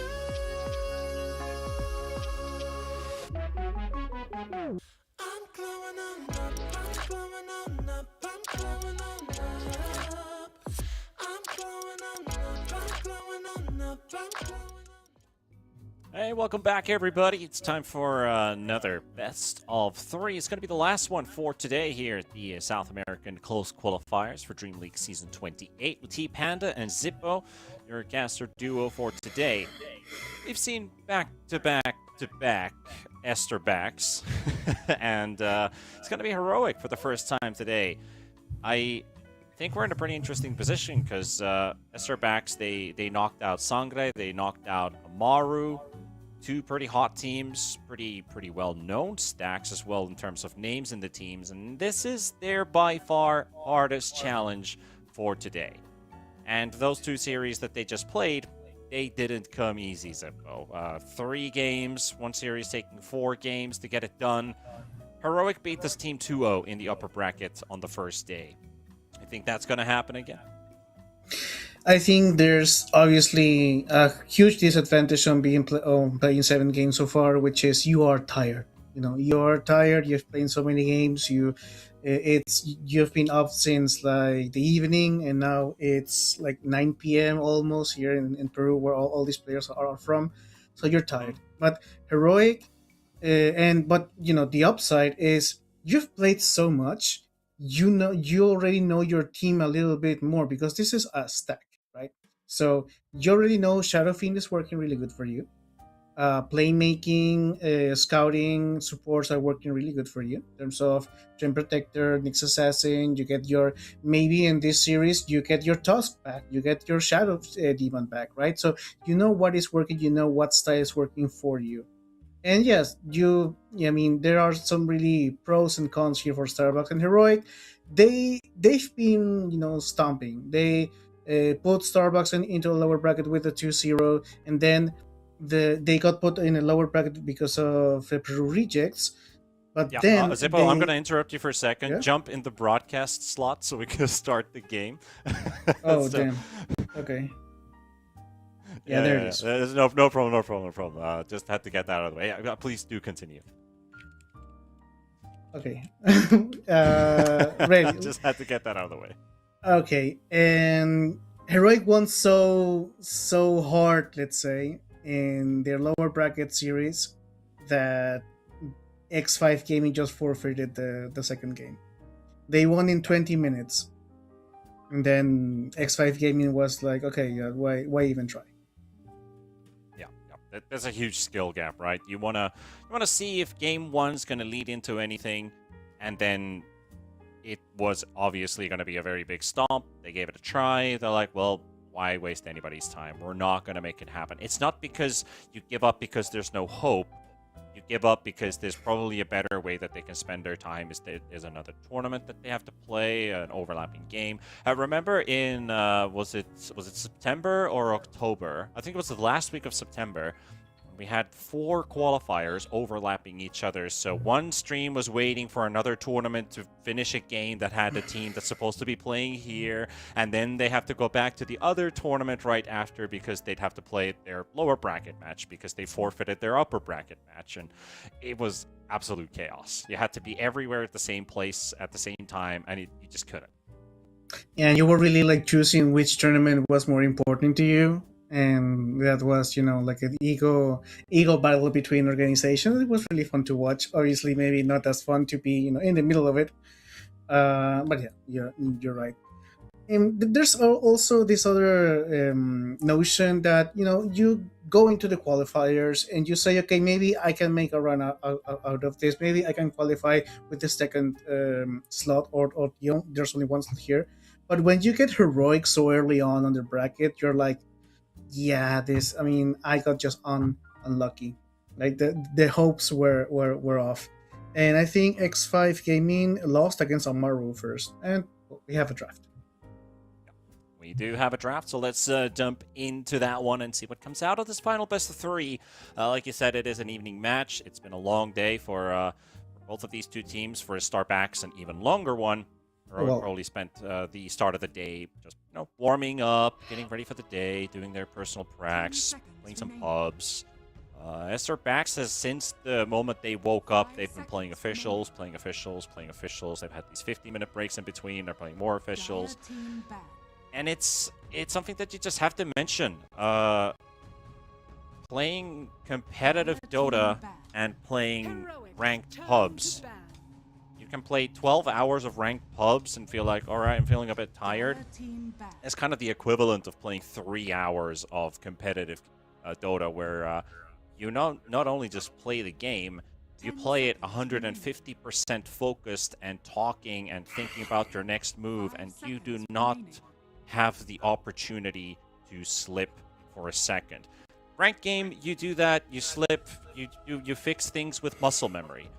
When you play in a competitive game, you have to adapt and adjust to things that haven't even happened yet. So it is very draining. So when you mentioned fatigue, it's a real thing. Yeah, especially if your opponents have been going up in terms of difficulty, right? Because every single team was a good team. There's the argument to be made that Amaru was better than Sangre and Heroic is better than Amaru, right?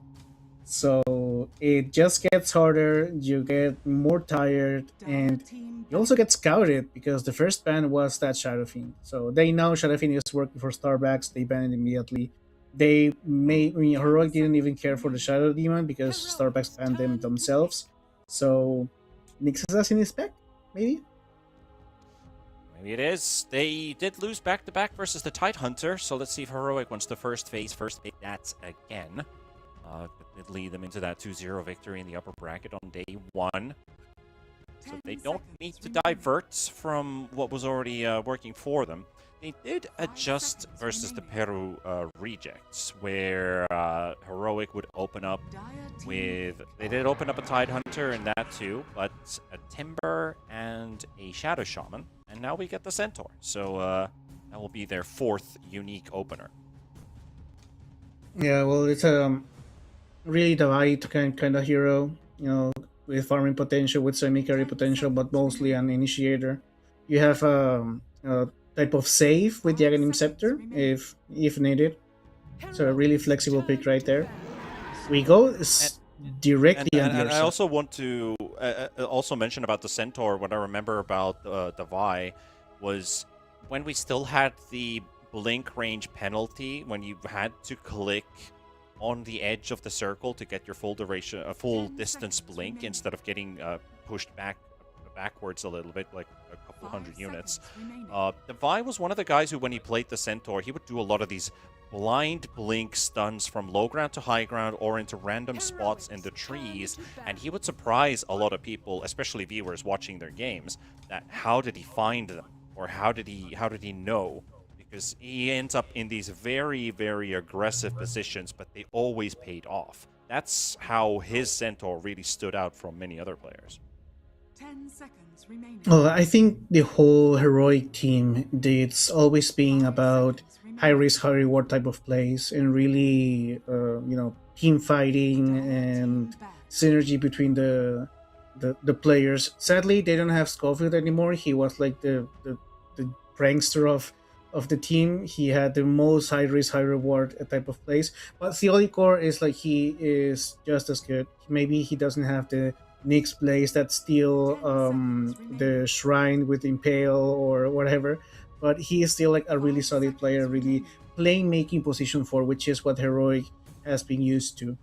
And now, well, we already had the offlane pick for Centaur. We just start banning offlaners with the Slardar, with the Underlord, and now, well, Jakira's always annoying in lane. Heroic's turn to pick. Oh, got the Wind It's also Ranger. a pretty good laning matchup with the Ursa, and now the Wind Ranger. Coming back again, most likely the BSK pickup. Have they flexed this Wind Ranger before between 2 and 3, or has it always been BSK? You mean with the Starbacks? I think it's been position 4, so it's been on Monty 5 actually. seconds remaining. Okay, so 3-4 flex. Okay. 3-4 So flex. Malone has his own hero pool. You brought up the Invoker a couple times. The potential Ember if he feels like it. They'll leave it open. So if they go for the Wind 3-4, you can still pick your offlane duo after seeing the next double pick from Heroic. Heroic's turn to pick. Oh, this is one of the picks that is being banned. Like Keeper of Light is being banned at almost every single match. It's impressive that he just makes an appearance on stream. Keeper of Light is really strong right now. Is really good with 10 tempo, seconds really good remaining. defending towers by himself, which creates a lot of space for 5 his seconds cores. remaining. And he fixes what most offlaners or carries struggle with, which is mana regen. So, and once you get the Aghanim Scepter, you also have a reset button on teamfights, and you can farm really fast as Keeper of the Light. And it works really well with Theo. That's going to be the KJ hero. The Ogre Magi is going to be brought up for the +5. So Yuma has a ton of options. It will be a physical damage dealing hero for sure. I mean, obviously, +1s mostly 10 are, seconds remaining. but we have seen some +1 Lunas go for these. I think X?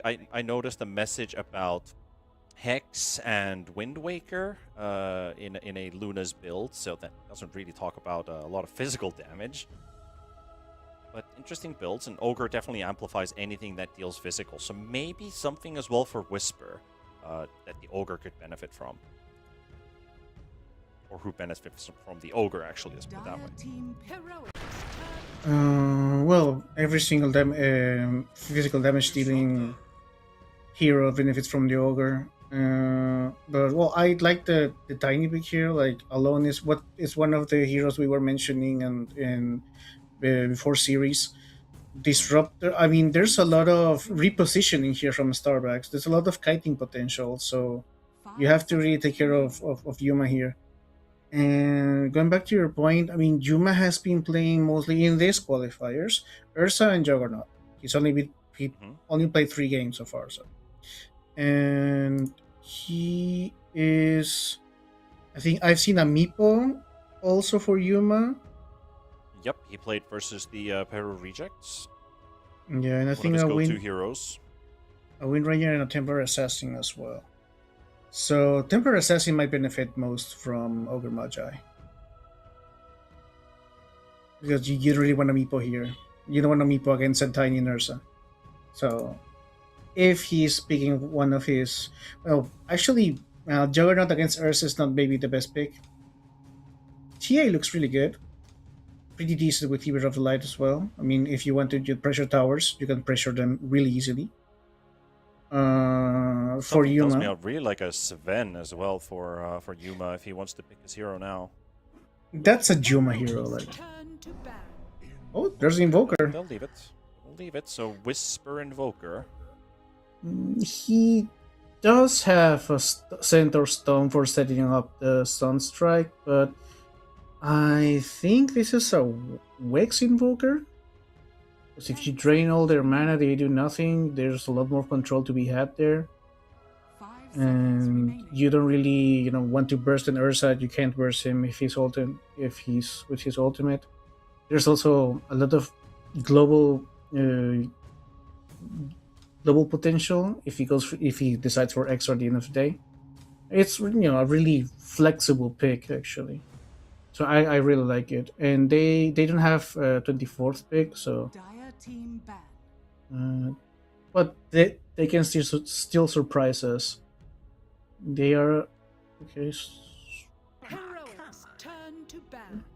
Yeah, I the think Meepo when they ban. were banning Magnus, they were maybe angling towards the Meepo, so it probably isn't that they were going to pick Meepo. Starbacks know that he plays Meepo, so they ban it just in case, but it could have been an indicator to it that if a mag goes 10 through, seconds they remaining. don't probably want a 23rd Meepo into a 24 Magnus counter coming out. 5 seconds remaining.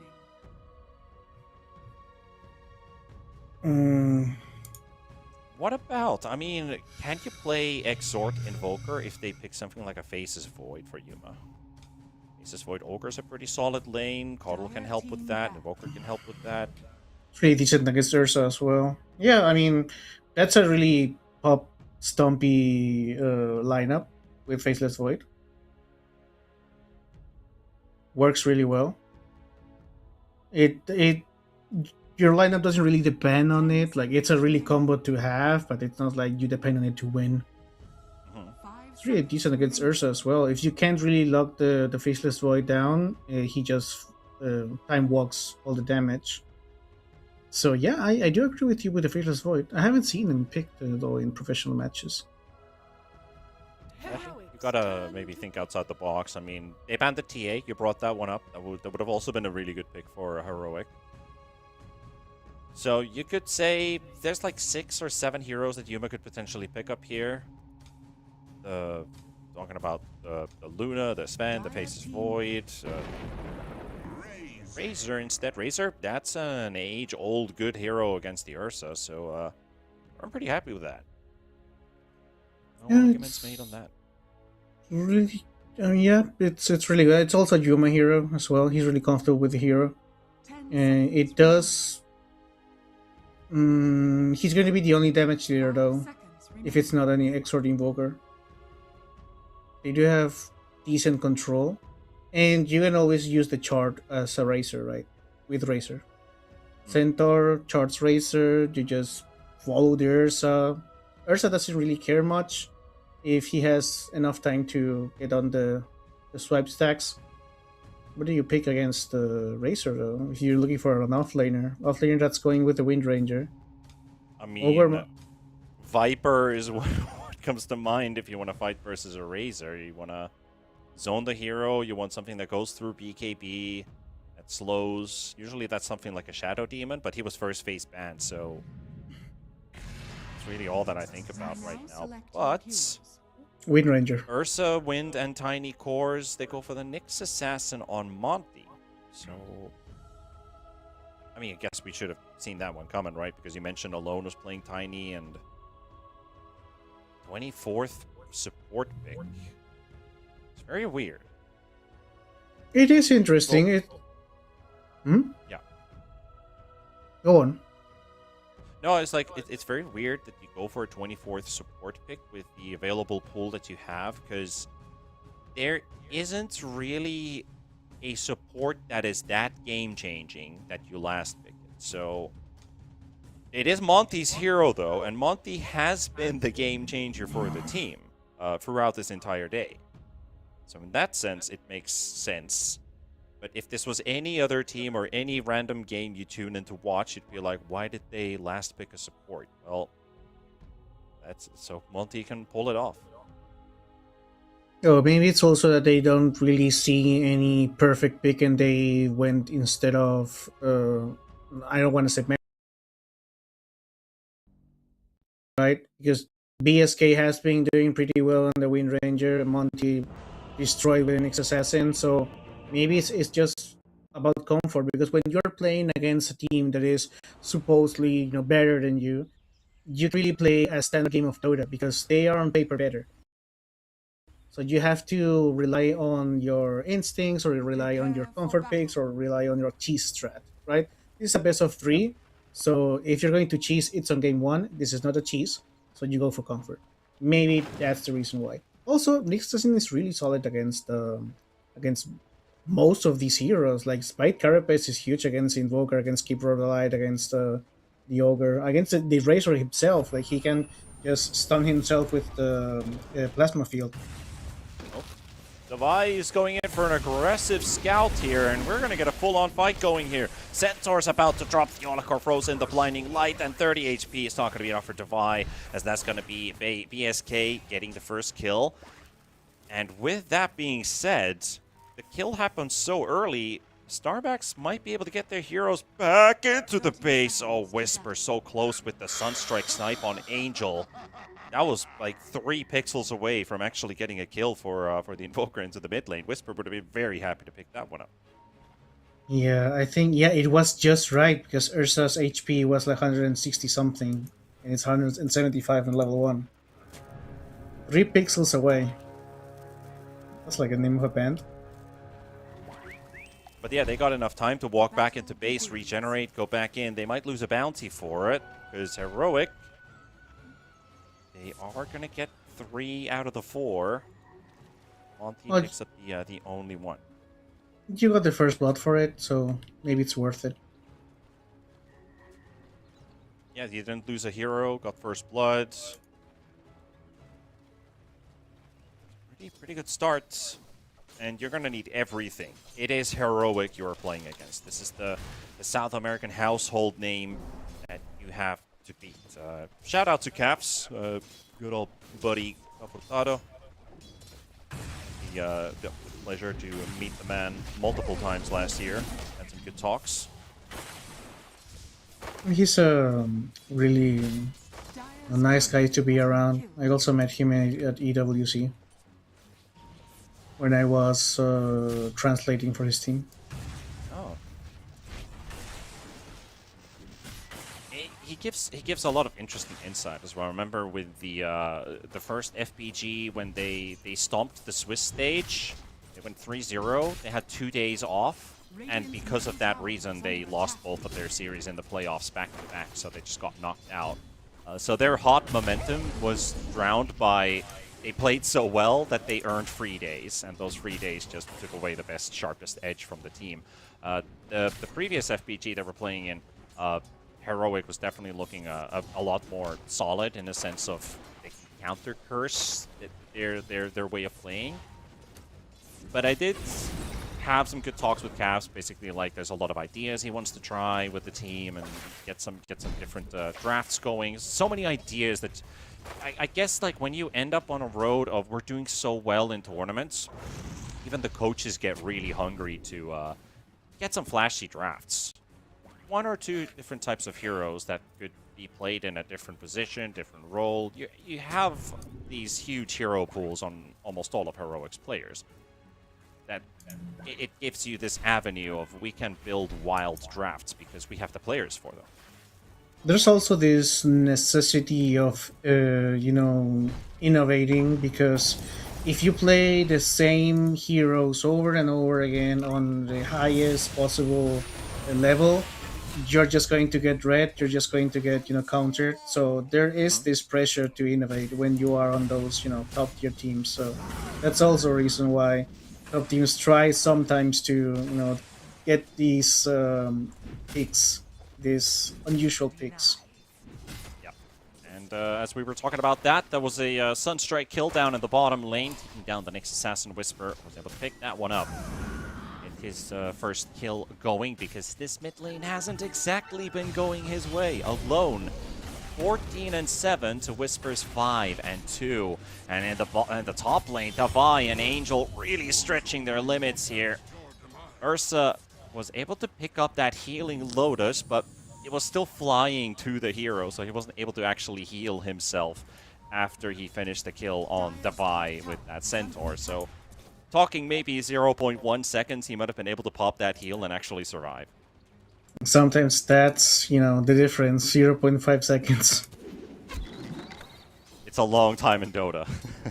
It is, like, sometimes you die in late game and you're like, oh yes, 1 minute. 1 minute, and most of the time it's nothing. 1 minute in Dota, it's like a huge lot. Oh, the Sunstrike! And Beautiful. Yuma still gets that right click in the top lane. At the same time, Theolacor is going to get hunted down by Angel.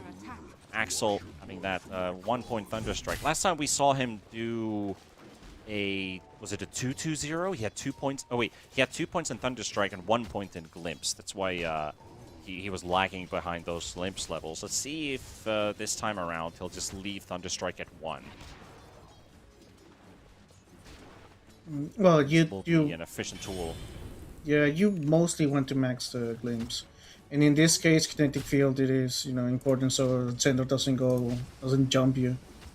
And I like the pick of Tiny with his, I don't want to call it rework, but with a buff and toss, deals a lot of damage. You can just toss creeps into Invoker for the whole lane, and with one more he dies. Like you can just kill him with 4 tosses. Oh, watch out, top lane. Another chase once again. They are dropping quite low on both sides. Careful that a random Illuminate blast doesn't just finish you off. Said Magic 1 charge is burnt by Angel. Get that quick heal going. Oh, Whisper's getting ganked by Morty.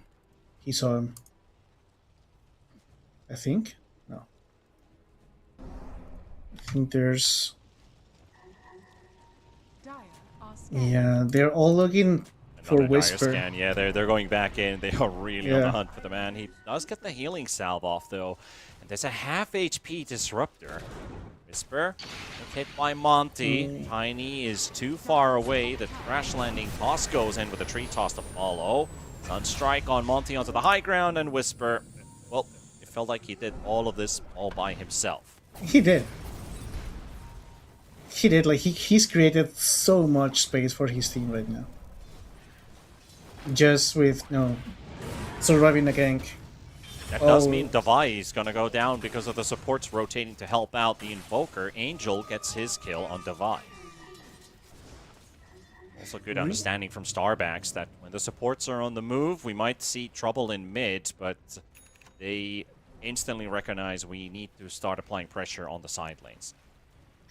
It's just interesting. It's a really even game so far. Well, the only one that is getting a better game is Yuma. He's having easier laning phase. Because Windranger can survive Yuma. He can't really solo kill her, but it is still kind of free. Ooh, Yeah, very hard to play against this, right? Plasma Field Yeah. level 3 max range. That was I mean, that Ignite was level almost 3. over a third of BSK's HP going. Just one connection. Theolacor gonna give a bit of chase. The Sunstrike hits the Disruptor, and Theolacor snipes him to follow with Blinding Light. Under attack. Right click into the mix. Yeah, Also and gets the Wisdom, and so does KJ. He also takes the Wisdom from the other side, and alone will die, as Yuma did have the static link on top of him, despite that only being level 1, but it's more than enough. Now he's chasing around with the Eye of the Storm. Monty helps Yuma get the kill, and Angel just needs one more hit. Sunstrike, does he get the turnaround? Oh, so close. so close. He One more turned level around on instead of Exort. casting the Plasma Field. I feel like if he just got the Plasma Field, it could have been enough. Yeah, and it's amazing how Whisper is so on point with the Sunstrikes. Under attack. He's having such a big impact in the game without even leaving his lane. He's Run another Sunstrike, but that's off the Dire's mark. top tower is under attack. got kind of close though. No, but the huge thing here is that the shrine got, 2 shrines for heroic, and Monty's level 3 at minute 8. That's Yeah. gonna sting. Yeah, and a Nyx Assassin can't afford to fall behind in levels. You can be level 2 or level 3 for the first 7 minutes, but then you need to start getting XP. Yeah, what do? Do you just leech it out of your cores? Because you can't really make plays anymore. I think you have Yes. to. I think they either need to sack the Wind Ranger, and you don't want to sack the Ursa. You don't really want to sack the Tiny either, but that would mean Tiny has to rotate, and he only has a Soul Ring. So Alone is also not having a good time, but let's see what happens down in bottom. BSK is already taken down before the time Alone manages to finish his teleport. KJ's level 6. Yolakor's level 6. That Nyx Assassin should right now be sitting in the mid lane, but instead Monty is kind of forced to rotate. I would just... Honestly, I would... Someone has to be sacked. The supports need XP. Yeah, and sometimes you just have to get to be greedy as a support. Like it's not all about your cores. You do need levels and sometimes a little bit of gold to be able to be useful for your team. So I agree with you. He should be sitting mid because bottom lane is lost, like really, really lost. And I think the Wind Ranger, he has been able to survive a couple of attempts, but he's died twice as well. So not really a solid fix for the Razor problem, especially because the magic damage is just ridiculous. Now that Keeper of the Light has the Solar Bind as well. That's a 4K lead at almost 10 minutes. Razor's also hit 5,000 net worth already at this point, so that's usually a marker of free farm. Yuma 2, 1, and 3. Maelstrom queued up. 10-minute rune spawning. Is it top or bottom? It is a bottom shield rune for Alone, as KJ is not going to make it in time for this one. But he is aggressively posturing here. He was kind of hoping for them to take the bait. They might still do it. Unstrike. They actually leave Tiny alone. He has to burn that shield rune right away. I think what they were trying to do is draw Alone for the Avalanche toss onto the Ogre Magi and send him back in, but KJ was just annoyingly far enough that he doesn't get caught by the Avalanche. And then suddenly the supports were too far away to help out the Tiny, and actually ended up burning that shield rune for no good trade. They also fortified the wave, so the Tiny couldn't Avalanche toss it to death. Now they get the tower mid. It's really great. Well, now we have a good usage of the Helm of Dominator on Centaur. He's still going to just be staying in his lane and sending a creep as an I don't know, representative of him to go push with his team. I mean, Heroic doesn't have a really pushy lineup. Representative. It sounds like you're sending in a diplomat on a mission. Yeah, that's the joke. Or maybe the B team, I don't know. Like, there was a time in Dota where there was a lot of Sue going on with Necronomicon, so it was like Division 1 were the heroes, Division 2 were the summoned ones. There was a time I remember playing offlane Queen of Pain with Necronomicon was meta.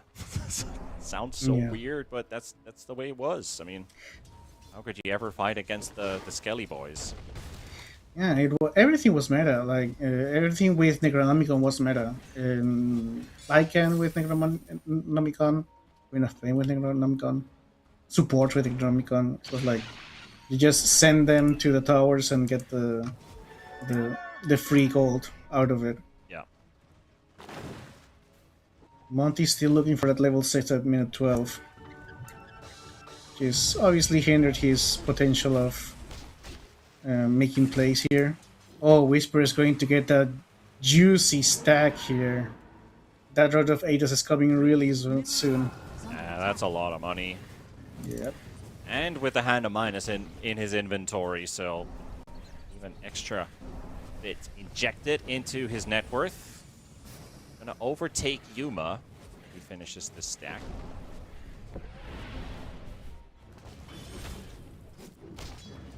Are they looking for something? Well, if you're Heroic, you don't really rushed into something, because on late game you also look good. You've also dealt with most of the support, so they don't have really counter initiation potential. So I like that Heroic is they're putting some pressure on the map, but they are not overcommitting, and they're just farming it up, doing the stacks. And maybe like they already have like a 5k lead in 13 minutes. So maybe with the Mjolnir, they'll just get a Roche and then get a tier 2. Maybe we see this as a 25-minute game if everything goes according to plan. They are setting up for a smoke here at the secret shop. Theolicar's got a smoke in his backpack. So I do think they are going to head over from here to the top side of the map and hunt for Angel. From Heroic's perspective, Angel is very nearby. I think Devi might have actually seen the Ursa with a quick glimpse, so is a smoke needed? Just straight up run at him, but I think they might still do it anyway. I like the fact that they enabled smokes being activated from the backpack itself, so no longer have to wait to pull it into your inventory and wait 6 seconds. Wait 6 seconds and like, guys, wait. Now we can go. Yeah, it is a really quality of life change. I really appreciate it as a position 4 because you in late game especially you have all your consumables or your wards or all your everything. You only have like one specific slot for the support items. You have to decide between all the support items there are. Good quality of life. Well, they didn't go for the instant smoke. Like Whisper still wants to get the Rod of Atos until he leaves the jungle. Yeah, I think that's his timing right there. He just gets rid of Atos and then maybe starts rotating. Like we were mentioning, they are not really in a hurry to make something happen. Yeah. I mean, it can wait like 30 more seconds or a minute. They just smoked. There we go. The smoke is active. Theodore looks like he's running all the way to pick up the Centaur, maybe. Starbucks is also or is it just because of the 14-minute wisdom spawning that he's kind of making a more of a defensive perimeter move? Starbacks are suspecting Heroic's going to invade. They also smoke themselves. Nobody's showing here, though. Nobody will show in the bottom area until KJ shows on their radar, and they'll find themselves a quick kill onto this Ogre Magi. Whisper turning things around with a Rod of Atos, throws in the meatball. Burns down, finds himself a trade. Monty. Oh, Monty. He wanted some backup. I mean, they might be able to get close enough, but, well, with the blink on the Tiny, sure you can do it, but where's the follow-up? The Jackal Shackleton. doesn't connect the Wizard detection. They don't have it, and they have to let Whisper go. Yeah, one-on-one there. And I understand, like, Starbucks, their supports are protecting the experience with tooth and nails because, I mean, they were so far away in terms of experience, so that shrine was really important for them. No, well, the timing on Ursa's items isn't really, that bad. He is, I mean, it's not bad at all. Battle Fury and Facebook's at 15. It's pretty decent.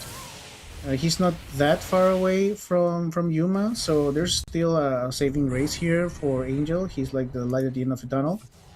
What was slowed down a lot because of the double shrine on minute 7 was the support playing potential. But now everything is kind of evened out, so there are still juicy kills out there, especially that Invoker.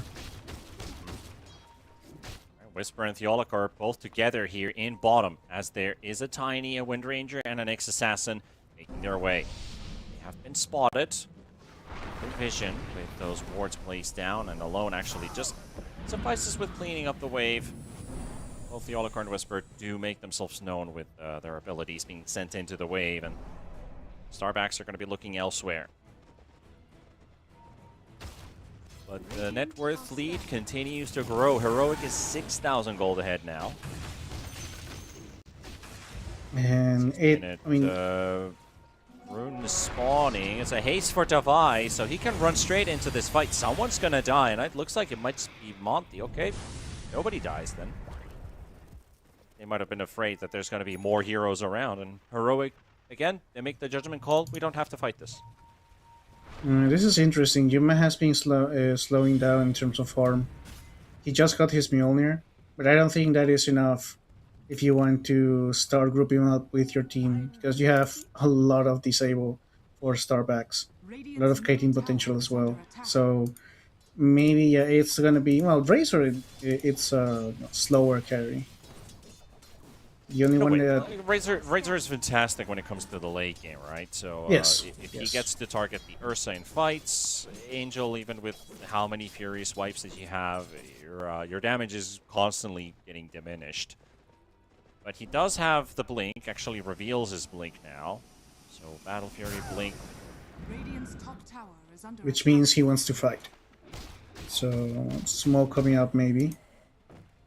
You have ESK as well with his Maelstrom ready. Going for the BKB He did next. reveal that blink by jumping into the wave, so it does feel like maybe they are just going to resort to farm instead. And potentially we might be fighting at 1930 for the Tormentor. I guess that's what both teams might be aiming for. Smoke in 2 minutes. Yeah, I think that's the play. You're right. You want to go for the Tormentor, and maybe Starbucks can make a Roshan for Tormentor trade since you have an Ursa. they could, yeah. They got vision in the top lane, in the top Tormentor, so they see pretty well. Monty is found out by Device Alpha Wolf. Unfortunately, you can't glimpse this one back. Oh, that's a bit of a backfire. As Tiny sends in his ally instead of the enemy they were targeting for, and that's alone dead. Slight blunder, but you instantly pay the price when your opponent is heroic, so they'll take that happily with open arms. Yeah, and well, I think Heroic is going for the Tormentor now. They are signaling that way, at least. I think it's a little too early for tier 2 towers, so yeah, just control the enemy side of the jungle. Go for the Tormentor. Make your lead bigger. I am still waiting for the Wind Ranger, play. Who is he going to focus on? Because his job when he was playing Wind Ranger is always like go for the mid laner, right? So maybe all he wants to do right now, because he's going for the Blink Dagger after the BKB, maybe his job here is going to just shuttle shot that Invoker and try to annoy him as best as possible, kill him if possible. Yeah, I think so too. I think targeting Whisper is the only reasonable target here. Maybe try to focus on the Keeper of Light, but is it really worth it? Probably not. Maybe you'll get your best bang for buck by focusing on the Invoker, but talking about that, BSK is actually the one getting jumped on instead of him getting to Whisper. Oh, nice. That Wind Ranger does go down. They do trade off Device, so both offlaners dead. This definitely serves a purpose for Heroic because they get to claim the area. They're dewarding as they go. Monty getting spotted for a second. The dust flies in. King Jungles does get the stun out just in time, and Yuma is on the edge of that the kinetic field. And they also isolate the Disruptor. Yules is onto the Tiny. That's the one that they want. They know that that Disruptor is already dead, and alone will find himself getting up to his name. Nobody nearby. Heroic will claim a fourth casualty, and at the 20-minute mark, that's Tormentor secure. Yeah, and that's what happens when you give an inch to Heroic. Like, you make one misplay, you toss your teammate instead of the Ogre Magi, you get 2 kills for you. You get 2 kills, and then they just ride the momentum, like really, really good. And now they get the Tormentor, they take the gate. They were trying to make the Roche play, but Angel ended up having Device dominated range creep in front of the pit, so they actually saw what Starbacks were doing. This just talks volumes about the experience Heroic has. Yeah, I mean, if you have an Ursa and they're going for Tormentor, you're going to try it at least, right? So really, smart from Device to just put his Helm of Dominator creep to scout. Can they get something out of this? They have Theolicor. AJ's on a very long wraparound, and Theolicor was half HP since the Tormentor, so he's going to be a freebie. Yeah, so King Jungles was also out of position. He just TPs out. The numbers are still looking kind of stumpy, so Starbucks needs to make something happen in the map. There's a Skull Basher coming up for Ursa. I don't think there are smoke. There's one more smoke here. Maybe they can get. Invoker and Yuma are the only two targets you want to have. And you don't really care if you get one of the supports or Davai. Davai is really hard to kill them either way. And they spotted. AJ is the one taking the front. The Ogre is not really a target they want to focus. They want to get to the Invoker, and that's the one that they're going to get to as well. And Alone and Angel, they rip him apart. Yuma might have a BKB to hunt down the Ursa. So he's taking a bit of a beating here. And once that Enrage runs out, he gets finished off by Yuma, and they get the Disruptor. It's a 2-for-2 trade, but that was already a lot better from Starbacks. They instantly went for the Invoker. They spotted the Ogre. That's not the one we want. We want Whisper. And they got him. Yeah, sadly, Yuma had already the BKB, so there wasn't any way that you can separate the Ursa from the Razor. At least they went from, 11k gold behind to 10k or Morty, and they get the, it was just a dominated creep here using the Vendetta for it. What else do we have? BKB and Yolin ready for Razor. Next time he can just go for. I don't think Yules is good here, so maybe just Satanic it up. You're basically unkillable with a Satanic. Alone with the Blink Dagger and the Yule Scepter, not really a lot of damage to speak of, so maybe the damage is coming from BSK and the Ursa. But like we said, if everything goes according to plan for Starbucks, BSK kills the Invoker, or at least takes him out of the fight, and Ursa can focus on maybe the supports first, or you have to just burst Yuma. And if you burst Yuma, maybe you have a fighting chance. But there's still that Cataclysm from Invoker in terms of damage. Which is maxed out. There's a couple of items coming up as well for Heroic to help these next engagements go a bit more smoother. There's I think there was 2 Force Staffs coming in. Crimson Guard's not too far off now. We're gonna find Monty on their venture down the mid lane. Whisper and KJ. I'm sure they take this one down. They're using a lot of creeps to scout. I really like that.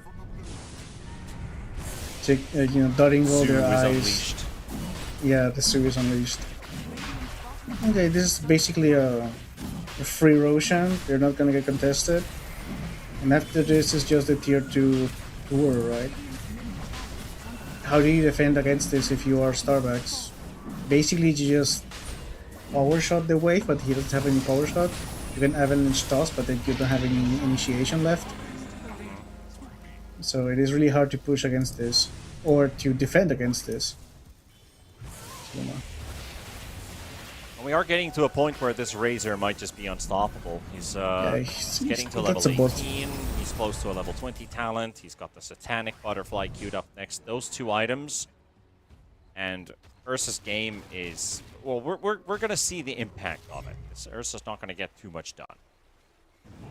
Yeah, Razor is a boss fight right now. Like we were mentioning, he's going for a Satanic. So he's basically unkillable. If you don't burst him like 100 to 0 with all your burst, then he's just going to come back again with the Satanic. Take all your strength and get all your towers. There's not, individual killing potential here. Because BSK he's still in the laning stage at minute 25. He's been on that bottom lane the entire time, farming it up. He already has his Spindlestorm and BKB. Maybe when he gets a Blink Dagger, he wants to, smoke it out with Monty. Because when Starbucks makes a smoke play, it's always the 5 heroes, or at least 4 of the 5 heroes. So you really make enough space for the other cores to catch up, right? Yeah. So yeah, I think Wind Ranger needs to take a little bit more of a protagonistic role in terms of the smokes. Maybe it's a little bit too late though. When a Whisper shows up, he's sending the full come on BSK and forcing that 9-second BKB. That's very big. simple setup. Yeah, and in that's the upper bracket matchup that they had with Heroic and Starbacks, Starbacks they survived 30 and 33 minutes, if I remember correctly mentioning. Yeah. So this one 31 and 33. It feels like they're hanging on to this game a little better, but they are still very, very far behind. I do believe this is just like a one bad team fight away from just ending. Maybe one pickoff, because if you just get the Tiny, you don't really care for the rest, or just the Disruptor actually. Yeah. Because you don't really care for the Either one. Ursa, you don't really care for the Wind Ranger, you don't really care for the Nyx. If you get the Disruptor out, maybe you're good to go on Raxus. But It is quite easy for Heroic to approach these fights, right? Because every hero they have on their team has a job to do. For Starbacks, it feels like 2 heroes kind of do the same thing on the same target, so it's not like one is better against the other. They have like 2 heroes that are good against one. And they don't quite work without the other. So yeah, if they kill the Tiny, there's no way of going in. This phase of the game. Well, now that you've got 3 versus Yuma. 1, Aegis out, and the Satanic is burnt. Angel decided to stick around there. Monty does get the stun onto 2. BSK was trying to follow up, and Defy coming in. The Cataclysm's gonna follow too, and Monty down, and BSK's BKB again. He's trying to run away. Heroic will get themselves an opener for the fight because that's just an Aegis. It's not really gonna slow him down. Yeah, now it's 4 against 5. We're gonna try something here. See, But can Ursa get it? BKB comes out, the Static Storm won't do much for him.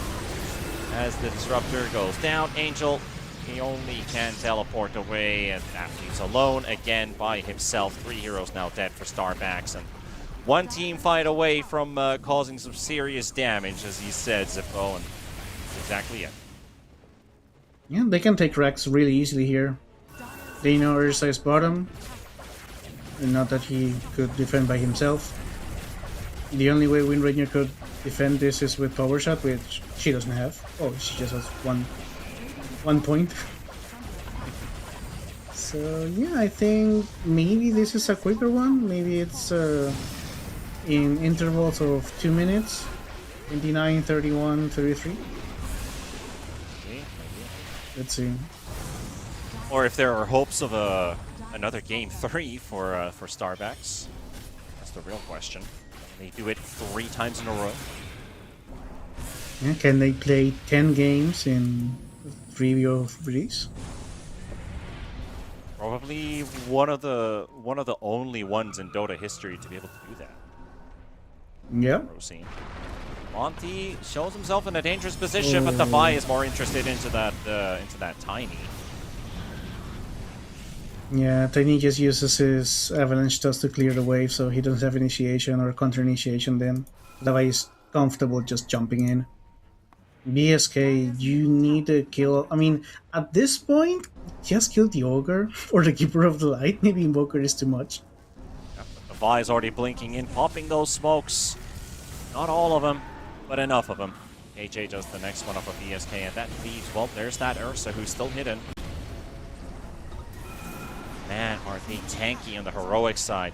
Over 3k and a Satanic on a Razor, 3k on a Centaur, 3k on an Invoker. Who are you really killing here? Yeah. BKB forced out. Why with the Stampede? They're on the chase for the Ursa now. He's isolated. And no Nyx Assassin, no threats. Angel set. Potential counter. Lone does get the Avalanche only onto the Ogre. They are delta splitting in 3 different directions. So again, that just means that 2 heroes are out of play and 1 is left alone, and that is alone. He's alone. Going with that fun forever.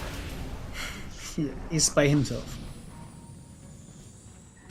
That is 22 kills with 22k of a net worth lead. In 31 minutes.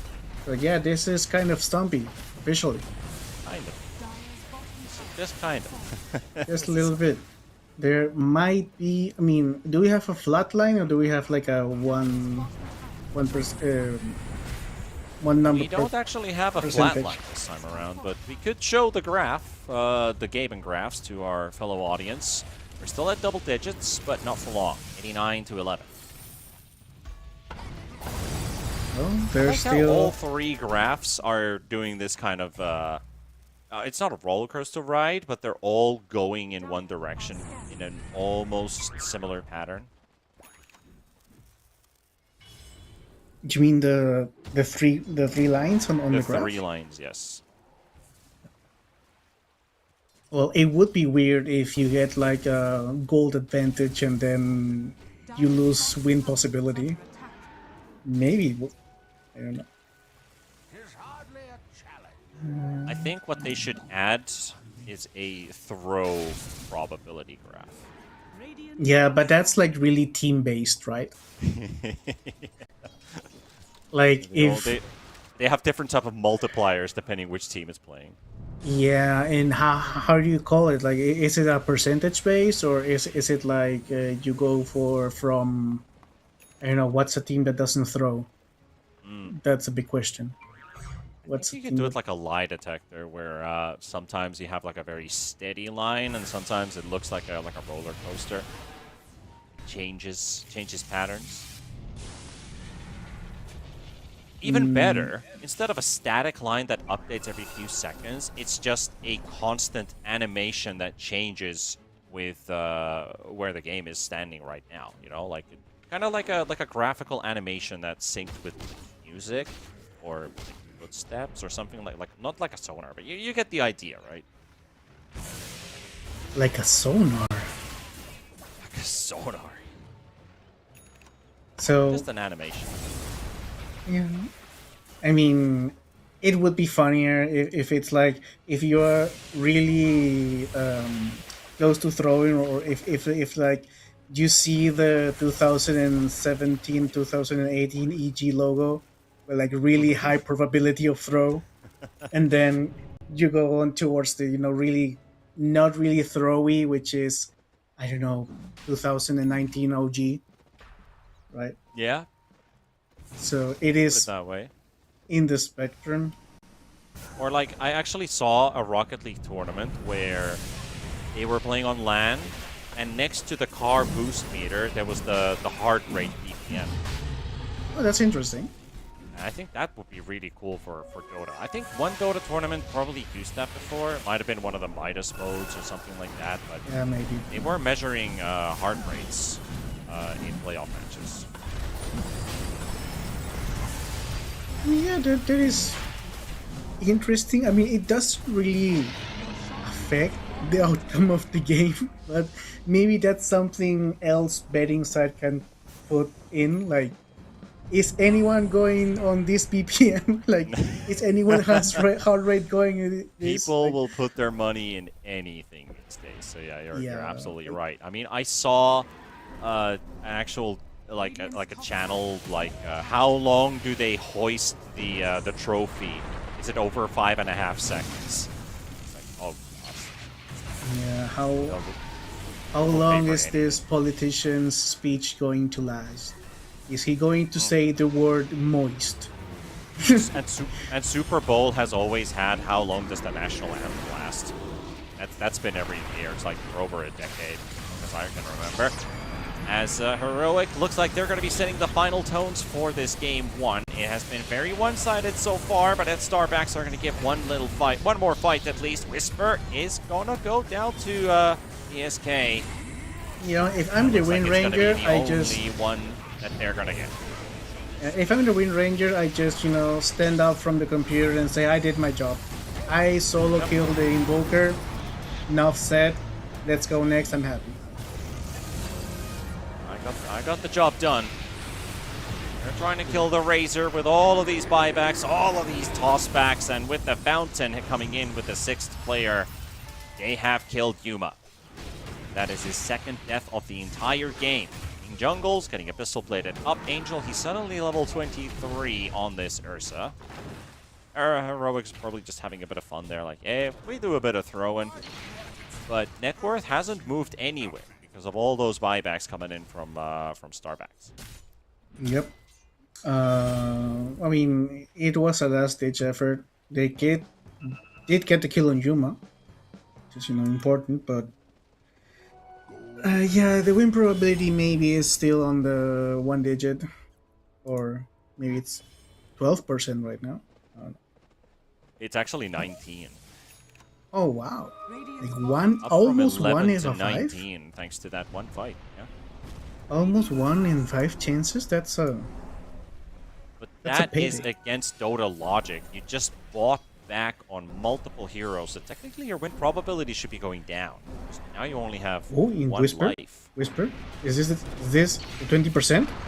Is this the Is the Dream 20%? alive? Oh my god. Radiant's bottom tower. 700 plus 830. Radiant's bottom And a tower. That's a tier 1 tower down from the bottom lane. Is the Dream alive? How many that was 6% more. We're at a quarter now. It's 75 to 25. To Wow. 25. So 1 in 4. Yeah, like the stunts are going up on Is the it- Starbucks.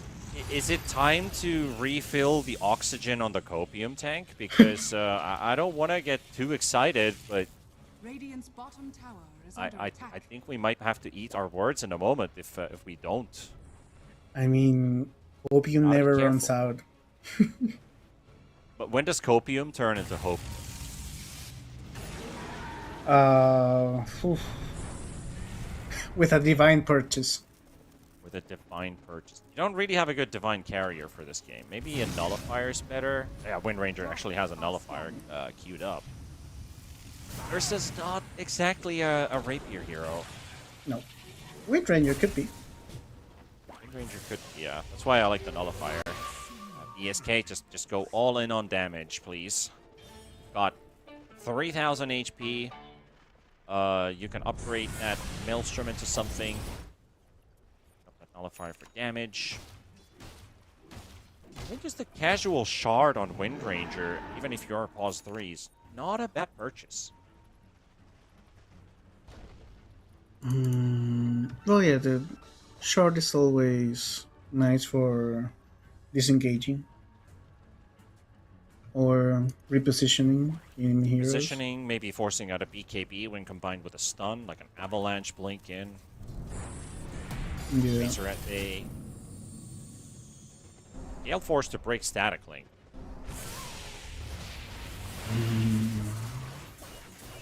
It's interesting that Ursa is not going for a Lincoln Sphere. Radiant's middle tower I mean, is under attack.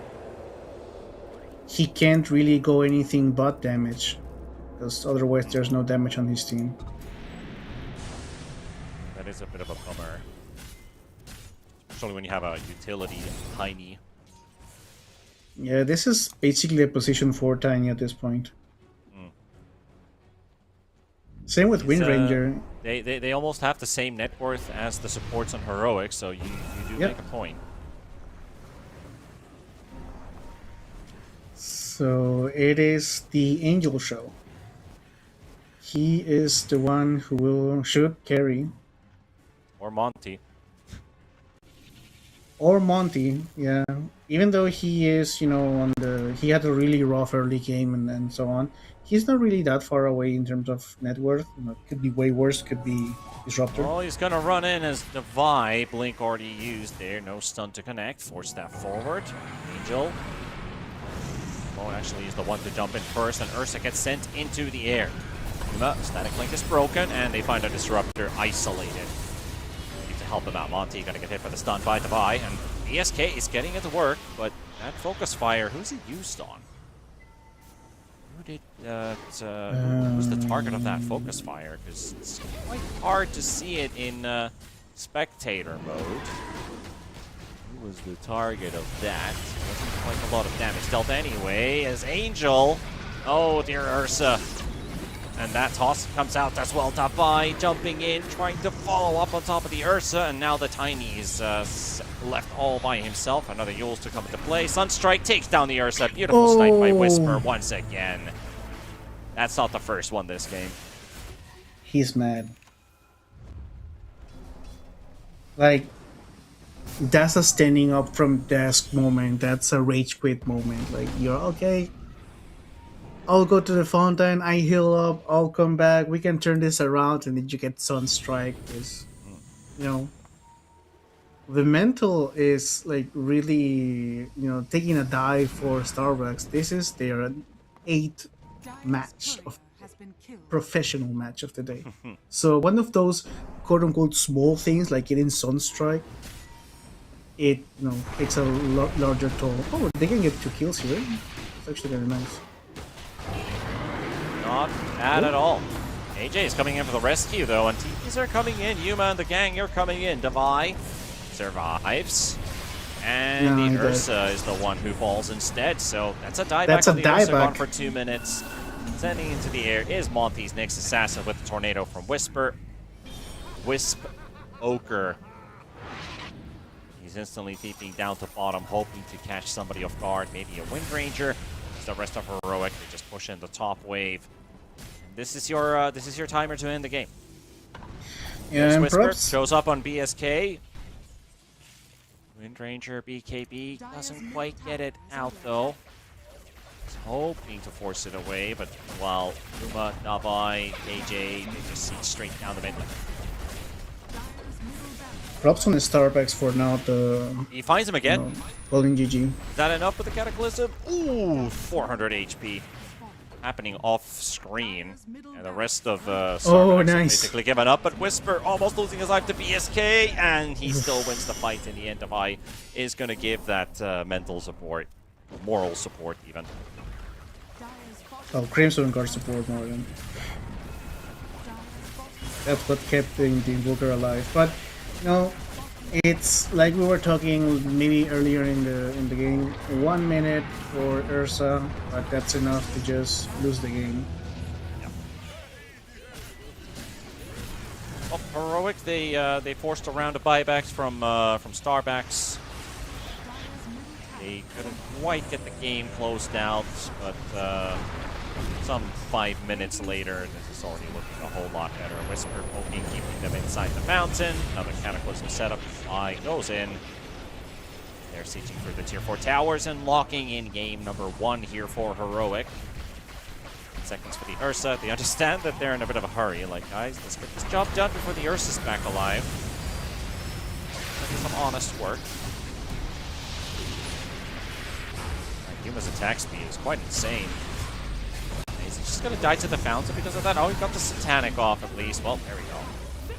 Game 1 in the bag, as expected. It goes Heroic's way. And there's no GG from Starbacks. That's They wanted to always see it through.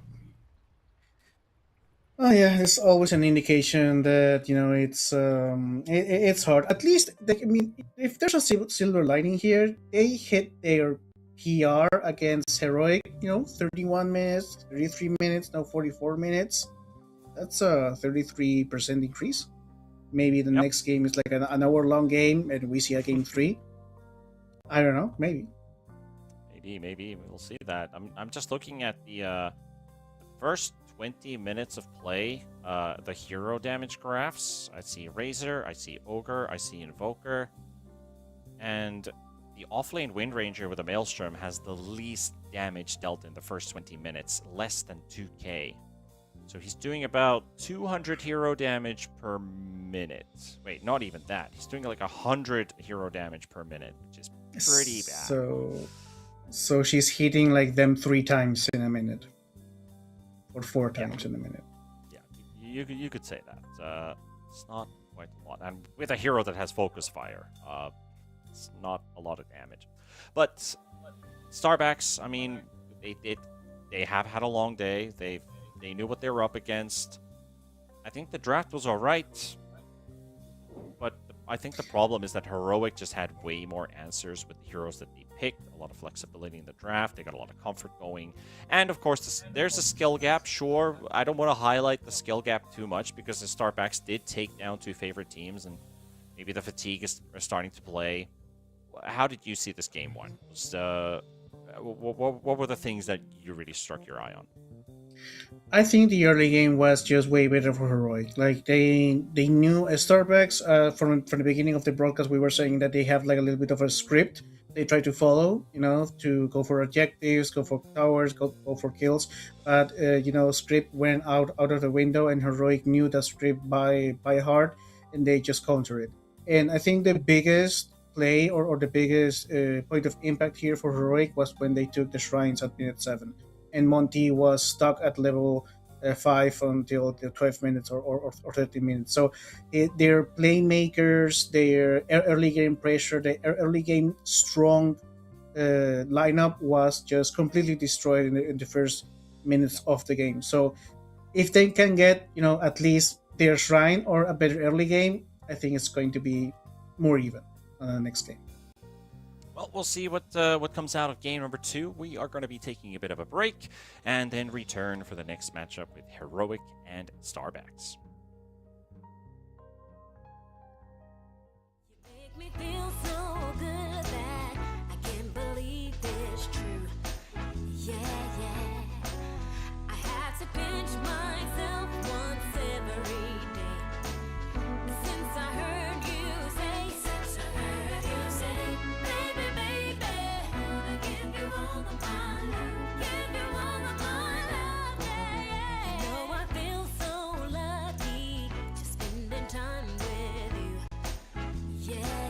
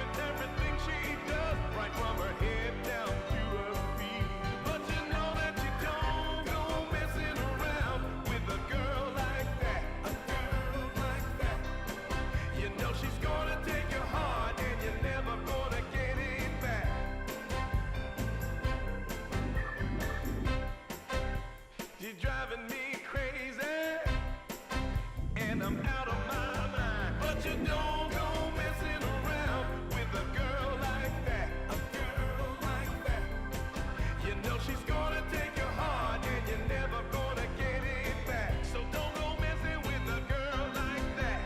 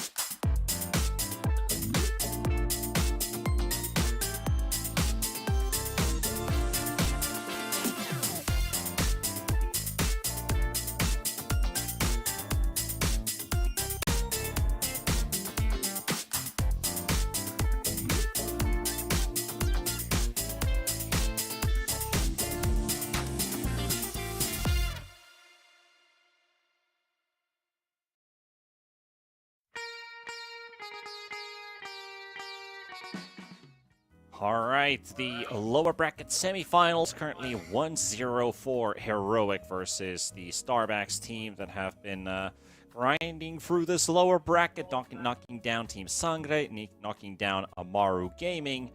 Now they're going to have to play with their backs against the wall. Let's see what Heroic's going to be going up to, because that game number 1 was 22 minutes, 22,000 gold. It was looking pretty... 22 kills and 22,000 gold. It wasn't 22 minutes, at least. It was 31, 32, something like that. No sixes and the number to follow that one up here this time around, Zippo. I will actually give a quick update on our Assange stream, who has finished the day. So, ex-Heroic member Schofield is in the grand finals waiting for an opponent, and it could be Heroic, it could be Starbacks, it could be looking for Or getting a rematch opportunity, but that's still tomorrow's business. Heroic probably wants to get this series out of the way, done and dusted, considering game 1 was already pretty well in the bag, and it's not just about execution, it's not just about the draft, it's not about the small things, it's everything mashed up together. We need a new Starbacks team, Zippo, to really challenge Heroic here. Yeah, well, we were also mentioning that yearly game was the thing that put Heroic over the edge. The 2 shrines that I got, and the experience, they completely destroyed Monty. He couldn't play his hero, even though his Nyx Assassin still got a couple of kills, still got a couple of initiations out of it. But it's only like you were mentioning, when you play pubs, you can just muscle memory it out. When you're playing professional matches, you have to be locked in 100% every time. Against Heroic, you have to be on the game, especially 150%, which it is not possible, but whatever. It is right now that this is literally might be the last match of the day for Starbacks. So if there are any cheese picks, if there are any pocket strats, if there are any comfort heroes, we should be seeing it in right now on draft. Yeah, you should stop saving strats and start using them now. This is the moment to do it, as we are attempting to launch into the game. And actually, it looks like we were successful. I was about to say we might have to do a redo, but Game 2's draft is starting momentarily. We'll throw you the graphic on your screens in just a second. But I think, yeah, when teams are playing to their utmost best Dota, their best performance, the only factor that changes between 2 teams is luck. And you gotta be really lucky if you're Starbacks. Maybe lucky that you get a hero through that Heroic doesn't expect or doesn't get countered.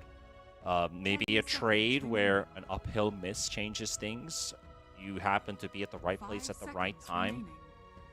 You kind of have to use all of your year 2026 luck in one single game to get yourself ahead of Heroic, because otherwise you gotta be a hell of a good team to do it with natural, raw talent. Yeah, it is also at this point that in past years, when the South American region was just starting to be noticed, that when a team is really confident, they tend to pick some mimi picks or something they want to try it out, and that's when the underdog of kicks in. So maybe this is one of those situations for Starbacks. I also do believe if there's a way of cheesing this, you should be cheesing it right now. And what's cheese? We don't see a Husker ban, even though Heroic has the first pick, so maybe that's not what they want to leave free. Just a Viper ban, so maybe they want to pick the Husker. We'll see if that's an option. Does Heroic pick it right away? Does Starbacks look for an answer to the Husker all the way from the first phase? Do we go back to the Tidehunter, which was also successful for Heroic before? We already saw the Centaur opener. They might just pull it off again. Yuma does have a lot of heroes that could benefit from the cart. Plays a lot of these ranged physical damage dealing heroes that could be protected by it. But instead, it's going to be a Beastmaster opener. And is this the first bristle for Starbacks today? I'm not entirely sure that they've pulled this one off before. Let's see if actually look. I don't think we saw the bristle before. Starback. Oh, they did actually play it in the very first game of the day. Basically, it was what 10 hours ago since we started casting. About 5 it, yeah. a.m. local time. So my mind might be playing some tricks on me. Yeah, I mean it's been I've been up since I've been casting since midday. It's already 10 hours. It's just with one more game, one technical difficulty. Just a normal day in the office for us. Bristleback comes back. So Bristleback was a hero that they were picking a lot, and they picked it 3 times in their open qualifier games. Right, so that's where they were doing it. That's what I was going on here, is like with that Bristleback. Like, have they played it today? But it was at the very first game of the day when they pulled off that Bristleback. Might be one of the comfort picks we were talking about, right? Like they might be going for that. Beastmaster, this could be a Beastmaster mid. I know Whisper likes to play it, mostly with an Aghanim Scepter. They get the Keeper of Light, and this is an OG combo. This is definitely an old school one with the cooldown reduction with the quill spray. Got the double quills going. Yeah, the double quills, the early pressure with that. But that's mostly being used as with Bristlebacks as a position 1 carry and Keeper of Light as 5. So that duo can go in anyway, depending on which heroes you have on the up against. Ember Spirit now for Whisper or Yuma, they're really flexing the early game and showing the course really early on as well. That's really a confident team. Yeah, I guess when you have 2 heroes that can be put in pretty much any of the core roles, it does give you a lot of options. Beast could be 1, 2, 3. Ember could be 1, 2. Snatch a support now and leave Starback's guessing. Or you could go for the 3rd core, and that also being like a 1, 2, 3 flex, and Starback's will be like, what the heck's going on? And it's going to be a shaman. Well, they're going to simplify things a bit. Yeah, Shaman is good with both of those heroes. Also, early pushing hero as well with the Master Wards. Nice control against Bristleback. Yeah, I like it. I maybe Heroic want to end this quote-unquote quick, because Ember Spirit, Beastmaster, Shadow Shaman, they're the really snowbally heroes. So if you find a way to counter or deal with the Bristleback and Keeper of the Light lane, you might just ignore it and push on other lanes, pressure the map in that way. Alright, something that's coming to mind here. See, Bristleback, minus armor for Starbacks. Go on physical. You could have, you don't get your Slardar, but you could consider the Shadow Fiend in the final phase. Play the Bristle in the off lane, put the Monkey into mid or support. Maybe in that sense you could play the Caudle in a different lane too, but Monkey 1, 2. I think you could get that Shadow Fiend even if it's not a right clicker, and play like a caster Shadow Fiend in mid, and then have the option to put Monkey into the safe lane. Yeah, if you can flex it, yeah, why not? Just get the Shadow Fiend as a position 1, position 2. So there's a lot of flexing still involved right here. But we saw Alon doing really good with Monkey King and mid. So maybe they're just falling back on the comfort. They're going for Chen, so they are fighting early pushing potential with early pushing potential, and a lot of healing as well, a lot of sustain. Like you have Keeper of Light healing, Chen just gets healing items, healing abilities as well. So a lot of in your face fighting as well. Yeah. So and it is a good substitute for the Train Protector they played before for that extra sustain. So Chen, Caudle, they both do similar things. Yeah. Maybe most importantly, it's also a block pick from King Jungles, who is a notorious Chen player. Yeah, he's a good Chen, you're right. And I feel like the Ursa pick in the first match was you know, taking away the Heroes Yuma Ursa. turn to ban. And we got the Muerta. Maybe this is a So that's that could be Yuma or he Theo for the Muerta. AJ with a Shaman. I mean, Muerta doesn't really have the best track record on this stream, so 10 seconds that is remaining. true. That is true, but if it is a Yuma hero, but I know Theo plays a lot of or has played a lot of Muerta back in the day. Radiant team yeah, King ban. Jungles also plays Shadow Shaman, so yeah, maybe why Heroes not? turn to ban. They're getting rid of the axe. They do feel it is a crystal back carry, otherwise they wouldn't be banning the axe. Oh. And also the Ogre band is kind of hinting that that's a core Muerta. 10 So seconds remaining. Whisper with the Ember, Divide with the Beastmaster, Muerta is a 5 flex seconds or a remaining. +1, and they close their draft with a 23rd KJ pick, is probably what Starbucks is thinking. Yeah, either that or they are still looking for the Yuma pick. Yeah. Mm, Muerta being flexed.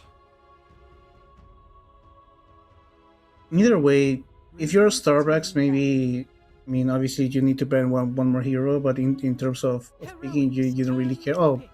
okay, yeah, Clock is a really great ban here. Great ban. It would have been a nightmare for Bristleback, Monkey King, and the Chen units. Yeah, it would have been a nightmare. Great ban. What So else do tell you? us, where's the Muerta going? So this next pick 10 will tell us seconds more remaining. about that. Do Start you know locking what in the I lanes. want for a 5 seconds Starbacks? remaining. I want a Lesh, the Shrek Core or support Lesh? core. If he can go, I mean, you can go for the not the Maledict facet, but you can actually push towers with Maledict, not taking that. And really destroy an early game. You have Chen, you have Keeper. That mana is not going to be an issue. Healing is not going to be an issue. Level 6, you don't really even need level 6 on both of those. You just need level 3 on both of them. You just get your level 5, level 6. Go on towers, because you don't really have a Shadow Shaman to defend towers until he's level 6, so you can just push towers back then. And then with Beastmaster, he's not going to defend any towers anytime soon. Ember Spirit doesn't have the damage to do so anyway. So if you're looking for the cheese, early game pushing, Be it. That could actually be it, yeah. I can yeah, get behind and that idea. and Lesh against Muerta, not a bad matchup as well. Radiant team pick. What do we get here? Marcy, Yuma that's a or support. Divide to play the Marcy? What Marcy doesn't have her facet that when she jumps she gets her ultimate. Oh yeah, the Fleet and Fury. Yeah, Yeah, that was a that really taken strong away. facet. 10 seconds Yeah, remaining. so Marcy is a support. We get the Then that's Magnus. most likely the KJ Marcy and Magnus comes out. Indeed, and that's We for got the alone Yuma for the mid Muerta. lane. Yeah, we got the Yuma Muerta. We got a Angel Monkey King, so they decided to swap around the 1 and the 2. Alone they didn't want to pick up the MK into the mid matchup. This is interesting. Well, you have I wonder why though, because I feel like you could have been okay with Monkey King versus Ember in the mid matchup. depends on who is the mid laner. Guess so. I mean, If you Whisper, go- who only started playing mids a few months back. 10 seconds remaining. Yeah, I mean, if you can't really send the Ember Spirit as an off laner, so yeah, it's just the Ember Spirit as a mid laner. No, yeah, Ember Spirit Why? off lane. Yeah, Okay, that changes things. Okay, then the matchup changes a lot. Beastmaster does very well versus a Monkey King in a 1 versus 1, so in that case, this is a good adjustment. But at the same time, we already saw that the Monkey King is going for the safe lane. So Ember versus Monkey in the side lane. Interesting. yeah, they want to make that matchup happen. Ember against Monkey King. I mean, it is really hard to land a boneless strike with a sleight of fist. You can just harass him with searing chains. It's gonna be a 2v1 though. So it's Shadow Shaman and Ember Spirit, which is a lot of control with searing chains and all the Shaman toolkit. He's going for the chicken fingers as well, so a lot of control happening there. And creep on the enemy heroes at the early game. Maybe help them with regen a little bit, but there's none to be had. Maybe a purging creep at the beginning. Yeah, maybe. I don't know. But I do have to say this much at least. Heroic are definitely cooking with this draft. They're ahead in the series, feeling a bit more laid back. They want to try this stuff out. Prepare for Might as battle. well. Might as well do it this way. Interesting. Chinese went for the Hellbear facet. So they want that swiftness aura, like attack, which works really good with Monkey King if you're going for the Jingo Mastery stacks. Well, it is going to be a first for me. Like Ember Spirit offlane. I've seen Ember Spirit.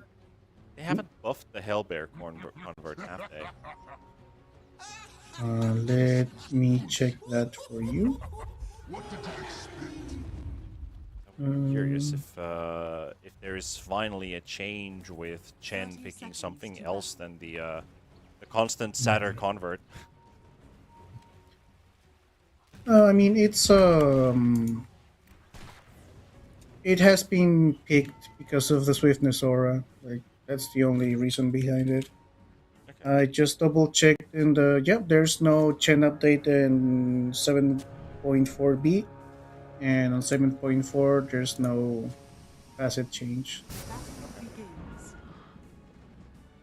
Would have been interested if there was some truth behind a potential buff or nerf to some of the converts, because it was very one-sided. It was always the same convert that was coming out. The Mind Stealer burning your mana, helping some of those mid matchups. But yeah, the buff is there. However, we got a bit of a chase going on in the top lane. BSK Heroics looking for the kill here with 3 heroes, and they'll get the so job close. done. It dropped quite low, but not another Illuminate Blast, and not close enough for a Blood Grenade. They are very low, though, so we do have to be a bit cautious here with their moves. AJ? Yes, blown up. one eliminate. Ooh, almost got him. Oh, got the special delivery, bringing in some extra tangos and some salves, so KJ's gonna regen. Yuma, well, just passively regenerate, get a couple of full sprays from range, get some magic wand charges. Be quite good, so yeah, Heroic on the board first.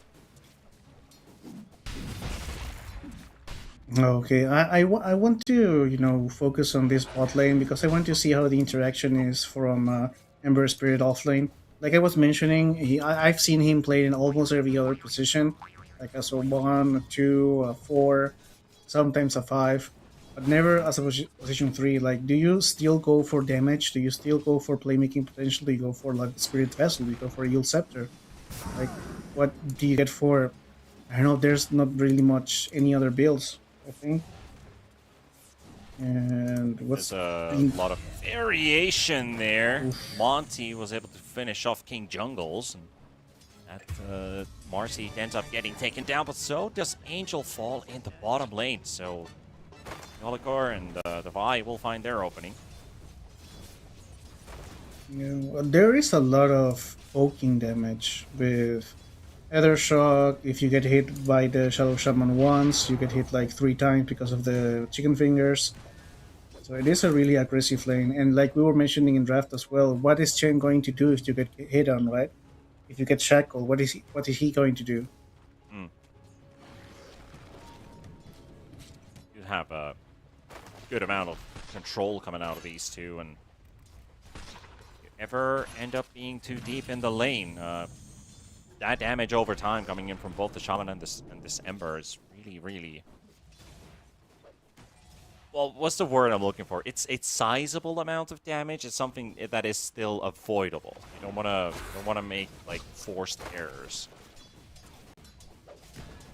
Yeah, well, that's the name of the game here. You, as Fioligor, you really want to mess with the Chen pool, and make the lane push into your tower as much as possible in order to get those poking thingies on Angel.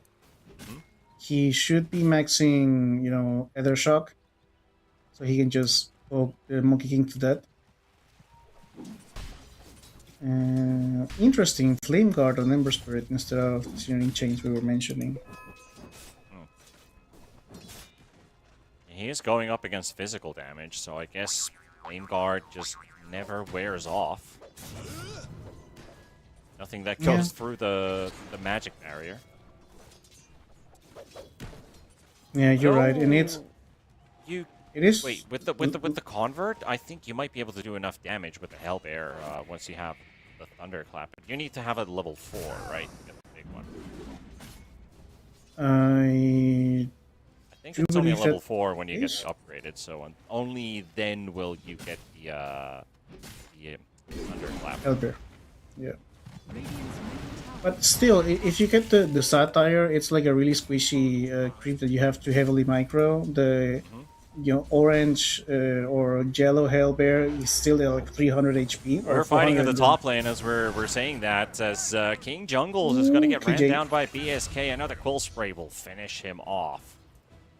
That was a very optimistic attempt. He went for the pick-me-up jump with a creep on top of the Keeper of the Light, and Yuma was just a little bit too far away to get clean connections on the Caudal, and ended up KJ just tanking too much damage, and Yuma not dealing enough back with the Gunslinger. Now maybe there's another attempt here. Creep wave has pretty much died under the tower, but there's still one more creep, and if only that creep died faster, that would have been a kill. He also missed the dead shot, sadly.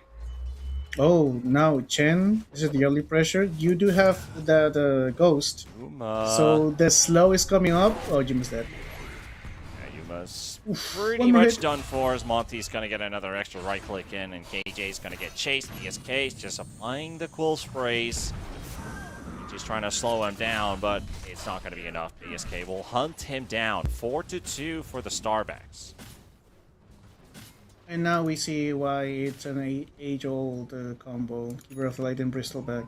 So, really ridiculous amount of damage that they can pull out here. And Davai is going for the Spirit Vessel, so that's one of my questions answered. Want to see in the mid lane, there's a slight advantage for Whisper. Put it mildly. Slight, yeah. Put it that way. Magnus finally does hit level 6, but he's 700 gold in behind Whisper in net worth. There's the roar. He's charging in. Oh, that's just axes, BM. And there you have it. That's just BM. Like, he has like 2 supports behind him. He just ults, hits him twice. I don't care for your rotations. Whisper is just having his lane his way. Yep, he's got a DD in the bottle. ESK, meanwhile, he's going for the AFK farm, turn his back against the ancient triangle creeps, almost dies in the process. Meanwhile, the Monkey King's getting locked in. BSK does end up dying, and they're going to lose the Monkey King too with that 3-man gank we saw happening. The Olikor, Davai, and King Jungles. Short work of the Monkey. He's rebuilding the stacks in the triangle, so Bristleback can go in there and die again. Hooray! And now they do get their shrine, so it's not going to be as miserable of an early game. They are leaving Angel really, by himself. So he's gonna get dove here. He's going for the Battle Fury build too. What do you think about this? Well, that's a farming build, right? So he's aiming for the late game here. The other way would be like a Maelstrom to start fighting early, but maybe he doesn't trust the early tempo of his team, or maybe they just want to have an ace in the back, like a trump card. Scanning. This is might be their elimination match as well.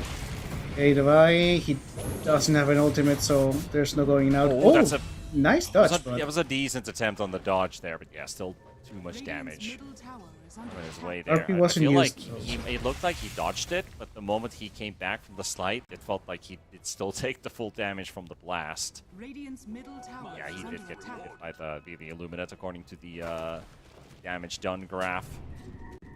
We're off the lights. Qualifiers getting slowed down by another solar bind, so Monty.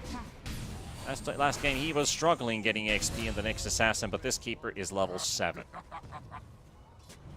yeah, that's what happens when you get Monty his space. Yeah. And this is a keeper of light. Well, This is a bottom. new hero. Facing Angel. Divide. Does he have the damage to take down hit down that Monkey King? He's regenerating a bit, but KJ showing up. Oh, Divide still might go down. It's Nice. going to be enough for Monty to get this kill. He gets the full XP out of it, too. Yeah, Monty sadly couldn't heal his Monkey King in time. Watch out. They don't have any stuns though. So King Jungles is just going to move away. Yeah, gonna have to do it the old-fashioned way. This is a sizable amount of damage. KJ's gonna have to probably run all the way back to the fountain to regenerate. That's But interesting. At least it's not a 4K lead at 10 minutes. It's much even now. I think that, like we were saying at the end of the first match, the early game was just the breaking point for Starbacks, and now they got an early game, they got a game, basically. I really like the pressure Monty is putting here. They might even get they already got the stats. They might 2 get levels the buy higher here. than his enemy offlaner right now, but there's the roar coming in right after the RP being used, and they've got the Chen locked in. Axel will go down, and now onto Magnus they go. They finish off alone. Ooh, they got the And tree, they got Monty the is tree. also being chased there. They got the Hex on Angel's dead. him, and Angel is also dead. Oh boy, well, we just said that they have an early game to play with, but it's coming at a heavy Not price. anymore. That's 4 for 1. They overstood their welcome, 100% there. Whisper was like, okay, I might need to stop farming a little bit just to help. It's, Radiant's I believe, 2 kills and 2 assists. Takes the tower He maybe. got way Maybe. too much. Yeah. Oh, I told you he liked going for the Aghanim Scepter, and he might get the Aghanim Scepter in like 2 minutes. They might kill the monkey again. They will kill the monkey again. Oh, that's your carries game just down the drain. Back-to-back deaths for Angel. Radiant's bottom Dead tower for is under attack. nearly a minute in the early game. That Rough. is very bad. Yeah. He is almost same net worth as Monty. Radiant's bottom tower has fallen. You don't really want to see that. Yeah, you What's the want to see saving Monty grace? have a game, but he can't be the only one having a game. So you can't. You gotta have both. you gotta get everybody on the same line. Yeah, and the thing is that Bristleback is the most farm hero for Estar packs, but he's going for a defensive item on the pipe. So even if he gets his item, he's not going to be like a big impact.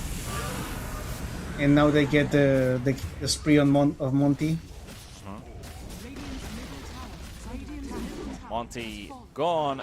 Yeah, actually, Devi did clean up that streak before, but that's Devi and Whisper both getting a kill on this the Keeper of Light inside the last minute.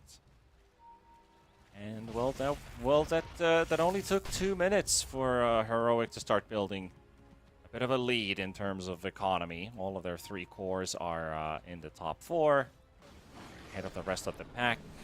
Support Keeper of the Light almost gone past their carry Monkey King. Oh, okay. They are using big ultimates here just for King Jungles. Might not be worth it at the end of the day. Devi has still. Well, it's a 1-for-1, but you It's a 1-for-1, traded yeah. polarity. Yeah, you trade polarity, so you can't really follow up on that. Are scanning. and they might go for the Monkey King again. Shadow Shaman is so close to the Blink Dagger. It's really dangerous for Starbucks right now. Yeah, What do you do if Boss you- 4s have a lot of money. Dire are scanning. Yeah, but I mean, if you're a Keeper of Light and you have money, you feel like sustain items, which is, you know, annoying. But there is a Spirit Vessel, an Ember Spirit, so sustain is not going to be a big factor anyway. If you are a Shadow Shaman with money, you get the Blink Dagger. That's initiation. That's almost game changing. And with Beastmaster just and in a makes- good way, a Shadow Shaman with a Blink Dagger can make all of that net worth on a Keeper of the Light feel like nothing if the Shadow Shaman is the one who jumps in first. Yes. Like, what can Keeper of the Light do? Just, you know, last for 2 more seconds, which is his thing. Exist. Exist. Smoke through the map as they finished off the Aegis, picked up by Whisper on the Beastmaster, and they might just run into Alone. He was on the edge of the stairs here. 14-minute Wisdom is where they're going for. Chen is the hero they're going to run into. His army is nearby. Radiant are Actually scanning. leave the Wisdom up for a couple extra seconds and not taking it away. They do now, and that's going to be a warning sign for Monty and for BSK, but it's too late for them to react as they lost the Coddle. Radiant's top Whisper tower was is under trying to attack. maneuver in from the side and find an angle for a Primal Roar. Yeah, this is just like Wow. the fast-paced game we were looking for Heroic in the draft, right? Structures are Yeah. They go, they take a gank, they take the tower with the wards. There's not much they can do. Once again, they focus on the position 5, so they don't really lose much. They didn't get the tower at least. Dire's bottom tower is under And they Still found put a the pressure kill. on. So it was a good grab with the Blink Dagger for Magnus. He gets something out of this trade. Yeah, and meanwhile, Yuma is just hitting creeps freely. I mean, I don't even know if he gets to carry since, you know, Davai and Whisper are already doing all the heavy lifting. Angel is almost done with the Battle Fury, so one good thing is he hasn't had to Ooh, play so close. the same side of the map with Alone on the Magnus. Normally you'd always be like, give me Empower, give me Empower. And now Dire's he's top tower finally is got under to the point where he doesn't really need that Empower for farming. And if they were playing on the same side of the map, that means that one of them is getting less than the other because they want to have unique farming patterns. While BSK taken down by Heroic, a bunch of heroes showing up at top. They spot a Chen TPing away. Not sure if they saw the exact spot where he was, but it's going to be a tier 1 tower they're eyeing to take down. And Heroic is feeling themselves really, really good here. They have 2 Observer wards in the same spot of the map. Just in case. Just in case. Supports having the great minds think alike me. Whisper with a haste rune. Oh, this is Solar big, this is big. bound. Oh, that's a good RP skewer onto Whisper. He's under a tier 3 tower right now. Can KJ get in range for the pick-me-up? Can he send him to safety? He's trying to get closer. He gets hit by a baseball bat by Angel. Never got in range to send his ally to safety. So that's KJ, Whisper, both dead, both for Angel. Yeah, that's a nice pick me up for the Monkey King, which is now, you know, starting to have Dire's 4 middle tower is net under worth. attack. Catching up. He finishes his Battle Fury. And this is like, you have to just play from the back. He's just playing recovery here. Yeah. And I would have liked to see more pressure coming up from the Chen and Keeper of Light pick, but the course on Heroic did so much. Like, Davai got that important double kill when Starbucks were invading their triangle, and that just supported him, habilitated him. After that, we have a Shadow Shaman with Blink Dagger and Arcane Boots and at 17 minutes, which is really good. Heroic is just playing all around the map. The only one who's really not participating as much because it's a slow hero and he needs his time, it's Yuma. And he's always going to be there as a, you know, if we dive too much, you know, if Beastmaster dies once again, diving tier 3 towers, you still have Yuma. And in case this lasts for a 30-minute match.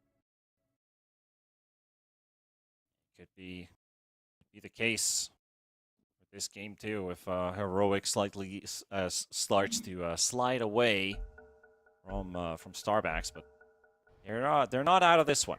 This game is a lot more close than I'd honestly like to admit.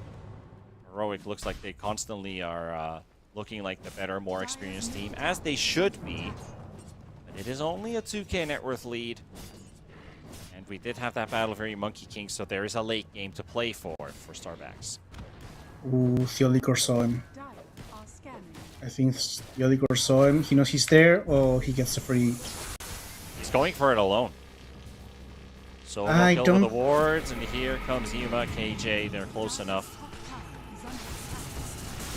Yeah, that's big. The thing is that while that's happening, at least Starbucks gets a tier 1 tower top. Device going to try to prevent that from happening. The gates come in. For more kills here, they spot the Keeper of the Light. Walking down in the trees, hit by the dead shot. Well, tower traded, but 2 heroes picked up by Heroic.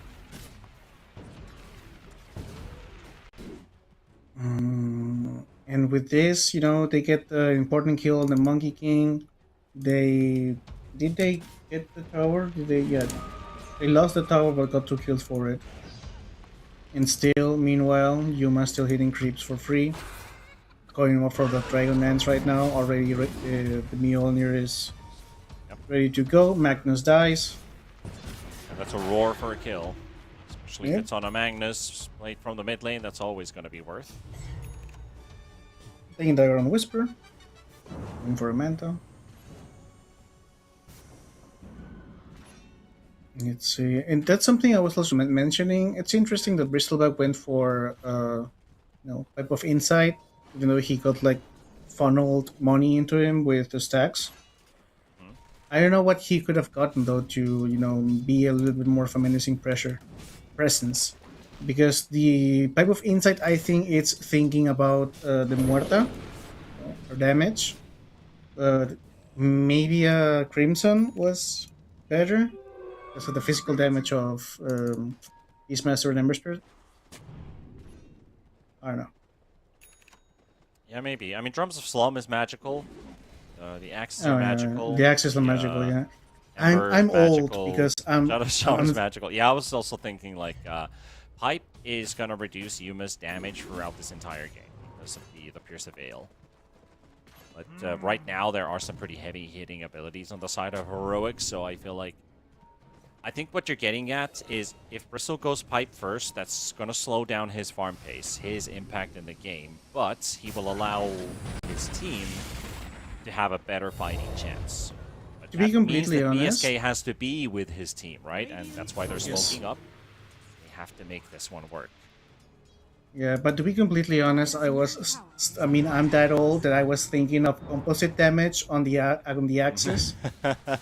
Oh, yeah. So that's why I was thinking, but it's composite damage. It's not really that as much, but yeah, it is as much. I'm old. They're done with the Tormentor, and they're coming in with the smoke. Device going to be running straight into BSK. He doesn't react at least, but the chains, the RP is going to hit onto the backline, finding themselves a Shaman. The Oliver going to have to pop first, but he's not dead. He's going to amulet himself to safety, but alone finishes him off there with Shockwave. That's 1-for-1 traded, and another one to fall is going to be the Chen. Yuma. And you've got the Monkey King locked in. Angel goes down, and there's nothing left in the tank for the Bristle or for the Magnus. ESK, like it wasn't quite in range to provide the support of that type of insight for his Monkey King. Gets KJ, lose alone. Now it's a chase for the final surviving hero. And is he even going to be a survivor in the end? Whisper taking some dance moves right in front, Just going for the body body blocking. blocks. Bristle's got nowhere to go. Dead shot back, nestled up, and that is a team wipe.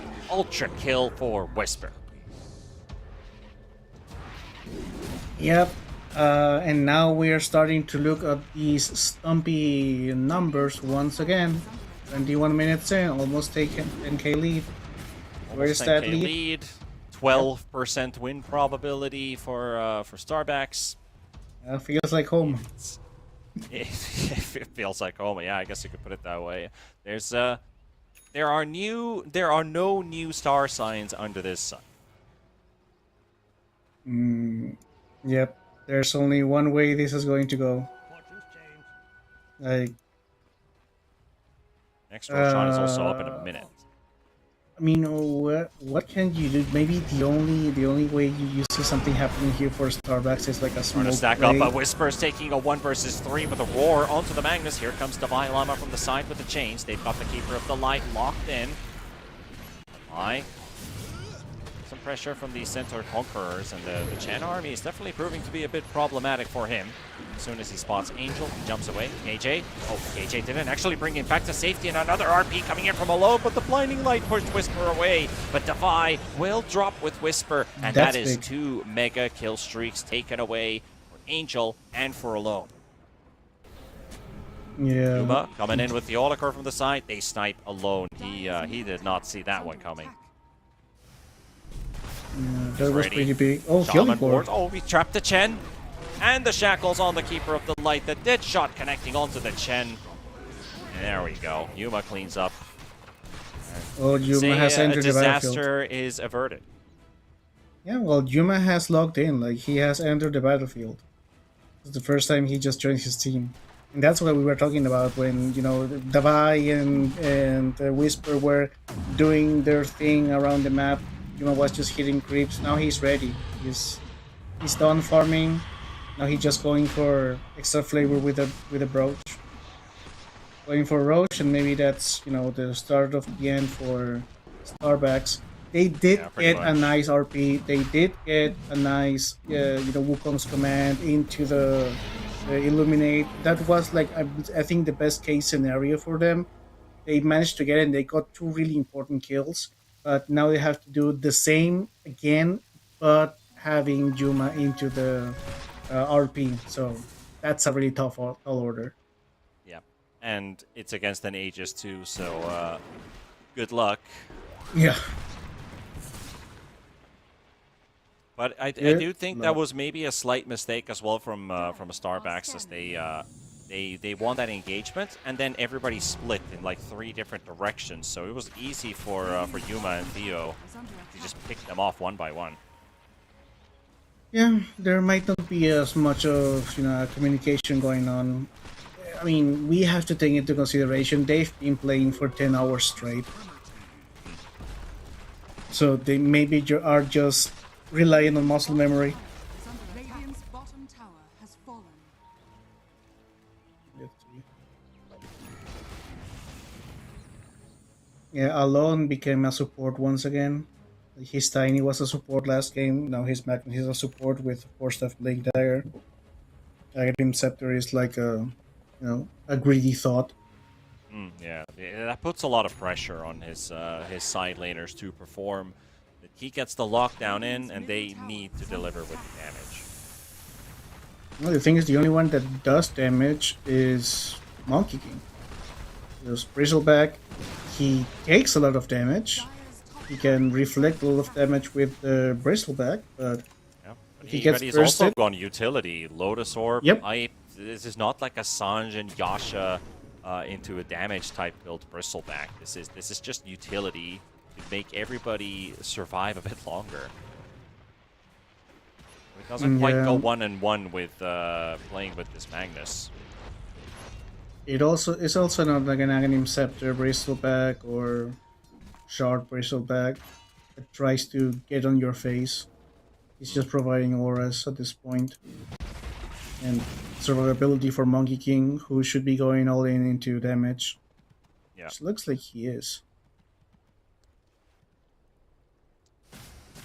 Well, we've been looking at last hits and denies for a while, but we might as well start looking at either maybe even buyback status slowly but surely. I mean, net worth is showing a pretty grim story, but there's only one person with a buyback right now, and with this Aegis still up for 2 minutes, there's not a whole lot of extra defenders coming back into this base. I mean, Yuma is level 21 with this Muerta, so definitely going to have to bring some extra bodies into these fights. Radiant's top tower has fallen. They're at least getting the buyback on the Monkey King. Oh, they're smoking BSK. He might be dead here. If he shows, Back he's dead. turned. He's actually out of range to throw quill sprays at the catapult. Unless he walks down to the low ground, and Heroic's just waiting for that move to happen. And there's KJ. There he is. Perfect read. He's counting seconds, man. It reminds me of a game one time. I'll get to that in a second, but about counting seconds on when the opponent is going to be at what spot. Oh, that's a great interruption of the skewer play. Magnus being thrown into the air with the Yules. The Boundless Strike falls short, so Mag is getting the full duration shackle. Roar's going to be thrown into the Lotus Orb. Illuminative Blasts are flying, and Mag is still surviving, but not long enough. And BSK turns around with the Blade Mail. Yuma will drop with the Aegis. Still has life number 2. Magnus was held in place for 10 seconds in a row. He was kept alive artificially by his supports, which only prolonged his suffering. We 10 seconds did in a talk row. about that in the draft. You brought it up. They have a lot of sustain on Starbacks, but not enough against the level 21 Muerta. That reminded me of a game when I was playing Pudge and the enemy had a PA, and the PA was coming out of his high ground in front of his base to throw a dagger to clean up the creep wave. So I was telling my friend, check this out. He's throwing a dagger now, and I'm counting seconds like 1, 2, 3. I cast the hook, and at the 4-second mark, he's exactly at the spot the PA was about to be to throw the dagger into the creep wave.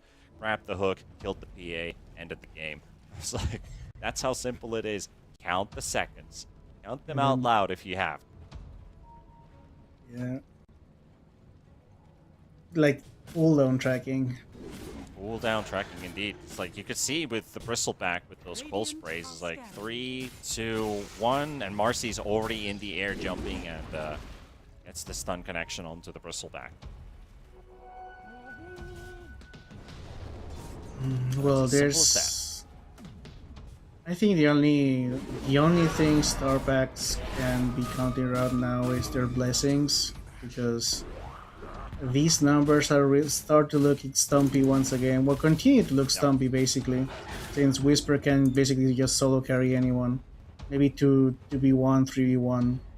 The Starbucks lineup. And they're starting to resort to these like massively big items on the side of Starbacks to turn the game. There's a refresher queued up on the Magnus.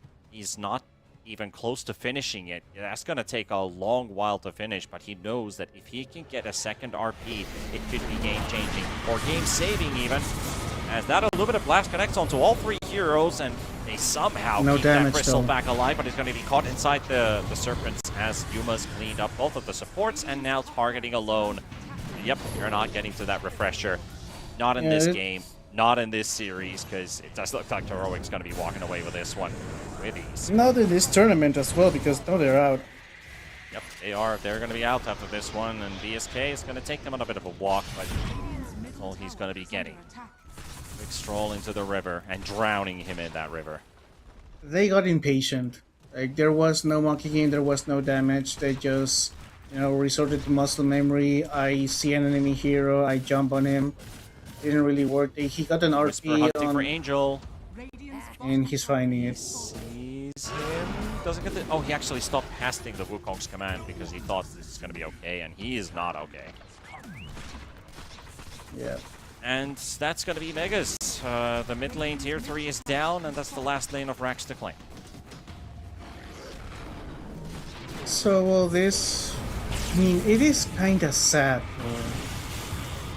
Okay, just wait for a team fight to resolve itself. Maybe the GGs come out. Hey, they want to fight till the end. No RP though. Magnus bought back, but he had Blink and Skewer both on cooldown. Just wants to get one kill. One Just kill. one. And they're not getting that. GG! That is the end of the road for Esterbacks. And Heroic. They'll play on finals day. Yeah, it is kind of sad because we've been following the Starbacks through their journey, playing against Team Sangre, playing against Amaru, getting, better performance in game one against Heroic.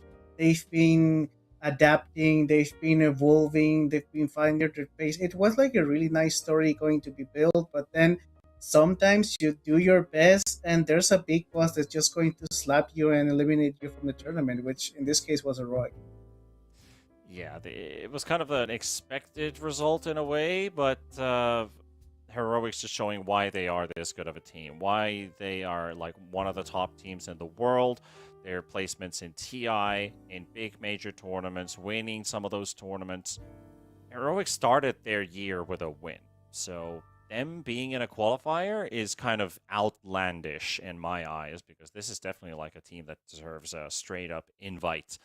So it's a bit of a, luck of the draw, like you said. Sometimes you end up having a bit of a tough opponent in the first round of the upper bracket. Sometimes you get the learning experience, but they learned a lot. They can be very happy with what they've done here during the course of this day. Most importantly, day one, they lost. They dropped to the lower bracket. That was kind of it. But this day two, it's been a long one. They got success. They knocked out two teams, one invited team. Even the first seed for this qualifier got knocked out by them. So I'm just gonna play a quick applause. I mean, it's really well done by Starbacks. Nothing to be ashamed of. Yeah, they played really good, and also speaking of not only Starbucks, because we've been grow fond of them because we've been following all their journey, but Heroic, they had a really big change. They changed Schofield, one of their signature star players for Theory Core, also a really great player, but I mean the way Heroic plays is still pretty solid. It is still that if you give them an inch, they're going to take like a yard or something like that, because there's still like this playmaker position 4, and it's nothing that Heroic is going to suffer this change. Maybe this is just going to change the way they approach games, but the same essence is still there, which is almost nice to see, nice to watch. The team is still going strong. Absolutely. But hey, we are done for the day, and with this qualifier, there's only one day remaining. Tomorrow, the lower bracket final is going to be played between Looking for Org and Heroic, and the winner of that will play Peru Rejects in the grand finals, where Schofield, the ex-Heroic Pause 4 player, is already waiting for an opponent. Will there be a rematch, or will there be a match in general between ex-Heroic and current Heroic? We'll find out if that's going to be the case. This was T-Panda and Zippo1 bringing you the commentary here on the Yasha channel. We thank you so much for listening to us. It's been a long 11-hour casting day for both of us, and I can't wait to hit the bed. It's 6 a.m. local time, 1 minute too. So without further said, thank you so much, Zippo. Thank you so much, everybody. Thank you. Take care of yourselves. Good nights, and bye-bye. Goodbye.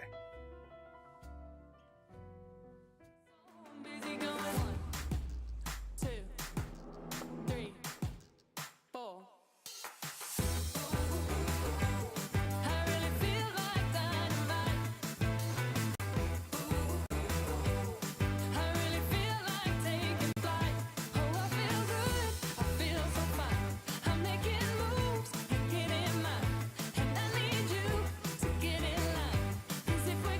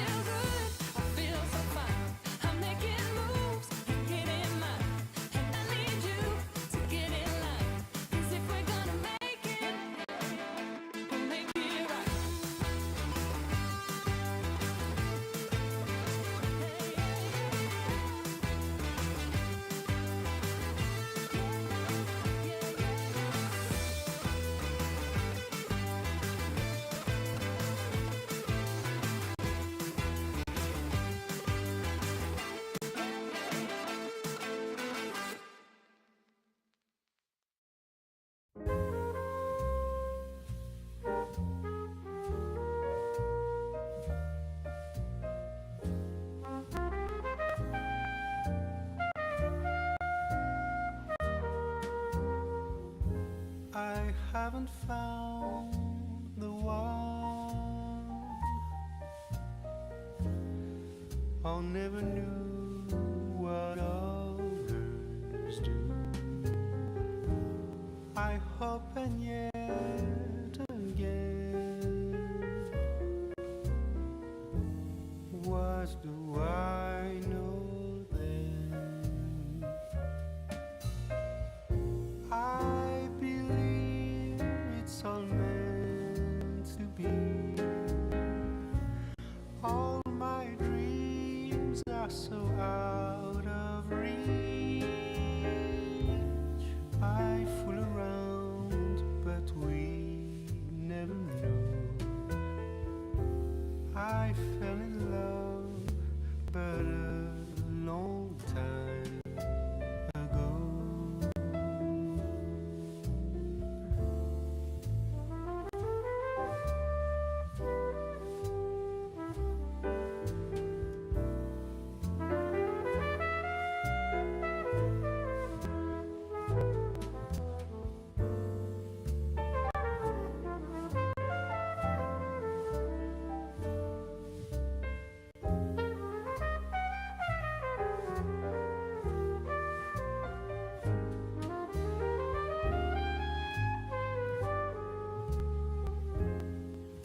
I sing the same old song, been going on for far too long. I hope and yet again, what do I know then? I believe we're all meant to be. All my dreams are so out of reach. I fool around, but we never know.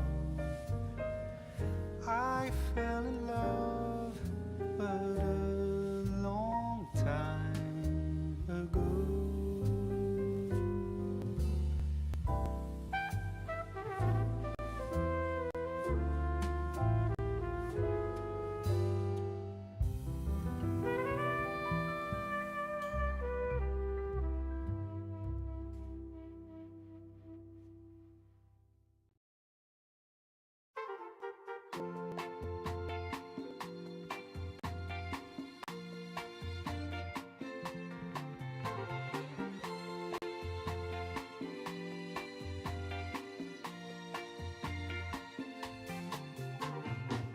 I got the sun in my pocket and the moon above my head. Got the whole world at my feet and there ain't a cloud ahead. There are stories I need to tell. There is laughter I need to share. Joy and love all around. I can feel it in the air. Oh, nothing can stop me now. There's nothing at all that can make me fall. Nothing can stop me now. I'm standing strong while I'm singing this song.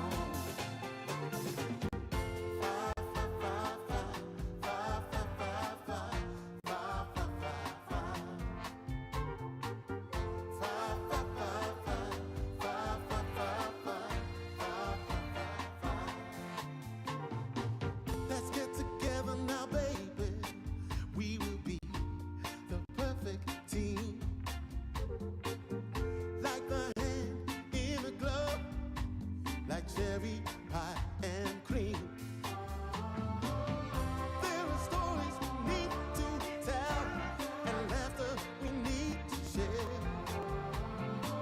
There's joy and love all around, good vibrations everywhere. Nothing can stop me now. There's nothing at all that can make me fall.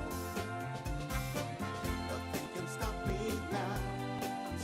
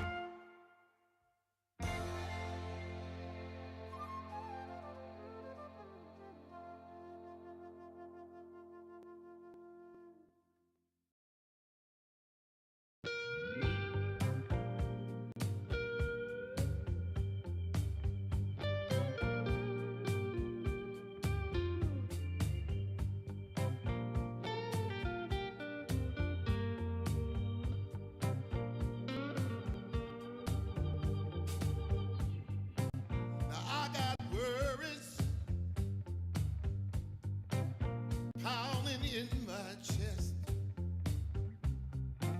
It's so hard to sleep, baby. I can't get no rest. All sorrow and sadness. Tell me what I'm gonna do. 'Cause baby, without you, I'm all wrapped up in blue.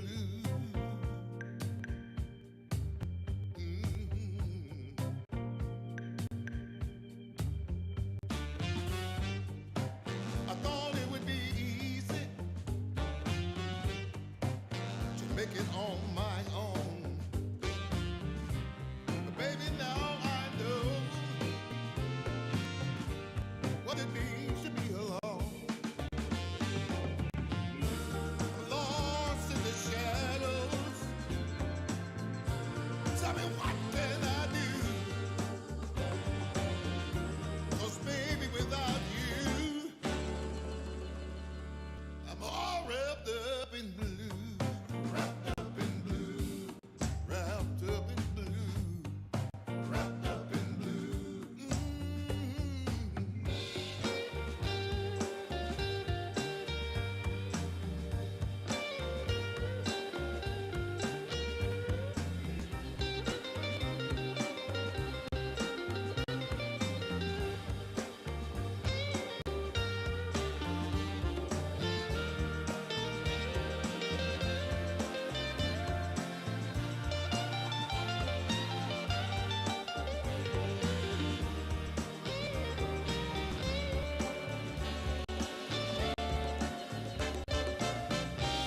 You don't miss the water till the well runs dry. You never see when the truth turns into a lie. Hey. Wrapped up in blue, all wrapped up in blue. Wrapped up in blue. Can't find my way out, no. Wrapped up in blue. Tell me what can I do? Wrapped up in blue. All wrapped up in blue. Wrapped up in blue. Somebody help me now. Wrapped up in blue. All wrapped up in blue. Wrapped up in blue. Somebody tell me what to do. 'Cause I'm wrapped up in blue. Wrapped up in blue. Wrapped up in blue. Wrapped up in blue. Wrapped up in blue. Oh, yes, I am.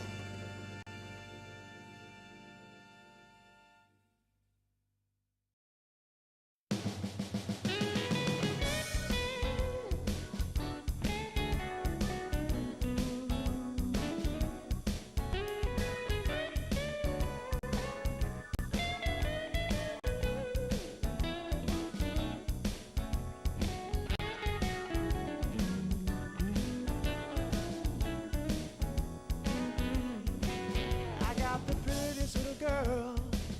She's as pretty as can be. Yeah, yeah.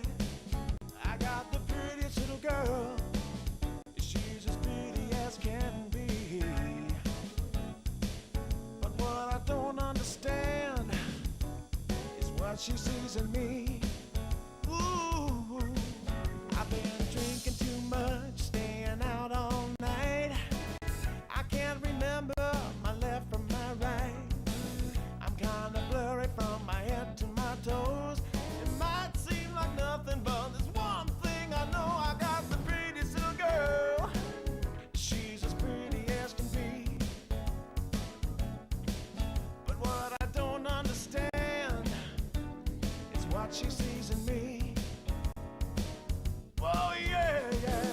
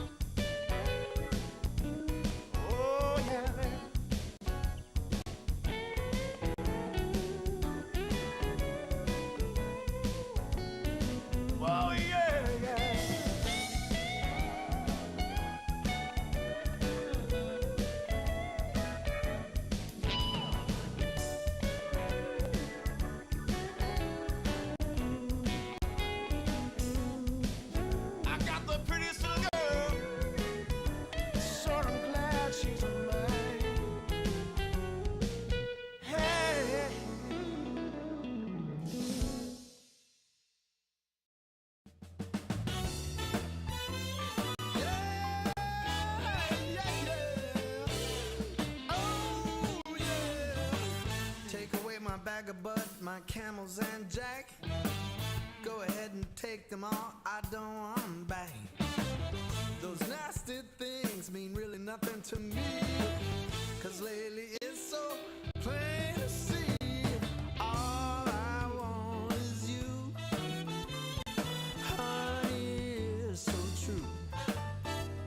Give it to me, baby, all I need is you. Yeah, yeah, yeah. Come on, you can take away my mint Cadillac, take my Harley too, I don't need them back. I got an engine, Lord, it runs so right. As long as I get your loving each night, all I want is you, honey, is so true. Give it to me, baby, all I need is you. Yeah, yeah, yeah, yeah, yeah. In the morning, well, early in the morning, late in the evening, right around noontime, right about noontime, baby, 24/7. Give it to me, baby, all I need is you. Yeah, yeah, yeah.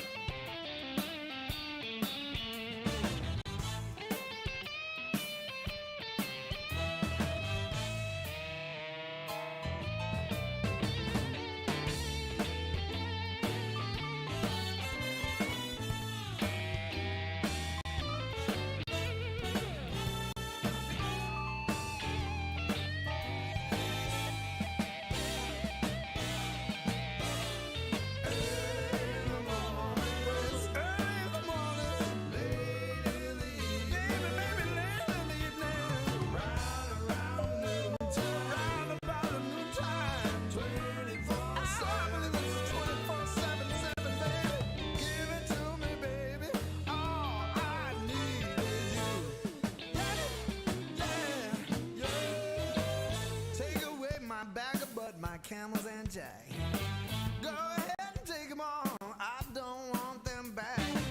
The only thing I could ever really miss is what I feel when I get your kiss.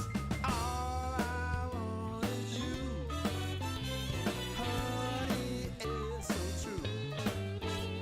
Give it to me, baby, all I need is you. Yeah, yeah. Oh yeah, early in the morning, late in the evening. Well, it's about late in the evening, baby. Right around noontime, 24/7, 24/7. Give it to me, baby. All I need is you. Oh, how, oh yeah, yeah, yeah, yeah.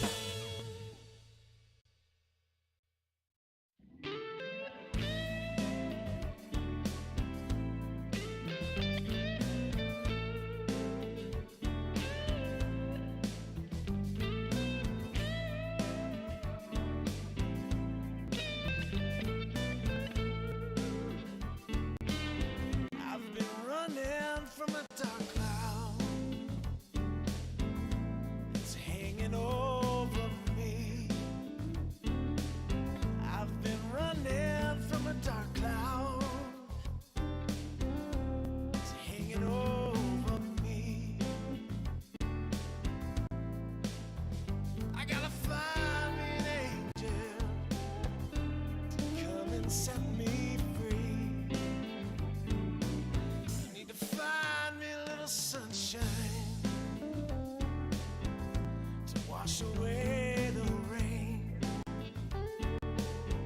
I need to find me a little sunshine to wash away the rain. It's the only thing I know that'll take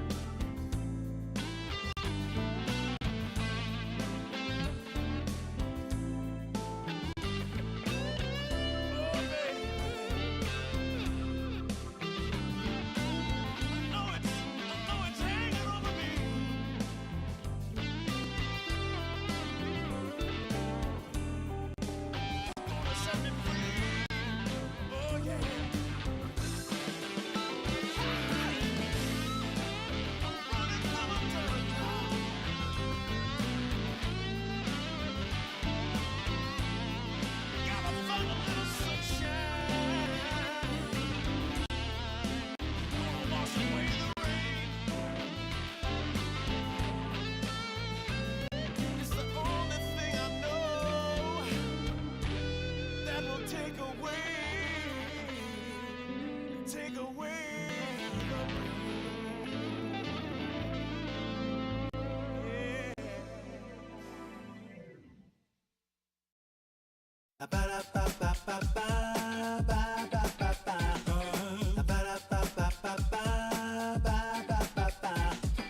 If you wanna get with me, all you gotta do, call me when you need me. I'll be waiting for you. I know exactly what you want, satisfy your need. We can have a good time, don't you worry about a thing.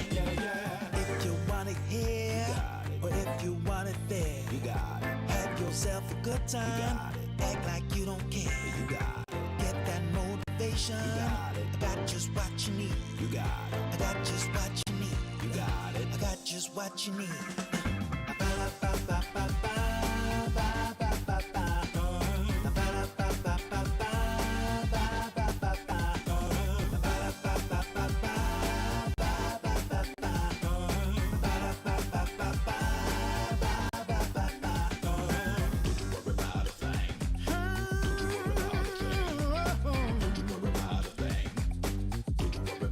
Don't you know you got it, baby?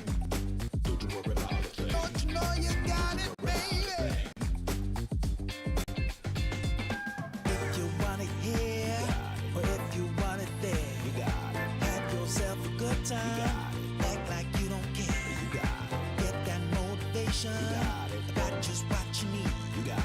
I got just what you need. You got it. I got just what you need.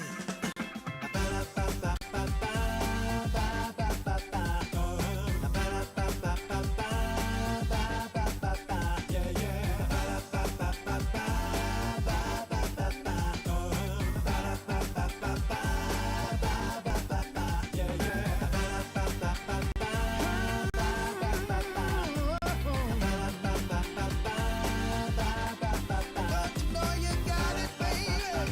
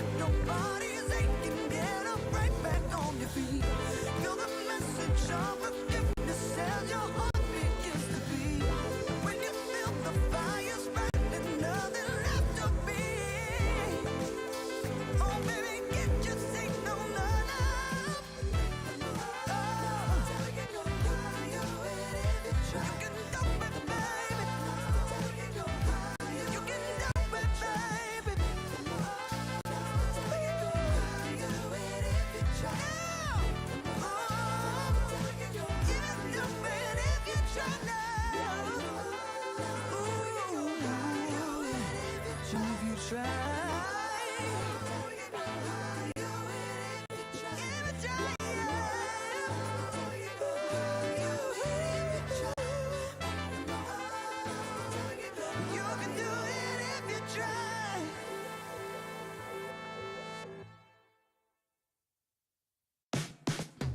gonna be a cold winter, baby, without you loving around.